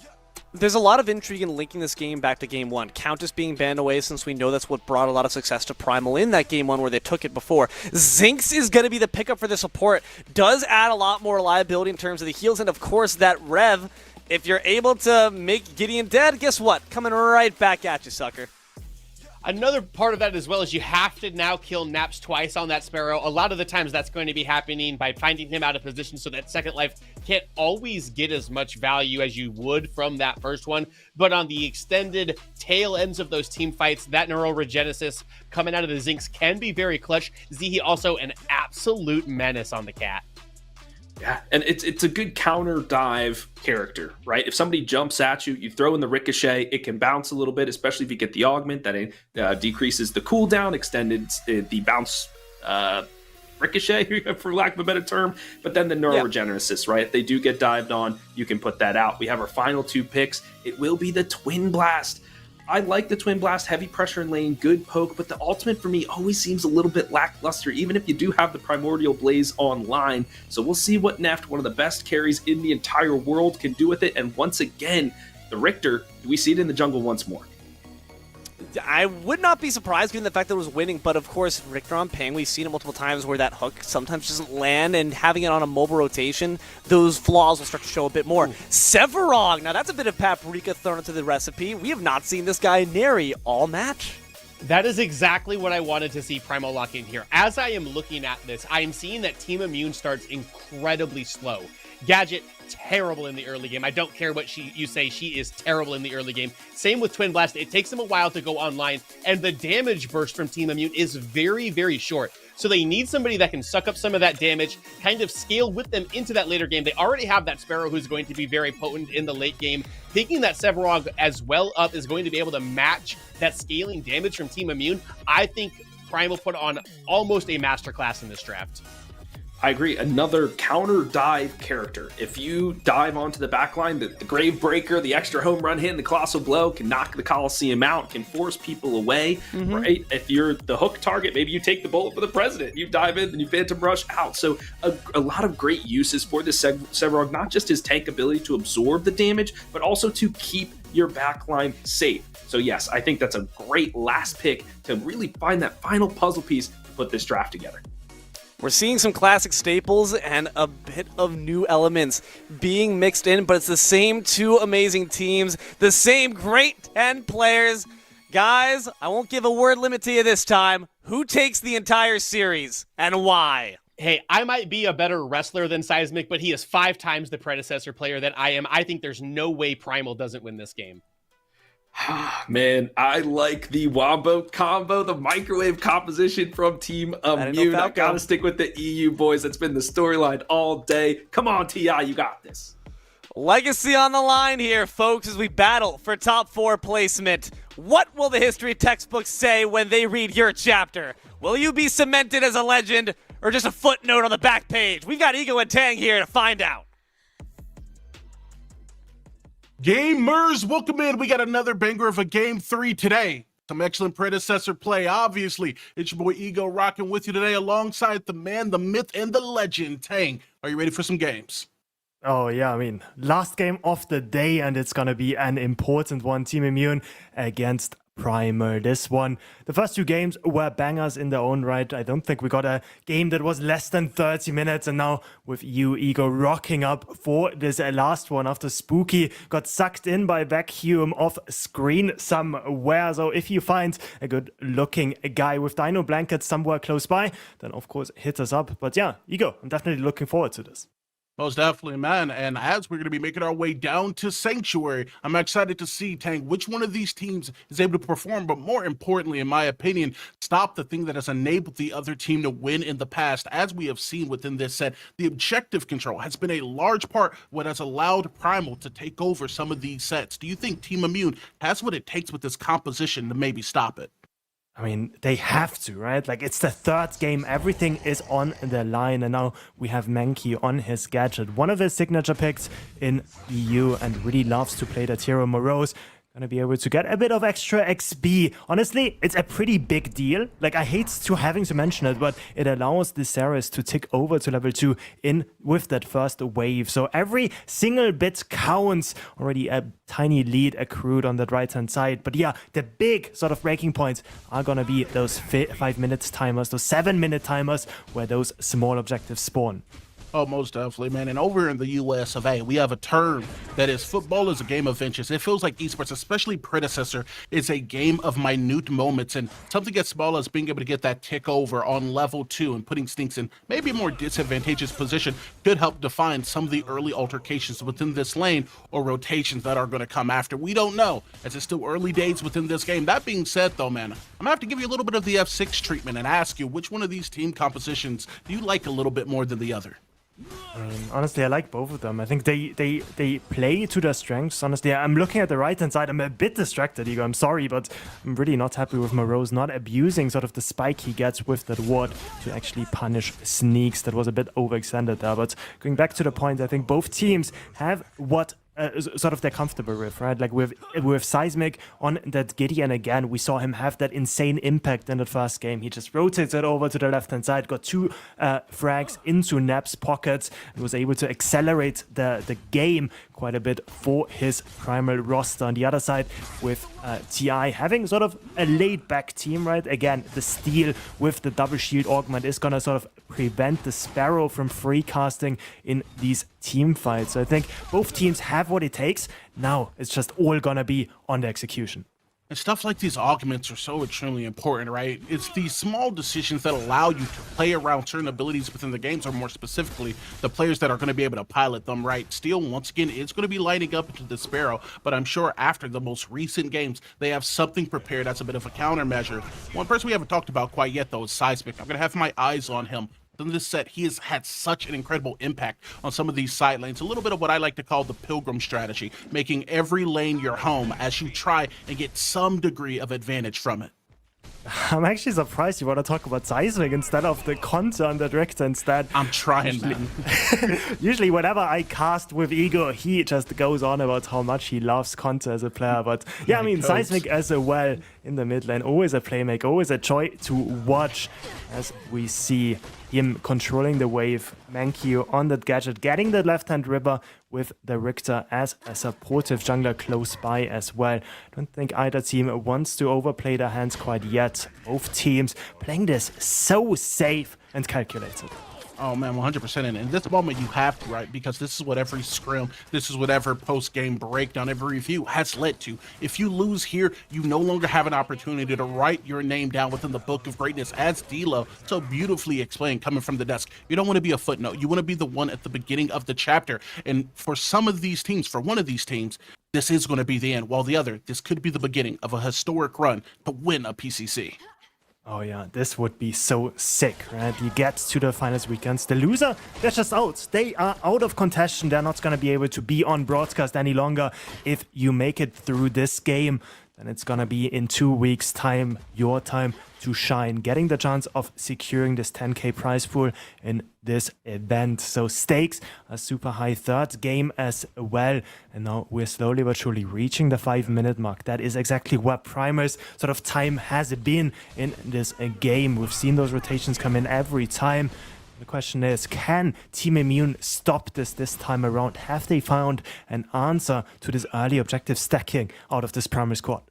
I do think they have to a degree, right? And this is purely stepping back and separating the players and the champions that they're going to be piloting. This Coliseum plus microwave combo, or the microwave combo that includes this Tesla Dome, is so incredibly good. But even more importantly, in my opinion, it's very simple to pilot, right? They're going to be looking to seize control in one of these big circles. And you have a composition that has a bunch of smaller circles with the combination of damage and CC. As now, it's going to be some CC coming out from a very small circle. Subject is going to come through as Mav is going to be able to force the blink out onto the backside. Conte makes the rotation, but with the Ripple Ash being offline, it looks like we're not going to have a first blood quite yet. Not the biggest fan, the Penguin being forced to blink away. Remember, no unstoppable augment on that bull rush with that shield augment picked up instead. Also, we see the mid lane just being so hard to contest for Mankey because he's not able to pick up those river buffs. Good rotations coming out of Sihi there on that Sinks, picking that one up for himself and sort of forcing the hand of Mankey just to stay under the turret, not having any impact so far as a mid gank happens. Hook evaded. Gideon still safe also with the torn space. Never really one to be caught out. Penguin though, the guy with no blink, might be the real target. Yeah, it's going to be Mav once again on the engage. Oh, Shield so is going to unfair. come up just to mitigate any range damage they can do. And as you said, this is one of those things that could feel just a little bit unfair as the carry. You're trying to get a little poke. You're trying to just get a little bit of damage to better improve your wave state or the prio you have in the lane. And he just throws up a singular ability with charges, albeit. And you literally can't do anything. As now, we're going to see Mav, Zihi, Seismic looking to do something. Fangtooth is going to be dropped to about 30%. And this is going to be an easy tick as Primal's going to take the first objective. This is just comical at this point, honestly. Like, once more, like Severok jungle, I guess it is an early objective sort of taker in this game. It's going to be taken away. I think, jokes aside, I think with that steel blink sort of out of the picture on that left-hand side, it's really hard for Immune to face check this. And Richter really wants to clear his blue side. Was on the forecamp, so an easy sort of catch out there. Good awareness, good wards coming in as well. Seismic getting a really big ward on that right-hand side, sort of warding the entrance into the jungle and just knowing exactly where the Richter is. And Primal, one of the teams that is not a stranger to getting those advantages and actually utilizing them. So 7 minutes in, Mini Prime is spawned. We saw in this last game Team Immune transitioning immediately towards this Mini Prime, giving up that Fangtooth, getting those Mini Primes instead. The big question is, can they do it again this time? I'm kind of hoping they can, right, within this situation. Both these teams have, I think anyone would be able to agree, excellent macro. It takes a lot to be able to get this far, and having very solid macro is one of those steps you need to be able to get the heights that both of these teams have been to. But with this Mini Prime coming up, I want to put a little bit of emphasis on how badly both of these teams want to keep an eye out for it. Literally, if you take a look at the map, it is lit up like a Christmas tree, as we may have a skirmish starting to brew on the right. Severok is the one in the front line. He is super tanky though, is a level down. Conte able to power from, while Mav was stuck taking this first objective for his team. Conte in the river could always be one of those targets to get. Not as tanky yet as he wants to be, also not having a real movement ability apart from this electrocute augment that grants him that bonus movement speed. Dual lanes just left alone. Supports just the roaming, making sure that they're there when this Mini Prime gets started up eventually. Most definitely, man, and it is going to get started. Ultimately, the audio cue is going to go out as Mav is now going to survey the area, seeing if there's any wards. Conte going to be very vigilant as the Riplash is going to go out onto Mav. It will land, translating some degree of damage. It's going to be about 20-25% of his HP that is going to be lost, as Morose is going to be looking to find the rest of it. Engage coming off the backside. Bull Rush is going to be able to knock up 2. Shield Slam going to be able to double it up. They got him jumping, as now Mav is going to be swinging the hammer for his life. The backup going to be good enough to make this a disengage. Disengage, but big teamfight ultimate is already blown by Team Immune. Mav trying to get that Cyan buff to get some healing back. Penguin with a good rotation. Now suddenly he's caught out in a bad spot. Morose still has the Colosseum up. Might not be able to use it with the Quang rotation being there in time. At least recoils have been stopped. Conte already back on the map, on the forecamp. Not gonna go for this Mini Prime quite yet. But we can already see how both of these teams want to play those team fights.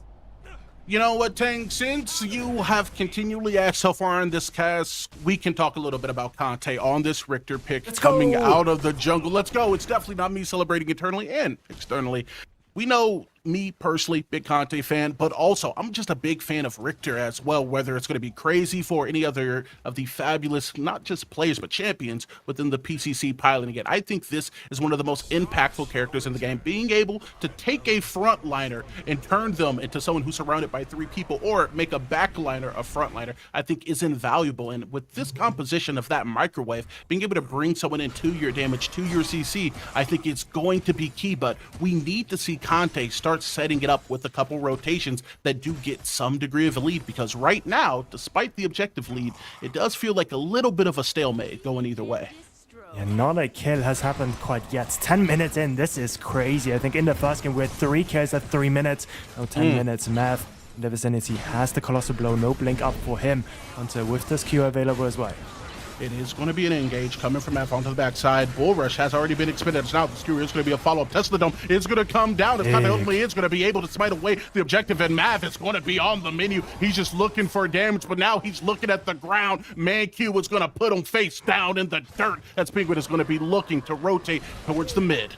I really love this, because now finally, Team Immune, they can just go instantly towards this Fangtooth, because by the time this mini prime dance has concluded, this Fangtooth has spawned now. Also, with the Richter having this purple hue around him, gonna grant him that extra power that he needs to deter anyone from approaching Morose. It's just gonna get caught out. Good usage there from that E augment on Naps, getting that invisibility fragment there for a second. Sneaks goes in though, they wanna fight this. You have to get something back right. It is going to be the NFR over the top line. It is going to be a black hole. The HP is also very low. As a blink does get expended. Neff is not going to be able to make it out, as it's going to be Seismic who picks him up with a big kill. A reset onto the back end. Morose, Conte, Man-Q live, but the same can't be said for Penguin. It's going to be 2 down, and Primal steals away the kill lead.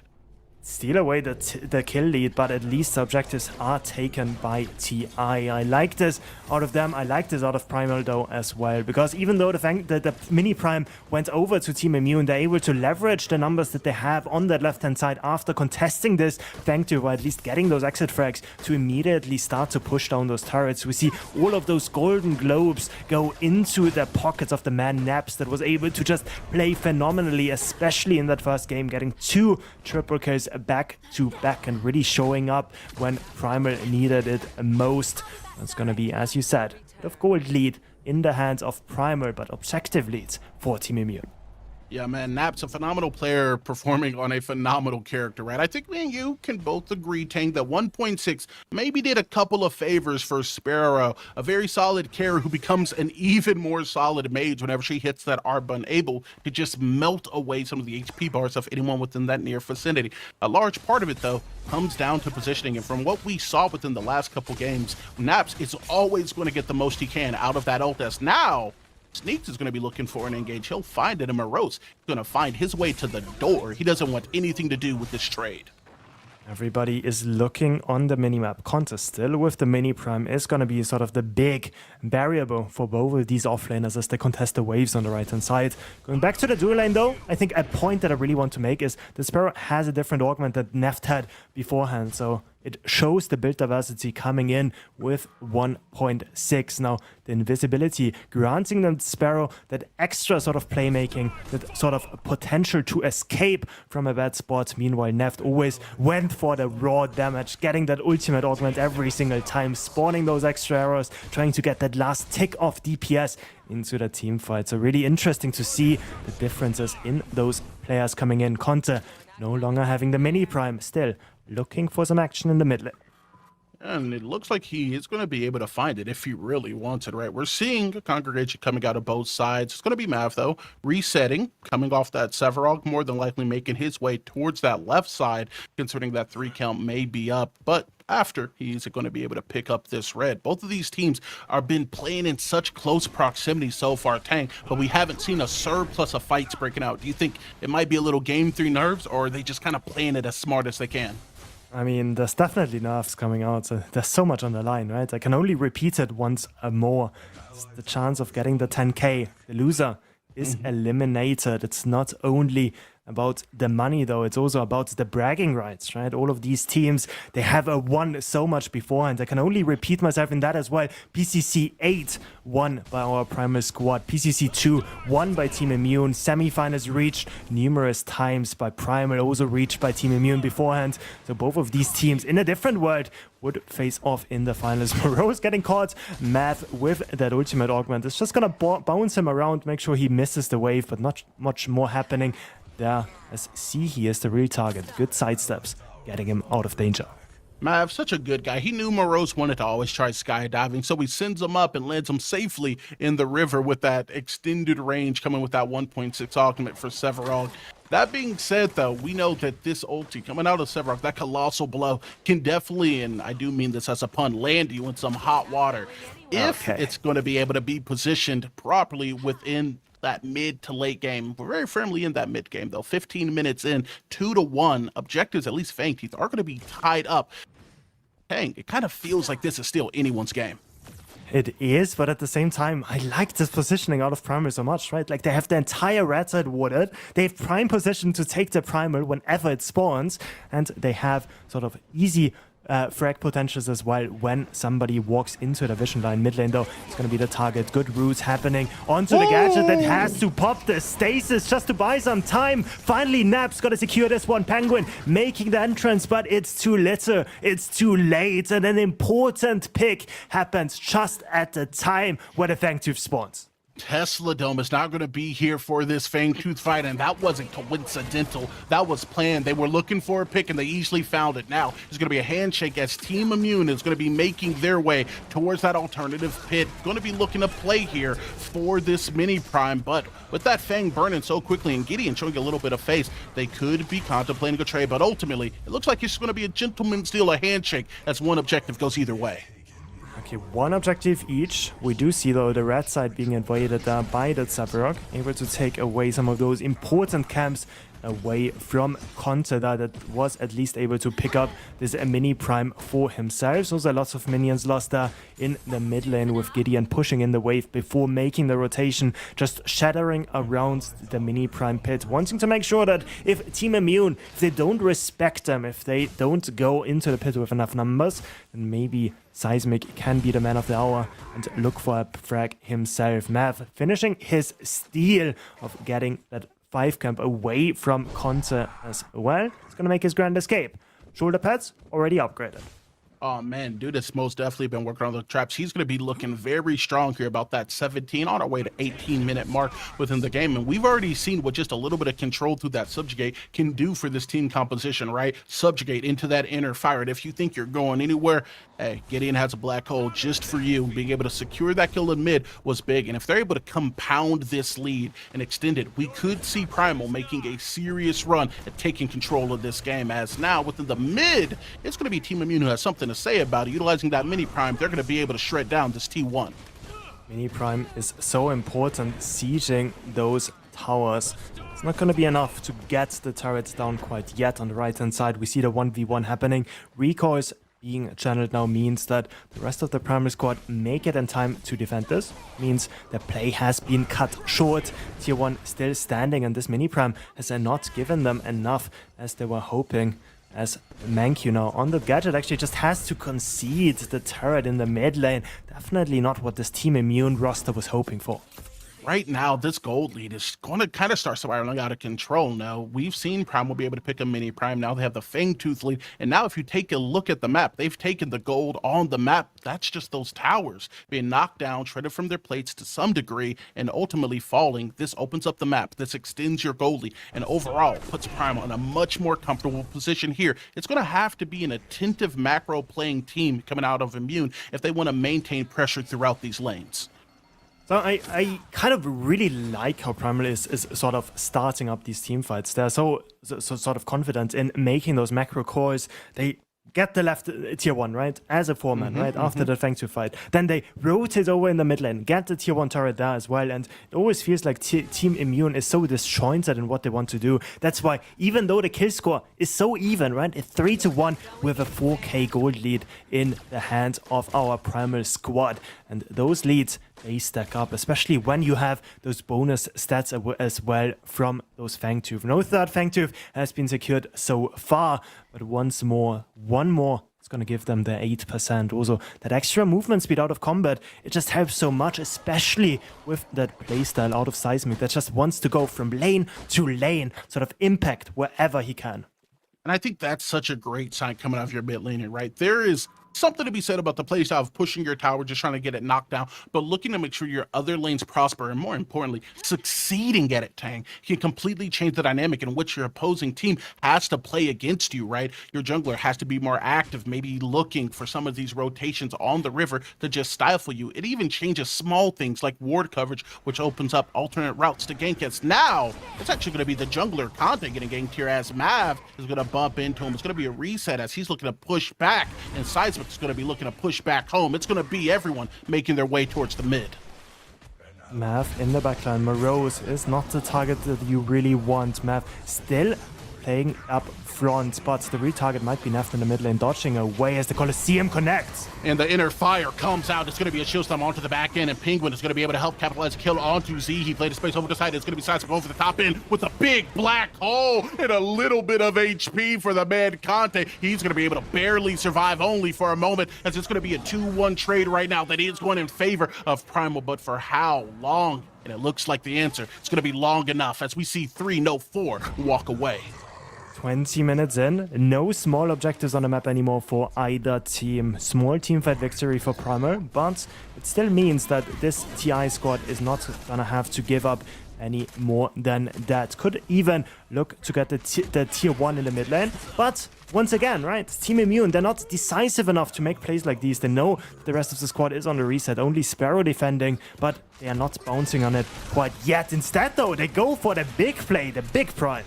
This is just going to be a full send in to be able to try to get the objective, and I really do like this, but within the most recent vicinity, Mav is going to be right there. That HP is going to start getting burned through, and Kwong will be the first one to make a rotation, as Sneaks is going to be playing into 3, and it's going to be all 3 who have to run. Mav coming from the backside is going to be looking for the subject. He is going to be able to find it onto 3, followed up, and it's going to be the ulti coming out of Kwong, as now it's going to be the opposing side's jungler left all alone, but this is going to be more than enough to stifle the play for the objective.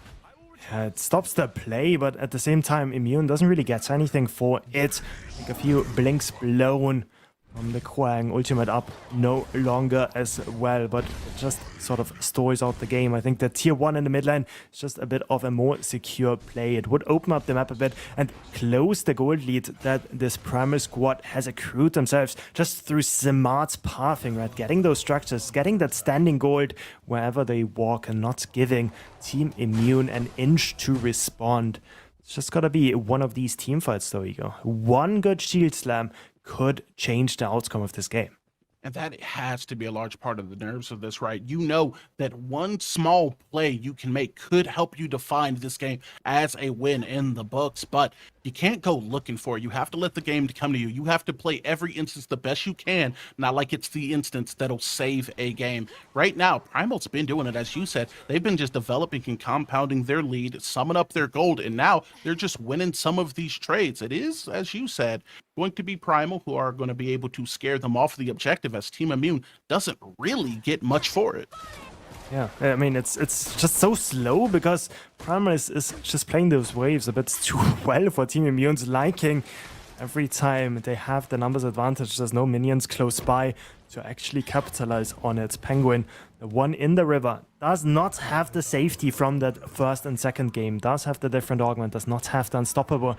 Anybody can be caught. Zihi coming off the back, and it is going to be another big shield slam. Tang, you called for it, and Penguin delivered. That's going to be Zihi, who has one of their 9 lives shaved off, now playing the space over to the left side. It is going to be Penguin looking for more, but what he's going to find is the Cosmic Expanse, as Gideon's damage is going to come up pretty good onto the backside. It's going to be Morose with the Colosseum being able to trap onto 2, as 3 are going to be able to migrate their way around Naps. It's looking like a wipe, as not 1 but 2 members have fallen. In response, it's going to be Gadget who falls, and Naps will be the one to put him down. Morose is now going to be rotating towards the pit, as we're going to see TI, Team Immune, looking towards the Fang. I lied. Seismic has rotated. Yeah, Seismic just stopping their backs as well. So Team Immune, I respect it. They shouldn't go for the Fangtooth play there. I know I've been harping on about the objective gameplay so far, but honestly, low HP bars with a Gideon close by, not a good sort of recipe there, but good team fighting. We know Team Immune, they still have it. I think that has been sort of the name of the game. Team Immune with the better team fighting, Primal with the better objective take, with the better macro movement as well.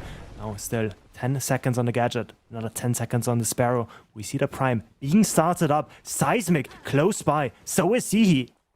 They're going to be making a play coming off the right side, but it's not going to be an uncontested one as Neft and Morosa are going to show a little bit of face. Conte is going to be pushing towards the fight as Mav is going to be hot on his trail. However, once again, this is going to be a fight where they don't have this Tesla Dome readily available. Whiplash is going to land though, but it is going to be on to Mav. Subjugate does come down onto 2 as it is going to be the Skewer that does come out. Sneaks going to take just a smidgen of damage as this team in TI just doesn't have anything super impactful and immediate swinging their way. Maybe Manhu's going to be looking to change it as Hilm and Neft are going to be playing closer to the river in mid. Mav able to find a disengage easily as both of these teams step back and take a breath. Man, Mav does not take any damage in these team fights. Looks like Neft hit him for a solid 2 seconds, but the HP bar is not moving. Certainly the green buff helping out there quite a bit, as well as we see Conte being invaded on that 5 camp. Conte is being invaded here. 2v1 situation. He's going to need his team to show up, and they will. Penguin going to be able to CC out Mav for a moment, but now we have a fight in a close quarter. This is exactly where you want them with that Tesla Dome, but it's going to be Primal who just doesn't play into it. They're going to scare you off, reset, and then start making their way back towards what really matters, the Orb Prime. Conte is not reset yet. He is still in the vicinity. Mav wants to go for the turn. It's going to be Mav looking for it onto the side. Manhu's going to be wanting to play the space a little bit further back, but with his team joining all around the pit, we're going to be able to see them just soft reset once again into this red side jungle. I'm looking at the left-hand wave, though. This tier 2 is gonna fall next. Good setup once more by Primal. It's gonna force Team Immune to respond. They're dropping waves. Finally, Morose catches the one on the right, but the big one on the left is still a question mark. Mav trying to find the wraparound, trying to get anything for his team. It doesn't look like the Prime is gonna be on the cards quite yet, as the left side is sort of the big pressure point for this Primal squad. They know they just have to bide their time. Yeah, they basically have to at this point, you know. TI is going to have things start pushing into them, and it would just be disadvantageous for Primal to take a fight here when they know they don't have to. The waves are relatively well set, at least on left, going to be threading that inhib sooner rather than later. They're going to have to send someone, and whenever they do, they're going to be able to full send for this objective. So Team Immune, they're the ones on a timer. They might start looking for something. I think Mankey, though, is channeling the recall. Mav is going to be able to spot this one out. They know Gadget is no longer here. Mav knows that Conte is actually really vulnerable right now, and he's just going for that smash. Not going to connect. Good blink away from Mav. It's going to keep on buying themselves time. Penguin, the next one that has to use everything just to make sure that they live. It's going to be a Coliseum that comes down, followed by Showsum, followed up by the Tesla Dome. The microwave combo is going to be able to come out with the revive coming from the seats. It's going to be able to appreciate any degree of the value. That's only going to last for a moment, though, as Manhu ultimately does get a kill on to Seismic, and Naps is going to get himself a double. It's going to be a 2-for-1 trade going in favor of Primal. Oh, Mav is such a demon in the front line. Can't be stopped, especially with Sihi, his long-standing support by his side. I'm getting flashbacks of PCC 8 at this point. Mav, the former MVP of that tournament, was able to make it happen then. Is he gonna be able to do the same this time? Good catch onto Conte. Good skewer return, making sure that the Richter is not the one getting pulled into the team, but it's still a good team fight for Primal, extending this lead 1 by 1. Now Steel is not in the vicinity, neither is the Ceres, and Mav once more looking for the fight. The play has been slow, meticulous, sinister, all to be able to compound the lead into these kinds of moments where you can be able to flex into a team fight and re-engage if it doesn't seem to go your way, at least for a moment. Now, it's going to be a reset, returning back to the lanes to make sure that they don't have anything pushing into them. This squad and Primal wants to be able to take their time. Again, right-hand side is just so bad for Team Immune, and Primal, they know that Morose has to decide, does he want to get to the Fangtooth or does he want to set the wave, and he just kind of has to go the opposite way, and that leaves a numbers advantage for our Primal squad.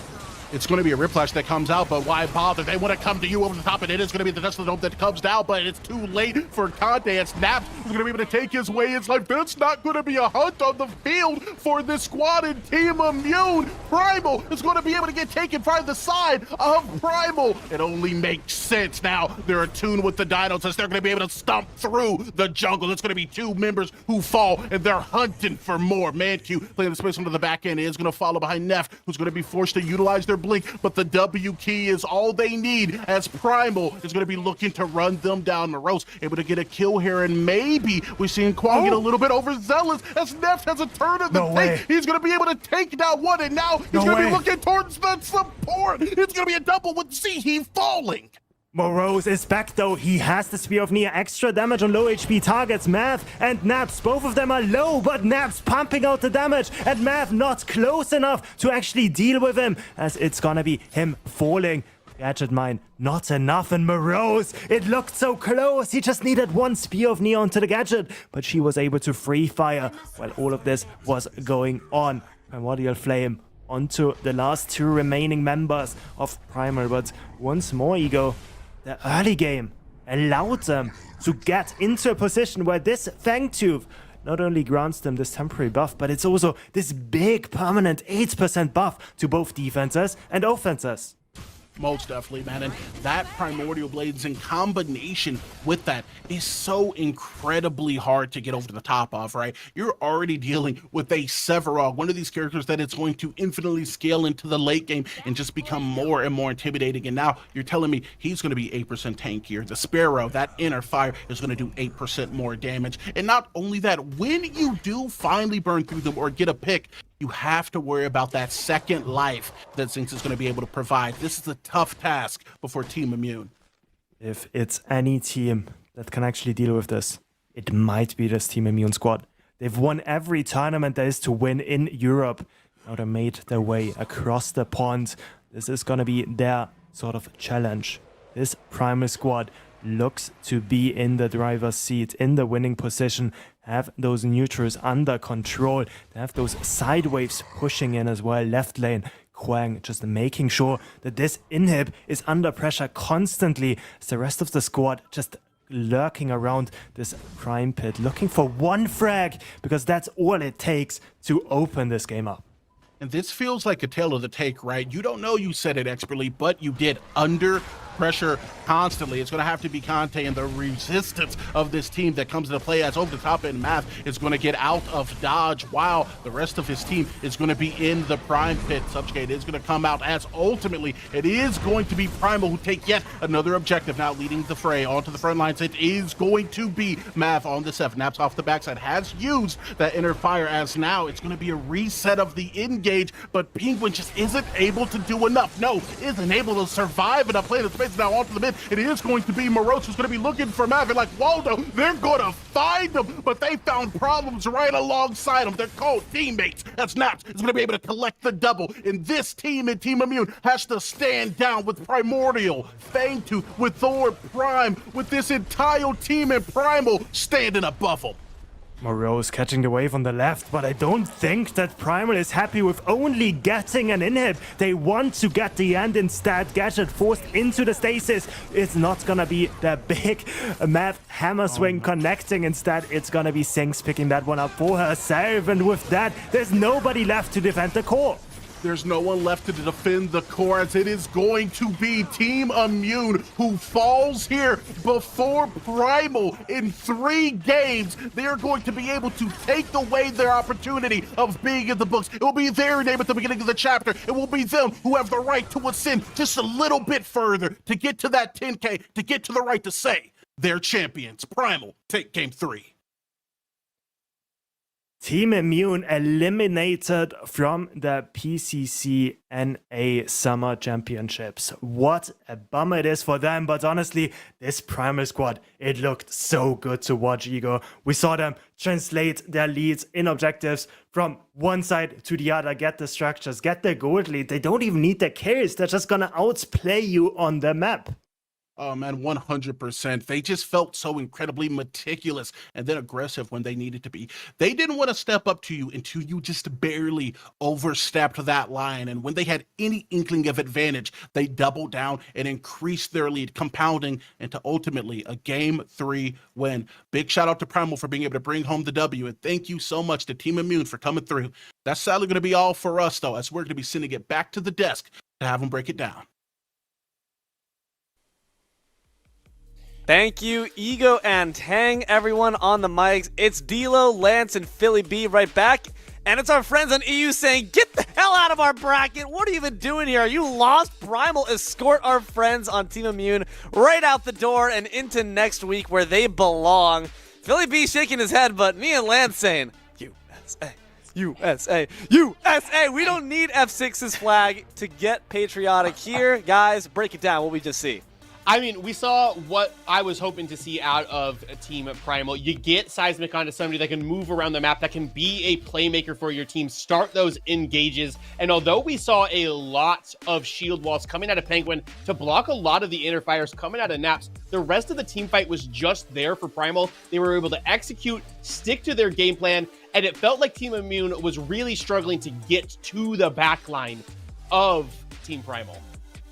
Absolutely. Morose was supposed to be their dive, right? Go on in with the Coliseum, have everybody follow up. But as we talked about in the draft, there was so much counter engage. So the Colossal Blow, the Neurogenesis, the Ricochets, whatever. So a few times that, like right here in this replay, he tries to go for it, immediately hit out of it, and then they try to follow up, but everybody's already dead. And then the Neurogenesis comes through as well. Then it got to a point where Mav was so tanky. They were able to play a 2-3 formation in some of those tight channels, and any engage was on the tanks, and they didn't even care. They were just being tickled by any of the damage coming through. Nothing that they could do at that point.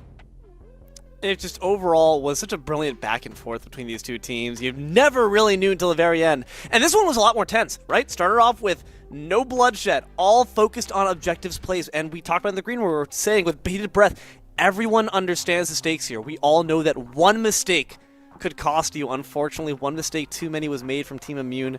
Let Primal take the reins and take that last top 4 spot. Now, guys, we've gotten to be very well acquainted with Primal over their run through the bracket and over this 3-game set. If you are an opponent slated to step up to Seismic and the rest of his crew, what's your word of advice, your word of caution to not end up the same way as Neft and their boys? Play to your strengths, I guess. You can't play the game of Primal. If you end up trying to slip into it, try to match strengths in the mid lane, Seismic's going to outplay your mid laner. Naps or Cold, it doesn't matter who's in the duo lane for them. It looks like he's able to facilitate with both of them very, very comfortably. Mav on a flurry of different playstyles within that as well. Stick to your gun, stick to what got you here, because Primal will have one of the longer paths if they do hope to make it back and into that grand final spot with a date against Flow State. I think make sneaks uncomfy would be my kind of tagline here, because they was constantly Quang for this whole set. It's like, that's okay, true. bang the Quang, do something, or play like Import and Nibulua do, where they just kind of vertically jungle and they facilitate the off lane side, and then go for Prime rather, and then push in the tower, etc. So maybe you have to make him uncomfy, go for ganks early, force out blinks, things of that nature. But there's going to be plenty of time for those VOD reviews in the next couple weeks.